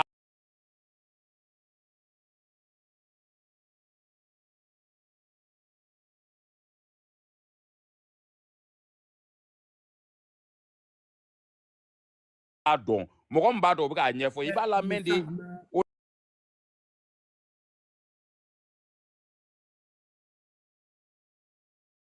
la eni donia do be jigin eta Era ne te kuma n'ale Frobano parce que ne k'ale yɛrɛ ka kuma lamɛn ale ni le y'a kuma lamɛn il n'a pas trouvé. Abouakar awo nya famu ne be fe de ne ka ɲɔgɔn famu sisan quoi maintenant ne be fe ka mun fi ɲɛna bon i komi i ye jaabi minnu di y'a di ni ka connaissance ye n b'i famu quoi k'a fɔ ko ala ye kelen ye a bɛ fɔ o de ma ko monothéisme quoi Mamadu mana n'o ye quoi i y'a faamu diɲɛ mɔgɔ caman ba kun sigilen don kan n'a bɛ fɔ ma ko ala kelebaganciya i y'a faamu la ilala a mana n'o ye o kɔrɔ ma bato ale tɛ tiɲɛ ye o tɛ tiɲɛ ye jumɛn Mamadu de nana ni ala kelebaganciya ye i ka micro min na laseli bɛ kɛ pour mɔgɔ mun bɛ duguma quoi ale t'a dɔn il n'écoute pas. Ouais mais e t'a dɔn e bɛ ne sɔsɔ e dun afɛ dugukolo mais i t'a dɔn e t'a dɔn mɔgɔ minnu i kana mɔgɔw bila ka yɛlɛ i ma sa ala kelebaganciya Mamadu mana n'o ye n bɛna cité ye mais n'i tɛ lamɛnni kɛ i bɛ jigin ka bɔ an ka panel kan quoi ça sert à rien. Parce que tu m'écoutes, je t'écoute, tu vois un peu. Là, comme ça, on peut se comprendre. Mais quand faut non, ni ka kuma do fo, minte, ça ne m'a sommi ma, je dois t'interpeller, je dois te dire non. Non, mais c'est pas question, il m'a sommi ma cramotière. Et t'as donné au cap de la question posée lui, il m'a donné une révélation qu'elle est. J'écoute, les gens vont écouter. On n'est pas quelque chose, j'écoute. Non, mais mɔgɔ dɔw compliqué non ça. E t'a dɔn dɔ bɛ k'a ɲɛf'i ɲɛna micro minɛ i k'a lamɛn o la bon ale filɛ sisan nɔ a bɛ taa débat kɛ yɔrɔ wɛrɛ la a tɛ se ka nin réponse ninnu kɛ yen nɔ sini n'i ye nin question fɛn fɛn posé a kun a bɛ bi a piège kɔnɔ nkɔ tugun moi à sa place ne tun bɛ n ka micro fermé de ka nin lamɛn ka nin fara n ka dɔnta kan c'est-à-dire orgueil lankolon quoi orgueil fou tu ne connais pas mais tu veux pas écouter. Non mais ala kelebaganciya o bɛ o tuma an ka kafiriw bolo bamanan kafiri mafiri boli sɔnna ale tun b'a fɔ ko ma ye kelen ye ou bien a b'a f'i ɲɛna ko danbaga ye kelen ye kafiri tun b'o dɔn quoi Mamadu mana n'o ye quoi c'est pas Mamou ye golofinw ko a ma bɛ yen quoi u y'a fɔ ko Clé bɛ yen quoi ko Damari bɛ yen nɔ olu fɔra u ma Mamadu mana n'o ye quoi o ye monothéisme ye quoi seli Mamadu mana ni seli ye a mana ni sun ye hali an ka chrétien an balima chrétienw ta dɔrɔn sa chrétienw bɛ sun chrétien ka kɔrɔ ni silamɛya ye seli mun bɛ kɛ nin ye chrétien n'u bɛ birika wuli kɛ tantɔ sabɛnw tun bɛ nin seli kɛ hali chrétien orthodoxe bɛ seli tantɔ les croyants jeunes le premier jour de leur mois sacré u bɛ seli tan de k'u ten turu k'a wuli k'u jɔ k'u ten biri les croyants jeunes chez les orthodoxes les chrétiens orthodoxes o ye fila ye kaba tun bɛ lamunumunu siɲɛ 7 o lamunumunu kelen de don kafiriya tile la Safa ni Marwa kulu tun bɛ boli kafiriya tile la k'i kana ni fɛn kelen de ye Mamadu ye fɛn mun apporter de nouveau i bɛ duguma yen dɔrɔn c'est faux e dun question posée de kun e dɛsɛra k'a ɲɛfɔ e ko ala kelebaganciya o tɛ tiɲɛ ye e nana sɔrɔ diinɛmɔgɔ bɛɛ bɛ ala kelebaganciya kan monothéisme bɛɛ b'o kan Musa juifs b'o kan chrétiens e nana sɔrɔ bɛɛ b'o sanfɛ hali kafiriw b'o kan i ko seli e b'a dɔn seli yɛrɛ taara yɔrɔ min na hali seliji tacogo min bɛ kuranɛ kɔnɔ sabɛnw ka seliji tacogo de bɛ kuranɛ kɔnɔ sabɛnw de tun bɛ seli nin seli cogo la e t'o dɔn karamɔgɔ dugukolo oui est-ce qu'il b'a dɔn ko sabɛnw yɛrɛ a bɛ cogoya min na sabɛnw yɛrɛ bɛna don alijinɛ kɔnɔ parce que i bɛ taa lajɛ suratu bakara kɔnɔ ta ala bɛ taa fɔ ko ils ne seront point lésés quoi le jour de la rétribution olu ni minnu judaïsé là avec ceux qui se sont christianisés avec les sabɛn parce que o ka pratique bɛɛ de ta quoi effectivement bâclé non mais Cameroun à Montréal de quoi il a eu honte il est en bas là-bas comme vous ne pouvez pas me convaincre il a honni la mosquée non mais c'est incroyable ça non on n'est pas là pour te convaincre hein qui te sait la question Djabi il n'arrive même pas à bien parler genre généralement c'est quoi ça Non, mais la honte.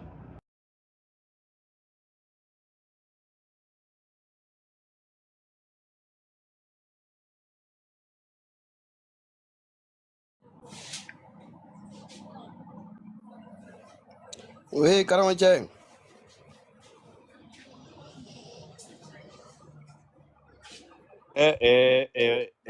Kalo aw ni nga fila fo ani kamiti kura de quoi de kamiti kura dɔ de natɔ ye.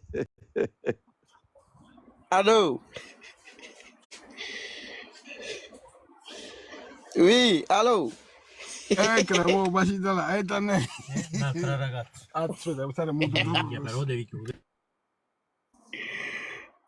Anga tane devai. Ok, ɲininka. E sɔnnen don ko ala de ye fɛn bɛɛ dilan. Ko ala ye fɛn bɛɛ dan, e sɔnnen don o ma. Ka fɛn bɛɛ dan wa? Dugukolo kan ou bien sankolo la? Diɲɛ kɔnɔ fɛn bɛɛ tɛ ala ta ya. O mɔgɔ tɛ tiɲɛ ya. A bɛɛ ala t'ale ya? Ne bɛ ɲininka kɛ, o kuma nin o ye tiɲɛ de ye wa e bolo ma tiɲɛ tɛ? Oui, comme e y'a question posé cogo min na o. Ele y'a jaabi ka ban o. Diɲɛ non, est-ce que e sɔnnen don a ma wa? K'o kuma nin ye tiɲɛ de ya? E sɔnnen don a ma ko tiɲɛ de?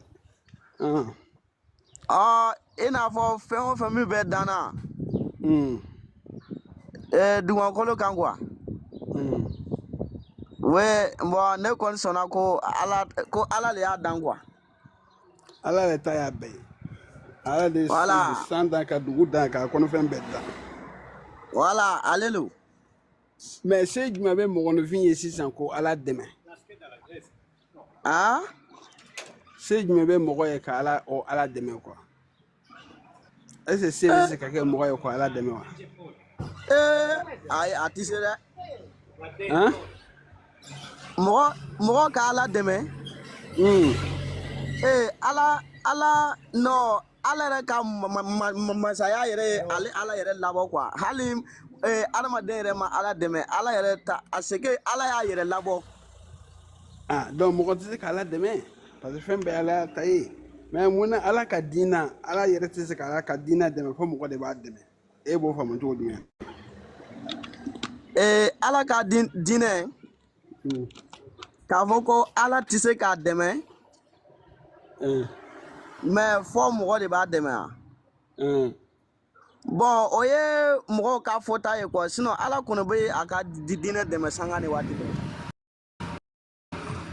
Ala b'a dɛmɛ. Munna mɔgɔ bɛ wajibi kɛ sisan ka mikoro sigi ka wajibiw kɛ munna ni ala yɛrɛ bɛ se k'a bɛɛ ɲɛnabɔ quoi? Bon, n'i y'a ye mɔgɔ bɛ wajibiw kɛ o. An karamɔgɔ in na ele yɛrɛ y'a jaabi o komi ele ko wajibiw. Ça veut dire ka mɔgɔw hakili jigi quoi. Cierto, saludos maestro. Ok, ahora, Maya vous laisser, il travaille un peu avec les gars. Donc, il vous laisser Karamo Dougla, belle jeune folendo. On est déjà en Karamo. Non, ni ma famu quoi, ni ma famu. Mas pro ini peut-être ini Barclay be so ɲɔgɔn famu quoi. Karamo Barclay t'a dɔn ni I bolo fɛrɛlen non quoi. Oui. Allô? Mɔgɔ tɛ kuma ni ya? Mɔgɔ bɛ kuma ni ye kɛ. E ye silamɛ de ya? E ye silamɛ de ya? Silamɛ? E ye silamɛ de ya? Ou bien chrétien? Ne ya? Silamɛ ye chrétien. Oui, bon, ne silamɛ de. Karamɔgɔ Usbil. K'a fɔ silamɛya bɛ ɲini ka na kɛ maloya la koyi. Non, kabako de dɛ. Mais n ka tun taara k'i ka question dɔ tɔ kun i ko a bɔla min ko silamɛya bɔla juifu ninnu fan fɛ yen. Awɔ. A ko jɔn de nana n'a y'a fɛ yen a tun taara n'o question. Awɔ ne yɛrɛ ɲinɛr'o kɔ. Tɔn de non a ma jaabi. Ko silamɛ de don wa chrétien ko ha silamɛ chrétien e ka maloya k'i ka diinɛ fɔ.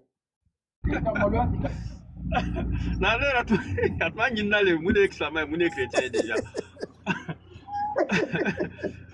Alors que le corps quatre man fait de maintenant quoi voilà jufu fan fait maintenant il y a appuyé question bla romina akoko ala ya nyini ako ala e mune adira yoro la ni ma ai ako ka polo korola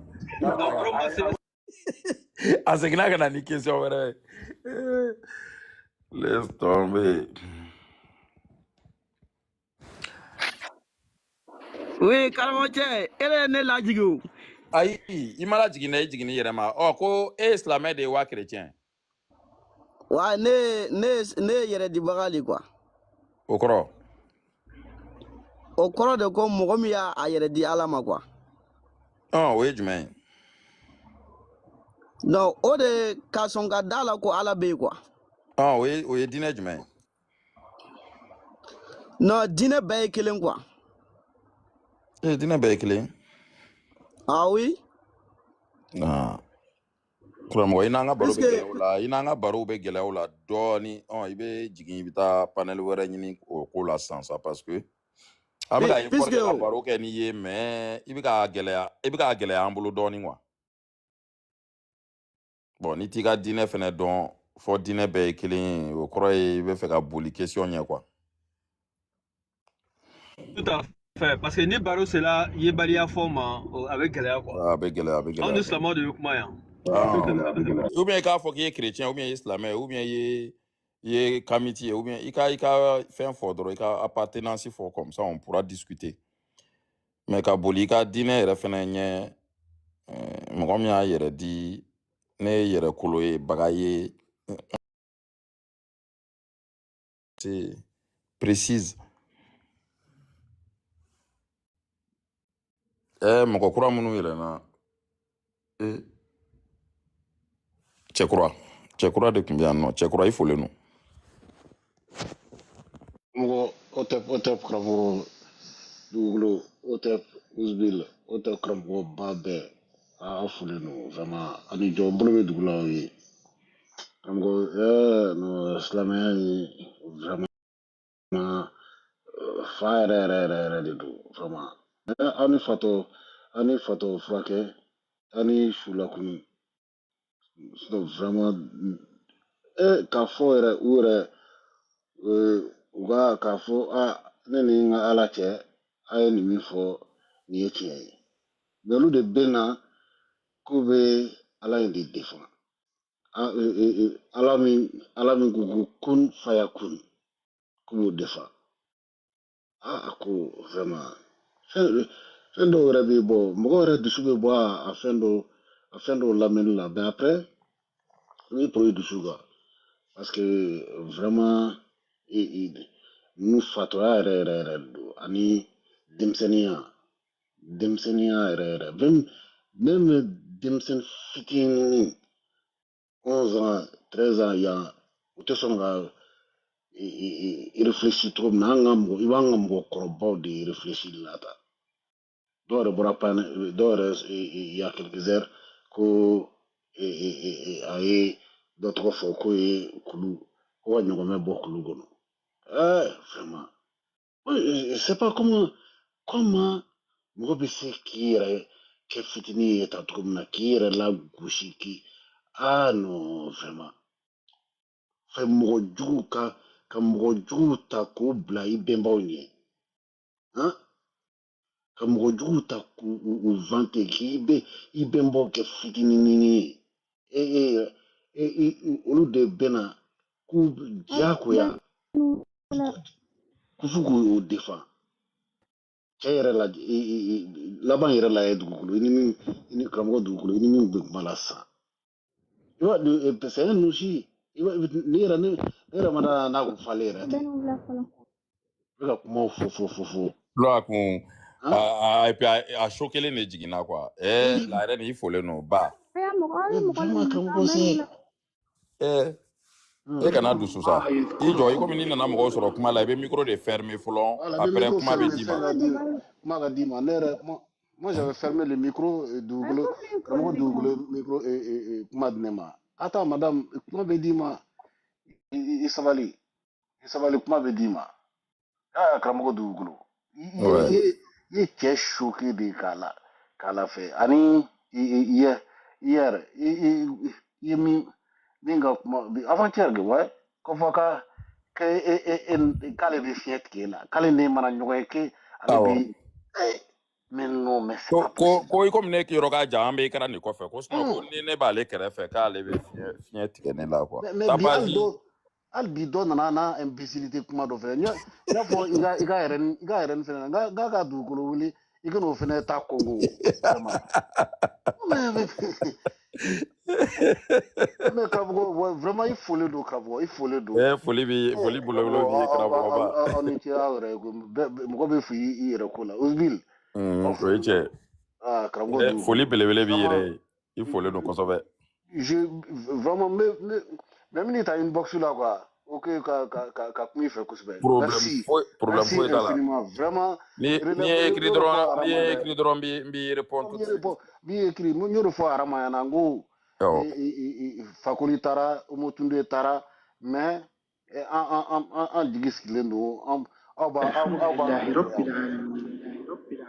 bɛ yan Uzibil i bɛ dugukolo arama Jalo vraiment relève aw ni ce aw yɛrɛ relève bɛ yen tiɲɛ yɛrɛ non karamɔgɔ et puis RN-baw ne yɛrɛ non ni muso sɔnna dɔrɔn a bɛ yɛlɛma surtout Mali. RN belebele dɔ filɛ dugu ma a ye sɛbɛnni kɛ la RN ɲɛba nin ye RN belebele dɔ ye kabako don a n'a fila ni ɲɔgɔn la RN dansira koloni. non karamɔgɔ vraiment ne mɔgɔ min kɛra i yɛrɛ ka kamiti ya i ye fɛn bɛɛ gagné diɲɛ kɔnɔ yan fɔlɔ. I ka tout gagné i ka k'i yɛrɛ ye vraiment pression fu bila mɔgɔw kan.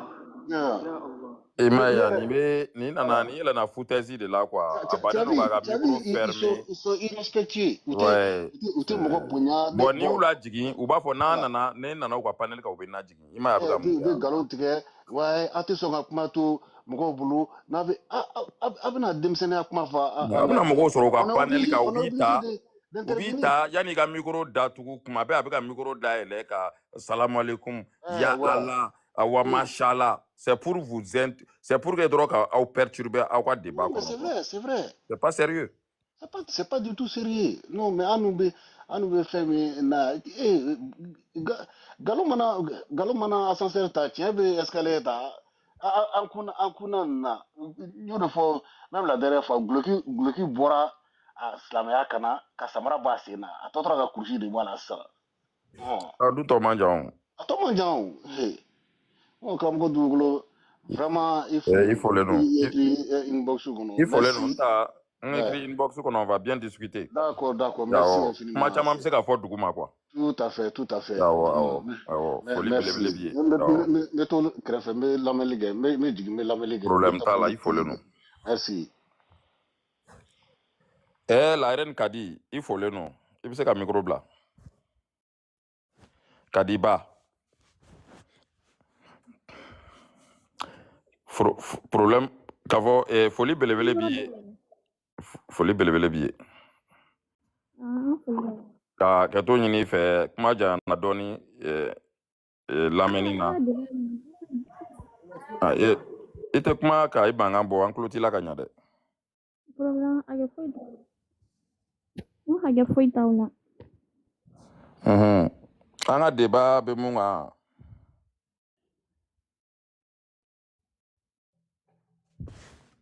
Allo. Est-ce que la reine Kadi est un écouteur de doigts? Non, écouteur de doigts, pourquoi? Parce que à mangan me documente trop. Ouais, en tout cas là quand et puis avec à couper quoi. An sɔgɔma. I t'i jɔ kuma ka di ma colonel.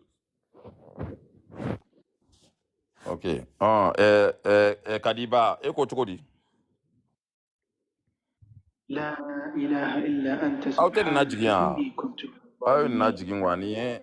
a bɛ hakɛ to n ka réseau perdre n ko aw ka débat ye jumɛn de ye n ko n k'a ka débat ye jumɛn de ye aw ka débat A ye kalabanciya la en fait.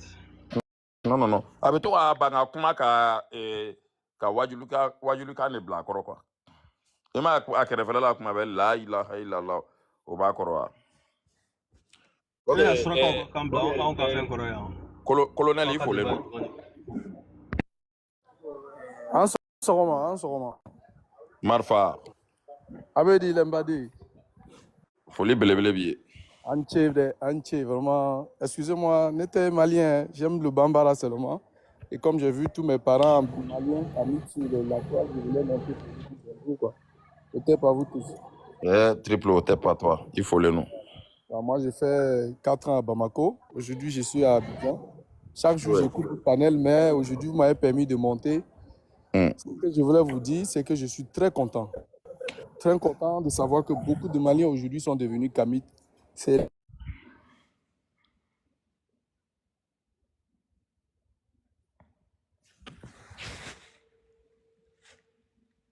rien à dire parce que vous connaissez la vérité, c'est juste pour vous saluer.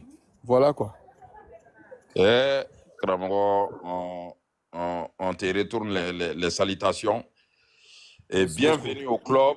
Et Seginaso, c'est ce qu'on dit. Hein, et ça veut dire que nous, aujourd'hui, l'Africain n'est ni musulman ni chrétien. L'Africain, à la base, est spirituel. Donc maintenant, laissons la religion musulmane aux Arabes, la religion chrétienne aux Nazériens, les Blancs, les Francs, les Européens et tout ça. Et nous, maintenant, il est temps maintenant qu'on retourne à la source. Donc, tout simplement. Donc, nous aussi, on te remercie. Au moins, tu es revenu à la source. Donc, merci. Il faut y aller, quoi. Côté pas toi, mon frère. Non, vraiment, un problème, t'as là. Anche. Je suis là à parler Bambara. Côté pas toi, colonel. Côté, mon frère. Côté pas tout le monde.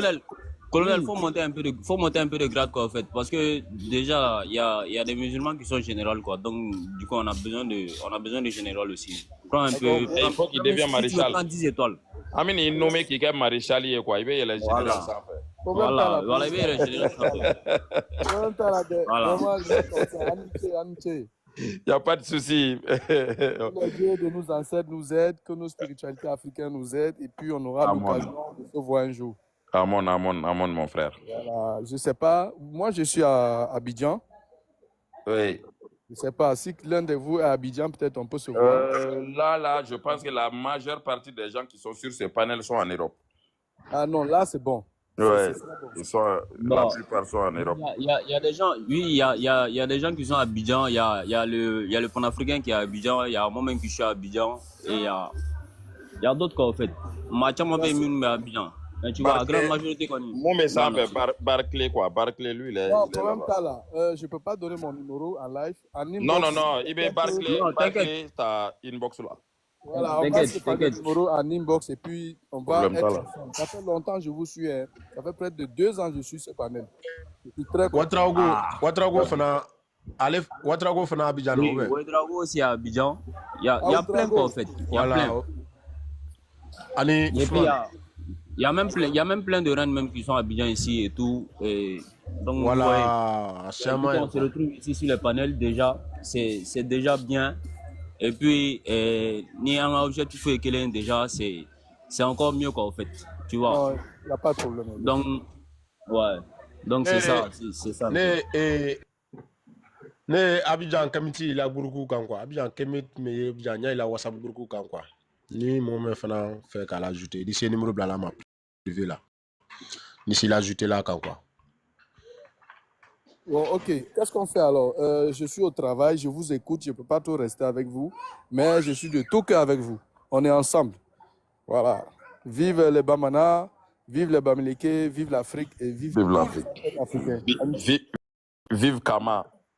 Vive Kama. Ouais, c'est Kama qui gagne. Peut-être au maximum. Mais il y a un peu là quoi. Vive les Traoré. Vive les Keita. Vive les Keita. Kramo, nous voulons la bêtise là, Odyssée.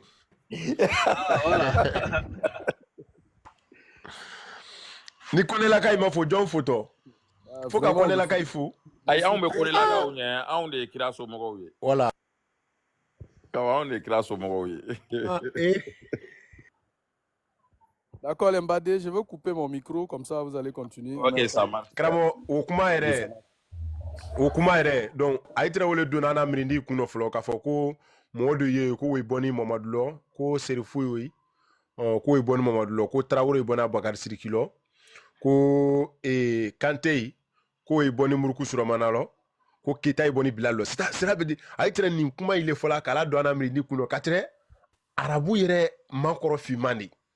Emaye arabu dunya siya kura le di ni ka histoire ma frère histoire ma di na arabu yere dunya siya kura le di mais ana jeli men islam yan wo le traîne la wo histoire wo di ka histoire mina ka fabriquer kana ka foko jamundu ye no ina fo aidra do ya mfe aida foko aidra we bonni Mamadou Lo donc wo jamu we ko modifier ka wila don quoi emaye mais tunya bra bobi mo chama mo ibra kunu ali to ko fanfe ka sorokato ta ka laila mo chama ibra kunu toujours ka panel ka mo bela de nefo ka fo duguro ne yeke konedi wole kafsa voilà yeke konedi wole kafsa nte se ka ba kɔnɛya ma quoi parce que n karamɔgɔ ye kɔnɛ ye quoi Uzbil karamɔgɔ Uzbil mun filɛ yan ale ye kɔnɛ ale ye n karamɔgɔba ye donc n tɛ se ka n ban kɔnɛya ma mais n'i ko n ma ko kɔnɛ n b'o laminɛ quoi karamɔgɔ baraka b'o le rɔ effectivement voilà n bɛ karamɔgɔ baraka voilà.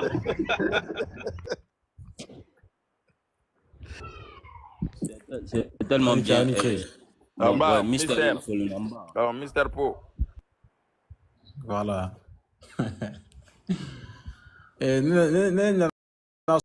Sɔrɔ débat la quoi. Bon, n'a pas la Kemetu de ka ca ma. Bon, an kɔni ye silamɛw ye.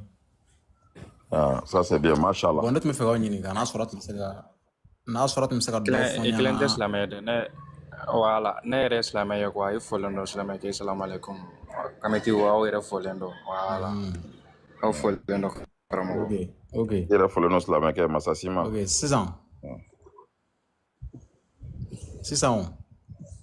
ne fɛ k'a dɔn Kemeti yɛrɛ ye mun de ye a ka objectif fana ye mun de ye Kemeti ye golofiya de ye golofin ma sɔn wali tagabolo ma wa an ka objectif ye ka diinɛ u bɔra yɔrɔ min na k'u lasegin ka tugu nɔ la silamɛya diinɛ bɔra arabu de fɛ nɔ kerecɛnya bɔra tubabu de fɛ k'a bɛɛ gɛn k'a bɛɛ lili a lili min bɛ farafinna k'a lili bɔgɔti k'a fili ka taga a bɔra yɔrɔ min na k'a fili ka taa ye o de ye an ka objectif ye quoi mais mɔgɔ wɛrɛ bɛ Kemeti la min tɛ golofinw ye olu ka kiiri bɛ cogo di mɔgɔ Kemetiya tɛ se ka i tɛ se ka kɛ Kemetiya la k'i tɛ golofin Kemetiya tɛ diinɛ ye Kemetiya ye Égyptiens b'a la limaniya de ye quoi Égyptiens b'a la Américains dɔw b'a la olu ye jumɛn ye karamɔgɔ n'i nana i tɛ to ka question poser yanni ka affirmation kɛ i komi e t'a dɔn e nana question poser la mais e bɛ ka affirmation kɛ yɔrɔ o man ɲi baro kɔnɔ ne b'a dɔn an bɛ ka kuma de o e b'a dɔn sisan ne ye silamɛ de ye mais ne b'a dɔn i bɛna yɛlɛ yan ka na ne ye silamɛ de ye wa ne sɔnnen bɛ ka taga bolo fana ma mais e b'a dɔn ka ban munna e bɛna question poser an ka tila k'a jaabi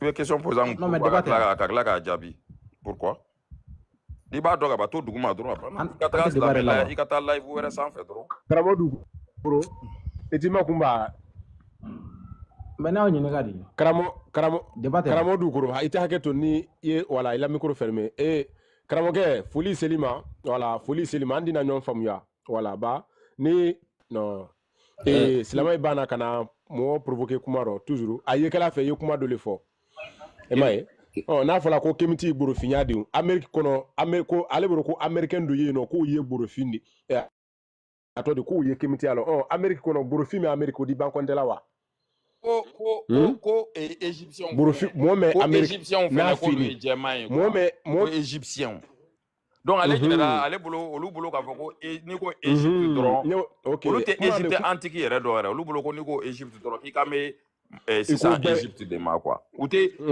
fɛn ɲɛ dɔn wa u tɛ 600 arab 600 arabes de be exactement 600 arabuni me yele na wala aye kuma la 600 arabuni me ile kan bon lamaro ma fera amerique kono bibino noir chama américain noir kasi américain fima ye wa bra were fima chama no nen mere kuma la leri be anala e africain e mai mais kemiti le fana ye farafini raye mais ay boni e fenge joya watila esclavage watila ay boni yoron ne lokawa e Ghana e mai joya watila ay boni Ghana le kawa mais nena ale kuma la wati be ana l'Afrique na te Nigeria fana a Ghana wati be ana l'Afrique mais fima ne burufini mais kramado ko le funya ko kemiti ya fima ya ledi ni le bro ko américain ya l'américain su mambala ayo kuma voilà ni ma nya fanya do nga kuma quoi parce que abe fait la kémitisme ne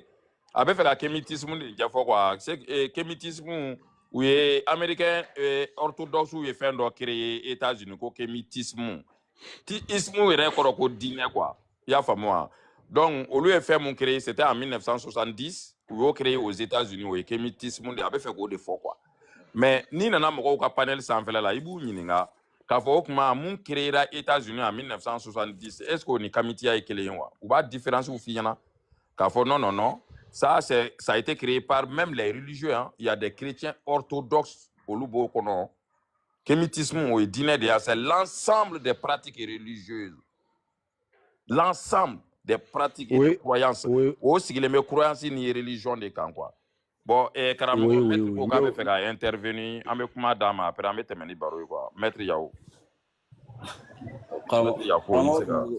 ne rek me fa cheto la min yere la même là déjà et a jabi déjà ayi ni ko kemiti ay min et a jabi ne rek me fa ni afana ay question min poser copier coller même chose c'est-à-dire slama moué wa slama objectif moué fana quoi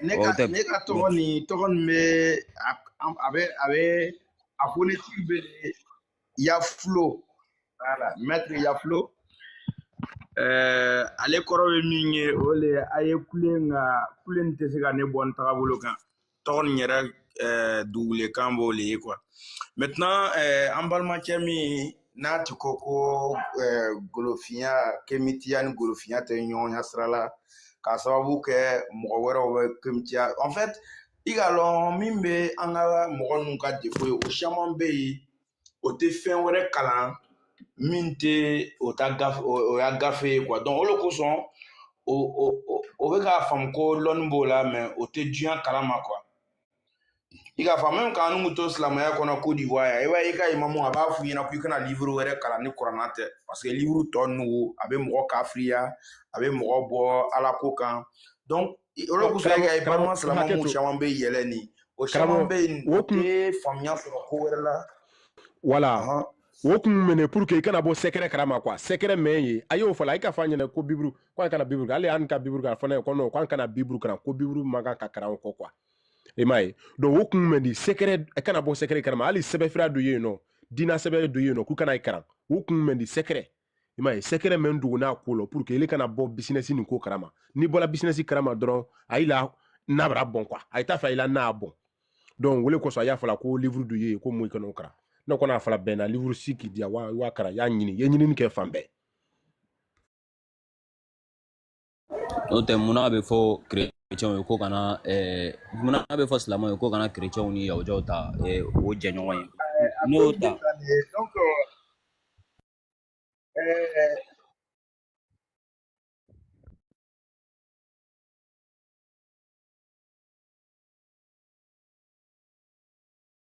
karamɔgɔ taa n'a ye kunu ne ni docteur dɔ sela ɲɔgɔn ma an ka baro kɛ chrétien siraw kan a ka document dɔ bila ka di yan PDF la donc peut-être kɔfɛ mɔgɔ mun mako b'a o bɛ se ka message bila ma privé la n bɛna document tɔgɔ bila ka d'o ma o b'a kalan quoi i b'a ye document nin a bɛ chrétien yɛrɛ ça veut dire chrétien ko a sira mun bɛ yen o ka fɛn mun sama ka bɔ farafinya kɔnɔ ka chrétien sinzin kan ale livre tɔgɔ nin bɛ kuma o de kan quoi.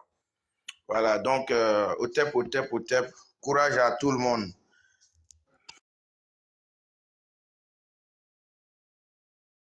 Au tep. C'est-à-dire, non, c'est-à-dire au Dalaga n'est pas quoi. Vraiment, c'est pas la peine quoi. Des gens qui réfléchissent avec des cerveaux, des QI de bébés quoi en fait. Avec sans rien du tout. Donc des mêmes questions. Donc na kuma weke abe level abe temala. Mais donc na kuma de gars na aujourd'hui non kemitia moué, slama moué, c'est un truc comme ça sorti là-bas. Il to ne be ga toro Karamo Kumi Joseph Fochukamna, Farafia, voilà, c'est ça. Là, quoi. C'est très simple. Vraiment, arrêtez de venir emmerder les gens.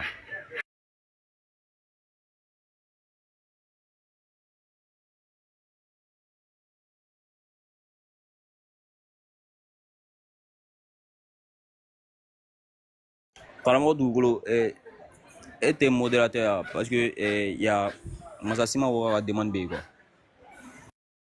Non, n'était modérateur. Mais Karamogo Ouzbil kanga ke nta doni ayi modérateur do kanga ke duguma de.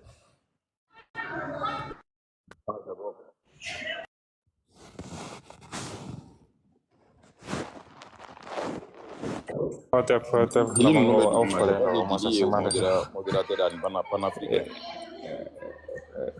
Karamogo Dougolo nye message chima WhatsApp fe ya no. Isi nyai ni répondre. Ah? Aïe, WhatsApp, mais au téléphone de quand live là. WhatsApp.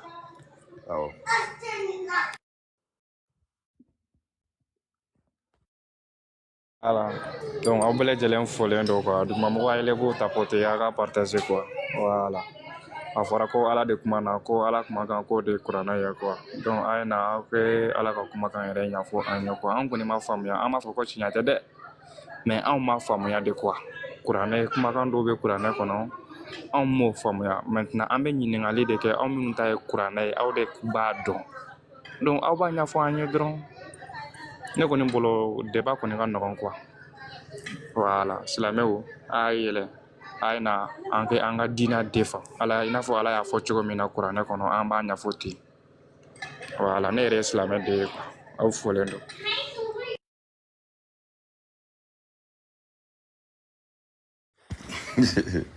Tu es mal barré, hein? Dîner de femmes, tiens, non. Ayi lingi langa ko aka Mamadou nana ni révélation nga kelen dron fo Mamadou nana ni muyi na tunta don quoi yoro révélation ko ki na mo la boko do kala mo kunte mun don Mamadou nana ni révélation mi kelen dron kaka kelen dron fo a maja no de Masasima iko me nani yere chi anteke ko Mamadou nana ni révélation a nana ni révélation mi ka ko ka kelen dron fo anyi quoi nana mun fo anyi ko kura quoi an kunte mun don quoi ni Masasima e mu islamé ni bi se ka o mai i da do yoron do la ka kelen ou bien fla nyokon fani an go fara nga don taka sinon an ya question poser islamé ou islamé ko ama jabi so la Kramo mutani jomsoko kwani hoteli akana ke mutani jomsoko di jom o na so o bébé non muta islamé na so o bébé arabu fe quoi wala ko ni arabu tradition yɛrɛ de yo muta ni soko c'est purement traditionnel très flan no karamo foi yɛrɛ sadi nye karamo do ila video ina fin sanfɛ ko silamaya sariya kɔnɔ ko mo be se kwale ni ko kubi i ba furu ku be se ka furu ne borongo sadi mo me yɛrɛ quoi ayama ka na jamana arabisé le quoi imaye ko ifa do ke o i be se ko muso furu sadi bon arabu ila la dala koyi kana we mina ko fuka an arabisé ana ko ye ben we tama quoi la reine babrana la reine dansila kurungrani kai fo ko sabe ne ka yɛrɛ ni de i kana ni fo ɲɛ de ni nga yɛrɛ ni de kana to ka ni fo ɲɛ reine dansila dansera il faut le nom. E aw bɛ foli no kama kaw. Mandekaw ne ka yɛrɛ ni yɛrɛ de ne ka yɛrɛ ni yɛrɛ yɛrɛ. E a kan te sa. Ne ni nin de kelen ye. Ne te kelen ye. N'a fi ɲɛna kiɲɛ joli. Keleya bɛɛ de tana. Ala ye dɔrɔn de kelen. Ayiwa. Kala ye kelen Mamadu ya ka ci de aw ko ka te sɔba. Donc kafiri ne ni kafiri se ka baara kɛ. Aw foli no. Non, kay fo ko so sani kuma wa ɲɛfɛ ala tɛ kere ni de. Ala tɛ kere ni. Ala fɔla Kurana kɔnɔ ko anw nu. Nu. Ala kuma bɛɛ nu de. A b'a fɔ de ko nu. Anw. Wala anw. Kurana kuma bɛɛ fɔla ko anw. Awɔ. Voilà, nous, ça c'est... Voilà, on comme tout. Bon, ça aussi c'est... Jamule quoi. Dugukolo ke jobene. Dansera kolonkala ni otuma masasima tabe ke cogo di cɛ ye masasima bila ne bila est ce que furu sara est ce que am itra Aisha ko de la itra Aisha ko de la itra Aisha ko de la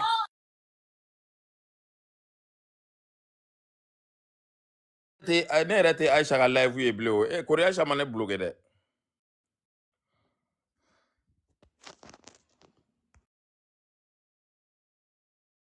no ita tuguni ya andu gogolo ne ta ka live ye bilen dɛ. Wa i bloqué de akan i bloqué akan ka obere bloqué. Non mina ta yafa ɲina fɛ. Non exactement. Il va te la garantie de. Ayiwa. Masasima. Oui, dugukolo ne y'a ye o donna ka dugukolo. Oui, ne y'a ye quoi parce que ne y'a ye. Dansera n b'i deli quoi i jɔ n ka taga yafa ɲini a fɛ pour que. Ona yafa deli la tɛ yafa deli b'i bolo komi ji bɛ taa de n'i ye Aisha ka da la dogolo k'i ɲɔgɔnlen don sen fila kan ko yafa deli a ma juguya bila a m'a bara ci a don. I deli la. Adama Traoré ani tile. Marifa. Voilà. O tɛ silamɛ tɔgɔ ye wa? Marifa. Voilà, o y'i silamɛ tɔgɔ ye ou Adama Traoré? Marifa. Maki Sio, n'i tɔgɔ yɛrɛ ɲuman ɲini quoi, i diya n ye silamɛ de. I m'a ɲini dɛ, a sɛbɛnnen de don. Ɲinini t'a la wa, a sɛbɛnnen de don. Oh, mais i ye silamɛ de. N ye silamɛ de kɛ. Mais Turumalo, mais Adama tɛ silamatɔ dun. Adama kɔrɔ ko dukoro. Adama kɔrɔ ko dukoro. Voilà, silamatɔ tɛ arabu. Voilà, silamatɔ yɛrɛ tɛ yen. Ne yɛrɛ tɔgɔ ye Adama de o. Ne tɔgɔ ye Adama de donc tɔgɔma de don quoi. Tɔgɔ tɛ yen nɔ. Non, sana ye tɛmɛ yɔrɔninw kan fɔlɔ. Olu an ye yɔrɔninw labɛn fɔlɔ. Lamɛnla y'o lamɛn. O tɔgɔ tɛ yen nɔ. Silamaya tɔgɔ yɛrɛ tɛ yen. K'a fɔ ko tɔgɔ nin ko silamaya tɔgɔ nin na tɛ yen. Silamatɔ tɛ yen nɔ. Tɔgɔ fɔlɔ silamɛ ma bi silamaya nana sɔrɔ la bɛɛ ye. Yo, mais aw dun nalen bɛ ka aw tɔgɔw yɛlɛma. Ayi, c'est kan kɛcogo. A yɛlɛma e t'a ye o. Ne m'a ye. A ka yɛlɛma. Mais Adama ni dugukolo. Arabu tɔgɔ ye quoi? Adama kɔrɔ de ko dugukolo. Adama ye hébreu de. Ko dugukolo. Hébreu kan de quoi? Voilà, Adama hébreu kan de a kɔrɔ ko dugukolo. Donc tɛ se k'a fɔ ko silamatɔ yɛrɛ tɛ yen. Hali Mamadu tɛ silamatɔ de. Silamaya Mamadu tɔgɔ ka kɔrɔ silamaya de. Les philosophes. Voilà. Non, les philosophes comment? An ka ɲini ne ka y'a kɔnɔ. Mamadu tɛ tɔgɔ ye. A tɛ se. Voilà. Mamadu tɛ tɔgɔ ye quoi. Mamadu kɔrɔ de dɔrɔn ko Messi quoi, ciden quoi, envoyé. Messager mais mɔgɔ tɔgɔ tɛ quoi. O kama dɔw t'a faamu ko Mamadu a bɛ se ka kɛ ciden, a bɛ se ka kɛ Jésus, a bɛ se ka kɛ Moïse ye. Ça ne veut rien dire. Muhammadu, ça veut dire messager quoi. Yo, mais pour ni mɔgɔ ma ko b'aw la ka taa plateau sanfɛ a bɛ kɛ cogo jumɛn na? E bɛ dugu jumɛn na? E bɛ jamana jumɛn? Ni ma ko ayi Kamiti famille a kɛ to n ka échanger ni ne vite fait quoi. E bɛ dugu jumɛn na? Bon, ne yɛrɛ bɛ États-Unis mais ne bɛ fɛ k'aw ni mɔgɔ dɔ de bila karamɔgɔ dɔ de bila plateau sanfɛ. E bɛ États-Unis karamɔgɔ, e kɔni b'a dɔn i bɛ fɛn de suit dɔrɔn. Il be faire sur Malila, Kamiti Media be no, Kamiti ube Malila e no, il y a anga association be anga TV be anga fin bébé. Ce n'est même pas caché. TV fana Malila. Mais tapé que Kamiti Media débat munu kera plateau kan. Ni aye anga mogo do be kaso la Morike ni Kolokoto Morike ni Balajara. Bon, il va ce qui s'est passé. Où ils ont sur le plateau de Kako, tiens, une toko, tiens, Mouni Aziz est débarqué. Il m'a donné débat sur quoi, ni Aziz est débarqué. Ou quoi, ma, ko est-ce qu'avec soit, ani kamiti ou quoi débarqué plateau, quoi, ni chitane, nanakale ni chitane be débarqué. Maintenant, oui, kamiti ou wele kache, ou wele plateau sans faire là, à dos, Kolokoto Imotep, ani Morike de kumbe plateau sans faire. Ya famu. Maintenant, Islamien, il m'a son plateau sans faire quoi. Ama son ana. Donc, amana débat qu'elle a consisté à non, oui, débat qu'elle est encore fait, c'est ça maintenant, Islamien, aura plein de déposer Morike contre la cour, couronner kumbo au boulot quoi. Bon, voilà, il m'a problème ya. Vous avez plein de choses contre la cour, couronner kumbe tche boulot. Ko ce n'est pas normal. Ko yolu kwa couronner ça nous m'a pas imminé. Ko o kumanga ngo mine ka foka be débat ke ka be fait un keke ka ta ke problème yi et pourtant au de ko ali ni chitane ko ali nou ye chitane wele ke na be débat ke kamiti wele la kamiti chef la tari présenter e kumanga ta e ibanga ta donc maintenant après autre plainte la do et plainte déposé au contre la ko tche couronner mina ateke la Morike tche condamné là pour 18 mois de prison. Kamitu dogolen tede kamitu sigileme no ali sinini mo kombe feka débat ke kamitu be malila ou dogolen rete Dumi Fakoli était là jusqu'à sa mort, il sait jamais kamiti media kamitu ka organisation nous ka fait amade ka fait dogolen re beba don fo mo monter kamiti akonya don beba kalama bebu do kamiti media be ataper kamiti media ou be yiningali ke ou be intervention ou be fait on ke abe débat ou be ke keneka na kadi de. Mais problème, c'est la même problème. Nous, il y a tari sur le plateau sans faire. Kouma kono. Et débat na Adama Djaoula drobe plenty qui y a dîner d'oya. Sinon, on est un débat que Moko kadi. Mais en bas, signé folon de plenty tala. Ne te plenty que, comme tout te plenty que, aus la même te plenty que. Amta plateau sans faire. Mais il va dire, Aïcha, mais il y a un problème, Adama. Oui. Awe ala nini ka mɔgɔw ka kira nini donc an bɛ se ka baro kɛ an bɛ se ka baro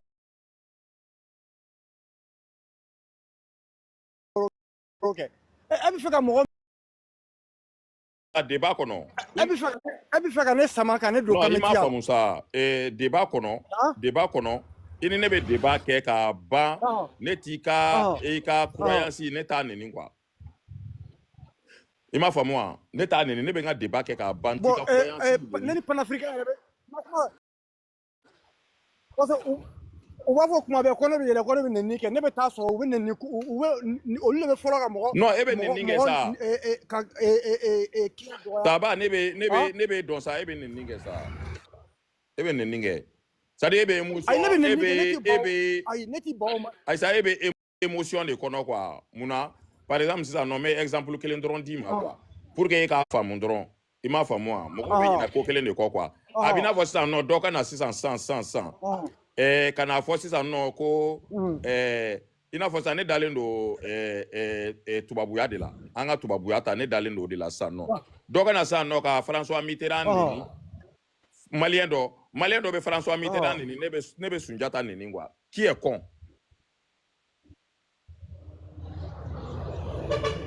E ni ne n'o tigi la jɔn de ye kɔn ye mun bɛ ka somɔgɔw neni wali ko kama. Bon parce que problème ye mun ye an filɛ kɛlɛ min na nin ye kɛ i b'a dɔn ko arabuw bɛ nin arabuw b'anw ye nin kɛlɛ la mais arabuw sait que k'a fɔ k'an ka lutte ko c'est noble arabuw t'an kɛlɛ yan suraka si tɛna i kɛlɛ parce que surakaw b'a dɔn an bɛ ka mun fɔ an bɛ ka tiɲɛ de fɔ an bɛ ka an ka couleur de défend an ka culture n'an ka tradition de défend. C'est tout à fait légitime.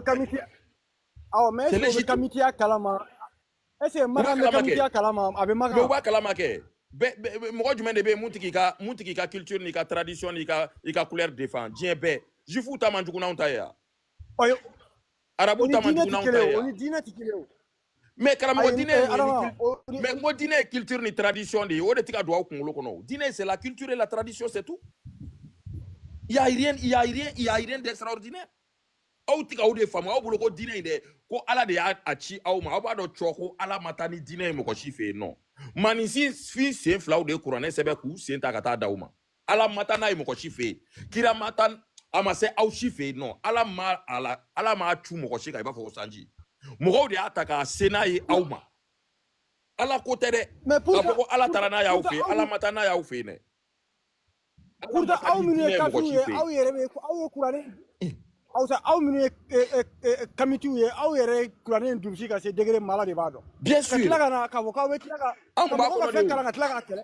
mais on ba ko de où on ba ko de on était comme vous mais on a vu que c'est faux on a vu qu'à ce qu'il nous fait mununga c'est faux et archi faux. Ok, moi j'aimerais te poser une question là, si tu permets.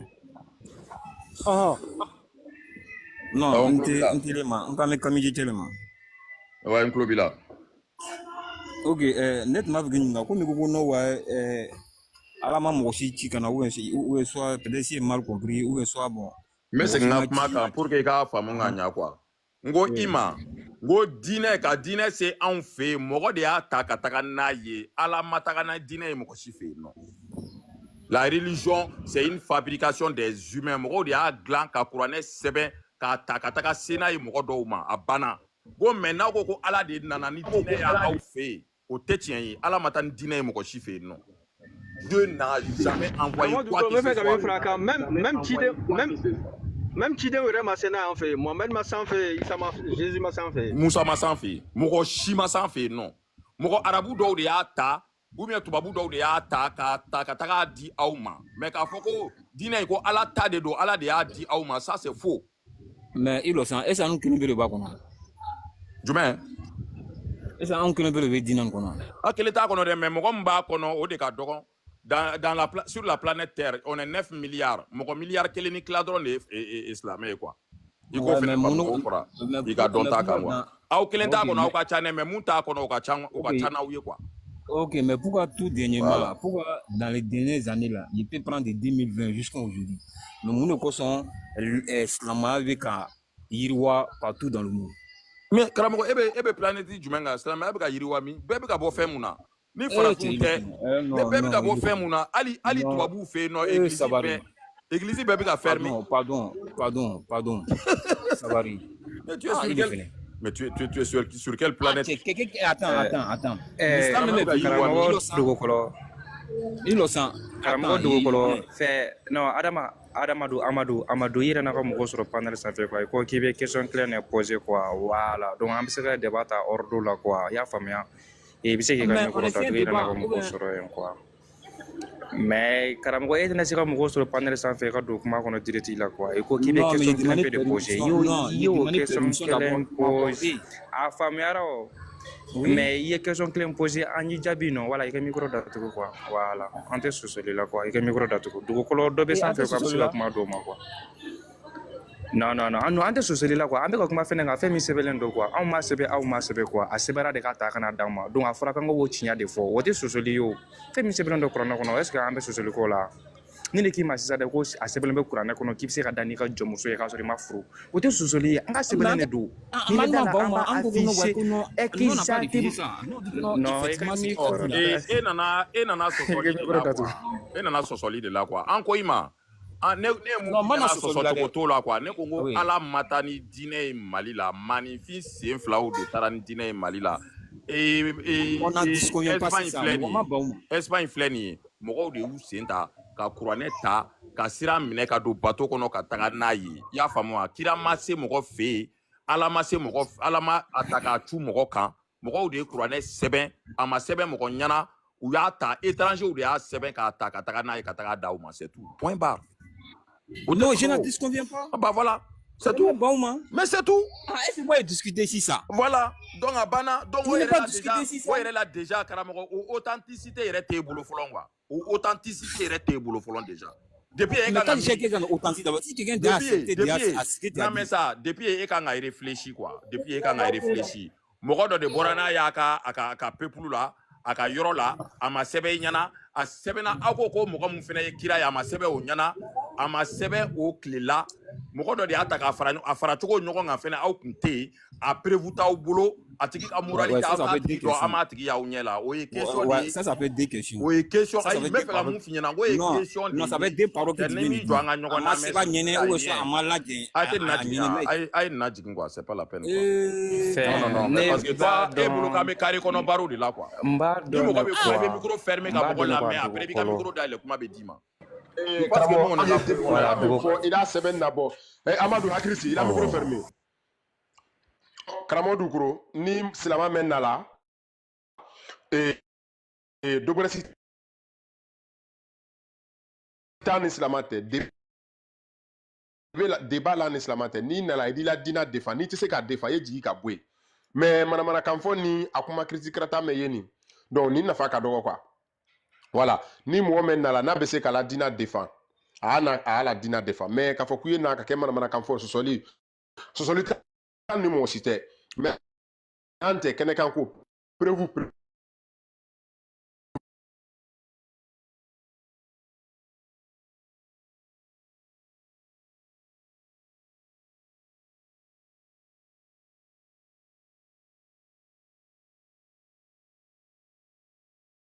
a y'a tapoter duguma mɔgɔw a ka partager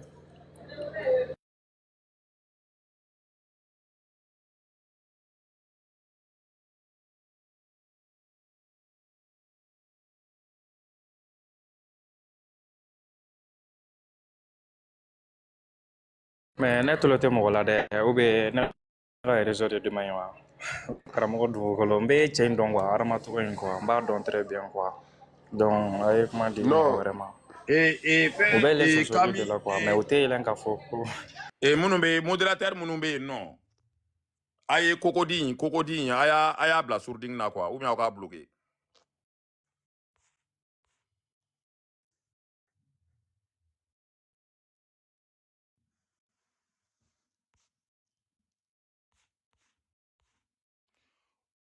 bon ça va yɔrɔ ni mɔgɔ ye ninnu jaabi a bɛna k'aw ma baasi ye quoi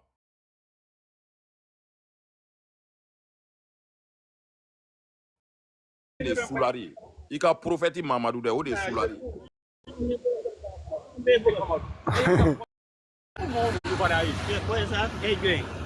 Asawali quoi asawali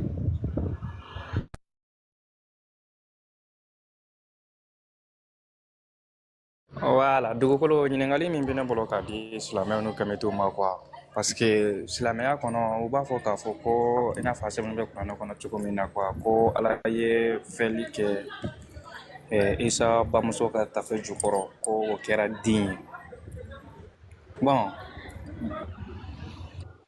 kuma in bɛ ne kamana gan quoi sura dɔw fana bɛ kuranɛ kɔnɔ bon o sura in na u b'a fɔ k'a fɔ ko Ala ko muso t'a bolo den t'a bolo voilà ninnu ye kuranɛ hayaw de ye quoi bon o b'a yira k'a fɔ ko Ala ye cɛ ye bon cɛ bɛ min fɛ tafe jukɔrɔ muso ka tafe jukɔrɔ n'a bɛ kɛ den ye quoi bɛɛ kɔni b'o dɔn quoi voilà ɲininkali est-ce que Isa ye Ala den ye wa ɲininkali bɛ yen quoi parce que a ko k'ale de y'a sani karamɔgɔ Dukuro kuma k'a fɔ ko o kuranna haya ye mais y'a fɔla ko den t'a la buru hali kuluhu a kɔnɔ a fɔla ko ale ma moyi ale yɛrɛ fana ma moyi kɛ c'est à dire den t'ale buru bon ale yɛrɛ fana ma den sɔrɔ mais ni wala kuranna kɔnɔ suratu Mariama haya 16 kɔnɔ bon yen kuma la k'a fɔ ko ale yɛrɛ ka ni esprit le tiɲɛni ka wa kɔnɔ la Mariama la ale yɛrɛ esprit le wani ka wa kɔnɔ la Mariama la donc o tuma nin kelen na silamɛ buru ko den t'a la buru i bɛ mɛn nin kan ko Ala cɛ le di Bahama ko Ala tɛ cɛ di quoi a tɛrɛ Ala la kuma b'a yira ado muso tɛ se kɔnɔ la muso la a di hakɛ to n'a ye réseau man ɲi n b'a dɔn n'a y'i turu kumakan na ba jate an tulo b'i la karamɔgɔ an bɛ k'a faamuya an tulo b'i la karamɔgɔkɛ min bɛ duguma silamɛkɛ i bɛ se k'i ka micro datugu quoi silamɛkɛ i ka micro datugu muso tɛ Ok. Ok. Muso. Ça va. Modérateur, voilà, c'est bon. Ça va, il a le micro fermé. Muso te se ka kono la muso la. Karamo, muso te se ka kono la muso la. Mais o tuma ni kelen ala boro ko ale yɛrɛ esprit le ka kono la Mariama la. Ay kuma yɔrɔ nin ma fɛrɛ ba. Suratu Mariama kɔnɔ bɛɛ wa ma fɛrɛ. Suratu Mariama Kurana sura 19 o haya 16. Ema ya kama ka sɔrɔ o kɔnɔ. Suratu Mariama kɔnɔ. Ale yɛrɛ ka ni esprit wele wani ko kono la Mariama la. O tuma ni kelen na fangbɛrɛ fɛ ko den t'ale bolo fana. Mais o bɛ se ɲa o ɲa to de i b'a silamɛ mɛn nin kan ko ala cɛ le di ba muso a bolo ko ala tɛ cɛ di a tɛ muso di o tuma na gɔrijɛgɛ ne wa bon kuma nin fana quoi c'est à dire a fɔko man quoi fo silamɛ ye na la a ye na kana yɔrɔ nin mɛ ɲafa ɲɛna an ye yɔrɔ nin mɛ faamu quoi o tɛ a ye hakɛ to kuma la komi lamɛnnikɛla kasiya karamɔgɔ ye yan silamɛ fana yan a ye yɔrɔ nin ɲafa ɲɛna ala bolo ko den t'a bolo mais munna ale yɛrɛ ka ni wani kawa et puis ko Mariama k'a mabɔ moyi la ka wa ko kan quoi ina fɔ dugu ko kan quoi mais ale yɛrɛ esprit wani mutu ka wa kɔnɔ la Mariama la karamɔgɔ yɔrɔ nin bɛrɛman quoi masasi ma ka i fo kosɛbɛ donc fana a sera muso ma muso min yɛrɛ ma deli ka cɛ ko kɛ dɛ voilà ɲininkali bɛ yen quoi voilà et puis fana sɔrɔ dɔ fana bɛ yen nɔ min b'a yira k'a fɔ ko a b'a fɔ yɔrɔ min a b'a fɔ yɔrɔ min na ko muso t'a bolo den t'a bolo ouais et puis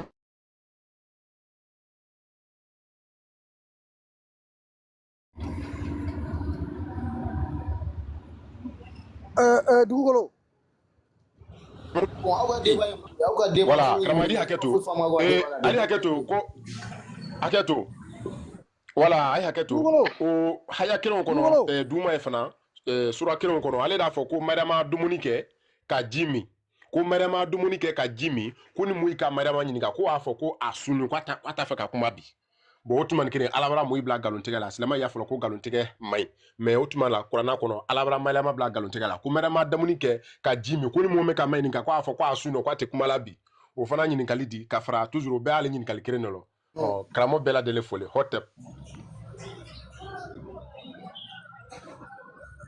karamɔgɔ i fɔlen don wala ni silamɛ min b'a dɔn k'i bɛ se ka nin kuranna haya ninnu wala an ye walasa an ka faamuya i tigi bɛ se ka mikoro dayɛlɛ i bɛ kuma kɔ mais dɔgɔyalima tɛ dɛ parce que anw ye ɲininkali de kɛ anw ye kuma min fɔ wari sɛbɛnlen bɛ kuranɛ kɔnɔ an b'a faamuya anw ye ɲininkali de kɛ walasa an bɛ se ka faamuyali sɔrɔ cogo min na voilà donc aw fɔlen don.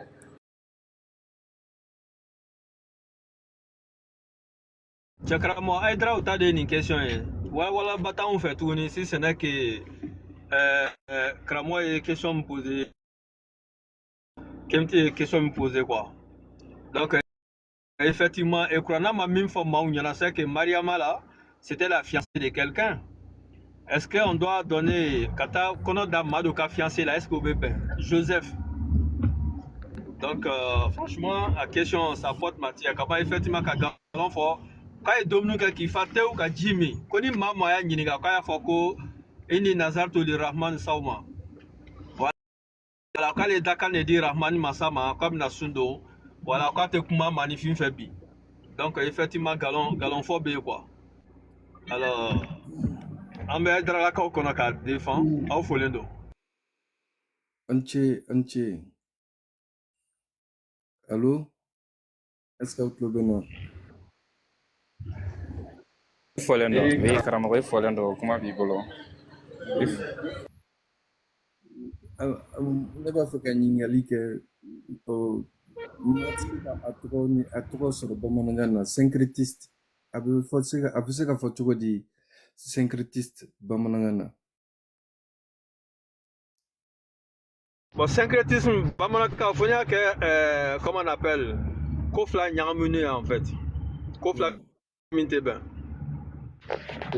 Ole bɛ syncrétisme en fait ka taabolo fila ta mu opposelen don ɲɔgɔn na voilà ka dɔ ka fini ta ka don dɔ la en fait par exemple diina o y'an ka laada n'an ka maaya taasilaw de ta o don diina la en fait k'a fɔ k'o de ye silamɛya ye ka sigiɲɔgɔn bonya ka furu kɛ c'est-à-dire ka ban ka faden to dun ka ban ka galon fɔ ka ladiriya kɛ nin n'a ɲɔgɔnnaw bɛɛ tu olu taara ka don ka kɛ i n'a fɔ silamɛya de nana n'o ye alors que silamɛya n'o sɔrɔ an ka maafana o ye syncrétisme ye.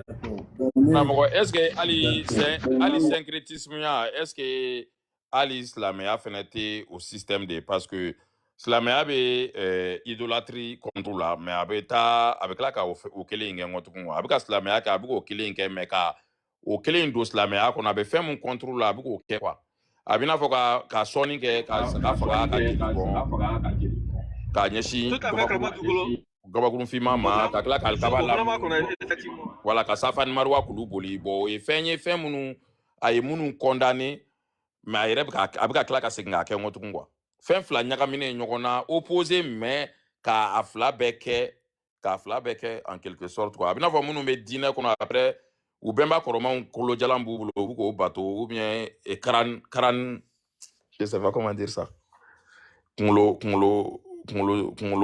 foroko fɛn b'u bolo bon a bɛ n'a fɔ silamɛya yɛrɛ en un mot quoi silamɛya fɛnɛ kɛra i ye syncrétisme de mais a tɛ se ka fɔ quoi n'i y'a fɔ dɔrɔn po parce que silamɛya bɛ ka kɛ mais u bɛ ka u bɛnba kɔrɔmanw ka sira de fɛnɛ kɛ quoi u bɛnba kɔrɔmanw taara ka mun t'u bolo u bɛ k'o fɛnɛ kɛ quoi parce que u bɛnba kɔrɔmanw tun bɛ alikaba la munumunu kafiri ninnu tun bɛ alikaba la munumunu siɲɛ 7 u bɛ ka segin k'o kɛ bɛnba kɔrɔman kafiri ninnu tun bɛ safa ni maruwa kulu boli u bɛ ka segin k'o kelen in de kɛ wa u bɛ ka tila k'a fɔ ko ala kelen dɔrɔn de kan ka bato mais u bɛ ka seli k'u ɲɛsin alikaba fɛnɛ ma gabakurunfinman bɛ alikaba kɔnɔ u bɛ ka taga o nɛmu k'o sumusumu k'o lamunumunu bon a compliqué don dɔɔnin quoi mais n'i y'a fɔ silamɛw ye a b'u vexé simplement parce que u tɛ silamɛya ka système u m'a faamu hali bi quoi.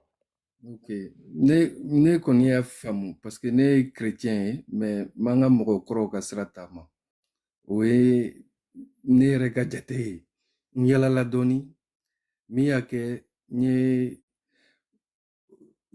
a tɔgɔ di diinɛ minnu bɔra yɔrɔ jan n y'olu ka fɛnw kalan mais n ye bibulu ni kuranɛ faamuya kosɛbɛ lorsque n seginna ka na an ka mɔgɔkɔrɔw ka jatew dɔn quoi o la n ye bibulu yɛrɛ ka tile yɛrɛ caman faamu donc o de kosɔn ne ka jate n t'a fɛ mɔgɔ kan juger parce que a ka kuma ninnu caman na ne b'a faamuya a tɛ n choqué parce que tiɲɛ dɔnniya caman b'a kɔnɔ opposition tɛ parce que mɔgɔ min bɛ dɔnniya ɲini na o tɛ na discussion kɛ o b'a jate minɛ fɛn min b'a ale yɛrɛ nafa a b'o ta a b'a ka sira tɔ taama parce que anw ka jate la diinɛ o an ka mɔgɔkɔrɔw ka sira o bɛɛ nana pour que ka adamaden yɛrɛ ka ɲɛnamaya tɔ kɛnɛya donc o de kosɔn ne ka jate ye i m'a ye i ye mariyama kuma min fɔ chrétienw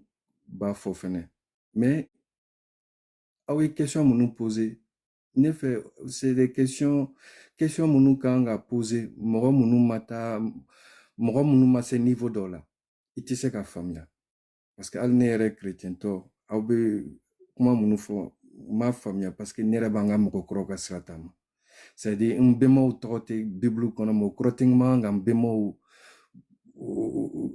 a tɔgɔ di n man ka ji bɔn u ye non n kan ka ji bɔn n bɛnbaw ye parce que m'u tɔgɔ ye bibulu kɔnɔ est ce que n bɛnbaw n kan k'u bila kɔfɛ non maintenant mɔgɔw bɛ se k'u ka jate kɛ mais ne yɛrɛ ka jate de don puisque a bɛ ne yɛrɛ de nafa a bɛ ne yɛrɛ de ni kɛnɛya a bɛ ne de ka sira dayɛlɛ n ye donc n ka sira tɛ mɔgɔw ka jate la mais dɔnniya bɛ yɔrɔ yɔrɔ n bɛ taa nɔfɛ mais o kɔrɔ tɛ n tɛ n yɛrɛ ye n bɛ n yɛrɛ ye an ka mɔgɔkɔrɔw ka sira caman bɛ yen n'i y'a jate minɛ a bɛɛ bɛ kuranɛ kɔnɔ a bɛɛ bɛ bibulu kɔnɔ parce que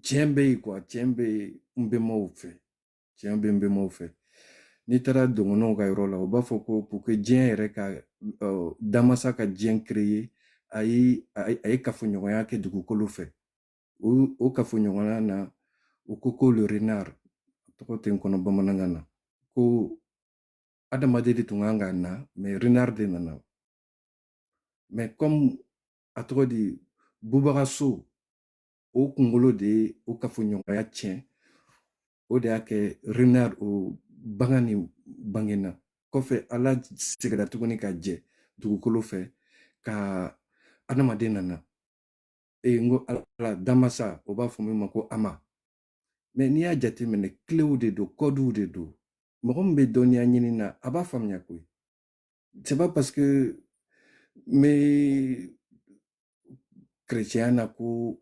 nga mɔgɔ kɔrɔw a tɔgɔ di nga mɔgɔ kɔrɔw ka sira lagosi non au contraire dɔnniya dɔ b'a kɔnɔ nga min faamuya bibulu bɛ ten o de kosɔn a ka kuma ninnu jate de do ni mɔgɔ min hakili dayɛlɛnnen do a bɛ tiɲɛ bɔ a kɔnɔ c'est pour ça waati dɔ la a ma se aw ka dimi bɛ a ka nɛni kɛ parce que mɔgɔ caman b'aw lamɛn diɲɛ de b'aw lamɛn fɛnɛ parce que bi mɔgɔ bɛ yala koyi bi n'i kalanna n'i ma taa yala i ka kalan ma dafa koyi ni kalanna dɔɔni mais n taara yala dɔɔni ka tɔw lagɛ bi k'an yɛrɛ ka jate bɔ min ye tiɲɛ ye n b'o dɔn bi donc comme i ye syncrétisme définition kɛ nin cogo la bon ne ta t'o ye mais ne ta ye fɛn fila minnu bɛ se ka ne arranger tiɲɛ bɛ yelen bɛ yɔrɔ mun kɔnɔ parce que u bɛɛ ko hakili farikolo ani ni bɛɛ bɛ ko kuma fɔ alors que secret bɛ yen de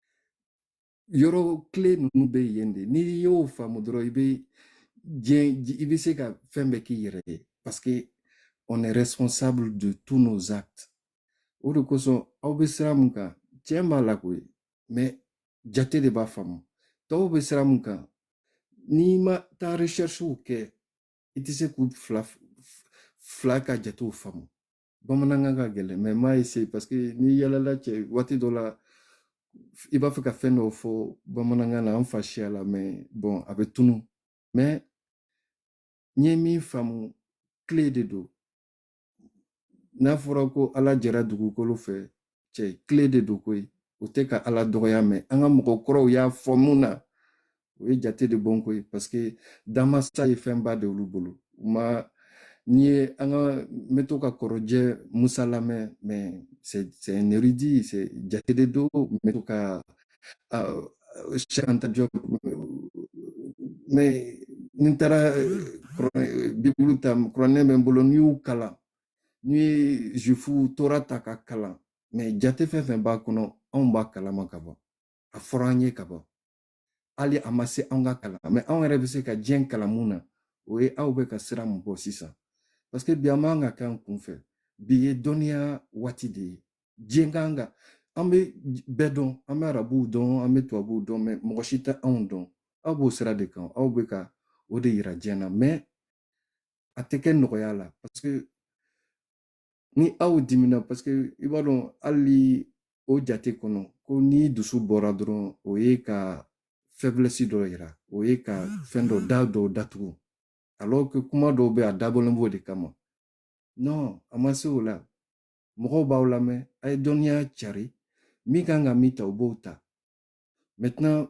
comme mɔgɔ min ma se an ka mɔgɔkɔrɔw ka sira taama yɔrɔ la aw ka kuma fɔcogo o tɛ se k'o faamu c'est comme n'i taara dɔngɔnɔw fɛ n'a b'a fɛ ka f'i ɲɛna ko naya a b'a fɔ naya ni fanga ye mais e b'a miiri ko a bɛ ka pɛrɛn i kunna non a tɛ ka pɛrɛn i kunna parce que a kumacogo de don mais mɔgɔ min y'u ye ka mɔ u cɛla i b'a dɔn ko ninnu bɛ kuma ni fanga de ye a tɛ digi i la mais jate de don donc mɔgɔw bɛ se ka fɔ filani ka fɔ ne ka sira t'o la ne ta ye nin m'a fɔ ne bɛ n bɛnbaw ta ka fara kan o de bɛ ne wasa parce que je suis responsable de mes actes min bɛ ne ni lafiya ne b'o de kɛ bon n ka kuma n tun b'a fɛ ka min fara aw ka débat kan o filɛ.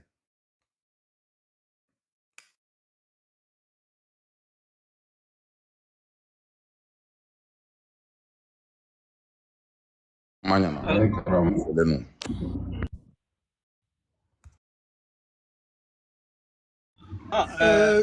Karamɔgɔ Bala Fasɛgɛ i fɔlen don dugu ma. Pardon, n tun bɛ ka dɔ de fara karamɔgɔcɛ ka fɛn kan. Il y a un endroit. E bɛ chrétien karamɔgɔ cɛ. Maintenant, syncrétisme, effectivement, i ko ko min b'i la arranger i bɛ n'o de kɛ. C'est-à-dire i bɛ bɛnbaw ta don ta ka don chrétien sira fɛ. Mais du moment i ye dɔɔni kalan i tagamala fana ka ye du moment où il y a déjà ko chrétien yɛrɛ c'est à dire ko plagiat dɔ de a kɛla ka bɔ an bɛnbaw fɛ yen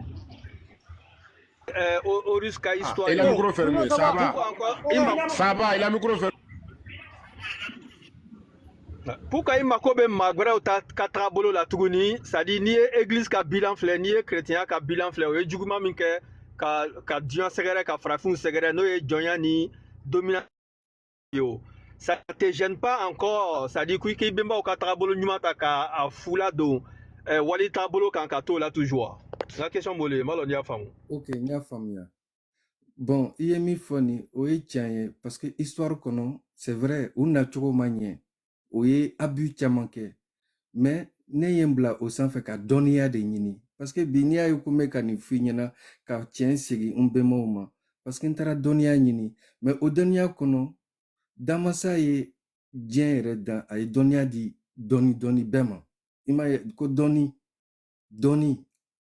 bamananw bɛ u bɛ sa olu y'a jate faamu dɔnniya o ye dɔɔni de di dɔ ma o ma bɛɛ di bɛɛ ma donc dɔnni min bɛ se ka n bɛ yɔrɔ tɔw la n bɛ t'o de nɔfɛ n'i y'a sɔrɔ ko o ni anw ta bɔlen don n b'o de fara parce que ni n taara n ka parce que ni n bɛnbaw n taara n ka dugu la ni n bɛnbaw sarakaw bɛ ka bɔ n bɛnbaw ye mais o saraka tɛ ka o bɛnbaw bɔra olu de la maintenant o ye ne yɛrɛ ka sira taama ye o de ye an ka mɔgɔkɔrɔw ka sira diya ye o tɛ mɔgɔ kɔrɔfɔ o tɛ mɔgɔ critiquer parce que i ye responsable ye i bɛ acte fɛn fɛn poser i kana fili dɔrɔn i kana fili parce que n'i filila i b'a sara ici o de y'a diya quoi mais n t'a dɔn n b'a fɛ ka bɛɛ fɔ bamanankan na ka sɔrɔ n ma nanzaraka don a la mais bon n yɛrɛ kan ka taa n kalan tuguni parce que ni i bɛ taa mana fɛn kan caman bɛ i bɛ kan caman fɔ f'i bɛ ɲinɛ yɛrɛ o de kɛra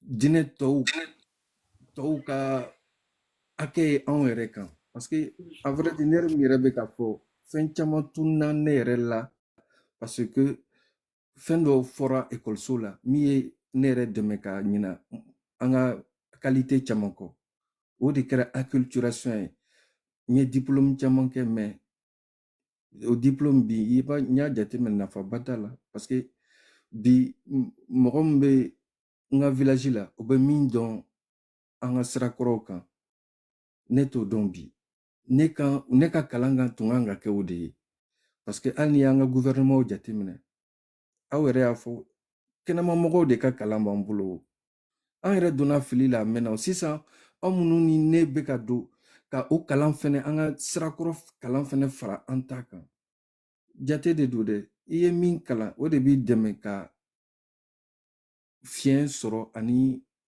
a tɔgɔ di qualité sɔrɔ i ka dɔnniya la o de b'anw dɛmɛ ka siraw tɔw bɔ donc bi kamiti bɛ sɔrɔ chrétienw cɛla kamiti bɛ sɔrɔ silamɛw cɛla mais o de bɛ taa sɔrɔ niveau élevé de don o de kosɔn bɛɛ tɛ kamiti contre la dɛ non minnu y'a faamu olu yɛrɛ ye kamiti ye ka sɔrɔ u t'a dɔn k'u ye kamiti ye dɔw yɛrɛ m'a faamu mais n'u y'a faamu u b'a faamu ko kamitiya tɛ diinɛ ko ye o ye spiritualité ko de ye min b'a kɛ n'i ye o spiritualité faamu i bɛ bɔ c'est à dire que i tɛ silamɛya ko fɔ i tɛ chrétien ko fɔ i bɛ niveau ba de fɔ min ye bɛnbaw ka sirakɔrɔ ye mais o t'i bali i ka diinɛ min b'i correspond i k'o fara parce que baara hakɛ b'a la fɛn caman b'a la mais ka i ka sira an ka bɛnbaw ka sira ɲɛfɔ tɔw ɲɛna parce que anw fɛnɛ ka rôle fɛnɛ bɛ yen koyi tɔw i b'u cɛla u bɛ fili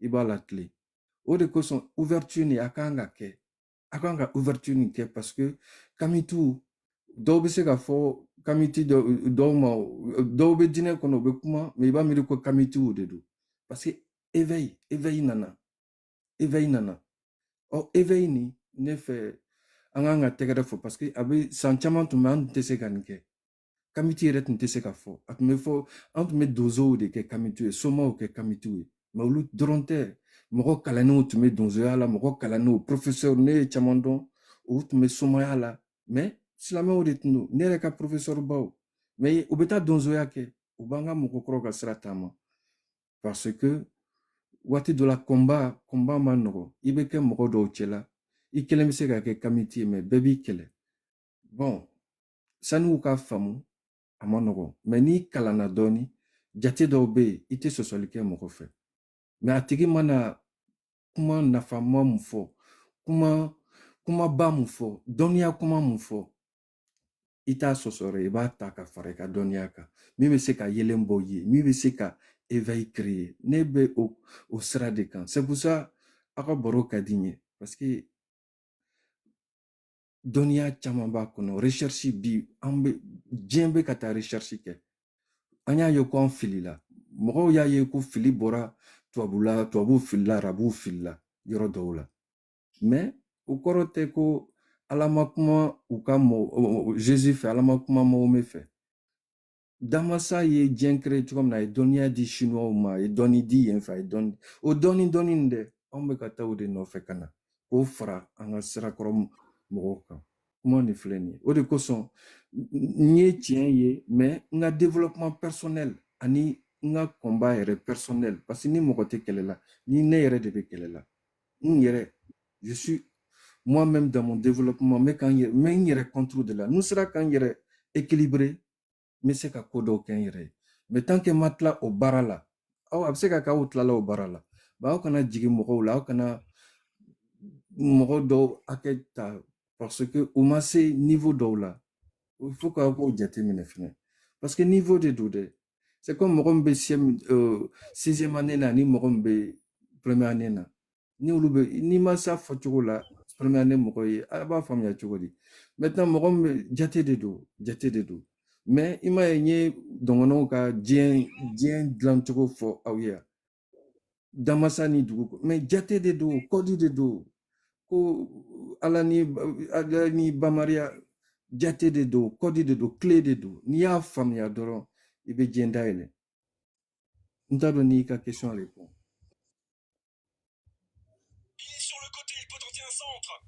Ne kuma to maa wɛrɛw bolo n tɛ bɛ fɛ ka place céder Bala ka demande bɛ dugu ma en fait aw folen don.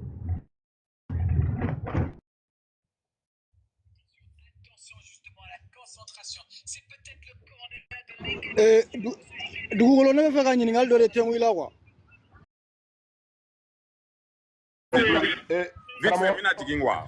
karamɔgɔ hakɛ to a tun kama ka jaabi le kɛ fɔlɔ quoi a tun kama ka jaabi le kɛ ɲininkali min kɛ ni masasi mamuru ale tun kama k'o le jaabi a fɔ ne ko silamɛ ye yan chrétien ye yan kimiti yan ko ye kuma yɔrɔ kan yɔrɔ yɛ mais cɛ bila na vraiment la seli kɛla toujours a kama ka continuer yɔrɔ le kan o bɛ karamɔgɔ an tun tɛ yɔrɔ lɔ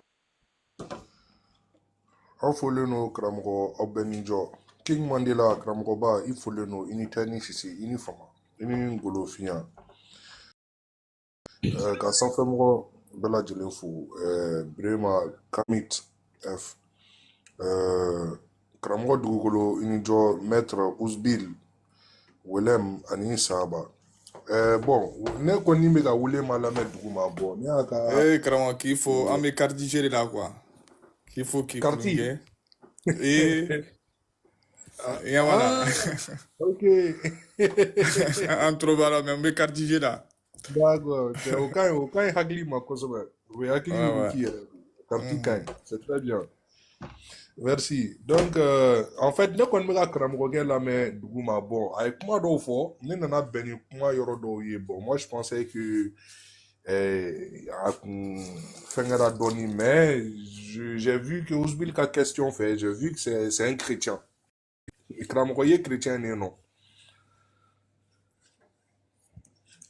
kuma daminɛ wele medi il est chrétien ok bon et ka kuma kɛcogo la toi tu e bɛ ka yira k'a fɔ ko syncrétisme il y a un syncrétisme qui est possible en fait c'est-à-dire que ka ta christianisme parti dɔ ta ka an bɛnbaw ye sira minnu di ka olu parti dɔ ta ou par exemple Bible kɔnɔ ko fɛn fɛn bɛ qui est lié au païen bɛɛ b'a dɔn païen dɔ ye finmanw de ni chrétien k'i ma ko païen ni arabuw k'i ma ko mécréant u kan tɛ mɔgɔ ma c'est-à-dire que mɔgɔ fɔlɔ minnu peuple fɔlɔ minnu bɛ pointer du doigt o y'anw farafinw de parce que olu yɛrɛ ye pratique païenne yɛrɛ o ye en forme fɛngɛ de péjorative de ye quoi k'an dɔgɔya quoi pour que ka se k'an dɔgɔya ils nous appellent les païens maintenant quand quand dis-tu, ni Bible, tout ce qui est lié à la pratique païenne est abominable.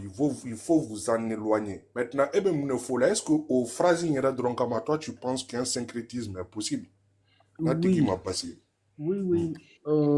Kouyaté, ne nana tubabu ka église kɔnɔ nye u ka mɔgɔ kɔrɔw kunkolow ye église kɔnɔ u ka mɔgɔ kɔrɔw kolo i b'a fɔ an ka mɔgɔ kɔrɔw b'a kɛ cogoya min na u bɛ na u b'a bato mais u bɛnbaw de don mɔgɔ tɛ de ne yɛrɛ ɲɛ parce que yala ka di koyi n yɛrɛ ɲɛ y'a ye n ko mais donc ni ninnu b'a kɛ mun na ne tɛ n bɛnba u t'a kɛ puisque u ka nin sira nin n y'a ta kalan sira fɛ mais donc ne yɛrɛ bɛ se ka n bɛnbaw ta kɛ donc n seginna ka taa n bɛnbaw ta kɛ parce que je me dis c'est possible mais ni mɔgɔ ma se ka éveil sɔrɔ i tɛ se ka k'i yɛrɛ ye mɔgɔ ta c'est-à-dire il faut être responsable de ce que il faut être responsable voilà pourquoi je parle de syncrétisme il faut être responsable des actes o de mɔgɔ an ka mɔgɔkɔrɔw ka sira b'o de di mɔgɔ ma être responsable de ses actes mɔgɔ ti personne ne te jugera tu es ton propre juge voilà pourquoi non, mais Kramogo, dans ce cas, j'ai compris ta réponse. Dans ce cas, il n'y a pas de syncrétisme possible, en fait. Au crois que tu es chrétien. Nico qui est chrétien, ça veut dire que tu es en train de contredire, quoi. C'est très contradictoire, en fait, ce que tu es en train de dire. Parce que, c'est vrai, Européens, mais Bemachou Bateau, Halloween, ni tout ça, un exemple frappant, en fait. Chaque 1er novembre, c'est-à-dire que Européens, mais que tu sois athée ou croyant ou même si c'est voilà une pratique païenne parce que païen en fumant on est follow mais chaque 1er novembre 31 octobre 1er novembre là tout le monde presque population club bébé ta kabrudo na souffert ka tout bemba ou chou ka tout kabruko ka ta fleur ou black en ka doa ou ke ou bemba ou chou pour que ou va vivre c'est gagner tout. Européens, les Américains appellent ça Halloween. Européens, c'est-à-dire les Français, on va faire tout ça. Tu vois. Maintenant, là n'est pas la question. Bible, parce que ni tu sais le christianisme, faut qu'il te Bible, faut quoi. Tu peux pas parler du christianisme sans parler de l'Ancien Testament et du Nouveau Testament. C'est là la question. Maintenant, les chrétiens ont d'aloué ta livre nous Ancien Testament et Nouveau Testament. C'est-à-dire que le moment où Dieu était en colère contre les humains, n'a eu chasse d'eau tirée, qu'a déluge créé, qu'a moro bœuf raratot au noé, qu'on noé do archido kono, qu'a comment dirais-je, baran flafla, per kilin tarado archikono, au baran fenet allé, déluge bano, baran nikla fara au Dieu créé pour que c'est l'accord que nouvelle alliance qui est entre Dieu et les humains. Donc, nous, Ancien Testament et le Nouveau Testament qui est l'évangile, Jésus nana. Maintenant, Moïse, nous ni et kira munu temera Moïse enfin depuis ni Noé kira munu temera faut qu'on Moïse ma ko jugu munu kere kono ni Dieu dimina tuguni na na nouvelle alliance qui est tuguni par Jésus car Jésus blakana Jésus kana faka mo ye croix là pour que mo a péché pardonné il te sera teme au livre in kan quoi maintenant au livre de kono ko fait bien qui est lié au païen kramgo ko o fait abominable maintenant ni ego non. C'est comme si tu es en train de contredire le livre sacré même du christianisme. Ça n'a pas de sens en fait. Maintenant, est-ce que Feminko, ko ega tabolo et noé, epsega fotuko di kepsega ta fendo ta au fengele kono kano fare ka tabolo ka. Ça c'est impossible kramgo tsega geo. Ko tsega geo en fait. Ça c'est impossible. Donc il ne peut pas y avoir de syncrétisme entre le christianisme et les pratiques païennes. Ni au écran là on fume on a pratiqué ouais Kamaka chasse d'eau retiré il a tiré la chasse d'eau à Dimera Morokoro il a tiré la chasse d'eau et délugé du boulot sans faire befra maintenant à toi nous Tchero Jolo Korole nous Marton fait mon boulot on va choisir ce gars là lève-toi en ça les quoi c'est exactement ce qu'il a fait maintenant est-ce que syncrétisme go kuma c'est la foi ni syncrétisme go kuma foi endroit ça veut dire que tu n'es même pas en phase avec toi-même ça veut dire que tu n'es pas équilibré dans ta tête. D'accord. Dominique, qui question répond. Il est fin de fois si ça, il faut al toabou saint Halloween que, au lumie chrétien, pourtant au bébé kala, au Halloween que au bêta 1er novembre le Cabroudona. Mais c'est il est question réponse, ça veut dire que au lieu rebeku il reste so, ni nebe quand il reste so. kuma sensible fa me fera mi fiena c'est que olu fait bemba koro sira malgré que mo be Halloween fête karamo cité chrétien ne bolo o mo be wuli souffre kata kabru dona katu bemba suko kata u bemba koro su nyini ka Halloween fête a cité chrétien ni chrétien mi a que chrétien fourrou parce que Bible va contre la Bible est contre cette pratique. C'est pourquoi protestants taquet. Tu connais les protestants, non? Protestants taquet. Les protestants interdisent Halloween. Les protestants sont contre la Toussaint. Donc, ils te protestants fouillent Kabroudona, Toussaint Choufet. Ils te protestants fouillent Kabroudona, Toussaint Clégan fait. Il n'y a que les catholiques et les athées et les païens au lieu de taquet. Donc, aux catholiques, ce ne sont même pas des vrais chrétiens. Parce que protestants, c'est interdit dans la Bible. C'est clair et net. C'est écrit dans la Bible. Tout ce qui est lié aux pratiques païennes est abominable. Est abominable. Il faut vous en éloigner. Jésus a dit ça. Al Moïse est refait faux. C'est pourquoi d'ailleurs il y a eu le Nouveau Testament. Moïse tara mon Sinaï là. Nouveau Testament, il dira, les 10 commandements, c'était pour contrecarrer justement les pratiques païennes qu'ils avaient intégrées en Égypte.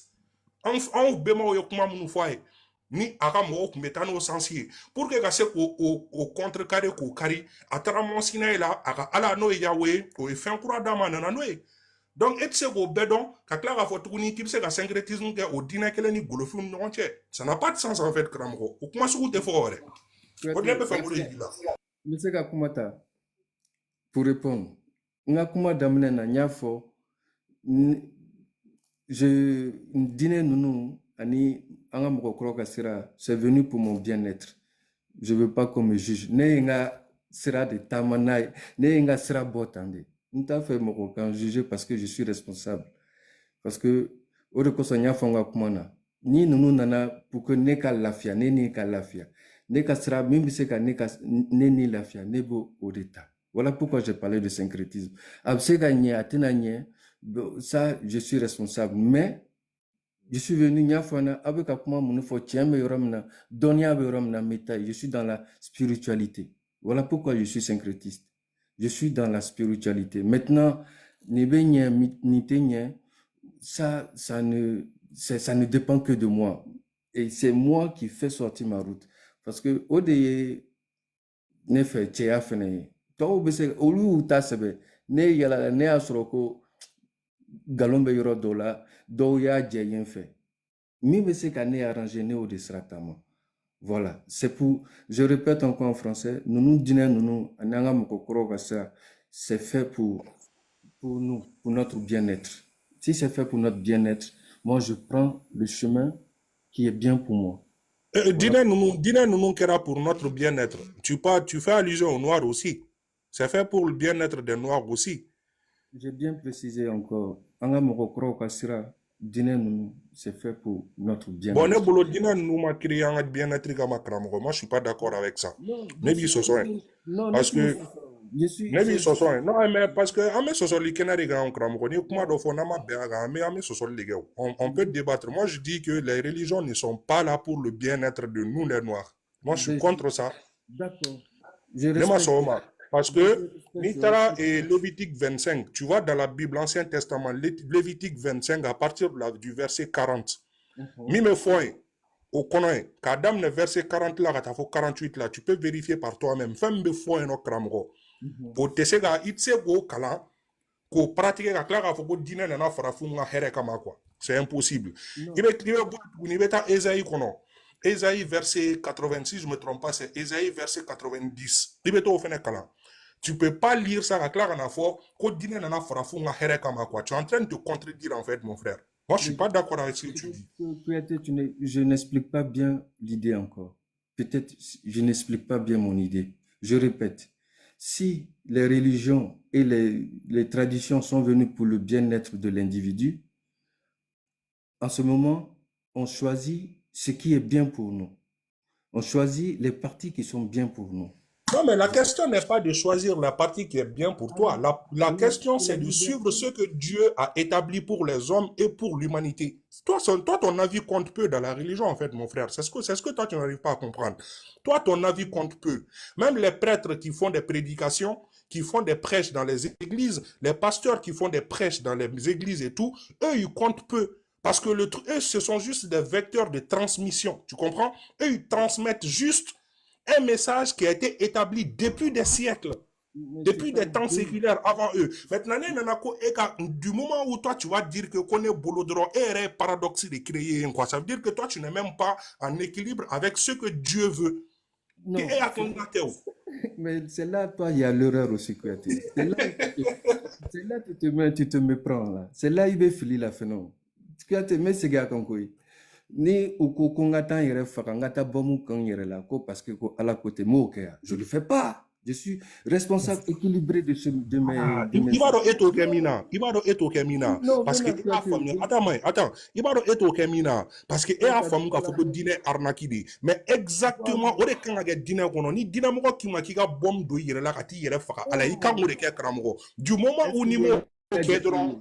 Attends, du moment où Nimo Kedron, ça veut dire que tu remets en cause justement la religion. Bon, et ben niveau net, c'est qu'il est chrétien. On va gagner ce quoi. Et t'es chrétien, il faut qu'on dise. On est consanguin qu'on est syncrétiste. Ah, il syncrétisme, il peut pas y avoir de syncrétisme entre le christianisme et les pratiques. On est problème.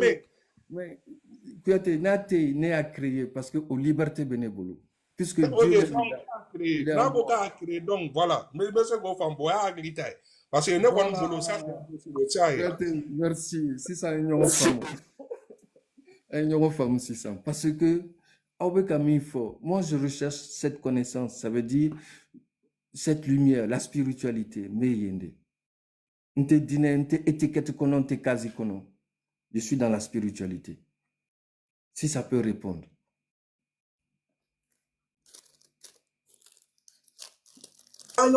Parce que ok à créer bon peut-être qu'il faut même adapter d'autres dans la vie nous faisons tout mais en c'est bon comme ok à créer parce que moi je sais que ça c'est pas possible mais comme ok à créer donc là c'est bon du coup comment tout qu'on fait bleu nous n'avons pas mis ça la drame là ça le fout bon merci. Ah, ben moi, ben faux. Peut-être, voilà. Tu m'as fait comme Mifra, Oka, Baroka, Odedo. On y tient, Anidonia Fene, Osimbo.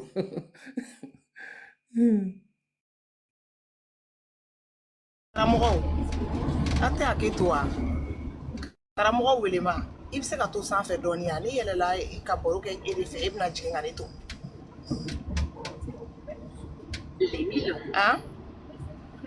est-ce que tulo bɛ ne la yɛrɛ n tun ye place to karamɔgɔ to sanfɛ dɔɔni ne kun bɛna baro fitinin k'i fɛ n b'a to karamɔgɔ minnu bɛ sanfɛ u ka kuma d'u ma fɔlɔ mais n b'i deli to sanfɛ d'accord mais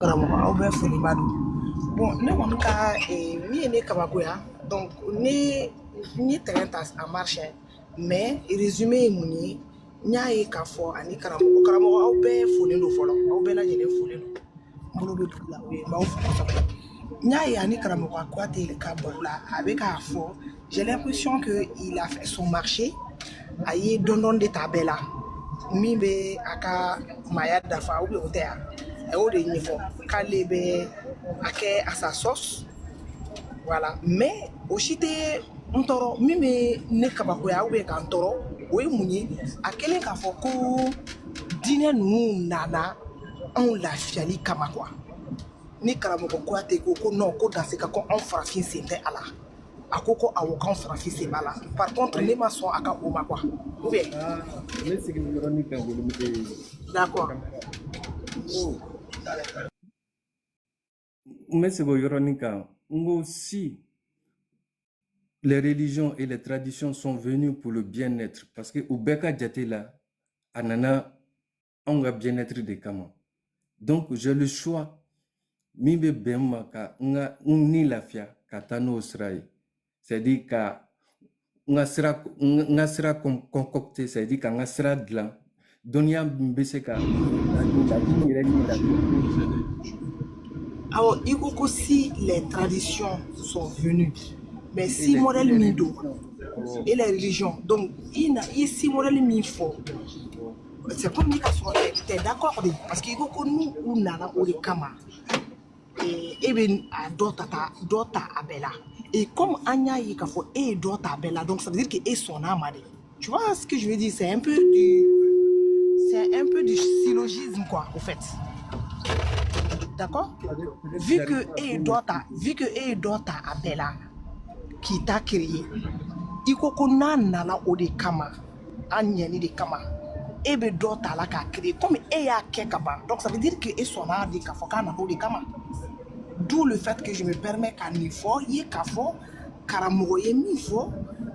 Au contraire, ni nana on de tieni kama parce que anana on de temps nous sera en boulot.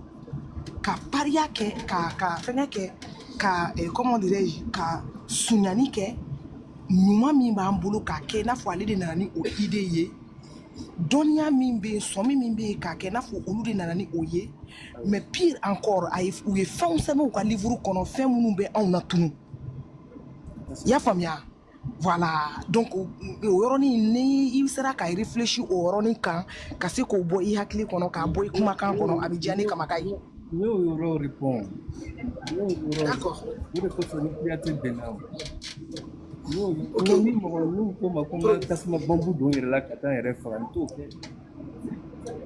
Il faut quitter. Bon, ni ya karamogo qui m'a ko ni ya itake parce que ke ya famia. Mais maintenant, ni ya etake. Mumbe et toi kono, c'est ce qu'on n'arrive pas à comprendre en fait.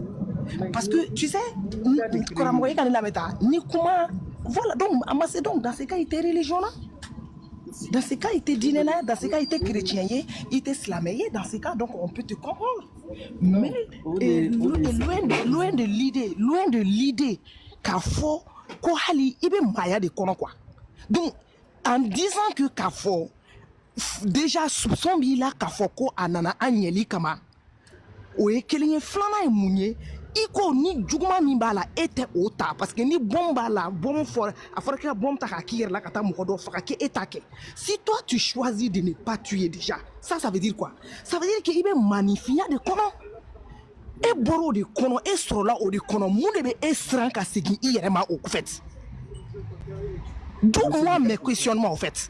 Voilà. Karamogo wa ke to de karamogo kamelenga diman tumbe amena et maître ya bolo fene kuma fe ka kumanye me permettez ka kumata quoi. Au folendo. Donc il se nga kuma jabi après mbi ni karamogo to abe boroke. Voilà. Bon, on segna un yerema parce que je suis maître de mes décisions. Je suis maître de mes actes. C'est pas parce que m'ta fait do kazi kono. Ode ko so nyenyi ningali ke ngo syncrétisme beseka fachugo di bamanangana. Mais tu n'es pas obligé, Karamogo, tu n'es pas obligé d'aller emprunter les mots des autres. Mais tu n'es pas même pas obligé d'utiliser le mot syncrétisme. C'est créé par les autres. Et tu as été avant les autres, Karamogo. Tu as été avant les autres. Donc, qui est Doron? Tu n'es pas obligé de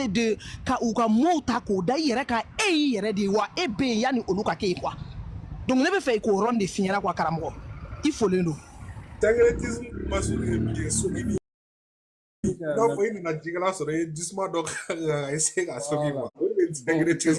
Maintenant, on te sait à chrétien dit bon on crame tout tu sais pas comment anglais dépend. On sait à d'autres tout intervention. Il faut le. Mena oironi fait car au coso ni anganga bamananga kala nem tese bamananga na kusebe. Mais ni amour et resoro maya ça me va. Même maya sraka.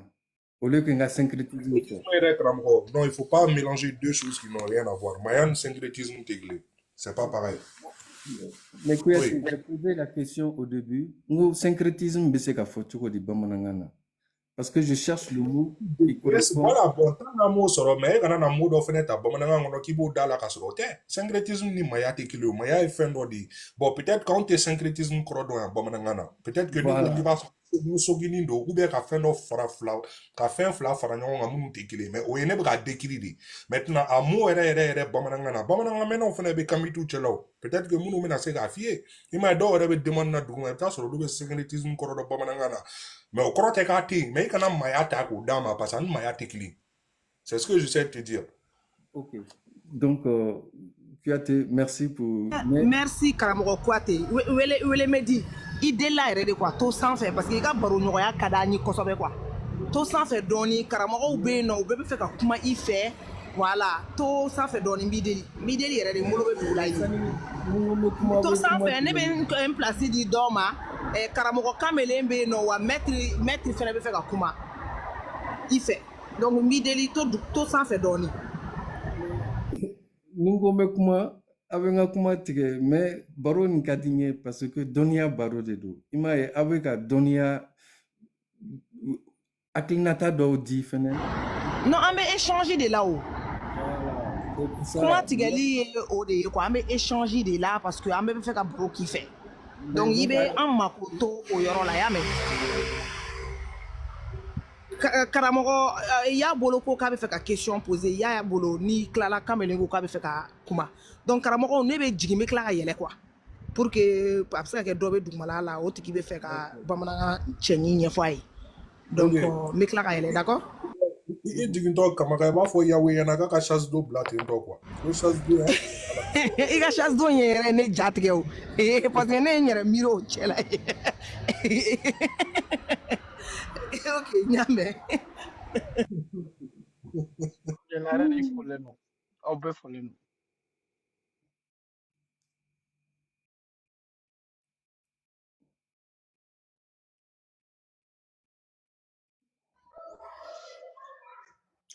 Karamɔgɔ welemeti foli b'i ye. Simbo Nico. Karamɔgɔba n tun b'a fɛ ka ɲininkali dɔ tɛnku ma komi il yɛrɛ k'a fɔ ɲama an bɛɛ bɛ dɔnni nin na wa an bɛɛ bɛ faamuyali an bɛɛ b'a laɲini ka faamuyali de kɛ ko dɔw la. Est-ce que il yɛrɛ i dani bɛ Bible la k'a lɔn k'a fɔ ko Bible bɛ Ala kumakan de ya? Bonne question. Ne fɛ Damasa kumakan dɔ b'a kɔnɔ. Parce que Jésus me tira, ala ye dɔnniya dɔɔni di a ma, dɔ di a ma. I y'a ye. O de kosɔn, n ko n seginnen an ka mɔgɔkɔrɔw ka sira kan. Fɛn fɛn fɔra Bible kɔnɔ, n ye kuranɛ kalan. N tɛ se k'a fɔ ko n y'a jigin, mais n taara dɔnniya ɲini. N y'a sɔrɔ ko fɛn fɛn fɔra, an ka mɔgɔkɔrɔw y'a bɛɛ fɔ ka ban. Différence dɔw bɛ yen, n y'o découverte k'a kɔnɔ.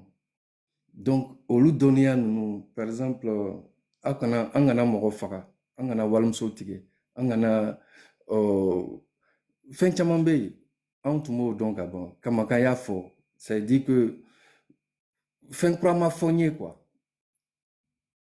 Mɔgɔkɔrɔw ye fɛn minnu fɔ, o tun bɛ yen ka ban. Mais n ka dɔnniya kɔnɔna na, n bɛ ka clé dɔw ɲini, min y'a kɛ n y'a clé ninnu faamu a sira filaw taama cogo bolo quoi. Ya. Donc dɔnniya Bible kɔnɔ, Damasa ka dɔnniya dɔ b'a kɔnɔ. O jaabi ɲɛna.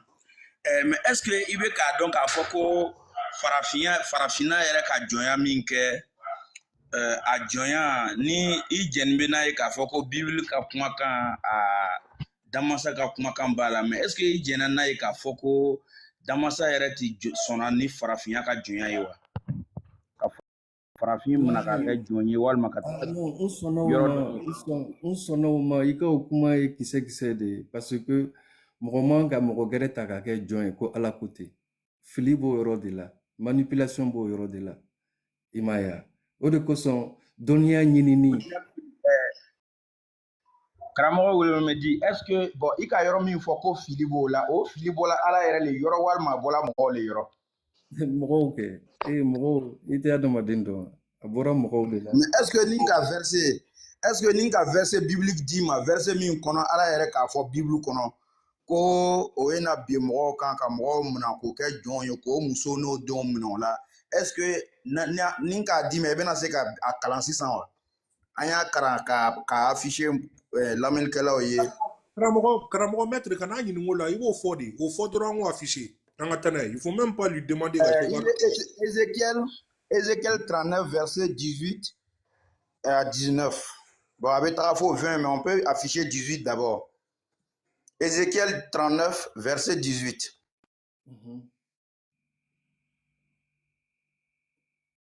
Ouais. Donc, il y a comment dire?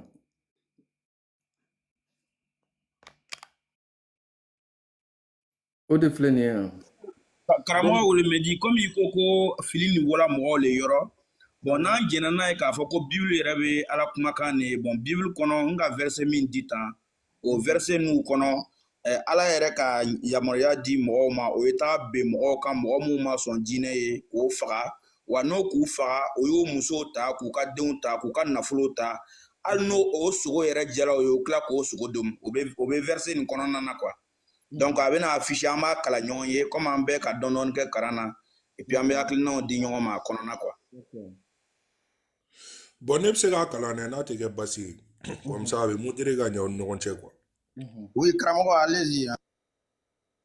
E m'a fɔ ko 18 Ézéchiel 39 18 de yan. Bon an b'a kalan an bɛ taga fo 20 na quoi mais an b'a daminɛ 18 la. Ok. Quand vous mangerez la chair des héros ko aga mabaw kabu sogo nimi ko uwa mogobaw abu sogo nimi et vous boirez le sang des princes de la terre ko wa ko masade munu buka dugukolo ga bolu jeli mi bélier uka sagaw anyo uka sagadenu buk uka baw taureau uka misiw misi munu kloleno sur le bassin au 18. Donc où yamarale no nous tara kele la 600 par exemple ni uye mogo munu sore mogo munu ye o mogo nga héros c'est-à-dire uka kele la baw. Donc, où il y a marade no kolu sogo nimi quoi, chrétien quoi en fait en quelque sorte, parce qu'avec Ézéchiel le kono. Donc où il y a marade no kolu sogo nimi, où il y a marade no, où a masam de munumbe, masake où masam so de munumbe, kolu fene jelimi, anuka sagao, nuka sagadenu, uka bao, anuka mishi munum klole no, klo, il va faire ma femme, bon bref, en attendant, 19. Quand vous mangerez de la graisse jusqu'à vous en rassasier, et vous boirez du sang jusqu'à vous en virer. À ce festin de victimes que j'immolerai pour vous. C'est-à-dire,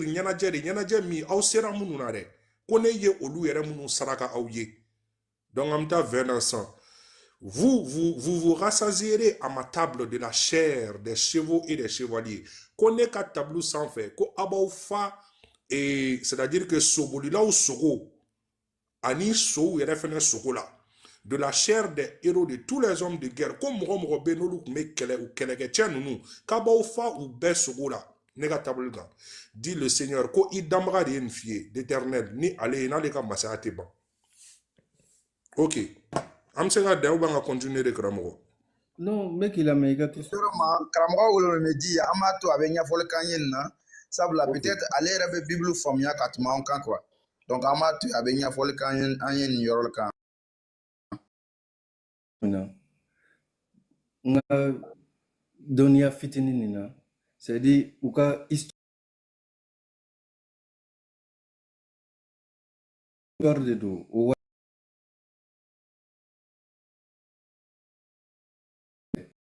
ala deli ou bien u ka jate de don parce que n'i y'a jate minɛ hali Sunjata ka waati la ni Sumanguru Kante ninnu mɔgɔ faga min tun bɛ a tun ka bon jeli min tun bɛ bon mais o ma manden bali ka jɔ o ma an ka mɔgɔkɔrɔw hali ne min bɔra Wasolo fagalen min kɛra Wasolonkaw fɛ a ka ca mais o kɔrɔ tɛ n bɛnbaw ye minnu ye fagali kɛ ko u ka o histoire ni a bɛɛ ka ɲi non histoire yɔrɔ dɔw bɛ yen an b'a ta i b'a fɔ ko karamɔgɔ wolo me di i bɛ hakɛ to n ye vraiment n bɛ ka excuse yɛrɛ demander i ye i bɛ tagala sira min kan bon n'i tagala o sira kan an tɛ ɲɔgɔn faamu parce que e ka Sunjata ni fɛnkɛ ninnu fɔ olu tɛ ala ye o hali bi an n'u yɛrɛ k'a lɔn k'a fɔ ko an bɛnba dɔw tɛ bɛ yen o ka erreur dɔw kɛ an bɛɛ jɛnna n'o ye mais a différence bɛ min ye c'est que n'u ko ko ala le kumana ko ala le côté.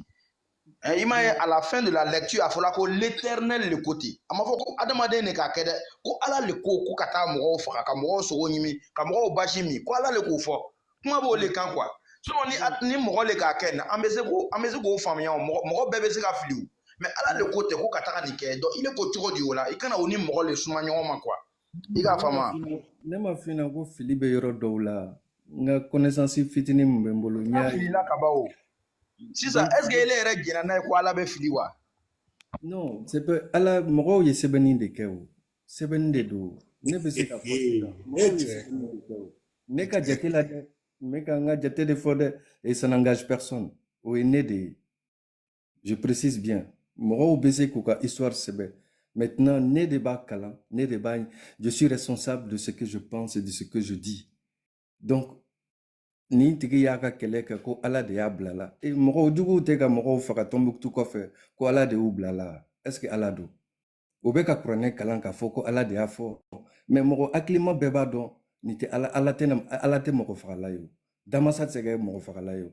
donc est ce que aux responsabilités moi ça m'incombe ali min bɛ ka kɛ nin ça l'incombe n'a y'a sɛbɛn fɛnɛ o y'ale ka responsabilité de ye o mais est ce que o bɛ min ka ngo fa min balma cɛ maintenant n bɛ fɛ ka ɲininkali dernier min tɔngi la ni o sera ka jaabi peut-être an bɛna kuma so o yɔrɔnin na o ye est ce que ile yɛrɛ ka danaya kɔnɔ parce que n'i ka i ko k'i ye syncrétiste ye c'est que i danu bɛ farafinya tagabolo kan wa i fana danu bɛ bible la mais est ce que ile yɛrɛ hakili yɛrɛ la bible n'i bɛ i ya chrétienya kɔnɔ ou bien i ya syncrétisme kɔnɔ i bɛ ka gafe jumɛn de ta k'i tɛngo la ka se k'i ka diinɛ pratiquer n bɛ se ka n y'a daminɛ na n y'a fɔ fɛn fɛn bɛ se ka n ka ɲɛnamaya dilan n b'o de ta gafe kelen tɛ fɛn fɛn ka ɲi n ka ɲɛnamaya ma n b'o de ta et ça n'engage que moi mɔgɔ man d'accord y a pas de souci donc o yɔrɔnin faamu peut-être qu'à la fin n ya conclusion bɛ min ye o le an n'u ka ɲininiw la an ka jateminɛ mun kɛ an k'a ye k'a fɔ ko danfɛn fɛn o fɛn bɛ diɲɛ kɔnɔ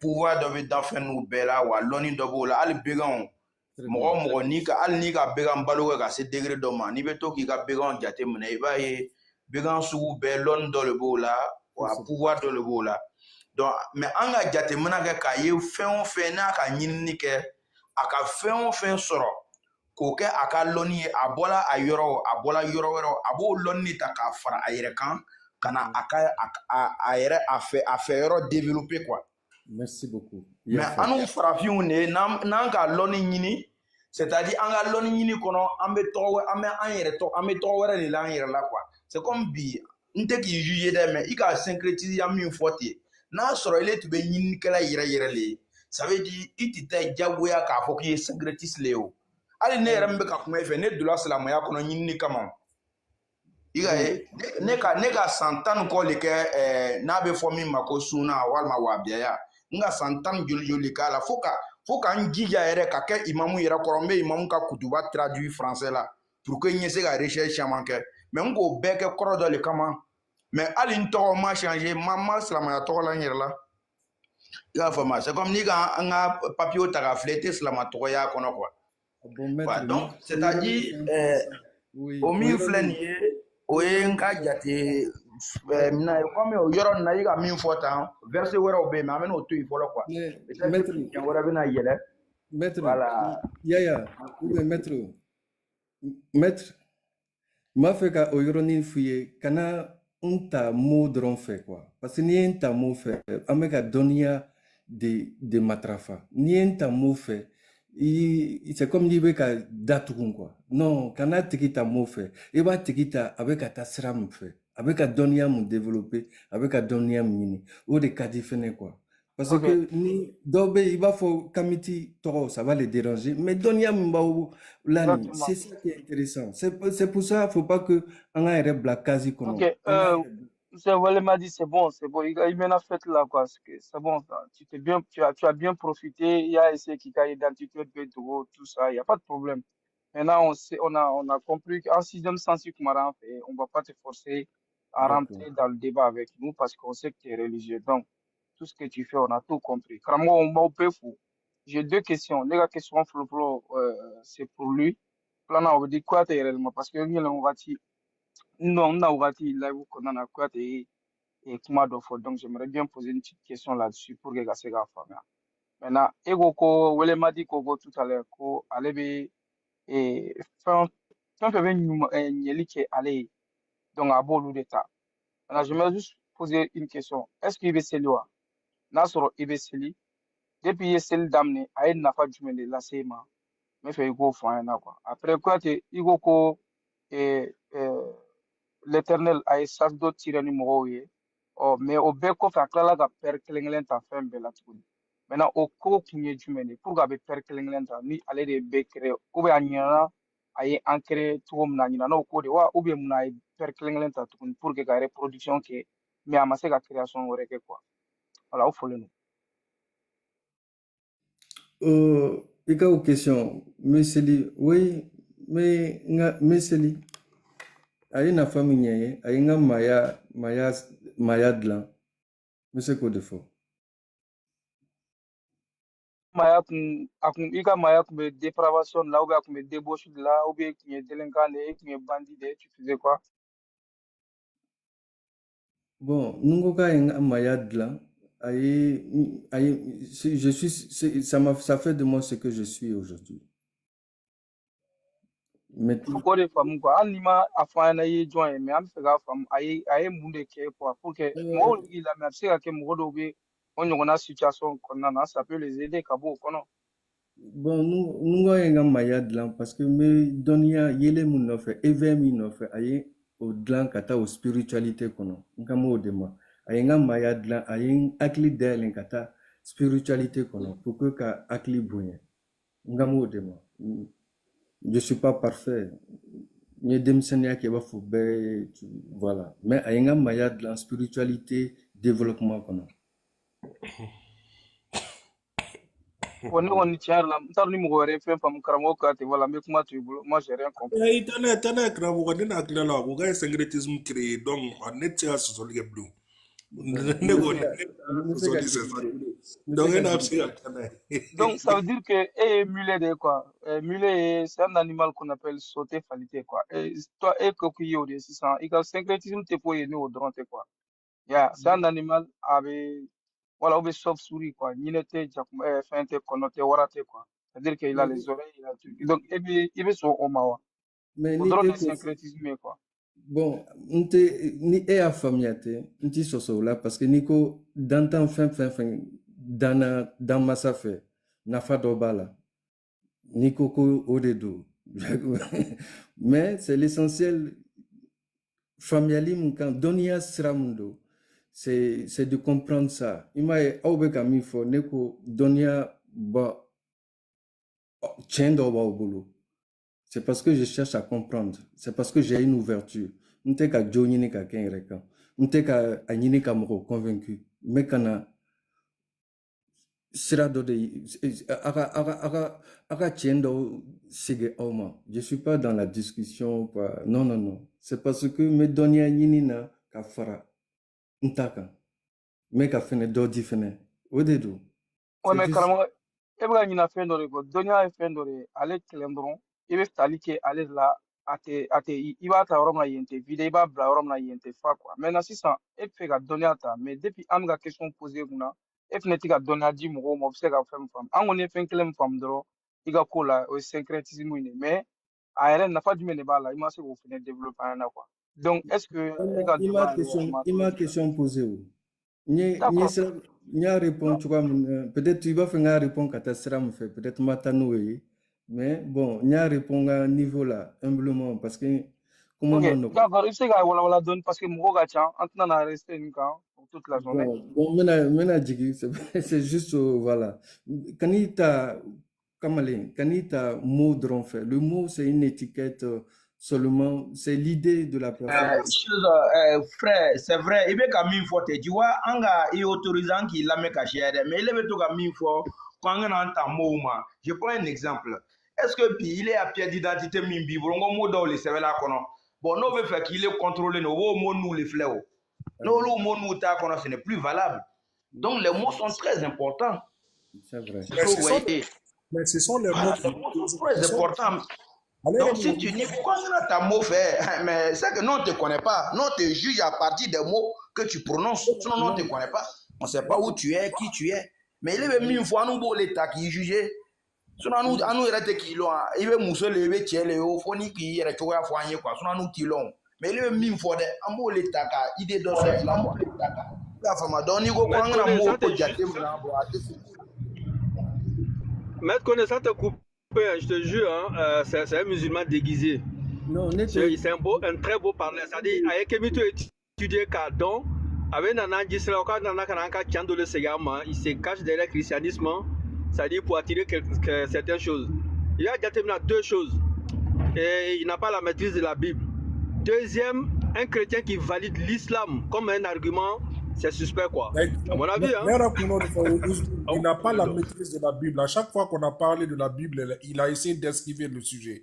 Donc, à tes Bible est maîtrisée. Donc, depuis il y a un indice il faut leur faut qu'il y ait un sous roche. Donc, je te. C'est un charlatan. Voilà. C'est un charlatan. Ouais. Charlatan on est dos, ce sont eux qui ont créé. Et ce qu'il est en train de faire, c'est ça qu'on appelle la manipulation. Parce que manipulation qu'on en a, tu caches ton vrai visage pour donner une impression aux gens qui n'est pas de toi du tout, du tout. Parce que là, on n'a rien appris de toi. On a... Confirmation en bas, lis la confirmation en bas. Je vois pas. D'accord. Donc, Kouyaté, maître et Ousbil, je ne parle pas pour que Kamoro convaincu. On n'en a qu'à idée d'offre. Maintenant, les gens sont libres de penser. Mais, on a comment aye pièce d'identité, mon fort. Pièce d'identité, nana, au éco croyez. On me qu'à donner à échanger. Je ne suis pas dans la maîtrise, mais je suis dans la spiritualité. Mais c'est Goyoroka. Je ne suis pas dans la maîtrise de la Bible ni du Coran, mais je suis dans la spiritualité. Maintenant, je peux être charlatan. Non, si on a été pas dans la spiritualité. Bon, mais ben faux. Maintenant, pour que voilà, comment placer tout mon regret. Merci beaucoup. Merci beaucoup. Merci. Bonne soirée, monsieur le syncrétiste. Il faut le Merci. Amen. Bon. Oh, en fait, Ambalma lui au moins, même si il a essayé de camoufler son identité, avec une faute, ne veut à Syria et Taoye k'a foko dîner nous chama fanabe tani quoi. Ali imamu mouve ka kutuba ke minbaro kan obeto k'a foko jomai adobe jobo boro bonju koro. Adobe obe k'a foko femu mai obo fento nu do yere la. Aga fam non. Donc c'est pour dire que Morosou, même quand on est au Slamaya, on peut faire bon pour Slamaya, on a watimi. Au Canada, si on a fait non, on ne veut pas faire une flamme firée, qu'on y tola Slamaya, qu'on met client chaman sur quoi. Parce que Slamaya soutra comme un dos en flassan. Donc tu vois un peu, c'est des choses. Donc obé Slamaya takuka ko masqué, mais il va sur la chaman bay, obé ka kokele mou la bichou ka quoi du kono, obo le ka bon du quoi. Donc c'est un peu ça. On en verra de toutes les couleurs ici. Ama moko suku be yanga panel nous sans faire. Non mais laisse tomber. Ebsega quel les fait tu dis que tout nandi fait quoi. On est nié en fait. Allez, j'espère que Emmanuel a une question. Voilà, exactement. Ah oui, quand même la question de pour Bala, ouais. Maman, mais oui, question mais. Non, quand tu parlais de délices là. Doigt. Oh. Mais ouais. Allez, mouiller sage d'eau tirer numéro, c'est lui le créateur ou pas? Elle est délusive. Ok, maintenant pourquoi il fait un père flata pour que Chito, il n'a pas gagné aussi d'autres à toquer Dumini Otea. Oh. Il fait un père flata, mais si lui c'est lui le créateur, pourquoi il père flata? Pourquoi m'a éliminé pour que la création croque? Ah, et puis, allez, Clignac, ou Jelly Boy. Est-ce que vous avez quand nous éclairons la nous menons Sarakari, allez, Yahweh, Allah te Yahweh, ou Saraka Yahweh, tout n'est maintenant pourquoi vous t'as claqué tout fera. Avant tout, au délige la droite, là, vous créez tout, il y a comment là. Donc, ça n'a pas de sens. C'est-à-dire que tellement ni mɔgɔ ninnu ye galon tigɛ ka galon baara tu quoi fo ka galon yɛrɛ bɛ ka n'u jɔlen minɛ u t'a dɔn u b'a a fɛngɛ a galon ninnu appuyer cogo min na en fait tu vois vas-y. Non, non, c'est bon. Franchement, on fait quoi les femmes? Donc, il y a une euro là, que tout ça, c'est des pipeaux, quoi. Après, galop. Au fond, non. Amel la men get du coup, quoi. Cramo, bon, watch out, amel du coup. Il faut le nom. Bruit du silence veut parler. Hein. Dans le bruit du silence, on sait la main. D'accord. A bɛɛ lajɛlen fɔlen don ka d'a ka waati cogoya kan. Je ne suis pas ici en tant que messager. D'aider aussi, nous ne sommes pas des ennemis. Voilà, an bɛ hakilinaw falen falen ani ɲɔgɔn cɛ. Ne bɛ lamɛnni kɛ. Bon, an bɛ ɲɔgɔn faamuya fɛn dɔw la. Déjà, ni chrétiens ni silamɛw mana Kemitu ka panel sanfɛ an ka échanger an ka ɲɔgɔn faamuya fɛn dɔw la. I b'a ye k'a fɔ ni Kemitu tora u yɛrɛ ma a yɛrɛ dama ka échanger ni ɲɔgɔn cɛ, i b'a ye k'a fɔ a bɛ se niveau dɔ la a bɛna segin kuma kelenw de kan quoi. Donc il faut que silamɛw ni chrétiens an ka kumaw falen falen ni ɲɔgɔn cɛ o b'a diya quoi. N t'a dɔn ni mɔgɔw bɛ kan ka kuma faamuya. N'an bɛ ka kuma falen falen ni ɲɔgɔn cɛ a bɛ fɛn diya quoi. A bɛ kɛ i n'a fɔ réel ni parce que moral jɔ quoi an tɛ nin fɛn sugu ninnu de fɛ i nana min kama o fɔ dɔrɔn directement ka taa en fait c'est-à-dire que an ma deli ka chrétien ni silamɛ foyi interdit an ka panel kan e tun bɛ dugukolo ka panel kan sɔgɔmada in na jɔn ye interdit ka yɛlɛ faut arrêter de dire des trucs qui n'ont pas de sens i nana min kama o fɔ dɔrɔn an ka taa an ka échanger et puis c'est fini e bɛna moral jumɛn kan quoi tous des majeurs vaccinés e yɛrɛ bɛ ka don cogo min na tantôt fɔlɔ ça c'est même pas respectueux parce que e bɛ ka don cogo min na ta c'est comme si an ye barbaru de an ye agresseur de ye en fait parle il n'en a mis au fond c'est tout et arrête avec les morales. Non,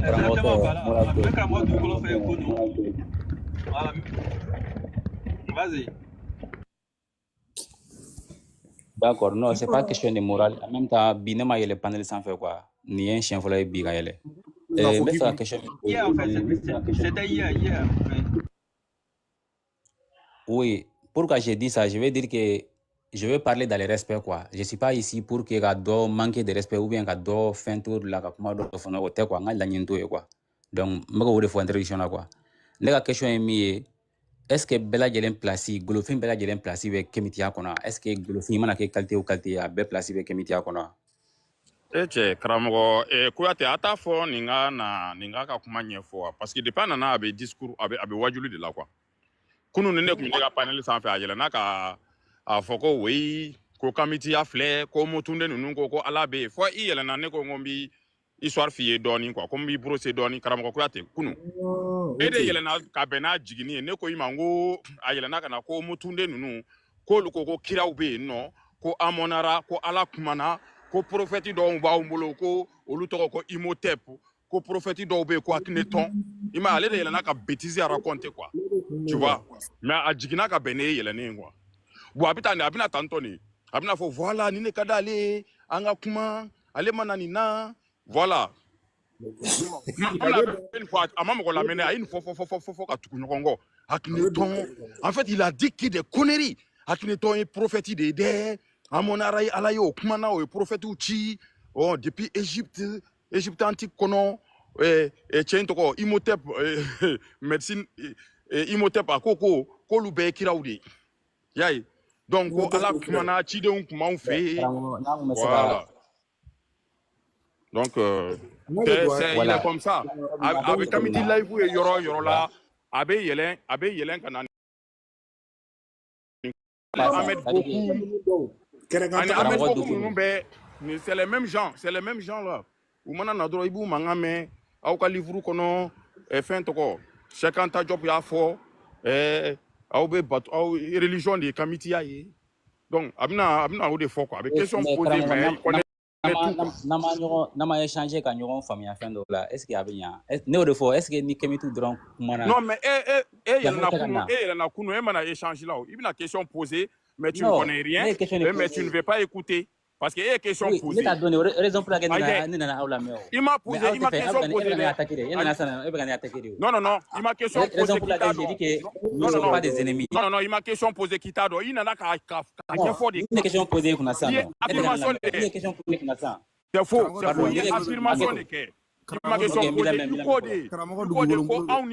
Ko ça veut dire que ko on dirait ni ali kalala nous te sira kelenga comme photo flenika comme photo flenika et profil là ko yere ko o sebeni ke ko ala amonara ko kumana ko prophète tuchi une affirmation de que voilà Karamoko dugolo mbolo be duguma ni ani bala fasigi ne sont pas des ennemis. Nous ne sommes pas nous ne sommes pas des ennemis, c'est ça que j'ai dit. Amène à changer de cœur. Oh, Karamogageto, me fait un tas de fois, il y a là où il faut le Karamogo. Oh, bruit du silence, amant Karamoga Boragami for 600. Komiko Bella Gilensite, Kangata Don Kameno Yininga. Ayo mi fo, Nito Ereko ni Aranogo. Comme il n'en Karamogo be panel sans vedori, Dunanimi 600. Ko non ni au le ma délégué mo fa fle panel ga mi fi na be mo hakli maudi donc dem sen tachi ima délégué ni chimeni kelen da ko no kata mo roshi kanuna donc ina gui misa ibiga dina dante ge folo yani ga nyingale ke an yere la folo de ma fli e ba on tagabulu do ban famu do ba yere ba do kan e kemiti bi o ere min na sisa nga nyina kunungo bi do nga mi en kramo na te ki ima basi iga dina fo ayini ngale mi bulu wa kan dina la o lakali ibiga munu na kale kanga taga munu na kale o ye ka nga nyogon karesi me baro sigi muti nyogon karesi baro sigi kuyi an munu me duguma an kalande an nga tomo tomo donc ni ngali bibolo ka kemitu ni ma mi famille bo ina le toli ala donc yi ngali min ke ne gele sigi jabi ola ko yalma farafin bela jire place be kemiti ya kono wa o golofi mi ayere don ka bokolo do ka fa fe ka ba fe o nati soumission dine soumission kono o place be kemiti ya kono parce que golofima me dola ale kemiti ya tabolo bela jile bla ni golofimi ayero don ka ayere do ka bokolo fe e be kemiti ya kono ni ngali yoro bi bolo jona ni ngali tibolo amba fina ni be ame place en kram ko mo dugumo bu fa l'islam robina ka dine defa il faut lendo. Ok, ni be fait ka donner ni al ni attaquer là il va amouiller là quoi. Je suis pas venu ici pour attaquer quelqu'un. Mais je vois que quand je suis monté seulement na sura yin attaquer hageto ambolo be duguma nga ina temenen ko. Oui, Krao, il faut calmez-vous, je suis là parce que m'fana nyengini ndore ga ko nga golof nya nyengini nganye do. Kele, atonga kuma nin kuma na absora ga micro d'aile, pardon. Ataka mi famia. C'est ça que je dis tout le temps, nous ne sommes pas des ennemis, c'est pas pour caresser ou autre. Avec écran ne ko fe o.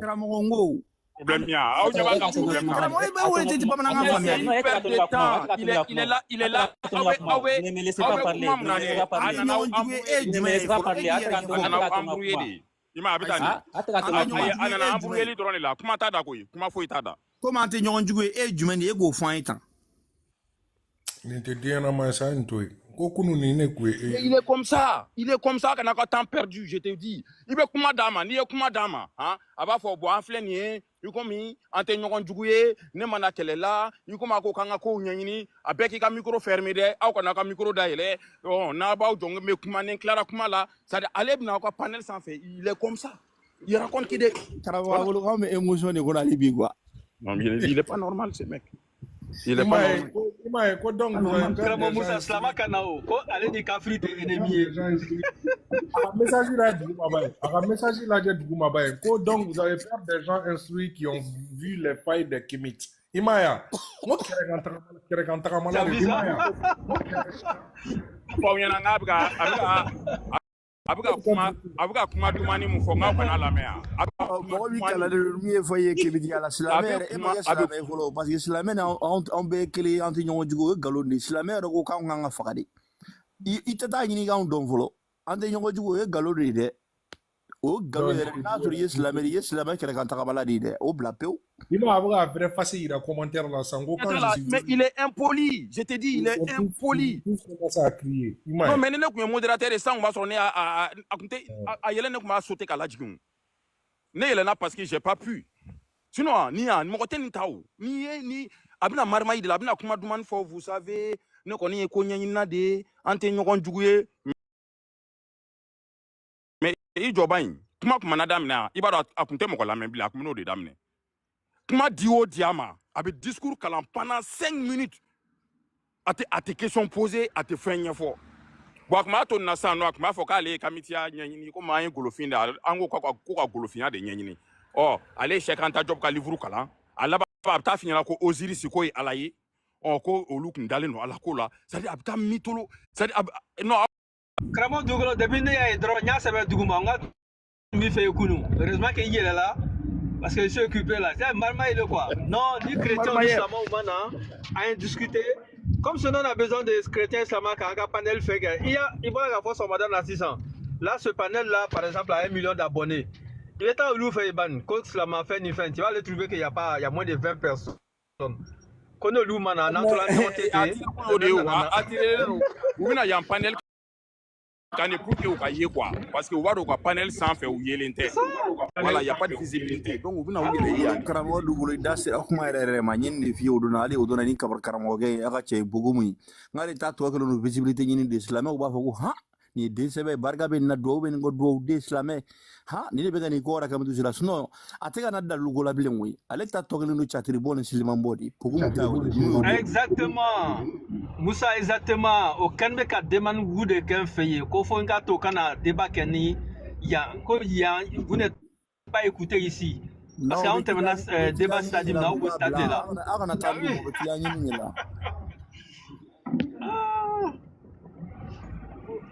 des gens instruits, qu'on appelle des gens instruits et éveillés. Et toi tu es instruit. Toi tu es instruit. N'importe quoi.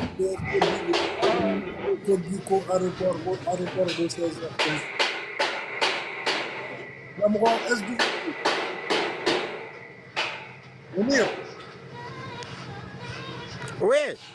Modérateur à Mounir Gamidi quoi.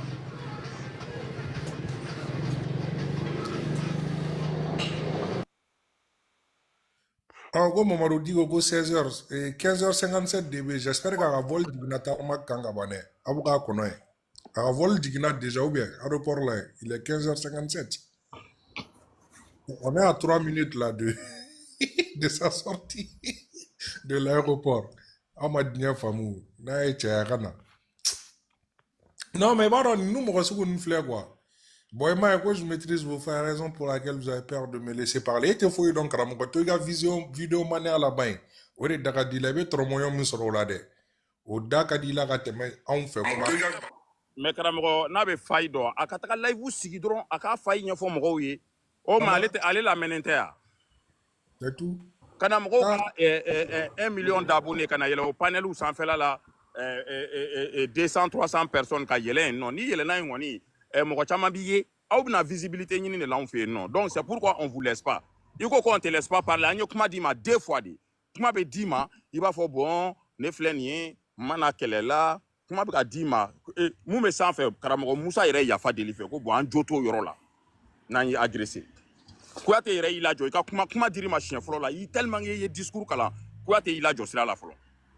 Chien flo na comment dire ma Karamogo Moussa ko che ko bo ambe yafa dili fait ça yafa ma an joto o yoro la ka kuma di ma sabana na watuku il clara ka discours kala ndamne o de la il a jigina tout simplement tu as eu le temps largement le temps de poser ta question ou de débattre mais parce que tu n'as rien dans le cervelle et c'est la raison pour laquelle voilà il t'aura mon salo là.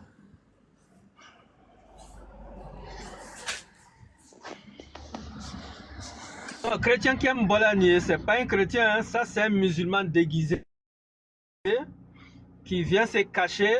Chrétien qu'on fait en fait. Comment comment tu fais dans du syncrétisme déjà, la religion ne veut pas ça. Après, bien chrétien était Bible maîtrisé, ni Bible femme, ni Mao fait ça, ça n'engage que. Après tu t'appuies sur l'islam. Pour justifier ton raisonnement chrétien, non, il y a un guissou roche quoi. Non, mais pour un citoyen malien qui se dit chrétien, c'est pas sûr. C'est un musulman caché, effectivement. Ouzbil, et moi, how she haglite ni kumagainawa. supprimé le cahier, je crois. Ayi kumakan ye aw si hakili tɛ nin kumakan in na wa hali ni bɛ to ka a tigi ka kɔnti ye mais aw si hakili tɛ nin tigi nin cɛ in kumakan na.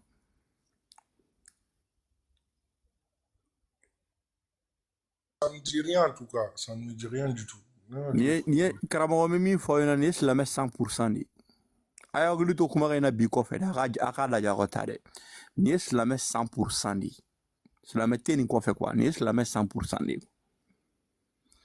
Mais u bɛ birifinin dɔ de ta ka biriw la ka na kɔfɛ sira fɛ quoi ka n'a lajɛ n'u b'a lajɛ n'a y'a sɔrɔ aw bɛ to ka ligne changer ka na mɔgɔ caressé dɔɔni n'a y'a sɔrɔ an bɛna fɛn dɔ de f'u ye u n'u denko dɔ f'u ɲɛna n'anw bɛ nin denko fɔ de la yan quoi i b'a ko cɛnin filɛ dugu ma k'a bɛna min fɔ an ye an bɛɛ ye kelen an bɛɛ bɛ jigin an bɛɛ ye kelen tan ne bɛ nin sira in de kan donc a bɛ silamɛya yɛrɛ kɔni a bɛ chrétien yɛrɛ kɔni a bɛ kɛmitisme a b'o bɛɛ de kɔni donc k'a bɛ taa n'anw ye terrain dɔ fɛ quoi déjà anw k'i man k'anw ma silamɛya yɛrɛ de yɛrɛ kɔni karamɔgɔkɛ in yɛrɛ tɛ k'o yɔrɔ in de faamuya fɔlɔ ani chrétien an m'o yɛrɛ de kɔni ale tɛ k'o yɛrɛ faamu cɛ in kɔni ne hakili b'a kumakan na.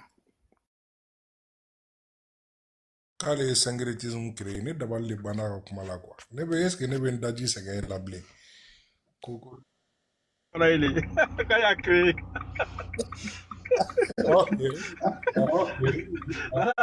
Voilà, on peut-être dominer sur le cadre à Franca Taboulina, comme elle a créé. En tout cas, s'il y a de l'argent, voilà, avec ta quoi. non harama la kɔni an bɛ k'a ka premier adepte ye Parce que dis business de haut. Fafou y'a fameux si ça n'est pas. Arabie Saoudite ya aka jamana jo ala kaba. Donc ni mi a créé si ça ni warbe. Y a pas de souci. Usbil dagantigi ko ka ko kuranɛ ka ko bibulu ye galo ye dagantigi e m'o faamuya koyi a ka silamɛya bɛ confirmer de a ye bibulu galotigi ya mɛ i bɛ fɛn min m'a da kɔnɔ fo k'a fɔ a da kɔnɔ ko kuranɛ ye galo a kun tɛ se k'o bɔ a da kɔnɔ a kun k'a pousser ka t'o yɔrɔ fɛ i t'a mɛn a yɛrɛ da kɔnɔ a bara ko kuranɛ koyi. Exactement Moussa mais kɛrɛ o ko adamaden ou bien ko ala ko n'ala mini dan k'i kɛ min ye pour un chrétien.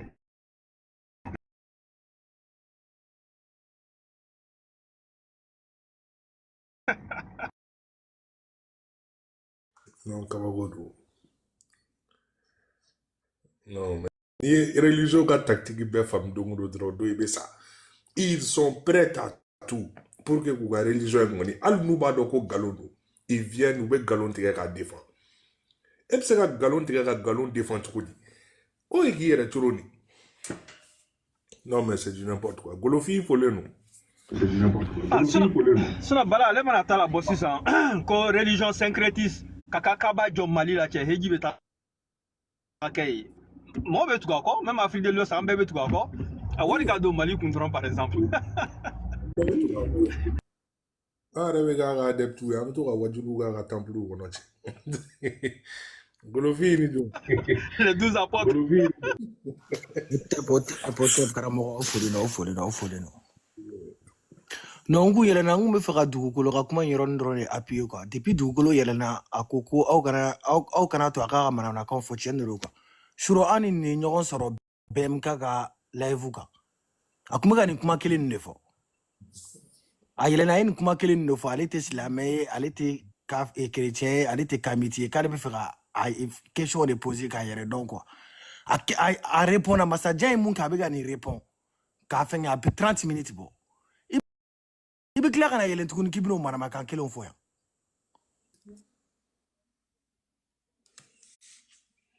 Oui, tu as vu? Non, ça savait pas. A yɛlɛnna laban na yɛrɛ f'an yɛrɛ ko e silamɛ de a ma se ka kuma a y'i cun ka jigin parce que ko nana se yɔrɔ dɔ ma sisan a tɛ se ka répondre kɛ a ma mɔgɔ répond a y'i cun ka jigin bon sisan a ɲɛ b'a la mɔgɔ tɛ yan ani minnu ye débat kɛ kunna a bɛ nin munumunu tuguni ka na o question kelenw poser quoi sinon kunna ni masajan ye mun kɛ kuma la a bɛ 30 minutes bɔ bɛɛ y'i ka micro datugu k'u to kuma la kunu surɔ sisan i bɛ tila ka na manamanakanw fɔ yan.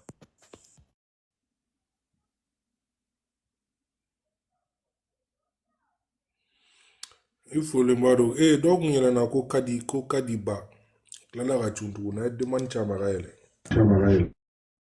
Ça fait 2 fois elle monte là. Comment elle dans ma tête comment et c'est une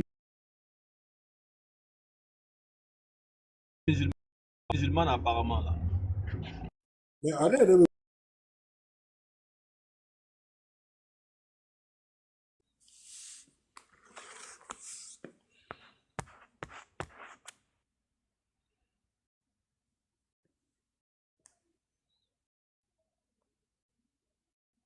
À 16h sera de ante flashy ga aéroport ga.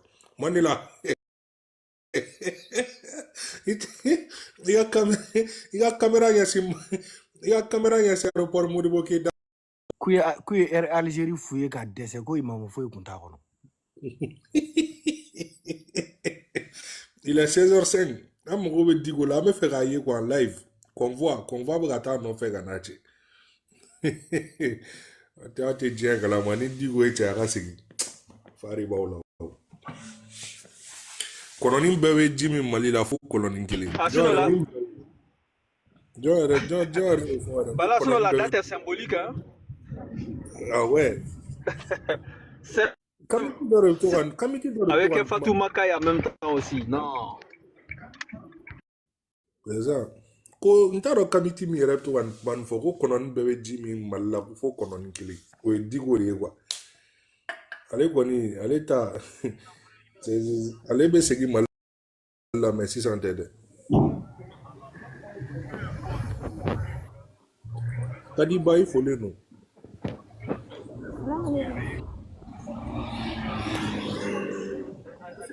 Don Michael, il y a un micro d'attribution Don Michael. Kadiba il folen don.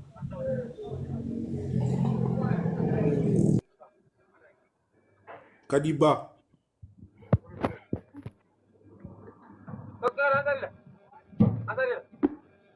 Kadiba.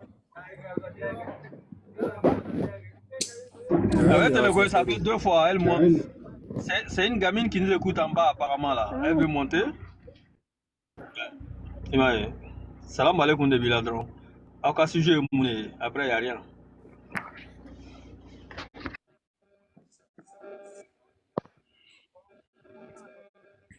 Barou Sidibé. Ouais. Il faut le nom. Salam alaikum.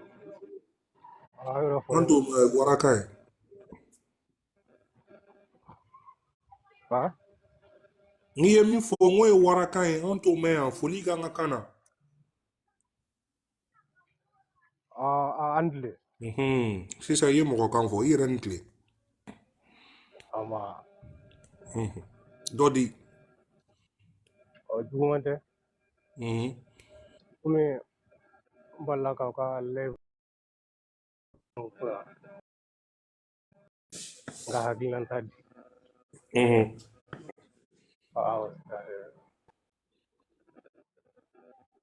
ye mun de mɛn an ka kuma la i ye mun faamu. Bon, Kamidiw ka ko ni chrétienw ka ko ni bon. Grand frère ye kuma min fɔ depuis kuma départ ne y'a ye tiɲɛ na o ye tiɲɛ de ye. M'a mɛn. N ko. N ko kɔrɔkɛ ye kuma min fɔ. Kuma jumɛn. A ko Ala ma kuranɛ ta diinɛ ta ka taa a di mɔgɔ si ma a ka yɔrɔ la. A ko a bɛɛ ye fɛn sɛbɛnlen de ye. Bon o tiɲɛna o ye tiɲɛ de ye parce que Ala mana diinɛ di an ma yan a sɛbɛnni dɔ de y'a sɛbɛn ni an ye a papier ye an bolo yan. Voilà bon kɔrɔkɛ ka kuma n bɛ k'o de sɛmɛntiya k'a fɔ ko o ye de ye tiɲɛ ye quoi. Mais karamɔgɔ e ye silamɛ de ye ou bien e ye taabolo jumɛn mɔgɔ ye. Bon ne ye silamɛ ye. E ye silamɛ ye. Bon mun de la e ye silamɛ ye. Min na ne ye silamɛ ye. Bon n y'a ye dɔrɔn komi fɛn ninnu Kamidi bɛ yen bon chrétien bɛ yen bon silamɛya bɛ yen. Bon n y'a ye n bɛɛ la bon vraiment silamɛya de kanu bɛ n na. Ok donc kɔrɔ i kɔrɔbayalen de donna silamɛya la quoi. Awɔ. I kɔrɔbayalen de donna la k'i to san joli la. Bon n kɔrɔbayalen kojugu ma d'a la parce que depuis san 8 donna kalan na. Donc e san 8 yɛrɛ bolo o de ye kɔrɔbayalen ye quoi. Maintenant sisan sani e san 8 cɛ e ka kɛ silamɛ e kun ye jumɛn. Bon n fa kɔni kun ye silamɛ ye n ba kun ye silamɛ ye o waati kɔni tɛ n na n kun tɛ silamɛ o waati. Ah, mais karamɔgɔ bɛ se ka kɛ cogo di? O bɛ se ka kɛ parce que mɔgɔ n'i wolola i b'i don a la de sinon i n'a tɛ wolo.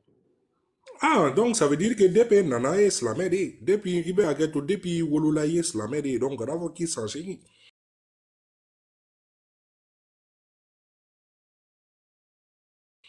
Parce que e ko k'i wolo ma o i ka silamɛya confirmer i san 8 mais bon hali i san 8 yɛrɛ fana tɛ se k'a fɔ k'i kɔrɔbayara parce que denmisɛnnin san 8 tɛ foyi dɔn karamɔgɔ.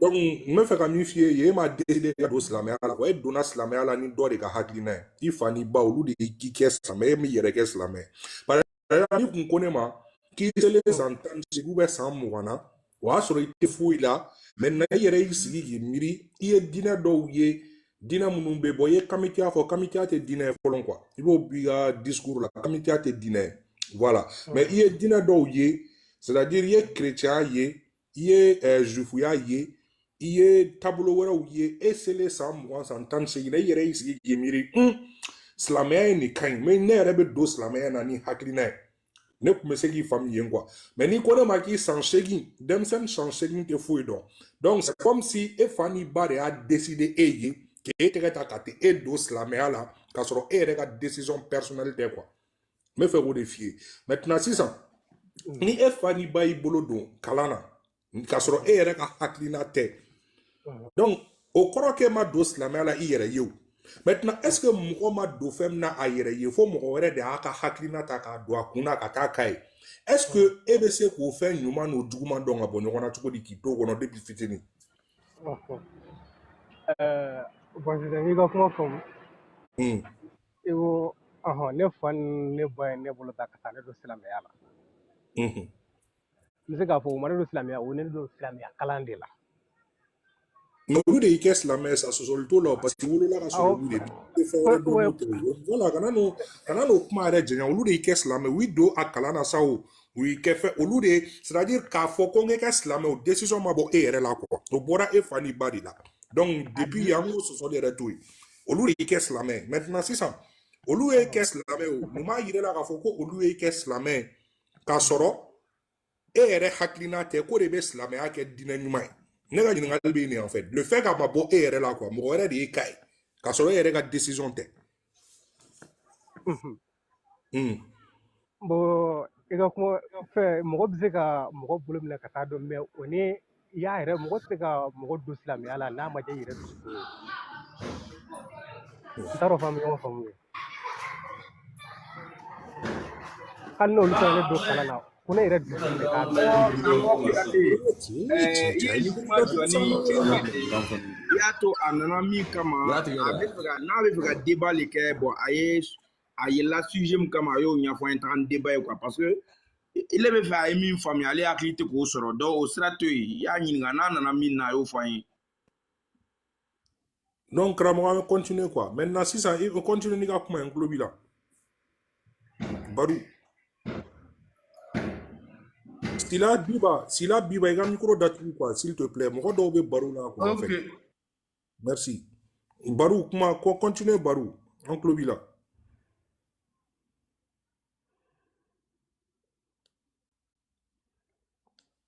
Badou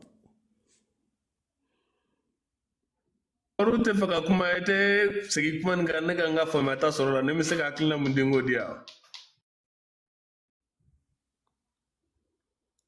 Badou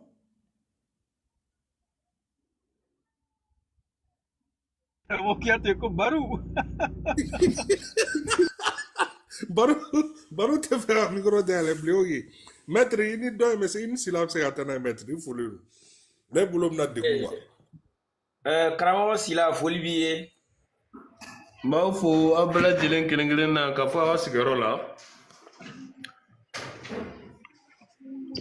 ne bɛnna ni kumakan dɔ ye ko mɔgɔ fa y'a kamalen fa y'a a n'a ba y'a minɛ ka taa don silamɛya la ko ka sɔrɔ a yɛrɛ ka laɲini tɛ bon kuma n bɛnna n'o yɔrɔ de ye n t'a dɔn kuma laɲini ye mun ye quoi n bɛ fɛ k'a dɔn. ele ye diinɛ jumɛn la. Bon ne bɛ Congo Brazzaville. non ko i bɛ diinɛ jumɛn de la quoi. ne bɛ silamɛya diinɛ de la. d'accord bon i ka lamɛnni min kɛ tan peut-être que i bɛnna karamɔgɔ Kuyate ani karamɔgɔ Baru ka kuma de ma bon o tɛ ɲɛfɔ de la ɲɔgɔn ye wala sinon an m'a fɔ ko dɔ ka dɔ minɛ ka taga don diinɛ la mais Baru yɛrɛ k'a ka koɲɛw ɲɛfɔ ɲɛ ma ko ale san 8 a y'a mɔgɔw ka don kalan na voilà diinɛ kalan na donc o de la karamɔgɔ Kuyate k'a fɔ a ye ko den san 8 bon o tɛ foyi lɔn quoi donc den san 8 n'i k'a ta k'a bila même n'i k'a don kalan yɛrɛ la ka ban o ye k'a don diinɛ yɛrɛ ka kalan de la parce que diinɛ taabolo de bɛ taa kalan ye o yɔrɔ la voilà donc o tɛ b'o kuma de la quoi. Donc n y'a faamuya donc a ka groupe ni site ni a thème yɛrɛ ye jumɛn de ye.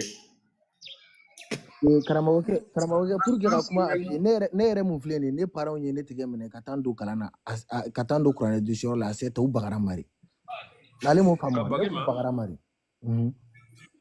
A cogo di. Parce que u taara don diinɛ kalan na ka sɔrɔ u taara don diinɛ kalan na ka sɔrɔ n yɛrɛ tɛ se ka n yɛrɛ décider ka diinɛ choisir quoi. Ka fɛn choisir yɛrɛ ouais.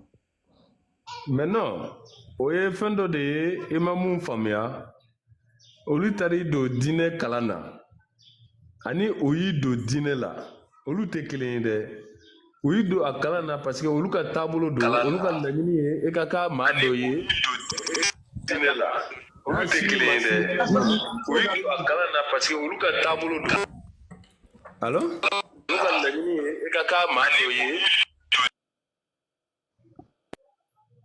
allo voilà est-ce que i y'a faamuya wa.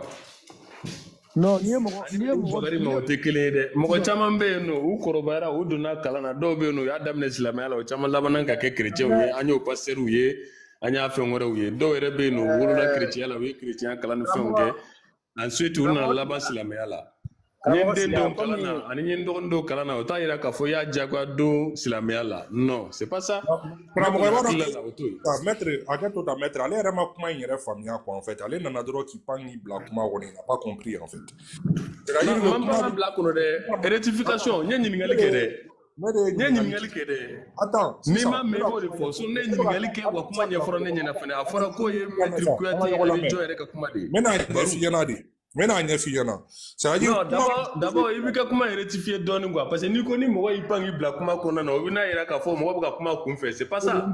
O bɛ n jɔ t'o kuma la yafa ma. Voilà sisan kɔni i bɛ se ka tɛmɛ n'i ka kuma ye. N'o rectifier yafa ma sisan. Ok n y'a faamuya c'est bon. Voilà kuma bɛ yɔrɔ min na. Baru ko de. Ale ne y'a ɲininka n ko mun na n k'a ye n ko silamɛ don. Ko ma k'ale yɛrɛ de y'i sigi k'i miiri ko ka kɛ silamɛ. Maintenant ne ko n k'a donna silamɛya la ka to san joli la a ko k'ale cɛ n'aw yɛlɛnna cɛ datugu sa. n y'a datugu parce que e yɛlɛla ka mɔgɔw sɔrɔ kuma la.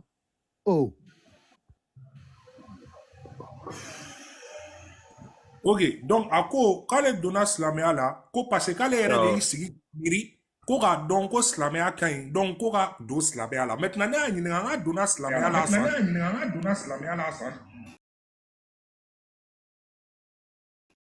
a ko ne ma k'ale san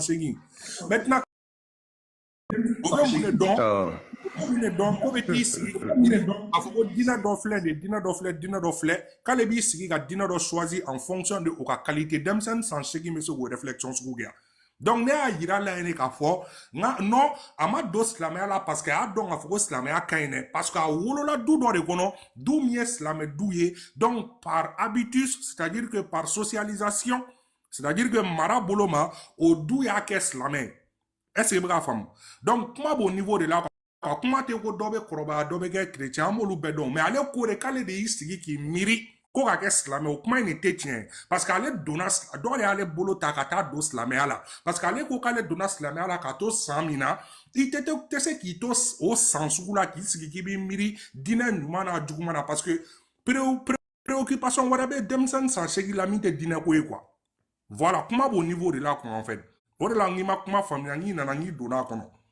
mais ne tun bɛ fɛ ka taa ni cɛ ye sira min fɛ a ka di ne n'a yɛrɛ de ka baro kɛ pour que an k'o sira faamu parce que e ni ne tɛna se ka baro kɛ nin kan quoi Parce que voilà, amna gela don. Mais ni nen baroure qu'on continuera, peut-être on me fait un mot là-bas fait min kalama, anin ka arela famille a fait mina, ou me se ka sabati quoi. Donc ni ne kuma. Maître Inab se ratane.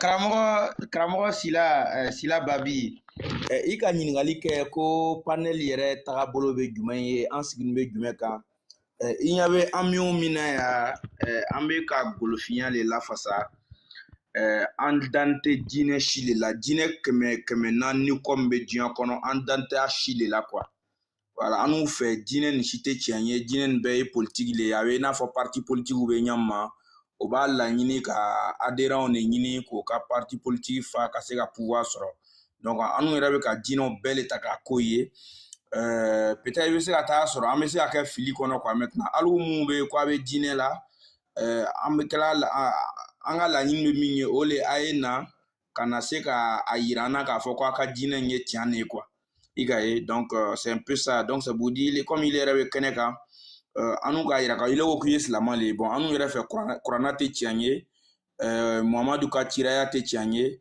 wa can foyi si le tɛ silamɛya kɔnɔ quoi maintenant comme il yɛrɛ k'i ye silamɛ ye bon peut-être k'i kalan n'o fana dɔɔni i bɛ se ka a yira an na ni preuve ye ka yira ko silamɛya tiɲɛ n'u bɛ wa ala yɛrɛ kumana ko ala kumana kira fɛ i fana bɛ se k'o preuve yira an na ka tiɲɛma yɔrɔ yira an na quoi donc c'est un peu ça donc kuma b'i bolo.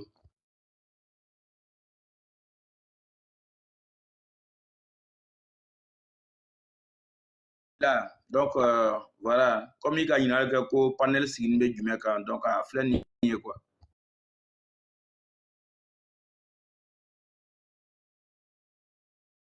Kramo si la ka micro mnande follow. Mais attends, ni Barou si tu as des retours. Barou, il Kramo qui a te arrivera. Allô? Barou. Allô? Osmir Barou tourne na fona. Allô? Quoi de? Ah, c'est là. Noko. Ni ka kuma bɛɛ faamuya sisan nɔ. Ni y'a faamuya aw ma da silamɛya la, aw ma da chrétienya la foyi. A dalen tɛ foyi la, a tɛ diinɛ yɛrɛ la. Comme ne balimakɛ dɔ de bɛ kuma la quoi, maître i bɛ se ka sara ale la en fait. Comme ale de ye sujet dayɛlɛ en fait. Ah ok, voilà, c'est bon. Maître. Oui, maître il a là.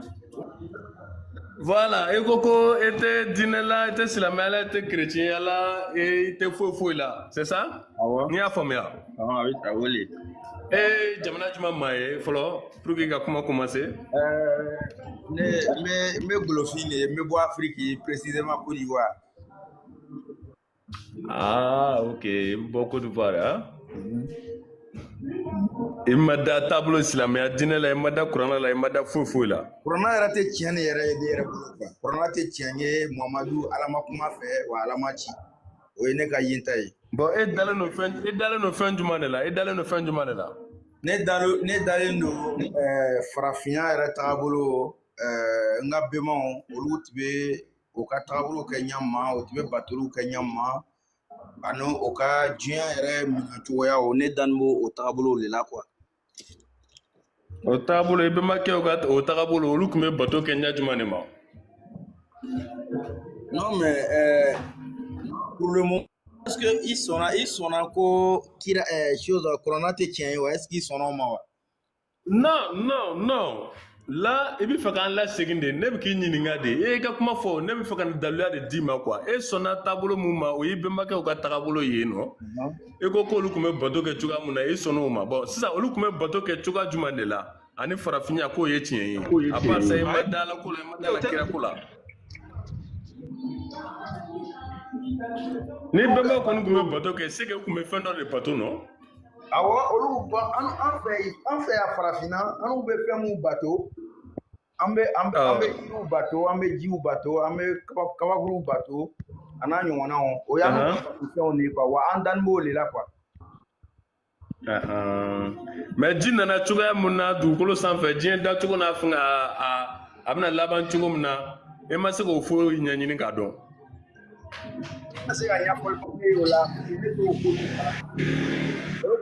Ala yɛrɛ y'o fɔ an tɛ jigin i la wa ala tɛ jigin i la parce que ala y'a ɲini ko sana an ka bato an ka ale ɲini k'a dɔn fɔlɔ ale ye mɔgɔ min ye ale fɛngɛ masa sugu min ye quoi ale de bɛ danni kɛ.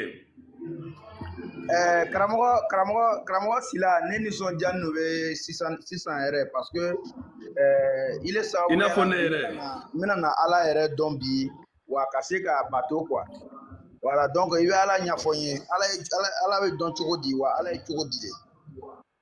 non e bɛ fɛ ka débat de kɛ ka kuma mɛn da kɔnɔ sinon ne sababu Ala i tɛna na Ala ɲini k'a dɔn ka kɛ silamɛ wala ka kɛ religion wɛrɛ mɔgɔ ye non c'est pas ça.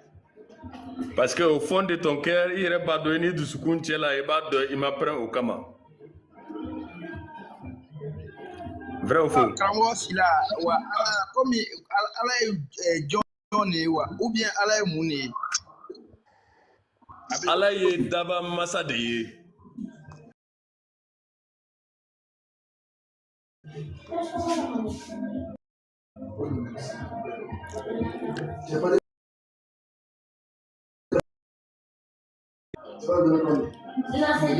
Ala dɔn yɛrɛ k'a f'i ye ka nɔgɔ bɔ a la e bɛ sanji mun sanji olu tɛ se k'o nati i bɛ ka fiɲɛ mun sama a dɔn k'a fɔ i ka boliw tɛ se k'o di an ka bɛnbakɛw ka fɛn batota i bɛ k'a fɔ cogo min na olu kun tɛ se k'o di ji couleur Ala dɔrɔn de b'o dɔn. N'i y'o yɔrɔ faamuya sisan nɔ i bɛna dɔn k'a fɔ ko non fɛn bɛ yen nɔ fɛn min kan ka bato a batoli kama hali ni m'a bato fɛn wɛrɛ kama a ye ni min don i la i kan ka bato o kama o fɛn de ye jɔn ye o de ye Alahu ye. Karamɔgɔ Sila o bato in bɛ kɛ silamɛya dɔrɔn de kɔnɔ wa? Ça dépend. Ni dara diinɛ mun na i bɛ taa o sira fɛ ne dara silamɛya de la ne bangena k'a sɔrɔ n bɛnbaw b'o de la mais e dalen b'a la k'a fɔ ko e bɛnbakɛw tun bɛ mun kan nin ye o. Allo? N bɛ k'i lamɛn. Voilà e bɛnbakɛw tun bɛ ka mun bato olu ka taabolo n'i ko k'u tun bɛ fɛn minnu bato donc e bɛnbakɛw tun bɛ o bato o tun bɛ mun ni mun de kɛ o tun bɛ se ka hadamaden da diɲɛ na wa wala tun bɛ se ka hadamaden ni minɛ wa. Mais est-ce que e ka bisikiya k'a lɔn k'a fɔ ko ne yɛrɛ bɛnbakɛw tun ye mɔgɔw le ye wa? Bon ne b'o dɔn kɛ parce que ne b'a dɔn e bɛnbakɛw tɛ. I k'a dɔn k'a fɔ ko o ye mɔgɔ mun ye est-ce que i jɛnna n'a ye k'a fɔ ko olu yɛrɛ o tun bɛ denw sɔrɔ wa?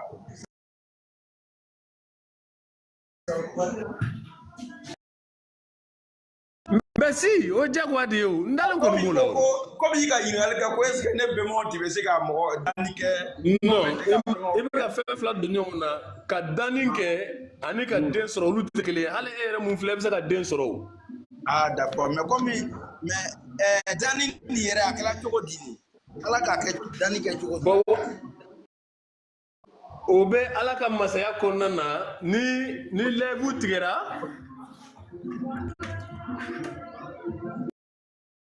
saba di ma n'Ala sɔnna ma o bɛ mago ɲɛ. 155 personnes an tɛ maa sɔrɔ privé kɔnɔ dɛ voilà i b'a expliquer yan de quel privé ça?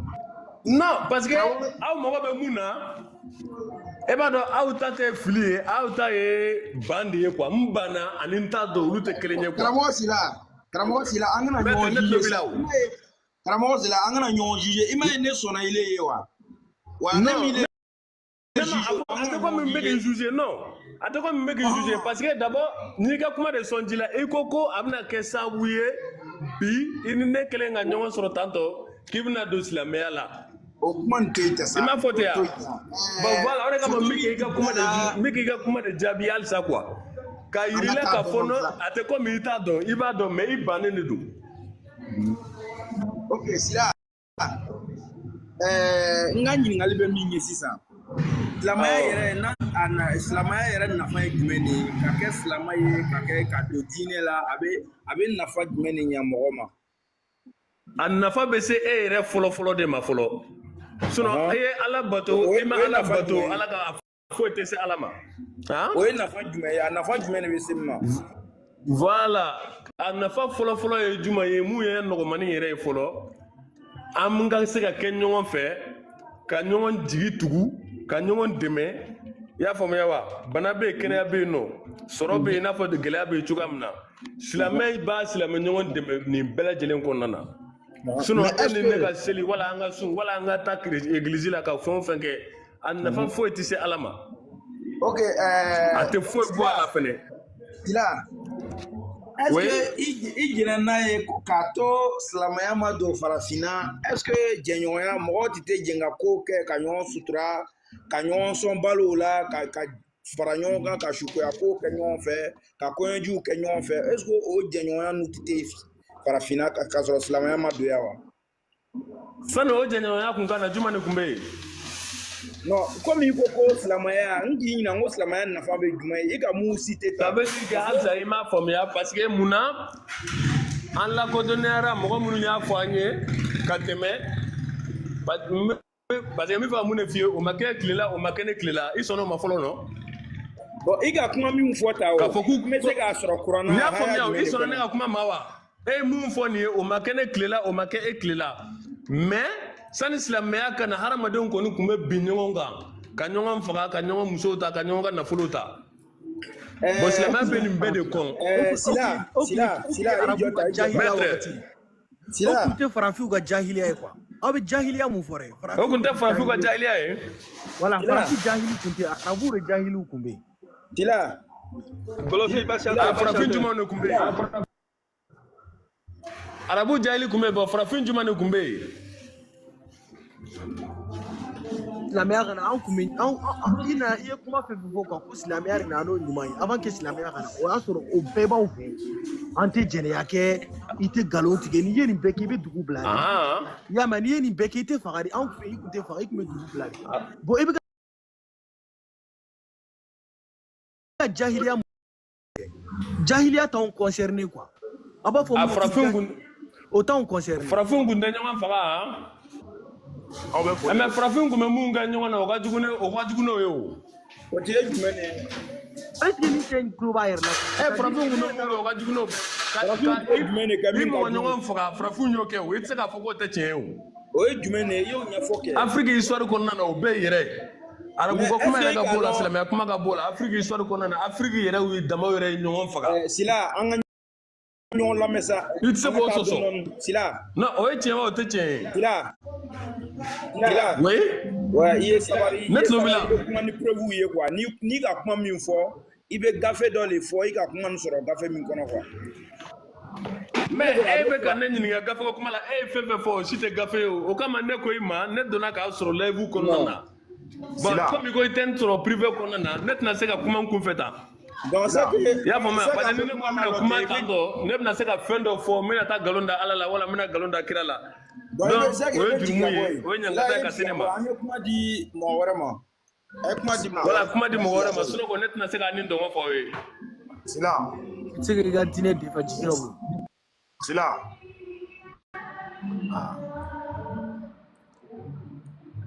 aw bɛɛ fɔlen don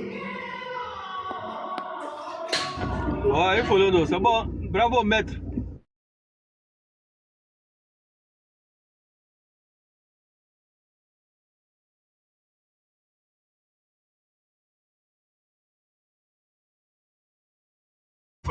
Privé là. Il m'a qu'à privé avant de monter ici. C'est bon, ça il faut. Ouais, aw bɛɛ fɔlen don Sila ka kuma in na Sila ko ko an bɛnbaw tun bɛ bin ɲɔgɔn kan an bɛnbaw tun bɛ nin kɛ olu ka silamɛya la silamɛya ma esclavage a ma a kɔn quoi a ma ban ma bon i tun tɛ se ka mɔgɔ minɛ ka kɛ i ka esclave ye k'a sɔrɔ i ma taa bin a kan ça c'est pas possible kira tun bɛ muso baden min bɛ u ka Mohamɛd bolo ani jɔnmuso ninnu u ye jɔnmuso ninnu sɔrɔ cogo di soit olu yɛrɛ taara bin yɔrɔ dɔ kan k'olu mɔgɔw minɛ k'u cɛw faga ka musow ta ni musow y'u fɛ yen soit mɔgɔ dɔ taara bin dɔ kan k'o mɔgɔw cɛw faga k'aw muso ta ka n'o feere u ma donc Sila jiginna joona ka bin mɔgɔ kan nka n'a ka fɛn minɛ na o kɛra diɲɛ fan bɛɛ dugukolo fan bɛɛ farafinko t'o la tubabuko t'o la arabuko t'o la donc o kɛra fan bɛɛ a kana fɔ ko minnu bɛ civilisation fɔlɔfɔlɔ bɔra an bɛnbaw de la olu bɛ mathématicien ba ni fɛn minnu fɔ olu bɛɛ ye kalan kɛ Afrique de fɔlɔ u ka taa recherche kɛ ka ɲɛ ka sɔrɔ a ma se yan quoi donc aw bɛɛ folen don. Ok, Soko, il faut le nom. Mais fait qu'à laisser le cas au yoro wala parce que faut moi dina nous histoire donc kanya don de quoi il s'agit exactement parce que galon meto ka fo peu mal menke. D'abord faut ça n'a qu'à c'est en fait frafina faut ka don. Ça dit slamaya ere wolo la yoro minade. Slamaya nana la dria le sora mene. Polisona de tumbe wa fo mu ko kafri au de tumbe.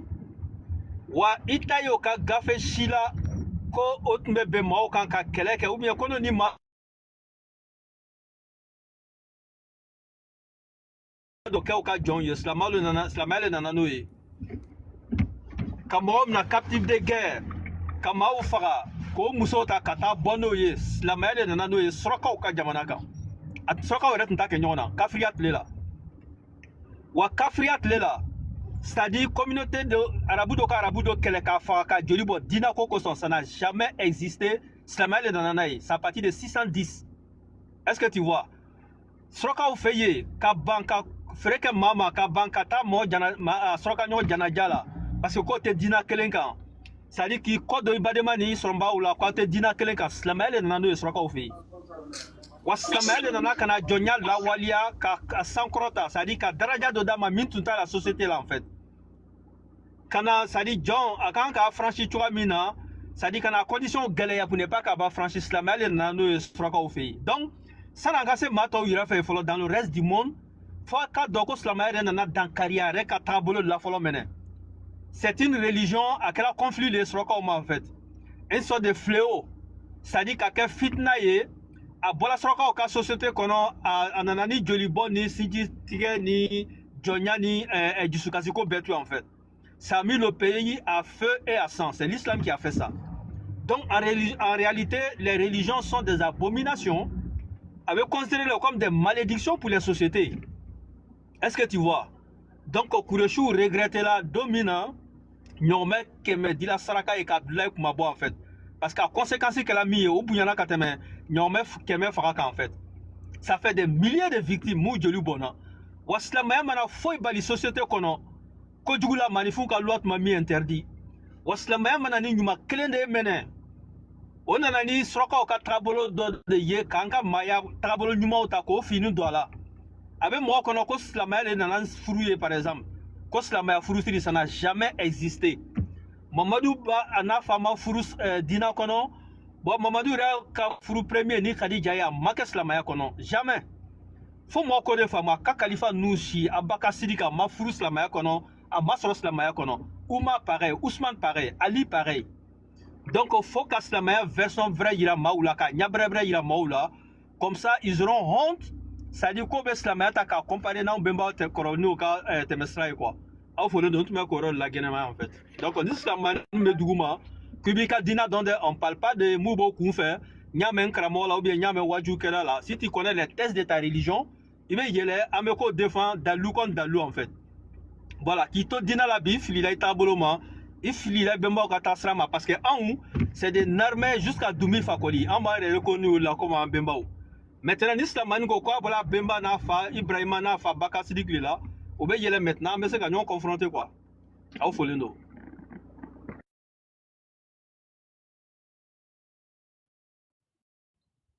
Otep karamɔgɔ aw folen don mɔgɔ kɔrɔw yɛlɛnna quoi farafina i ka bikoro da i folen don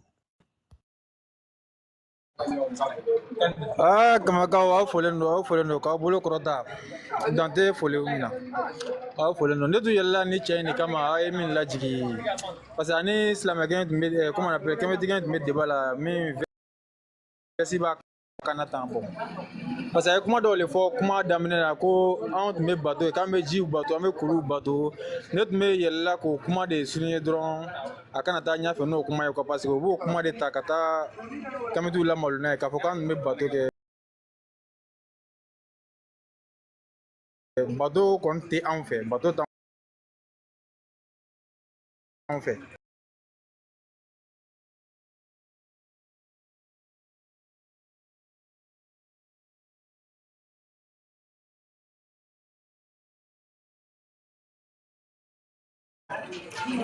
Faut bâtir, au faut le nom, au faut le nom.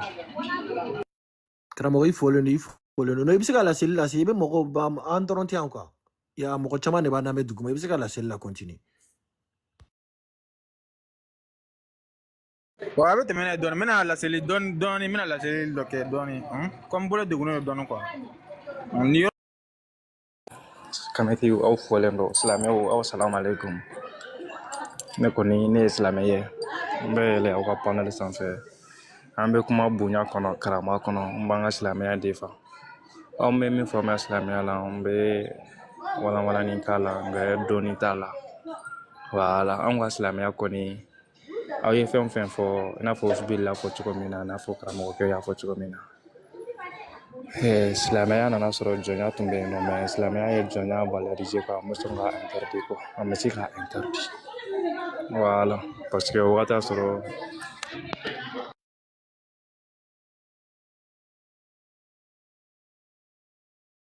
Karamɔgɔkɛ an b'i bila i ka kuma mais n'i bɛ kuma kɛ i bɛ na ni prévu ye parce que i b'a la o wagati y'a sɔrɔ ni bu fɔ dɔrɔn i b'a ta bu fɔ. Ay, Golofi, qu'habitude dedans en fait. Ah ok.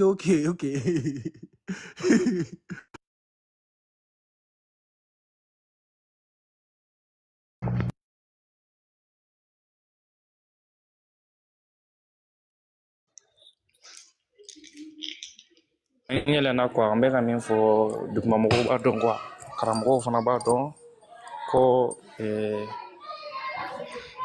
silamɛya nana sɔrɔ jɔnya tun bɛ yen quoi mais ala ma se ka interdit quoi voilà o wagati y'a sɔrɔ parce que silamɛw mɔgɔ caman tun bɛ yen nɔ olu tun ye jɔntigiw de ye i n'a fɔ kira yɛrɛ n'a ɲɔgɔnnaw ani Abubakar ninnu ni Usman ninnu olu tun ye jɔntigiw de ye kira yɛrɛ jɔn caman tun b'a bolo quoi o de kama ala ma se ka jɔnya interdit quoi voilà et puis fana kira yɛrɛ jɔnmuso tun b'a bolo de a ye den sɔrɔ a yɛrɛ y'a ka jɔnmuso fɛ o den tɔgɔ ko Ibrahim donc i b'a ye o de kama ala maloyala dɛsɛra ka interdit quoi. Kana kuma tɛ kuma min ye dɔ kana kuma ten. Karamɔgɔkɛ i ka micro datugu i n'a ka mɔgɔ sɔrɔ kuma la i ka micro datugu. Masasi i ka kuma datugu. Voilà ne n bɛ ka kuma min fɔ ni silamɛ min b'a dɔn k'a fɔ ko kira ko jɔn tun t'a bolo ko kira mɛ jɔnya kɛ ko jɔn tun tɛ kira bolo i bɛ yɛlɛ i b'a gɔnɔntigiya an kɔni ye min sɛbɛnlen kalan aw ka gafew kɔnɔ ni aw ka karamɔgɔw yɛrɛ bɛ wajuli kɛ k'a laseli k'a fɔ ko kira yɛrɛ ko jɔn tun b'a bolo donc a sɛbɛnnen don aw ka gafew kɔnɔ et puis fana aw ka karamɔgɔw fana b'a dɔn pɛti fana karamɔgɔw fana bɛ wajuli kɛ u b'a fɔ ko silamɛya kɔnɔ a bɛ daga i ka da n'i ka jɔnmuso ye k'a sɔrɔ i ma furu o kuranɛ hayaw bɛ yen quoi ni silamɛw wulila ka taa jihadi kɛ n'u taara bi dugu k'a ka dugu ci n'u ye mɔgɔ minnu faga u b'o olu furumusow ni u ka nafolow ta u b'o sɔrɔ k'olu tila u ni ɲɔgɔn cɛ o de bɛ kɛ jɔn ye o mɔgɔw de bɛ kɛ jɔn ye quoi silamɛya kɔnɔ quoi voilà donc an ka silamɛya kɔni an kɔni ka silamɛya kɔni an bɛ jɔnya interdit parce que kuranɛ haya tɛ yen nɔ min ye jɔnya ta tɔgɔ ma ka interdit mais ala kɔni y'a daga an silamɛw ye kuranɛ kɔnɔ ko i furumuso 4 kɔfɛ k'i bɛ se ka da n'i ka jɔnmusow ye k'a sɔrɔ i m'u furu yɛrɛ hali n'a y'a sɔrɔ jɔnmuso 10, 20, 30 de b'i bolo i bɛ se ka da n'u ye ka cɛnimusoya kɛ n'u ye k'a sɔrɔ i m'u furu et puis fana muso tɛ ɲininka dɛ n'a y'a sɔrɔ e ka da ni muso ye n'a y'a sɔrɔ a ka di muso ye quoi voilà muso tɛ ɲininka o la quoi donc e kɔni n'a ɲigi ye cɛ min na dɔrɔn i bɛ se ka minɛ ka tɛmɛ n'a ye quoi k'a sɔrɔ i mɛ diɲɛ ɲini u fɛ quoi an ka ala y'o daga an ye quoi. O bɛɛ la aw dun b'a fɔ ko jɛnɛ ye haramu ye o kun ye jumɛn ye sisan.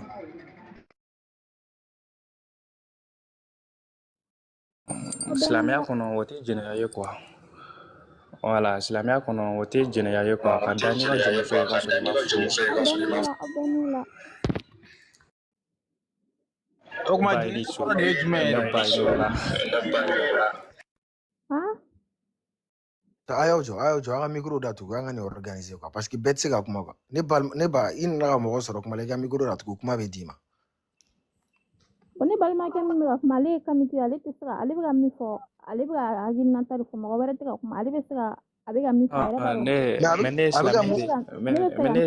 mais ebse kana contredire ako ka islamé de kibse non ebse kana non ebse ka contredire ay kita foko jiginte quoi ne bien ebse ka contredire ne kuma min fo ko golone do quoi ebse ka golonti ka ebse ka boni qur'an haya kilenya qur'an ko ne yela bunte tan jabi ne be fe ne di ko mana bla duma parce ne yela la ayna la di ne yela la ayna la di ebse ka kuma do re ne ka kuma do la dro aka ne jabi la ne yela ko ne yela kunte e ga kuma jabi no yanti mo ko nyine ga quoi ibe yele ibe mo nyine ga ko mo fere bi nyine ga quoi yambe voilà ça fait 3 fois be yela kuma be dama te kuma o na saka bonne manali ka kuma jabi parce que ale ga mi pale era ba robe che wala ali agina tadi voilà boyijo ale ga kuma na faka boy ka question ko no boyijo na kila kuma lebe kuma parce que priorité ti bolo go priorité ti bolo nga mo shito ni te faka mo la mejigi ni te ga mo la mejigi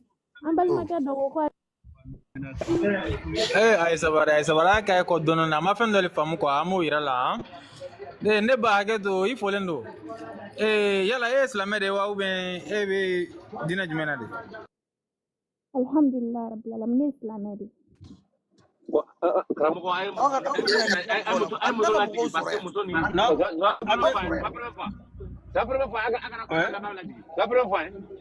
chaque fois maintenant avec la mogola de batte avant la diga boy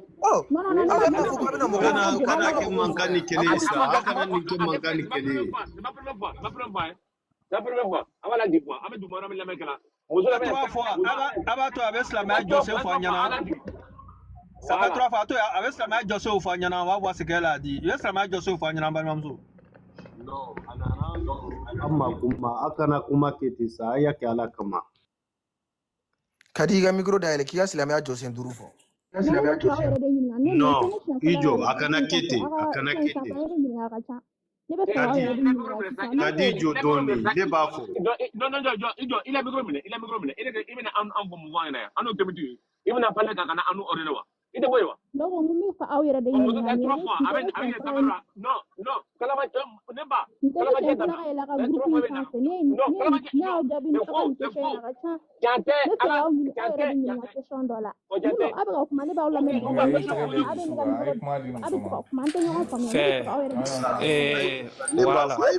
King Sonike User ka micro datu ko wala beka ka micro datu ko wala ika question poser wala ika question poser ambi jabi kametu anga bolo dan dusula quoi anga to no aka kuma fo quoi ni ya norlen bi anga panel la anti hakilna kelenya de ibita soro abeka family de nyine quoi donc anga la men quoi natla la amba jabi quoi mbalma muso ika question poser ametla ki jabi voilà ne ko won kamitiya ere kore jumeni ne be fe ko do biko tay me ka wori ni alke mo kamitiya kore jumeni ne be fe ko do voilà mbelma muso voilà usbili beni jabi quoi islamé waya ko micro datu islamé minu yelena comme nete modérateur aya ko micro datu islamé masa si vese ka jabi vas-y kamitiya to dogore football fin ko vas-y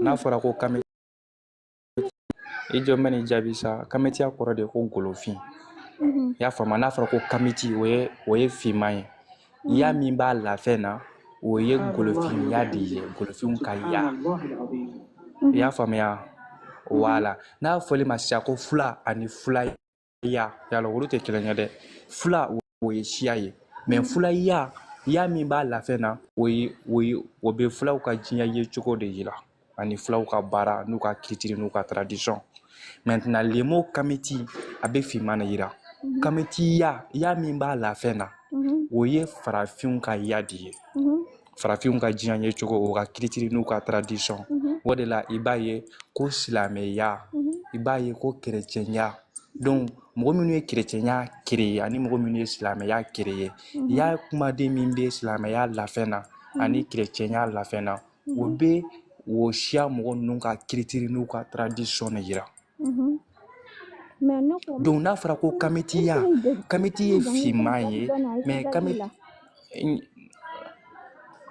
non mais e de ye question posé ne bɛ kɛ jaabi o mais ni question jaabi b'e bolo ne bolo i man kan tɛ ka yɛlɛ voilà mais n y'a faamuya mais i b'i jɔ ka tila komi e ye question de posé an bɛ ka walawalani kɛ e dɔrɔn tɛ de hali dugumamɔgɔw walasa u k'a faamuya quoi u k'a faamuya ko kamitiya k'o ye golofinya de ye golofinw ka diɲɛ ye cogo an ka kiritiri ni an ka tradition voilà o de bɛ wele ko kamitiya kamiti o ye finman ye ya min b'a la fɛn na o ye an ka diɲɛ ye cogo ye voilà i fɔlen don ok mais culture ani diinɛ est ce que kelen don culture ani diinɛ est ce que kelen voilà sisan dɛ e bɛna kiritiri i b'o ɲɛfɔ an ye maintenant an bɛ silamɛya ta k'a lajɛ silamɛya paratigi bɛɛ lajɛlen kɔnɔ ni an tɛ arabuw ka kiritiri sɔrɔ a kɔnɔ parce que e ma ko silamɛya ye diinɛ de ye ko ala ta don maintenant an b'a bɛɛ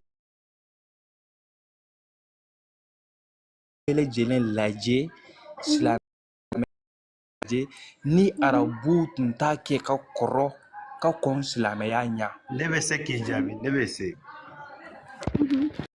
non e k'i ka micro datugu kuma bɛ an bamuso de bolo bon silamɛya o ye ala ye min lajigi diinɛ foyi tɛ dugukolo in sanfɛ diinɛ min bɛ mɔgɔ lase ala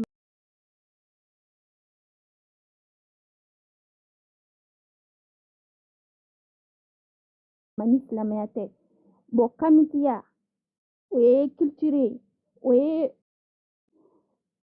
an bɛɛ bɔra mɔgɔ min na o n'o ye an fa dama ye o tun bɛ diinɛ jumɛn de la tubabuya o farafinya o arabuya o an bɛɛ bɔra mɔgɔ min na ne ba ne ye ɲininkali min k'i la ne k'i ma ko komi e ko ko kiritiri ni tradition ko ni diinɛ tɛ kelen ye n'est-ce pas o wala walasa k'i ka kuma yɛrɛ walasa k'i ka kuma sɔn ji la k'a tiɲɛtigiya i bɛ na ni alabato cogo dɔ ye alabato cogo min ni silamɛw b'a kɛ an bɛ taa lajɛ arabuya kɔnɔ n'a y'a sɔrɔ arabu jɔsɔnnaw tun t'a kɛ ka kɔrɔ arabu benbaw tun t'a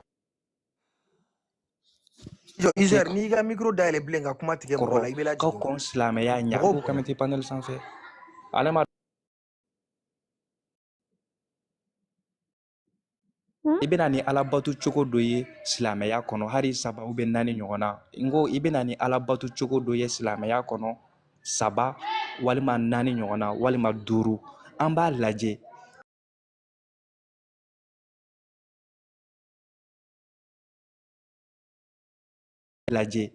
yalo ye ni silamɛya tun ka na est ce que arabuw tun bɛ ni ala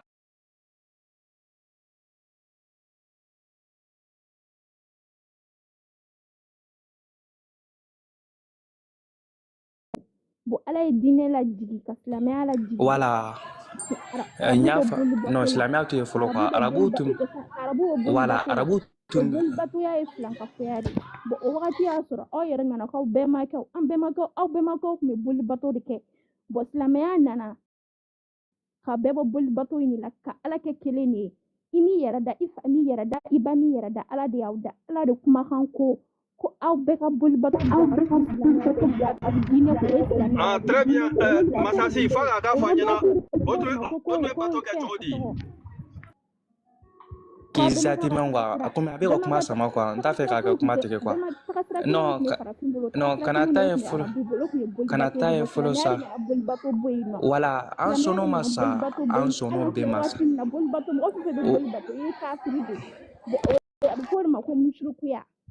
sɔnn'o bɛɛ ma voilà an sɔnn'o bɛɛ ma sa an sɔnn'o bɛɛ ma maintenant arabuw tun bɛ boli n balimamuso an ka taa kelen kelen quoi i yɛrɛ da bɔra k'a fɔ ko arabuw tun bɛ boli de bato maintenant arabuw tun bɛ boli bato cogo di ka kɔn silamɛya ɲɛ i bɛ se k'o ɲɛfɔ an ye wa arabuw tun bɛ pratique min kɛ u tun b'u ka boliw bato cogo min na ka kɔn silamɛya ɲɛ est ce que i bɛ se k'o boli bato cogo ninnu ɲɛfɔ an ye wa u tun b'a kɛ cogo min na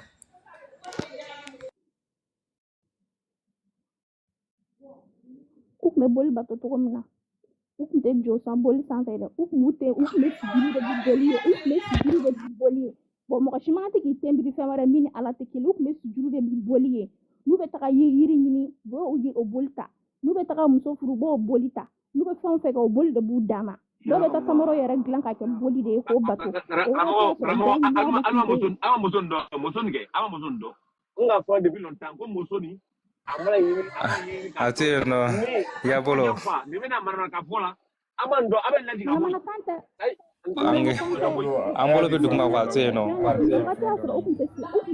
ya bolo la jisuka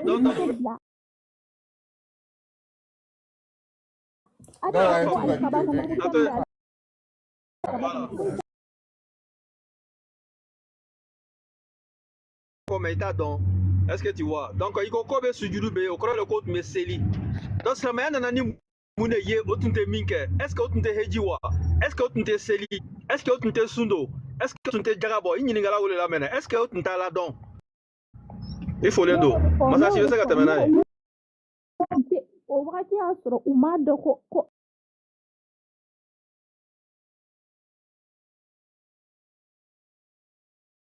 ala bɛ yen nɔ u tun bɛ boli de bato ne y'o de fɔ ne y'o jaabi o. D'accord. Ayi o tun b'a dɔn ko ala tun bɛ yen parce que o tun b'a dɔn ko ala tun bɛ yen. Kira fa tɔgɔ Kadi. aw dɔn ne fana ka question dɔ di aw yɛrɛ ma. non o Alahu ni Abdulahi sa n'u kun tɛ ala dɔn Abdulahi Alahu bɔra min ni t'o de. aw fana ka ne jaabi o la. Nko ni yɔrɔ répond fɔlɔ sa. Mais jɔ ni yɔrɔ répond fɔlɔ e tɛ mɔgɔ ka question répond e b'a fɔ k'e bɛ question i ko k'u kun tɛ Alahu dɔn kira fa dun tɔgɔ de ko Abdulahi ko ala ka jɔn o Alahu in kun ye Alahu jumɛn n'u kun tɛ Alahu dɔn e k'o fɔ ne ta parce que kira fa yɛrɛ tɛ don arijinɛ kɔnɔ. o jumɛn. n'i t'o dɔn i ka diinɛ la jigin ka bɔ yan sinon kira yɛrɛ y'a fɔ k'ale fa tɛ don arijinɛ kɔnɔ. aw dɔn ne ka question dɔ di aw yɛrɛ ma ta ne ko aw ko golofimaya o golofimaya ne ba olu ye mun de dilan olu ye mun de bila yen nɔ aw ko fɔ ta. i sɔnna golofin ka kuma ma voilà golofin ka kuma ma wa an bɛ ka question jaabi cɔ mais i sɔnna golofin ka kuma ma wa Abdulahi o ala ye jɔn de ye donc kira mana ni o bɛ ne jaabi de o de bɛ ne jaabi. kira fa ye ka jaabi wala a bɛ n'i jaabi Uzbeli a to yen nɔ quoi wala i ka micro datugu quoi a bɛ n'i jaabi quoi i ka micro datugu ten an bɛ n'i jaabi voilà Farafina Danbɛ i fɔlen don i bɛ se k'i ka fɔli kɛ i ka micro datugu quoi an bɛ n'i jaabi quoi Farafina Danbɛ bɛ n'i jaabi n'a tilala ka fɔli la a b'i jaabi. O tɛp karamɔgɔ Masasima foli b'i ye kosɛbɛ Dante foli min na ka yɛlɛ k'aw fo manden folikan saba la folikan min ka fisa folikan bɛɛ ye wa a ka fisa ni salamalekum mais siga foyi tɛ kuma in na k'aw fo k'aw ni tile ka k'an tile ɲɔgɔn ye k'aw fo k'aw ni su k'an ka ɲɔgɔn sutura k'aw fo k'aw ni sɔgɔma k'an ka sɔn ɲɔgɔn ye an ka sɔn ɲɔgɔn ta ma mɔgɔ o mɔgɔ i sɔgɔlen don live na ka bɛn waati ma k'i fo ka bɛn ni sigiyɔrɔ ka bɛn n'i ka waati ye King Mandela i folen don karamɔgɔba Masasima k'i fo Uzer bɛ yan ka fo Farafina Danbɛ fɛnɛ bɛ yan ka fɛnɛ fo ka golofin fo ka Uzbili fo karamɔgɔba foli b'i ye y'a a bulo ka i fo kosɛbɛ ka an balimamuso fɛnɛ fo Kadiba ka i fo Dante foli min na an bɛ lamɛnnikɛla bɛɛ lajɛlen fo an ka dansiraw bɛ duguma k'u bɛɛ fo dansira Kadiba a ye ɲininkali min kɛ ko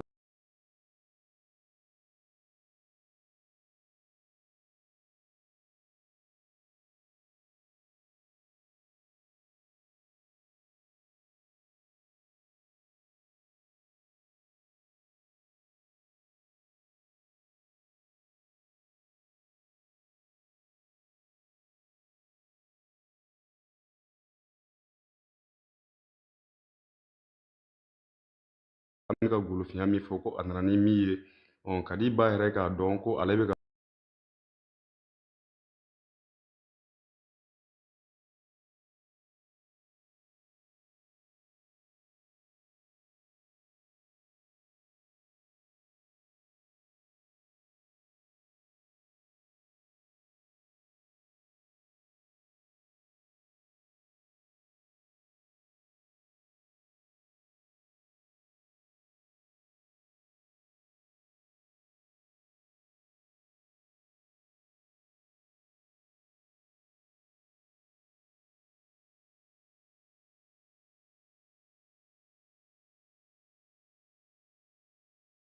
ka fɛn o fɛn kɛ a ka ɲɛnamaya kɔnɔ a bɛɛ lajɛlen ye golofiya de ye quoi silamɛya ka fɛn foyi t'a la jamu min filɛ i la fɔlɔ ni o ye ba ye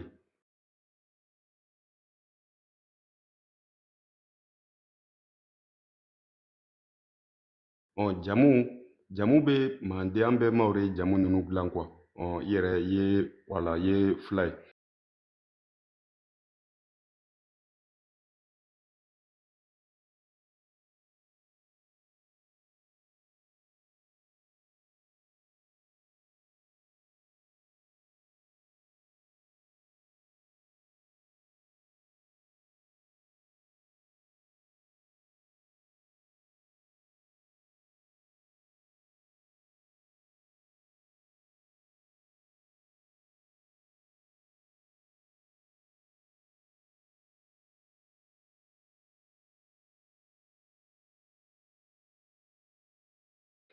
ba jamu tɛ kira la quoi kira jamu tɛ kira la arabu tɛ jamu dɔn o ye golofiya fɛn dɔ ye an balimamuso n'a sɔrɔ i ka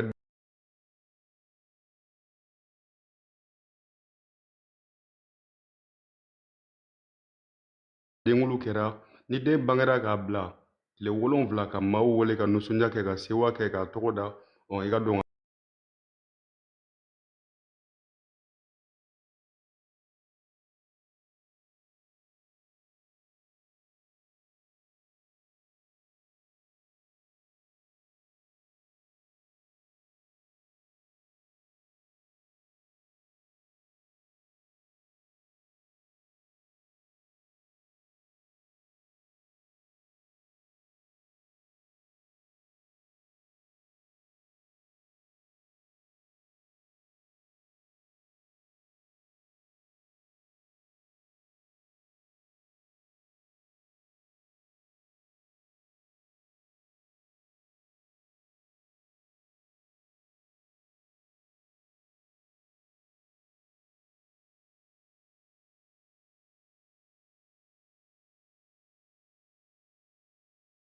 a fɔ o ye golofiya de o ye kimitiya de o tɛ silamɛya kɔnɔ a tɛ kuranɛ kɔnɔ a tɛ hadisa kɔnɔ ni silamɛ dɔ bɛ yen ko min bɛ a dɔn i bɛ se ka na i b'a ɲɛfɔ aw ɲɛna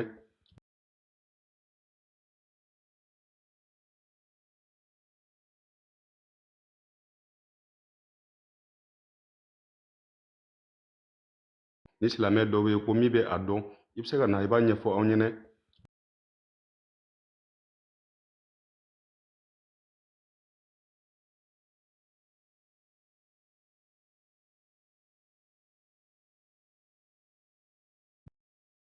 an bɛ furu kɛ cogo min na ka bɔ muso nɔfɛ ka woro ni fɛnw bɔ ka o n'a ɲɔgɔn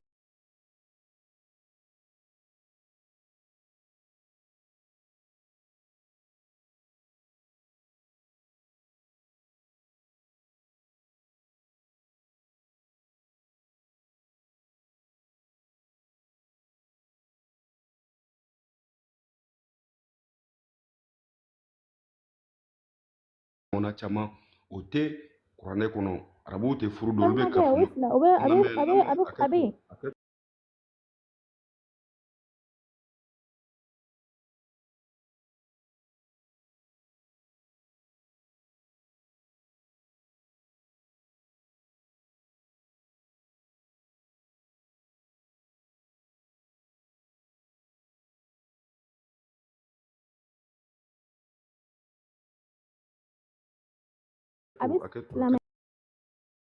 lama ta li kuma de quoi ne ba karamɔgɔ ne kurana kuma kɔnte yɔrɔ min ale kɔni se ka silamɛya kuma kɔnte fɔ o yɛrɛ kɔnɔ lɛfu kɔni franchement bon ni baro nafa ka dɔgɔ kosɛbɛ kosɛbɛ quoi i ma ni yɛrɛ bɛ ka mɔgɔ embrouiller vraiment ok ne ba mɛ min fɔ i ɲɛnɛ i bɛ kɛnɛ min kɛ i bɛ Kimitu de ka panel kan voilà i bɛ Kimitu de ka panel kan n t'a dɔn voilà hali n'i tɛ kuranɛ ɲɛdɔn an bɛna baro kɛ an bɛ falen kɛ pour que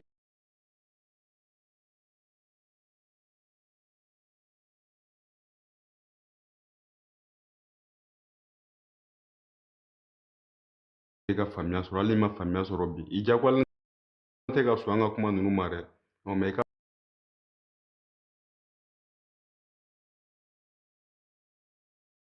don an sigilen no an sigi kun dɔ de bɛ anw na an ye ko dɔw de ɲɛɲini ka bɔ ko dɔw kan ka mikoro bila i ka n jaabi o la i ka mikoro bila i bɛ kira jamu dɔn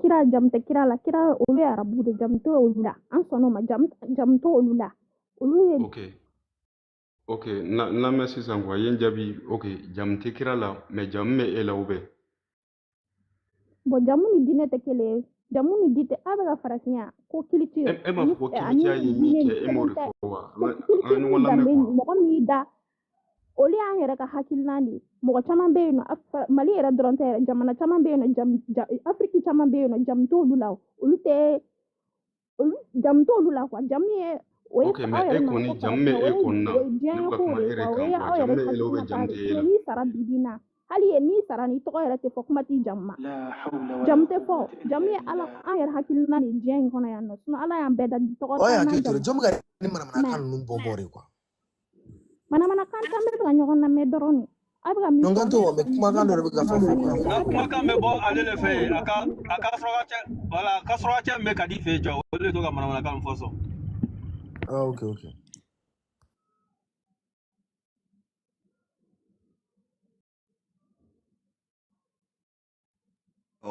n nana mɔgɔw sɔrɔ yan dɛ farafinna danbe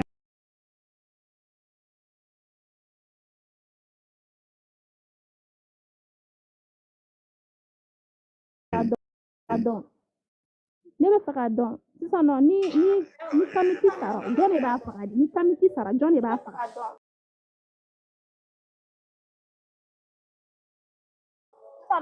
misaliyala cɛ min ka profil Wandera ni DS effectivement la reine ma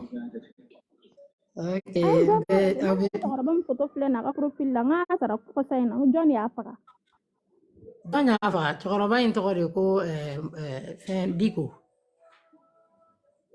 cɛkɔrɔba min foto filɛ ni profil la cɛkɔrɔba e ka man ka dumi fakoli ma voilà ko ni aw ko dugukolo filɛ nin ye ko aw nana ko jumɛn yɛrɛ ko ye dabaga dɔ de y'o da mais e yɛrɛ sigilen misɛnnin min b'i la sisan n'i bɛ ka kuma ko damakɛ de y'a bila i la ou bien yɛrɛ ni yɛrɛ a kana taga ye fɔlɔ dɛ a ye denguli de dalu d'a ma fɔlɔ en fait a kana t'i da don an bɛnbaw la pour rien i b'a ye a bɛ ka kuma bɛɛ ɲagami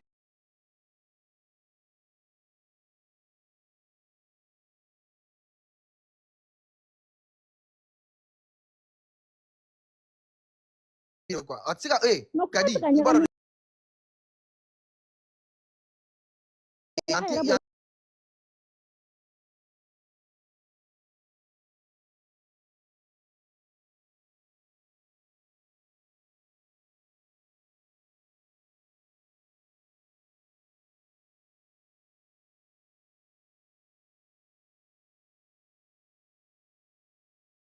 kale ka bɔ yen ka taa kuma wɛrɛ pose mɔgɔ wɛrɛ kunna n'i minɛ o la i bɛ bɔ yen ka taa se ɲɔgɔn na c'est comme ça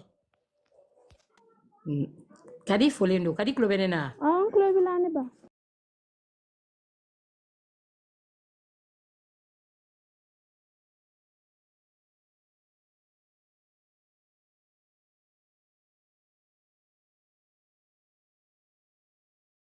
baasi t'i yɛrɛ la kɔni ne b'i fo i tɛ ne laminɛ yan n m'a mɛn walayi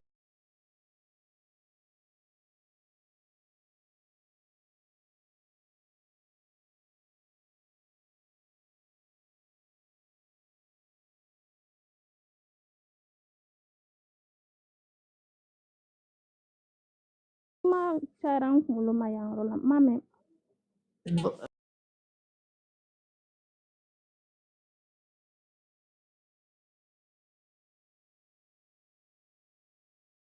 i hakili sigi y'a mɛn ayi baasi fosi tɛ ne na i nana an ka panel kan o diyara an ye Kadi e nana anw fɛ yan nɔ mun y'a e la yɛlɛn ka na anw ka panel kan kan ka i yɛrɛ ya de la arabuya o ye wali binba wɛrɛw de o ye continent wɛrɛ mɔgɔw de nka bi komi e africaine de ye golofin de ye ou bien i ye tubabu de ye ou bien i ye arabu de ye